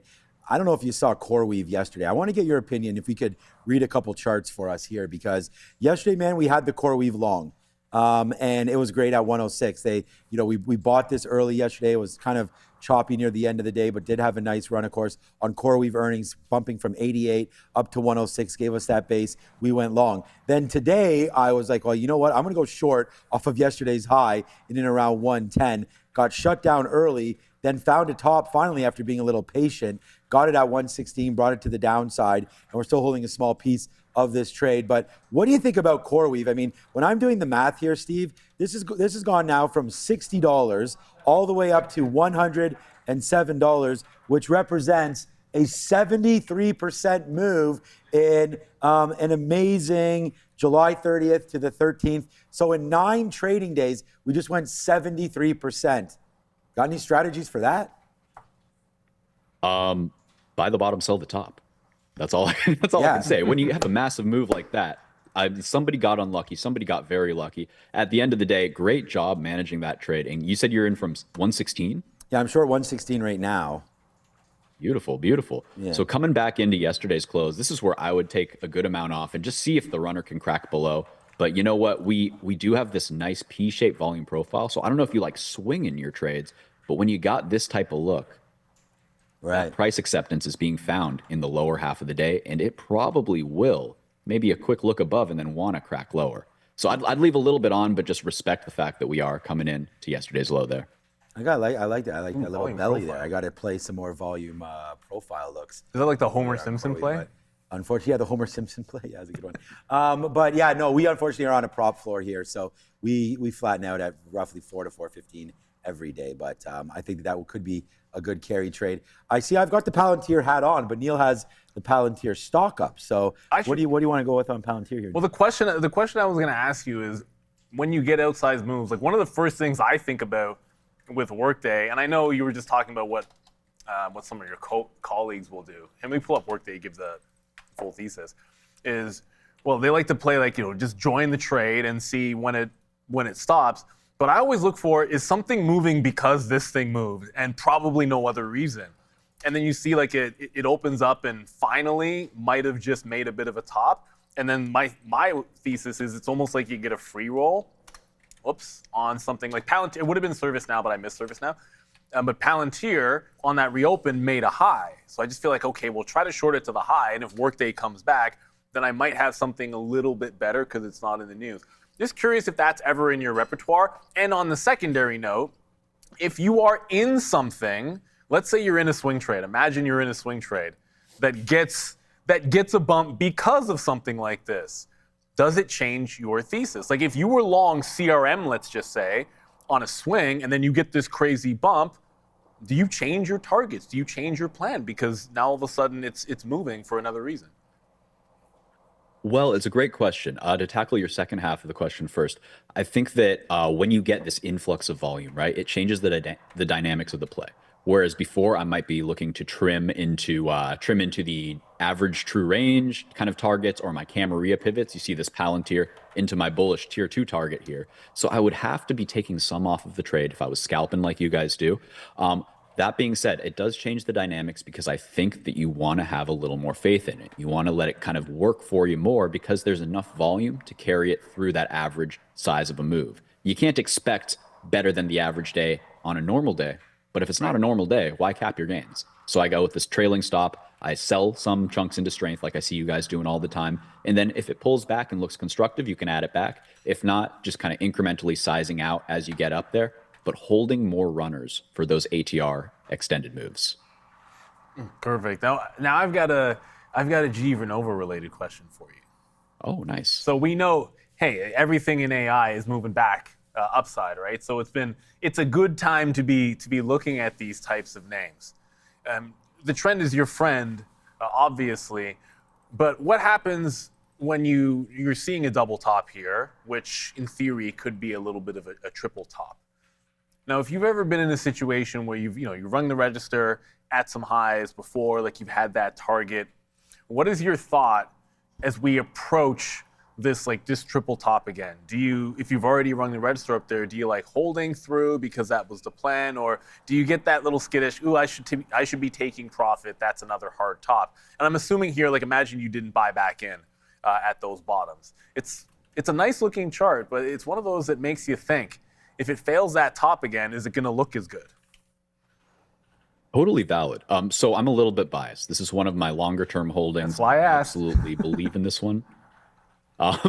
So there's a few things I want to talk about here. First off, it's easy for me to talk about this because I'm in much lower. So it feels safe. It feels safe up here. I can define my risk down here at this recent swing low, and I don't really have that much worry. Sure, it's a 20% move, but like you said, we're monetizing some in this rough area, bought a tiny bit here, monetizing more on the new high. I didn't buy any here. I wish I did. But it looks still good now, and this is how I consider this. Yes, it could be a triple top, but just like I was always told, there's no such thing as triple bottoms. That's just a level that's getting ready to break. I think that if this higher low pattern keeps holding, we have this nice action here. We also have the little incentive to push us higher, the little kind of tip of the hand that the market was able to make a new high here. This is a new high and a higher low. We're still in bullish structure in my book. So to me, this looks like the start of one of my favorite patterns, which is this W pattern, the lower low into higher low. Nice. And then you buy right here as it's starting to confirm out of this right kind of elbow. And then you get this move, you get consolidation, you can trim, but I actually like adding here if it looks good. And then you can play the measured move. So I know you're saying, what if it's a double top? Yeah, but Neil, what if we're going to the next measured move because it's an amazing stock and AI infrastructure trades look great? I think 1,500 on GEV next. Well, I'll admit that I was playing a little devil's advocate with that one. I've said before, I own G Vernova. I love it. It's been a fantastic holding. I think sometimes someone has to look at the other side of it just for interest. But now that you've mentioned that with the W, I'm going to put you on the spot because that made me think of something. I'm not going to pretend to be, like, I like support, resistance, trend line, moving averages, like some of the simple things out there. Do you have a go-to setup that, hey, if I see this, oh, baby, that's it for me. Like I pull up a weekly or I pull up a daily, and if this pattern is there, that's the go zone. You know, you're like, I have to have that trade. Or is everything always going to be a little more nuanced? So old me back in the day, I would have told you, I can't trade any one setup. I'd be all over the place. Nowadays, I'm a simple lower low, higher low guy. So this W pattern is the majority of what I actually trade. And that's why it's so automatic to me. It's just very formulaic. I'd say about probably half of my trades are this. The others, and often I do these in conjunction, the others are fake breakdowns, failed auctions to the downside, and I just buy the reclaim of a level. So often my A+ setups are combining the two. For example, if we're in this higher low potential area, I see a failed breakdown. It cannot break the lower low. And then I buy the reclaim somewhere in here when it reclaims these moving averages. Well, these are often a very safe place for me to be, and it makes it very easy to manage the risk because you only have, even on a high volatility mover, I mean, sure, 9%, it's still a decent size stop. But if the expected move is 50%, 40%, you can be wrong a lot and still make a lot of money. So this is my go-to. There you go. That's why I asked. I was kind of curious. I felt like maybe we'd seen that pattern quite a bit. So I'm glad you clarified that and appreciate you doing so. So obviously we throw a lot of stuff at you. It's what we want to hear, what the chat wants to hear. Before I give you a chance to maybe name a name or an idea that you're really excited about or that you want to talk about right now, there is one question that we did get when you first came on that one of the viewers just wanted to ask again, hey, what's the name of the cat? They have not, obviously, maybe they didn't see you on last time. Well, this is Cleo, and I'm going to bug her. Oh, Cleo is a sweetheart. Oh, she's a little grouchy because I just woke her up, but she is my trading buddy. She's actually the pit boss, so she has to co-sign every trade before I do anything. It's important. She's even made some trades of her own, stepping on my keyboard. So this is the boss here. This is Miss Cleo. Miss Cleo. Stepping on the keyboard. Or you could just do, like, what if you, like, put, I don't know, like, you could have a couple different types of foods and then put a couple of symbols on each one, and it's like which one to buy. You could roll that way. Absolutely. For sure. That reminds me, what was it? The old Wall Street bets move. You see which, every morning you let your dog out, see which side of the yard he does his business on. There you go. That's you bullish or bearish. Yeah, I mean, simple. To each their own, and that's fantastic. But yeah, second part, of course, if there's anything that we didn't get a chance to talk about, maybe the symbol that you like, maybe something earnings coming up, or just an extension play that you're holding something you think there's more upside. What's on your playlist that's prescient today? Man, so many ways I could go with this. I think I'm going to keep it simple because it seems like the chips plays, the AI infrastructure plays, they're finally acting right. So AMAT here, this is an earnings play. It's also a double whammy because I think this is a great name to own longer term. So I have a small position from 520 or so, very small. These were hard to dip by. I think it's a bullish flag. I think it reclaimed its moving averages on the weekly. It could need a higher low, and we could see that on earnings. So I will be watching AMAT around that 500 level to see if it wicks down and reclaims. That might be a really nice place to buy if earnings are good, but a little bit, the market is not ready to reward them, right? So we'll be actually talking about earnings on Trade the Pool after the bell here. So you guys are more than welcome to come on over. I have a little presentation that I'll start about 30 minutes before the bell. We've been doing this a lot with earnings season, guys. It's really fun. I get to do my whole slide deck stuff. We get to prepare trades beforehand, and I get to brush up on my fundamental analysis. So it's all coming together. We're going to be doing that 3:30 to 5. There it is. Thank you there, Steve. So yeah, AMAT, that's going to be a big one. I like that company. Obviously, hey man, the chips are in play. The dudes that make the stuff that make the chips are also going to be in play. The good one, but also Lamb is another good company. Steve, tell everybody where they can find you, my brother. Absolutely. Yeah, Lamb's another great one. So you can find me on Twitter at Steve Teilman, STEVETEILMANN, 2 N's. Right in my bio, you'll get the link for my Discord. Every week, you flood the gates and it auto blocks you. If you can't get in the first time, just DM me. I promise I'll get you in. We got an amazing free Discord there. That's where you can find me. You can find us at Trade the Pool, right at Trade the Pool. Just search it on YouTube and we'll be right there. Look for the live one there. And we're going live. We're live all day, every day, just about nowadays. So that's where you can find us. Appreciate it, Steve. Thanks so much for coming on. And we'll look forward to maybe one of Cleo's picks next time we have you on here. Will do, guys. Thanks so much. Appreciate it, Steve. Ciao. Okay, we can go to see it, but I just want to tell everyone quickly here about IREN because we got reloaded at the same price again, and there it goes, like right back up to the upside again for IREN. So IREN will turn out to be, so far, so good, my number one stock here today, and we just did it with you guys. We want to thank Steve for coming through as well. And by the way, SpaceX, what? Nice little move there from 142.50, 142 basically VWAP base, bouncing off the 200 period, now upside. I still want to short 145 if it comes up to this level there for SpaceX. But wow, this is good, man. We still have actually on 75% of this move on IREN as it just continues to climb higher. So let's put some more outs here. Oh, of course, we just put an offer and it goes down. So we'll punch out a little bit there at 63.64. But so far, so good on IREN. All right, been waiting for it. It's Sia over at the desk.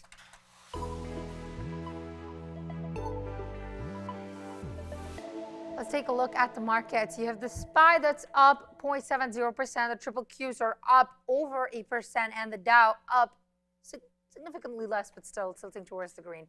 Let's take a look at 2 tickers, almost 3 maybe, that I want to talk to you about. BIRK, Birkenstock, reported, and revenue has come in at 719.5. That is up from 635 million a year prior. That has topped the consensus forecast of 713.2. So channel performance as well. Let's take a look at the fact that the direct-to-consumer, that is the DTC revenue, has risen 14% and wholesale revenue has grown 13%. Another one that I want to take a look at is Stub, SUB, that's StubHub Holdings. Tickers lost almost, I would say when I checked, it was 14%. Well, now it's 12.24% to be precise. Adjusted gross margin in the second quarter has come in for the company at 82.2%, but street account consensus had called for 84.3%. And the company, on the other hand, has also reaffirmed their full year EBITDA outlook. Finally, I want to take a look at Workday, that is W Day. Shares up over 24% on a report that private equity firm Silver Lake is in talks to buy the company. Shares have been briefly also halted in the afternoon trading, and the company's market value last topped more than $53 billion. But both the companies have not been commenting anything on this acquisition or takeover or buyout currently, but this is the news that just came out. That is why you see a huge uptick here. It's up over 18% on the day now. Yeah, Workday there. Good little level coming through. Yeah, thank you. I'm not sure what we're welcoming each other for, but thank you, Stephen, for coming on the show. I mean, it was absolutely another great fantastic. And so, you're welcome back, obviously. I kind of want to know what the trade Cleo made was. Yeah, I think he's just joking about all that Cleo stuff. But yeah, I have a cat that almost looks exactly like that. I was trying to find, my daughter taught our cat, our cat's less than a year, but how to fist bump. So I want to show, it looks very much like Steve's cat, except for mine, just a little wee one. Right there, so shout out there. Yeah, so we're just getting out more. And by the way, TQs, I got in here against the high. So, we are at the high of the day right there. So we got in a little bit. I'm going to take a little bit out if it does fold back in through a little bit here for this. But we've been actually hitting some of these trades pretty darn well right now. I mean, that IREN was really sort of out of nowhere. Again, just came in. So I still have 40% left, but I think we're just going to just start to tap this out because we'll get out 50. Oh yeah, I just crossed. Okay, we get that 57? Yes, we did. Okay. So now I only have 30% left. Willing to hold the rest maybe to the back in case it does come back up to the upside. But I don't really like when we take the bottom there. And we did get out. We only had 17% and actually didn't worry about it. We just reloaded it. So I don't like when we keep on retesting. Steve said something there like, I don't believe in triple tops, but I believe in triple tops, but not triple bottoms. I actually meant to ask him why, because it's just a technical thing anyways. But I guess the more you test the bottom, at some point it's going to break. And I mean, the good thing about testing a top is I guess more traders probably going long than short. I couldn't really wrap my head around why a top break would be any different than a bottom break, but we've seen a lot of stocks obviously break out through top levels. And so it's kind of this, anyways, I wanted to ask him about that. I think it's because nervousness, like when you're long and you're wrong, then it can flood. Like people punch the sell key and creates more of a sort of like the dam is opened to the downside. When it's upside, you have people like me taking profits and kind of stopping the move. When it's going down, that's how I interpret it. There's more panic. There's more panic breaking a double top than there is. Unlike the only way you make that distinction, I suppose, would be if it's in like a heavily shorted name. Then it would be a different story. Yeah. There. Sorry. If you just know that the stupid fly is now deciding it wants to land on my bald head every now and then, which is really annoying. But I think it's because there's multiple flies. Well, I think so. Yeah. Well, that's the problem. Well, so I'm going to show you workday after, but we'll just show Palantir because it was actually successful scalping before, but then it did this wick high, and I jumped in again. But here's why I don't like it anymore. Because you saw Palantir go about the same time workday went higher, and then when it made the turn on the reopen, you got that one scalp opportunity, and then everything after that, workday's been falling back, and it didn't go with it. So obviously, it just got a little bit more juice to it. You know what? I didn't move my trail on Hertz? I guess not. Let me just double check. I don't have my bid out. So sorry, just bidding the low of yesterday on Hertz. And hey, look at this, kind of a double bottom, but not really. And at this point, if it fails the bottom, I'll probably just jump out if it regains the 50 level on Hertz. But as for workday, I think we just want to hear some specifics out of this. That's what I'm curious about, is like, what will this deal end up being? What would this potential deal end up being? I don't want to make it sound like this deal is going to be imminent, because that would be a massive, deal. And when you consider that it's already a double from the lows, how much premium would we really be talking here when it's already up this much from the bottom? Nobody goes out and buys a company this big, or attempts to, if they haven't already been accumulating and thought about this before, and they would base their price on wherever it was they were considering it. So I'm just speculating somewhere in like the 140s is what they'd be benchmarking, and then that's already a 50% at 210. That's a pretty good premium for workday. So I don't know how much higher it would get. For sure. Matt Carnes, what about Grab? Ooh, is that new? Mm-hmm. Oh, look at that, everybody. So where's the book? I was going to bring ours out there. So if you're interested in learning about market structure, how and why sometimes the market moves the way it does, and why there's an advantage to still being a human trader, no better example than Hertz. The algos being completely asleep at the wheel, and human trading's having a huge edge. If you could have traded that on Hertz, then check out Daniel Schuffer's book, on Real Trading, and it's available on audiobook as well. So I think it's a fun and good read, especially if you're just really interested in the nitty gritty, dark pools, how and why they function, some ways to maybe take advantage of that knowledge are there. Maybe not every single day, but certainly, I would say if you're going to engage in the markets, understand there's a lot of big players out there, and understanding the market structure will better help you to understand how they play the game, which can only help you. It doesn't mean you will always have an advantage, but it can at least help you to understand the ways in which you don't want to get tripped up because you understand the rules. The person that understands the rules better, like look at the NBA, man.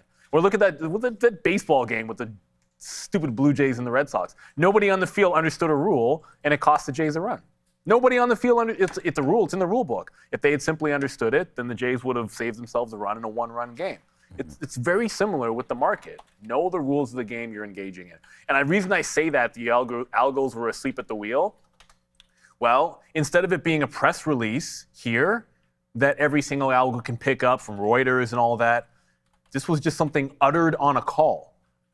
Uttered on a call. If you weren't listening to the call, or as it was getting reported before it was on the news wires, then you missed out on this move because it was here that Ackman said they were out. It was 5 minutes later when the algos picked it up because it actually hit the news wires.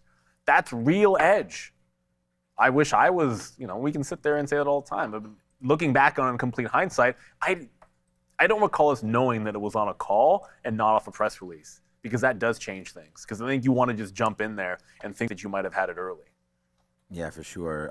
We got stopped out on the cues there a little bit, and so we don't have the majority. That's why my price has changed just a little bit. If you're wondering about what's going on with that right now, but that's what's going on with it. So a little bit of a price change here. I'm just trying to put some bids out because we did have our offers out because we did have IREN moving around, and we did take a nice take there on the high end of that trade for IREN. So definitely something to look out for here on IREN, potentially pulling back just a bit. And I have too many outs, but I'm just trying to stack up right now onto the day and watch out for that SpaceX. We are in the power hour right now, and that is of course your 3 o'clock hour. So we're excited to see where we go from here. But so far it's been that. People telling me to look at SoFi. There's also someone in the chat there said looks at Circle. Look at these. Dude, these are moving. Is there stuff going on? BMNR is look at the breakout on BMNR. Yeah, so what's going on? Something crypto. Explain to me what's going on here. And then someone said Circle, which I guess.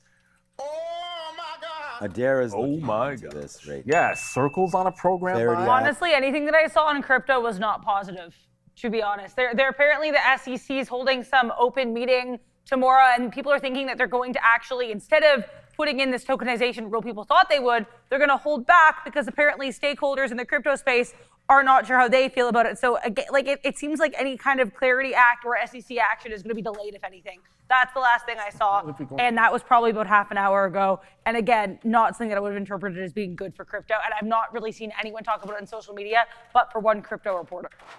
Yeah, I mean, any delay in the Clarity Act wouldn't be good. But they're running anyways. Yeah, barring any other, just out of pure preparation, BMNR is as close to free for locates as possible. So I'm going to pay for locates on this because if there isn't a story and it's at the HOD, then simple reversion play. We have Chris in here. Why are you looking at Tesla? Commodity King Tesla. Yeah, what the hell is going on with what the heck Tesla? Is even that? Right now it's up to 340 again. Like it is really going right now. So there goes Tesla. 326 didn't really. Yeah, I don't know. Like what is going on today? Okay, now the market falls back in. Damn it, darn it. Of course, now once we get out, stopped out of our little bit of our TQQ trade, does it now finally start to go back down? That's too bad. Okay, well, we'll take a 57 anyways. Here we go. We got stopped out there, but not of it all. We put a little bit back in, then it falls back in right now. So a nice downside play. Let's take a little bit off here. We just took some off at 57. We'll take a little bit more. There it is as it hits us to the downside. Still bidding some 52s. Watch out for the 200 period moving average of 47. So that 52 will pretty much, give us what we need there if we're able to take it down. And then after that, let's just hold for basically 40s, which is not too huge, just in case there's a little bit more of a serious story here than we thought. We'll wait to see if we get some love back in on these TQQs now coming back to the downside. So good. down into that level. So not too bad. I'm bidding 52s there. It's at 53. Maybe we get it. Maybe we get it. Maybe we get it. Sean, you are my intraday Jedi mentor. All right. Charlie got it, bro. Thank you so much for that. Please teach me how to trade current gold. Oh, okay. Head and shoulders breakdown. And then the pullback. I mean, why am I teaching you anything? I mean, you're clearly, well educated about all of these moves. How to trade GLD. Head and shoulders. I guess that's what you mean by that. Breakdown and then pullback rebuy on multiple time frames. I mean, this seems like this is a quite an education you're looking for right into here. No, I mean, all seriousness. I mean, gold is obviously a great stock to trade. Multiple time frames. I mean, just even on a daily, I don't really see too much of a head and shoulder pattern happening right here, honestly. I kind of just go back and I thank you for the kind words, but in no way am I like a technical Jedi master person to be followed or anything like that. Padawan, maybe you are my Padawan. But I would just look at levels, and it's just like gold right there. Again, based out, so we really like that kind of a look, right? Up to the 200 period, matching this top shoulder, I guess, or head, and this is the shoulder and then another head forming, I don't know, but matching right into there. So I would just say, like, whenever you get to those levels and you have some kind of support, like you do right here on the daily, and in this case it will be resistance, to me that would be a spot where you'd lighten up some of your trade and then possibly look for a move down to load back up again if you're talking about rebuys. So I always want to think that if you're going to stop yourself out at a support area or resistance area, then do the same thing on the other way on the way back out. So just on a daily chart, it's pretty simple. And I would just change the time frame to everything and use that same logic all over the place. Maybe GLD looks more like a head and shoulders on a different time frame. Like this is a 5-minute chart, obviously, maybe here into here. But at the end of the day, I think you just want to trade sectors. And like, why would gold be going up today? Like the NASDAQ is ripping today. The ES is going higher. We have Bitcoin going higher. We have, many of these sort of volatility heavy kind of assets moving today, and gold is not that. So, people would take money out of gold, which is more of a fixed asset, right? Into something that's a little more exciting or volatile, I guess, and better returns on the market than gold. So that's why it's probably down there today. But for me, it's just simple, man. Like you buy it off that support down here. And we talked about that with Michael Noss. Breaking through some levels is also a good strategy. Then when you get to some sort of a period of past interest, that's when you want to start to try to get out a little bit. But I do appreciate that. But, meanwhile, here comes the TQQs. We just got a 40. We'll see if it can come back into the downside. And we have 15% left now of IREN. So when it comes right back, that's twice in a row now. We've come back in with 15% left. So I'm not going to reload this as the market seems like it's pretty heavy right now. Yeah, and as it comes back in, so I take Adara's word for it that, like, I didn't read the stuff on that Clariatic stuff. I just trust that Adara says she didn't see anything that was positive. So, yeah, exactly, and she's confirmed again. So BMNR did go into the high. The second it turned off of the high from the morning, it just simply hit the bid.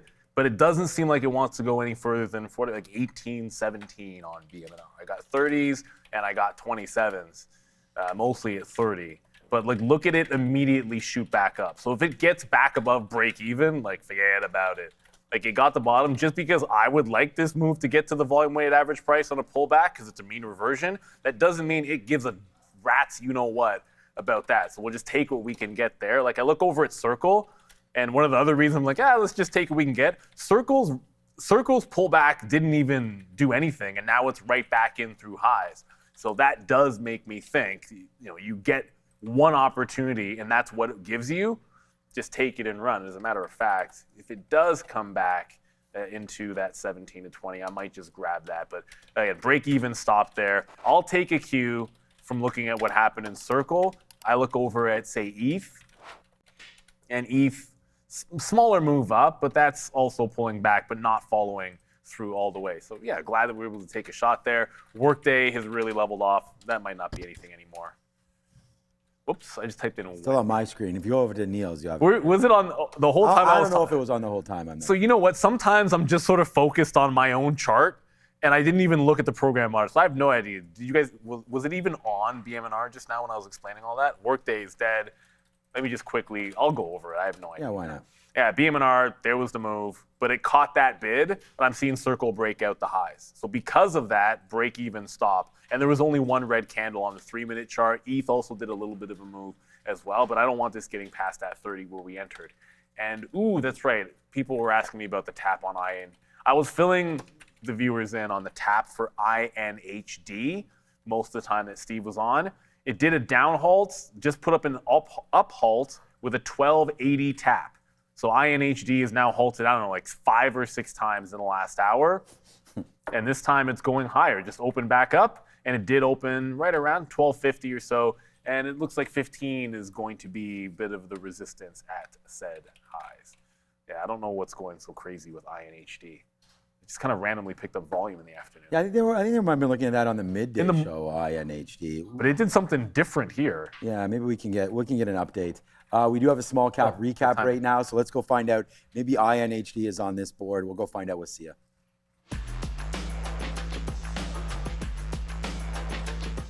Let's take a look at the small cap stocks, the tickers that I have picked out for you. Let's start with the Russell. Currently, that is up 0.39% on the day. The IWM, we're going to take a look at 2 tickers. ARX, that is up over 43% on the day. The company Accelerant Holdings has jumped about 44% almost, that did today, after the company has agreed to be acquired by Thoma Bravo and reported better than expected second quarter results for the company. So that's a good look over here. AVAH as well, that is up over 26%. Revenue for the company has grown 13.7% year over year to $670.5 million in Q2, with net income up 49.1% to $40.3 million. That is driven by strong segment growth and the acquisition, the Family First acquisition that the company went through. So you have AVAH that is up 26.3% and ERX that is up over 43% on the day. Thank you. Right, So, yeah, maybe see you can look up INHD, see if there's any news on INHD. I was just about to look. We can get that going, as I know there's people looking for it. All right, so IREN. And by the way, this CoreWeave trade, let's go, man. Right now, I mean, we're still going to get out at 109 break, but I'm going to change that price to maybe, we'll just keep it at 109 for now. But that was a good little look there, 109 and change. It just did have a move lower. Let's change that and just stop out at that high, 108.53. I mean, my stop was going to be 109.21s. We might as well just put that to 108.53. I said, so let's go to 56. We'll just offer, and it's not going to matter. This stock is not worth pennies. Like if it moves, it's going to get stopped out. The spread is 3 pennies anyways when it opens up. So we'll put that right there. See if we get stopped out. If it does go upside, and then if not, we'll bring it back down to the realistic levels. I think I found the story. Okay, what INHD? Let's. Yeah, the story is that I don't think there is one except for 4.5 million float that's 60% short. So small float and large amount of it is short, possibly just technical breakout and short covering. Doesn't need a reason, unfortunately, but every single time we pull up a small capper like this, I'm going to pull up the longer term chart. That one probably does not have splits. I'll pull up an E-signal because I'm sure there's splits in here. 1, 2, so a couple of splits in the last year. At some point, this thing was worth, in adjusted dollars, 10,000, at least 9,500, and is now $12. So take that information with all the grains of salt that you want, understanding what this can and can't do.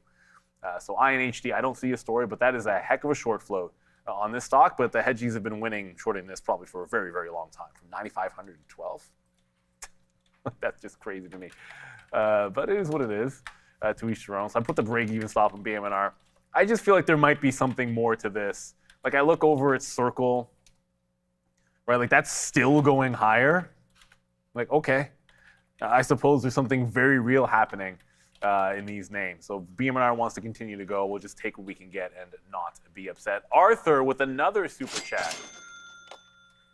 Oh, that's because we've gone at least 15 minutes without mentioning SpaceX. Mm-hmm. Yeah. You know what? Let's go 15. This is like I don't know. This is like the second day in a row where I took one trade on SpaceX, short at VWAP, and just took it, got in, got out. That's been my thing for SpaceX. And if it gets through 45, that seems like it could be a big breakout level. And one thing we should remember is this stock has been a huge mover off of the, into and off of the imbalances at the end of the day. Like yesterday, it had that 150 rejection and then caught a bit of a bid going into the imbalances and dropped again. But it was really starting to shake it out in the last 30 minutes where you got some really good reversals type trades. So maybe if it gets through 145, it does a bit of a jaunt. If it gets close to 150 around the imbalance trade, I think that's a fade up there. One more time. Didn't try it yesterday because I was looking for something a little bit off of the 350, and then it wasn't an imbalance. I think it was a couple 100,000 shares or something really small. I was hoping 1 million. Yeah, we're doing to the imbalance. Yeah, I came back in. That's 530, 330 yesterday. Yeah, I didn't do a whole heck of a lot there. No. Yeah, I'm waiting for 145, so I've already stated that. So hopefully it comes back up. So another $1 higher, I'm going to be in. I'm at 144.75, Arthur. So I'm sitting there waiting to get long at that price. If it comes in 144.75, watching out, give it 50 cents. I'm going to give this one 50 cents because, again, heading into the imbalances and into the last hour, which we're in right now, last half hour actually, we got to be careful with, trying to get run over if the machines do get turned back on. And part of that could be because of Tesla. I mean, people are getting excited today about Tesla. I don't know if there was a story about that or not, but up to 340, 338 and change for TSLA, up 3.5% as that name continues to go higher. The only thing hitting on my scanner right now is IREN, and it's just going back and forth. So we got some more outs there at 50, trying to get a little bit out there at 44.70s. Now, if that one comes in, maybe. I'm going to wait for 44.80 though for my next offer there on IREN, and hopefully it gets back to the upside. Maybe we have a nice little late day run on it. Yeah, man, Circle gets the square there today. Like, what a big trade that is. And congratulations for everybody else who's been looking at Circle. I'm thinking that this is a top. Like, we can't find news. It's obviously on excitement about tomorrow. We've just topped out. The volume's trying to die down a little bit there. I think this could be a top for Circle. So 75 short, giddy up, man. I will stamp that one for failing to the downside here, hopefully for Circle. So we'll see what winds up happening. It's a good opportunity to take it. I don't know if it's going to go up or down. I mean, I used this on CoreWeave earlier, and I had to wait for this 25 period to break. So, that would be right around here, a 50 break, I guess. I'd like to give it a little bit more, maybe a break of, 30s, something like that, 74.30. Maybe we come back in on everyone's good friend today's Circle. And Circle's been actually going up quite nicely since the $60 bottom. And just goes to show you, buy good stocks at good levels if Circle's a good stock, and you get rewarded there. All right. Oh my goodness, we missed a super chat from before the open. Thomas Kondo. Well, hopefully you're still watching, Thomas. He may not. Yeah, because it's never the intention. Yeah, it's never intention to miss any super chats morning. So if you had 10K and could pick 10 stocks for 1K each that aren't Mag 7, what would you do? Theoretically, you like risk. Well, I mean, you're already telling us who you like. You like C3AI, you like IonQ, you like Oklo, SMR, BBAI. So sounds like a quick way to get $10,000 into $3,000 real quick. Yeah, I think you're liking that. Those are like shot plays. Like when I think of non-Mag 7, I'm like, okay, well, what are the good big quality companies? What's some recent things I liked? I like IBM. I'm literally just going to tell you some things that I've recently liked. I like IBM on those dips into 2 to 220 for a quantum play. I like GE Aerospace's upward trend. I group that with GE Vernova. And again, I'm just going to go through the names that I know and I love. I think it's a chase on the XLF. One of the banks could be a good play in here. Ooh, GE is going to pull back into the 50 period as well. Yeah, just a couple of names that I like at these levels. That IBM's probably already off of that bottom. Oh, well, wait. Yeah, that's the thing. Like IBM's already off of that low, the 200 low. So it's still not a terrible chase. But again, I love them as a quantum play. You also get a bit of a divvy there. And it's a long consolidation on IBM here. Let's pull up a weekly. Probably need a monthly chart. Sometimes I don't go out far enough. But then, yeah, the weekly chart's good. So pulls into the 200 period on the weekly, gets a bounce. It's a little extended now, but that's been a good support level. There's a few names that I like there, but again, like I don't like that seems like it's not even close to what you want, some just complete shot plays. I own some SMR, but I don't know what the catalyst is for that name. Those are just like pipe dream 10, 100x holds that could go to zero, in my opinion. But We have another one here. Faith, is RNG a real G, or should I run with my money and be free? Wall rock. Yeah, I love the rhyme. RNG, we can look that up. I love just the to give rhyme. you I like that. another name there, Tom. Ring Ring Central. Central. Okay. Yeah, that's actually going up quite nicely. Yeah, it is communications. What about? I'll give you a name right here. It's an easy one. SpaceX for that $10,000 competition or whatever you're in there. $10,000, $1,000 each.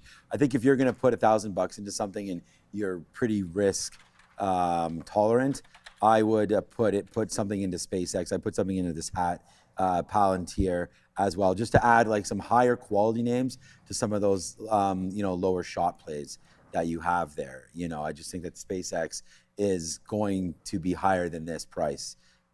Maybe not today, maybe not tomorrow, maybe not in a month, but that's also a hard question to talk about when we don't know the time frame. But I would say SpaceX should be part of that discussion there. Even, I know you didn't say you don't want Tesla, but I do think that some of these higher names, like ONDS might be one, Ondas, you might want to throw it in there.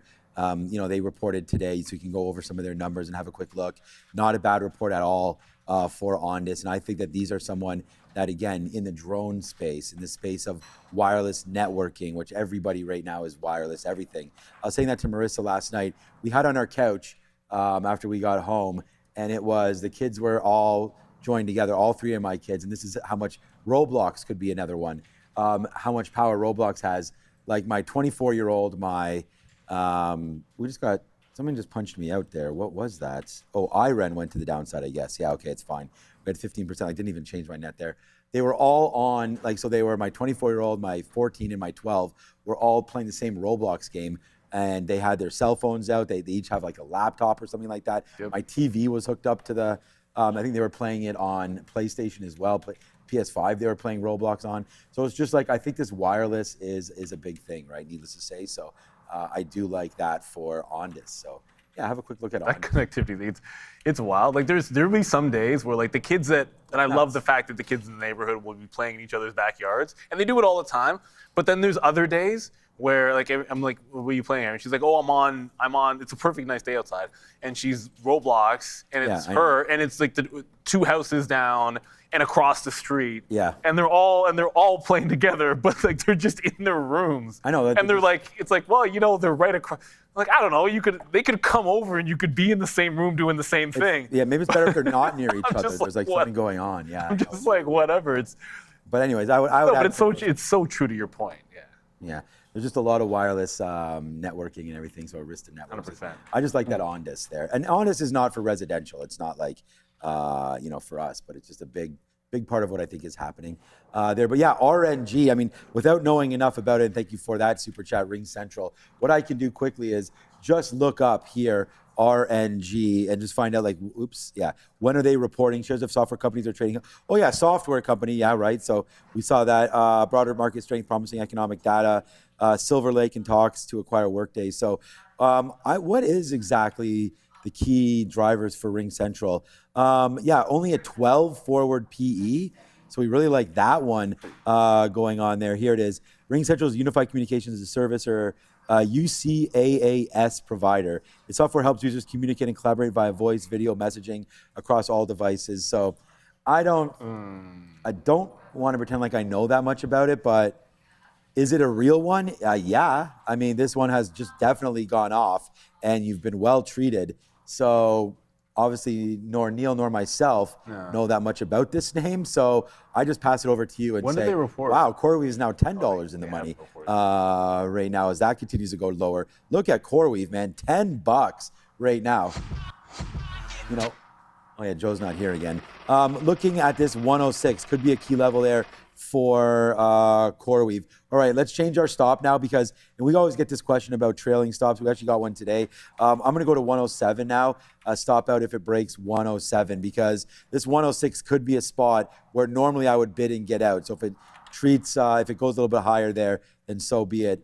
We're hearing in our ear, I know you're probably switching to it, but Netflix near the highs. So this is another thing about all these software names, right? Here, I mean, we got Pershing Square involved now with Netflix. We've got Silver Lake involved with Workday. So yeah, software names starting to kick right now real good. Kick butt. Yeah, including the IGV, right? So there we go, man. So far, so good over there.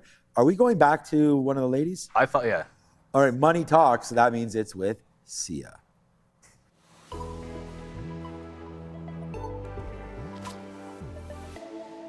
It is with Sia indeed. Let's take a look at the US dollar that is basically currently flat on the day right now. The DXY bit mixed also as of today, I would say earlier showed, because we had data that showed that producer prices were unchanged as of July.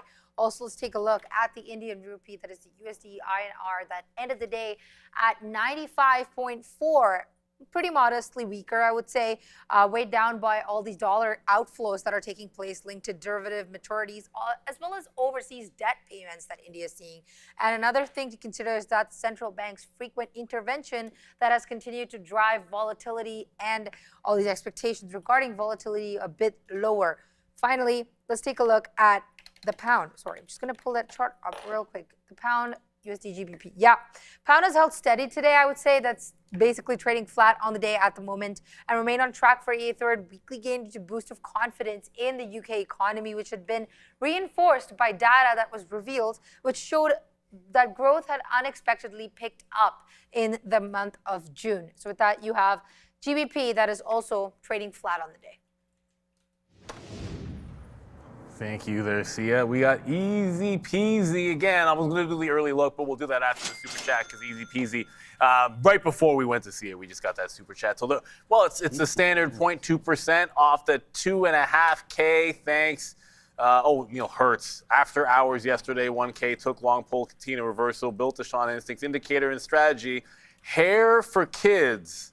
Ooh, yeah. Yeah. Why not? You know what? Let's do it. TikTok took long, pulled Katina reversal. Okay, built a Sean instinct. I know you did easy peasy. I'm waiting to get that indicator myself. So exactly. Let me know. Send it over via Twitter. Hertz overnight that's a risky one, man. Or via Instagram as well. Oh, it's opening. There it is. Oh, I have too many things open, so I went to. I clicked the link right and went to open it up and went to one of the browsers I wasn't paying too close attention to. But remember, everybody, there he is. That's Fabian. You'll see in a quick little second. It's in the description of the chat. You can also find it's pinned to the chat in the description of the video. But Fabian is cutting off over there. $1,000. Exactly. We just cracked the $1,000 mark. Mm-hmm. Damn right. For Fabian. We like that one.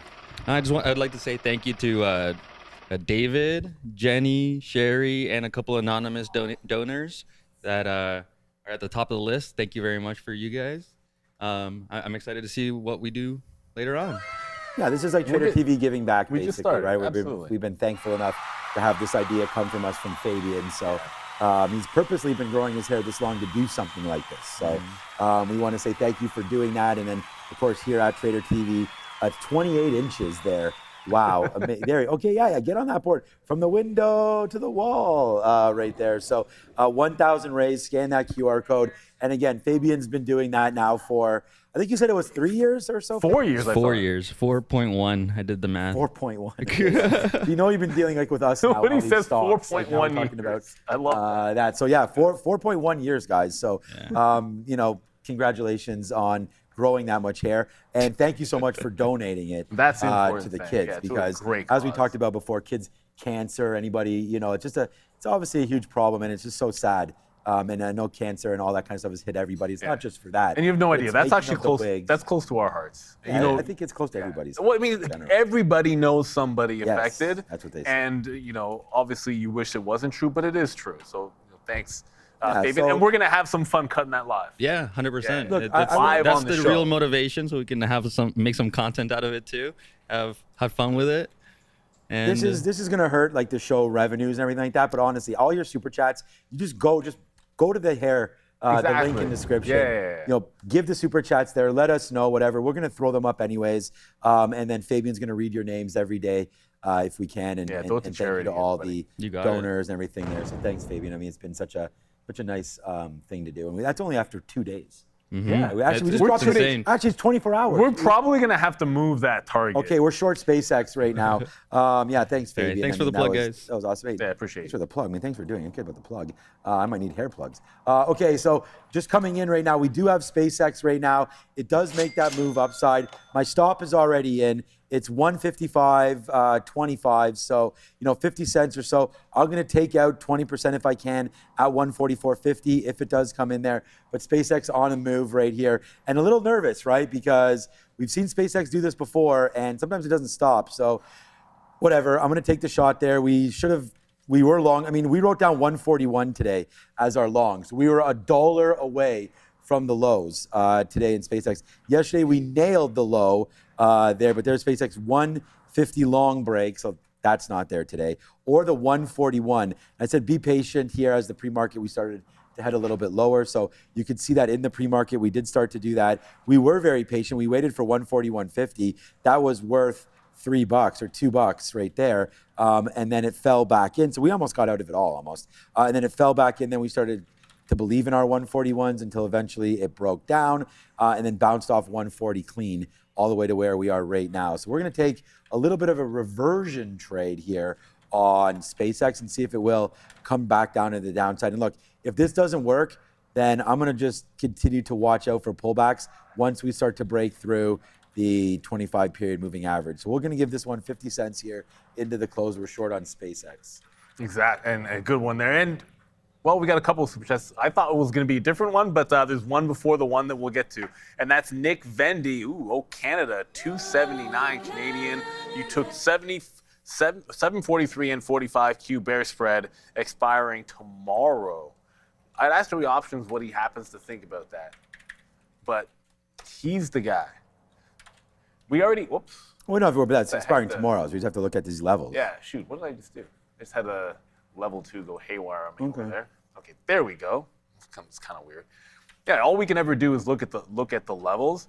I think a lot of the talk has been, do we actually break out the highs? And I think that's the question, because it's a very clear breakout that's happened on the Qs, even with the slight pullback at the end of the day. Like, this is the consolidation after the break, and then there's the break. We're not thinking about resistance until we actually hit the high 30s. You look at all the strength late in the day today, even with software coming back. So it feels like there's momentum to at least make a test of the highs. Whether that happens tomorrow, I'd be skeptical. I don't think it's got that much room in it, to be honest with you. And then, of course, we're always one headline away. But I think we're going to get there. Just as a quick housekeeping, because you'll see I did get out. It's going to end up going lower, but I was targeting yesterday's low on Hertz. It just hit yesterday's low and continues to flush further. Hertz sucks. And remember, it's not. We were short.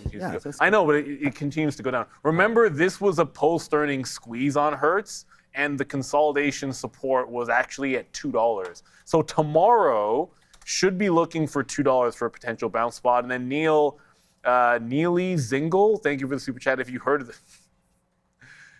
Have you heard of this SpaceX stocks? Nope, I have not. Seems like a nice little company. No, it is not. It sucks. That's why I own some shares. I'm trying to figure out what this company is exactly. Thank you. Another super chat. It's been 10 minutes. We have SpaceX. Fine. We already had that one. And then apparently there's another one. Adam James Abroad. Sean, have you heard of Elon Musk SpaceX before? Sean, that one's directed at you. Which stock was it? So have you heard of it? Musk before. I think he's in something. Is it Tesla or is there an R at the end of it? What's Tesla? Tesla? I'm not sure. I've heard the president talk. That's such a weird. What the hell is going on? What the hell is even that? I don't get that going on right now. USA. Yeah, go USA. I don't get that one. For sure. Okay, another one from Adam James Abroad. Thank you so much. I'm going to guess this is SpaceX related, so let's go find out here. Do you wake up in sweats screaming SpaceX? No, so I don't really, I only own like $5,000 worth or something in my own account. Like, I don't own that much SpaceX. So to answer that question, no, but do we have fun trading on the show? I think you guys know the answer to that one. And I've already told you, I think net-wise, SpaceX is probably the single biggest winning stock if you just add up even over all the 25 years of trading for myself. So yeah, I like SpaceX. There's no doubt about that one. And it's only been around for 2 months, so you tell me. But there it is again. Look at this. There we go. Spin the money back in SpaceX. Speak of the devil, Adam and Arthur. How's 40 cents? I mean, there it is, man. We just talked about. Uh-oh. Bang, right there. Let's go. This is why we talk about SpaceX, my friends, because look what we're doing on it. We're ringing the Reggie, Neil. I mean, we got questions about SpaceX when this stock was on the move up. What price did I say? Even Neil probably remembers. 144.75. And right there, that gets you into... So there we go, man. Boom goes the dynamite. Now SpaceX green on the day on SpaceX. So, you know, hurt me hard. And then all of a sudden, boom, shakalaka. So there goes SpaceX. We will get out of it now. I only have 25% left. So let's just cross up, get some out there at 90s. And there it goes to the downside. So this random stock here today, SpaceX continues to be one. And look, man, we're putting on a show here. So we do want to say thank you to everybody. What was that stock again? If you're, I think this is, what am I trading? Tesla? I don't know. But here it goes. There it is. Now it's $1.20 in the money. So thank you so much. I mean, we always talk about, you know, you talked about Jedi, Master, and all that kind of stuff. I mean, I really like SpaceX. And as you can see, there it is to the downside. So anytime a stock puts, you know, food on the table, yeah, I'm going to trade it. And there it goes, man. And like I said earlier, Adara this morning was like, hey, Sean, like, you know, how many dollar clubs are you going to have today? Well, there's 10 of them right here in CoreWeave. There's $1.30 right now in SpaceX. And then the TQs right now is also trying to pump to the downside. So what's up, Miss A? Uh-oh, I don't know, is your mic on? Mike. I think the battery's dead. Oh, no. Too many to the windows, to the walls. Right there. But thank you, Adair. She was, we'll get her back when she comes back through to repair on that one. But now it's $1.50 in the money on this SpaceX, sorry, that's TQs, on this SpaceX short. So yeah, man, to the downside. So we just now have about 25% left. So yeah, it looks like Wagyu. Yeah, you're right, Jeffrey. It does look like Wagyu burgers there tonight. Well, that was the question this morning, wasn't it? Yeah. No, well, I was saying it that I was told to get something for dinner on the way home. Oh, that's it. You're picking the fact that, yeah, I'm going to take my son to the driving range. You should let Grok decide. The daughter's got, Grok's going to tell me Wagyu burgers anyways.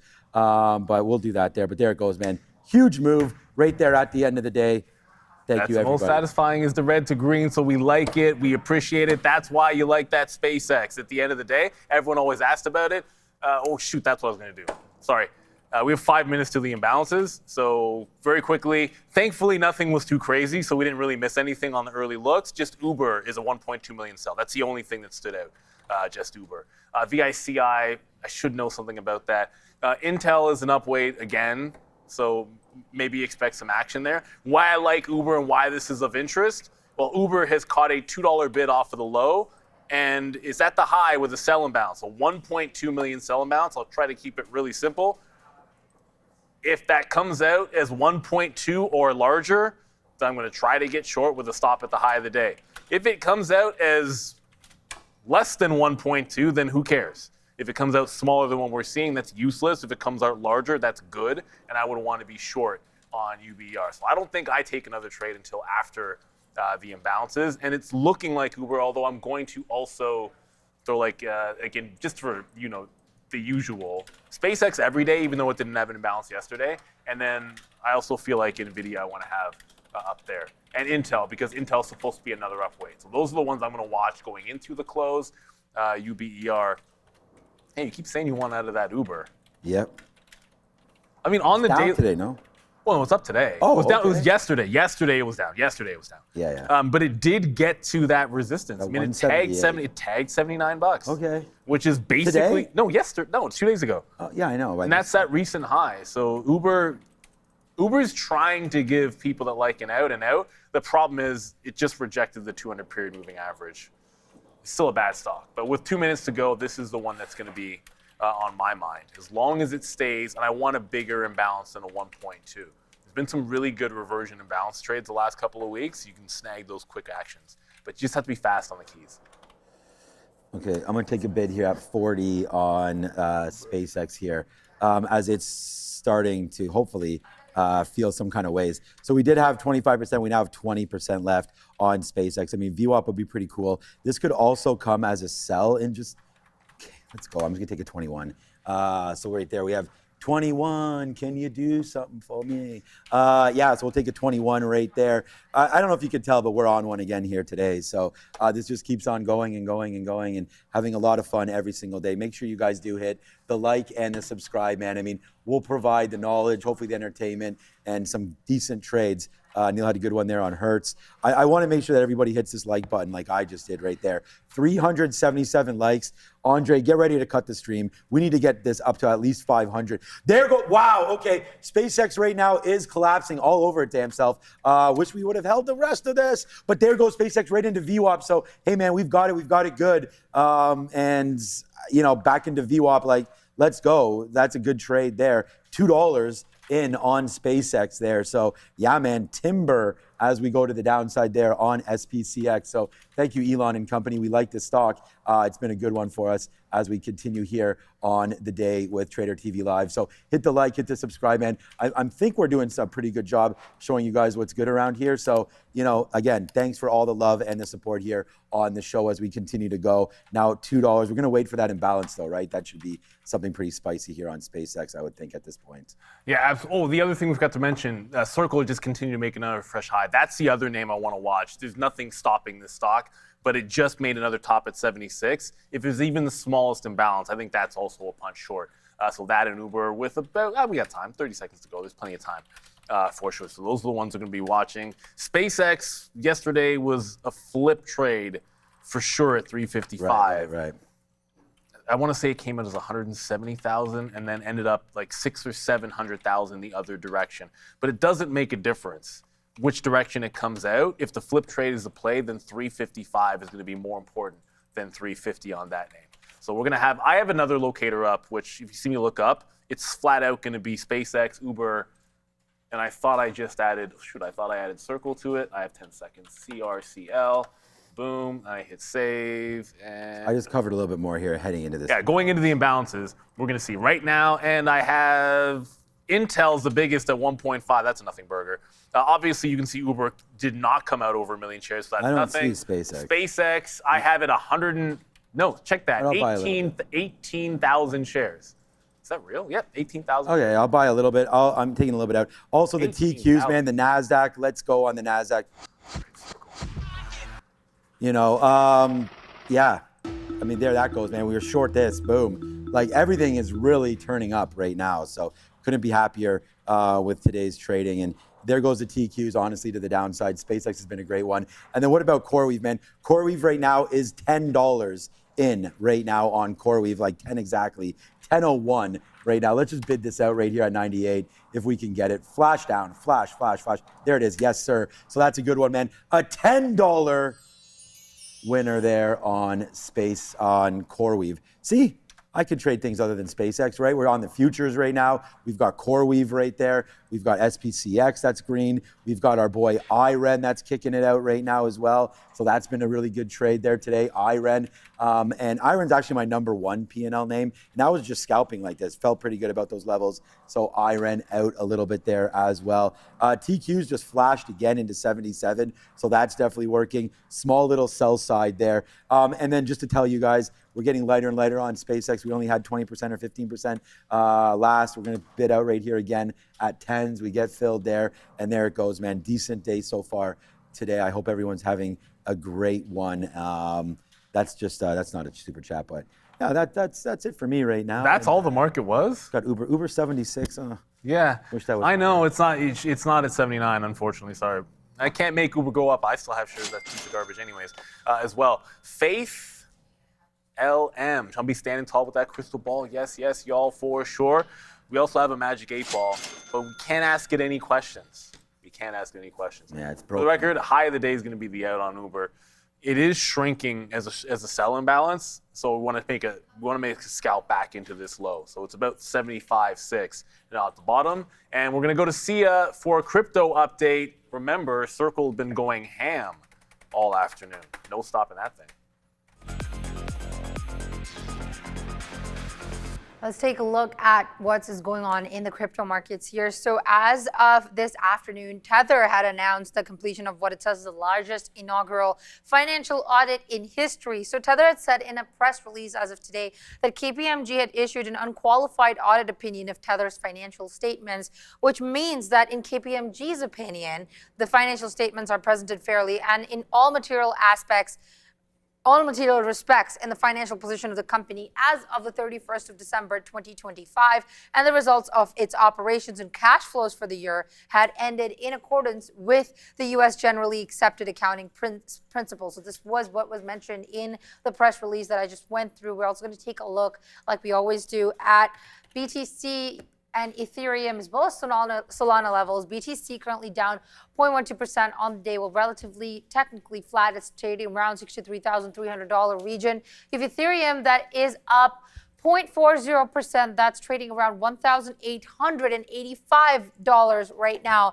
And finally, Solana, that is the winner amongst all the three, up 0.67% at the moment, trading around the $76 region. All right, nice move there. Thanks. Yeah, Solana, we talked about some of that with Circle and all that kind of stuff, that we've really been seeing some nice moves to the downside. And we just got $2.50 right now. So it's like, it's not, I don't know, man. Like what that, it just cracked below 142 right there.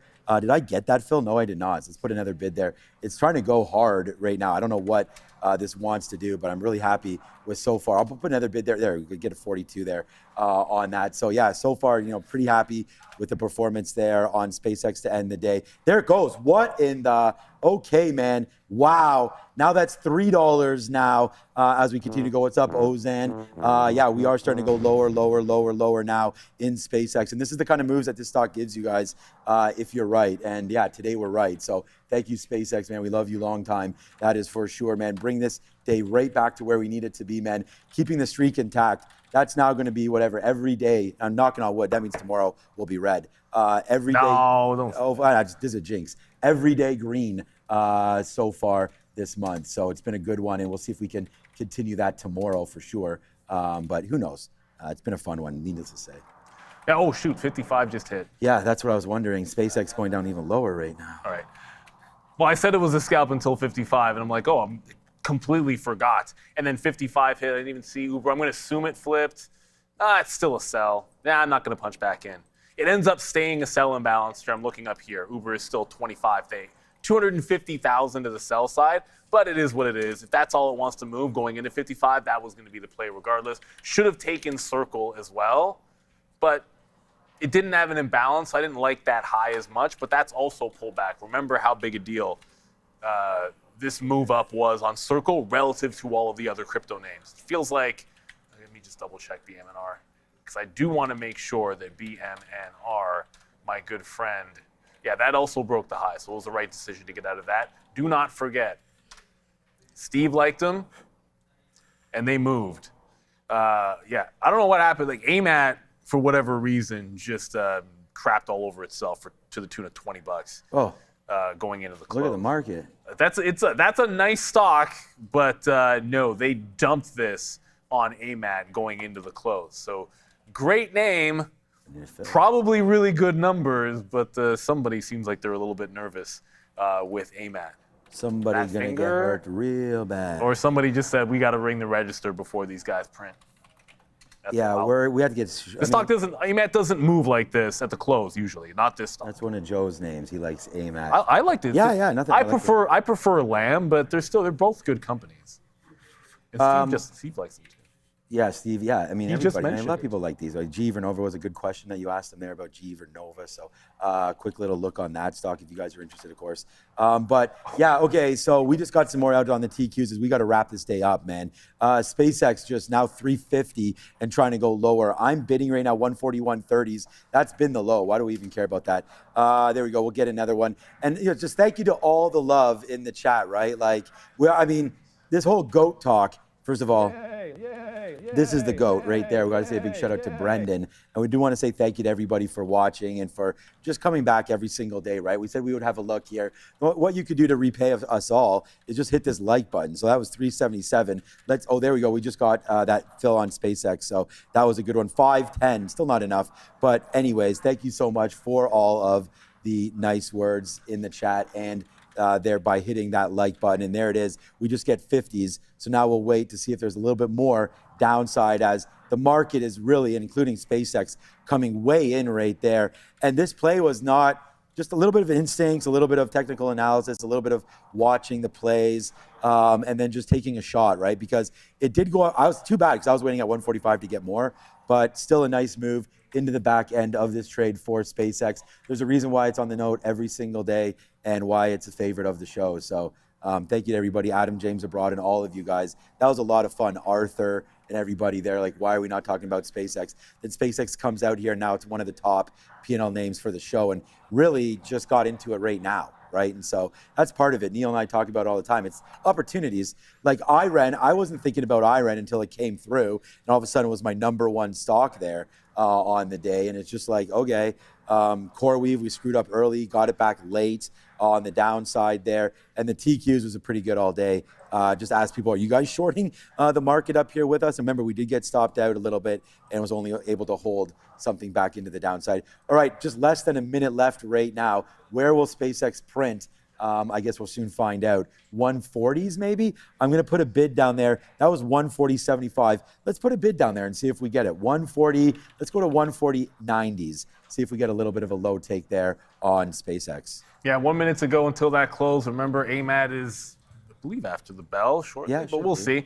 I actually don't know the time for AMAT, so if it prints at 4 o'clock, we'll let you guys know. If it prints at 4:05, we may or may not be still around here.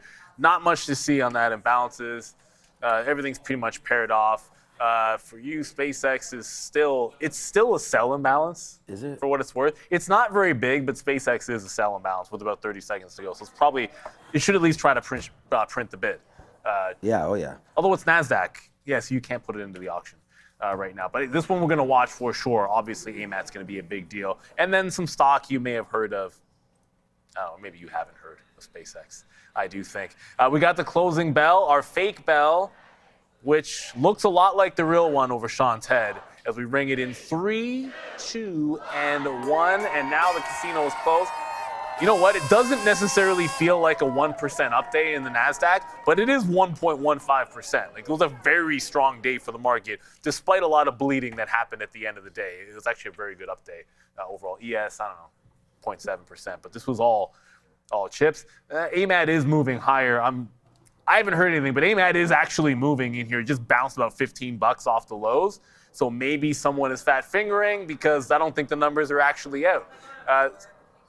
It could be out, but I haven't heard or seen the numbers there from Adara, but we'll keep tracking it. It dropped more than this going into the close. We'd have to break 550 to get to where this was, but like 40 minutes ago on AMAT. So I like the company, but they got taken to the woodshed late in the day. Let's see if they do hold up. If we get them in the next couple of seconds, I'm kind of hoping we'll hear the numbers so we can let you guys know, but looks like someone just got a bit early.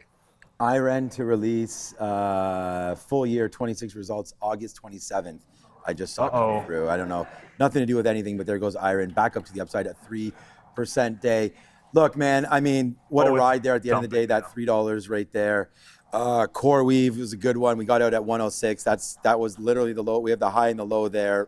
It's out now, and they're dumping it. They just dumped it to 500 even. This went up to 545, now to 500. Adara.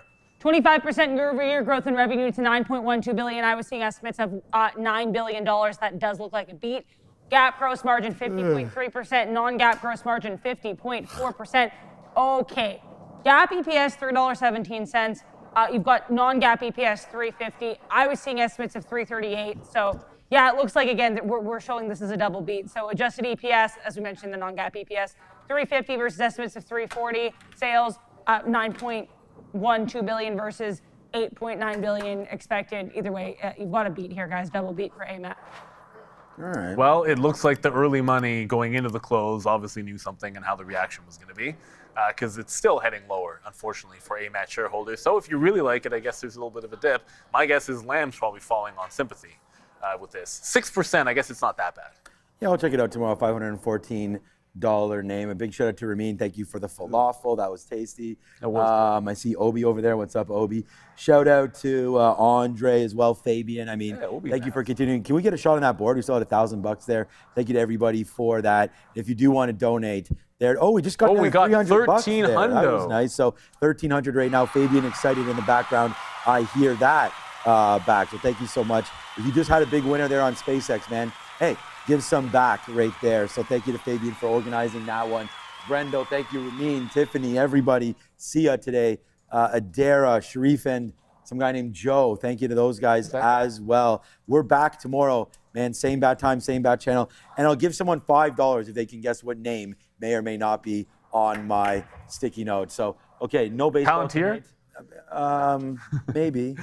Nah, we practiced yesterday. We're practicing again on Sunday. We have our last playoff game and then the semifinals, finals on Monday. Nice. So we're practicing Sunday night. We're just going to commandeer a diamond. Yeah, we don't even have a diamond. It's like whatever. We're just and unfortunately for us, we're not allowed to do that because we can't put the kids on non-permitted diamonds because someone gets hurt. We emailed the league and actually asked them, expecting them to say no. Yes. And they go, if it's open, just go for it. That's pretty irresponsible. Okay, but yeah, they don't usually do that. But we know the guys. Definitely, that's a definite no for us.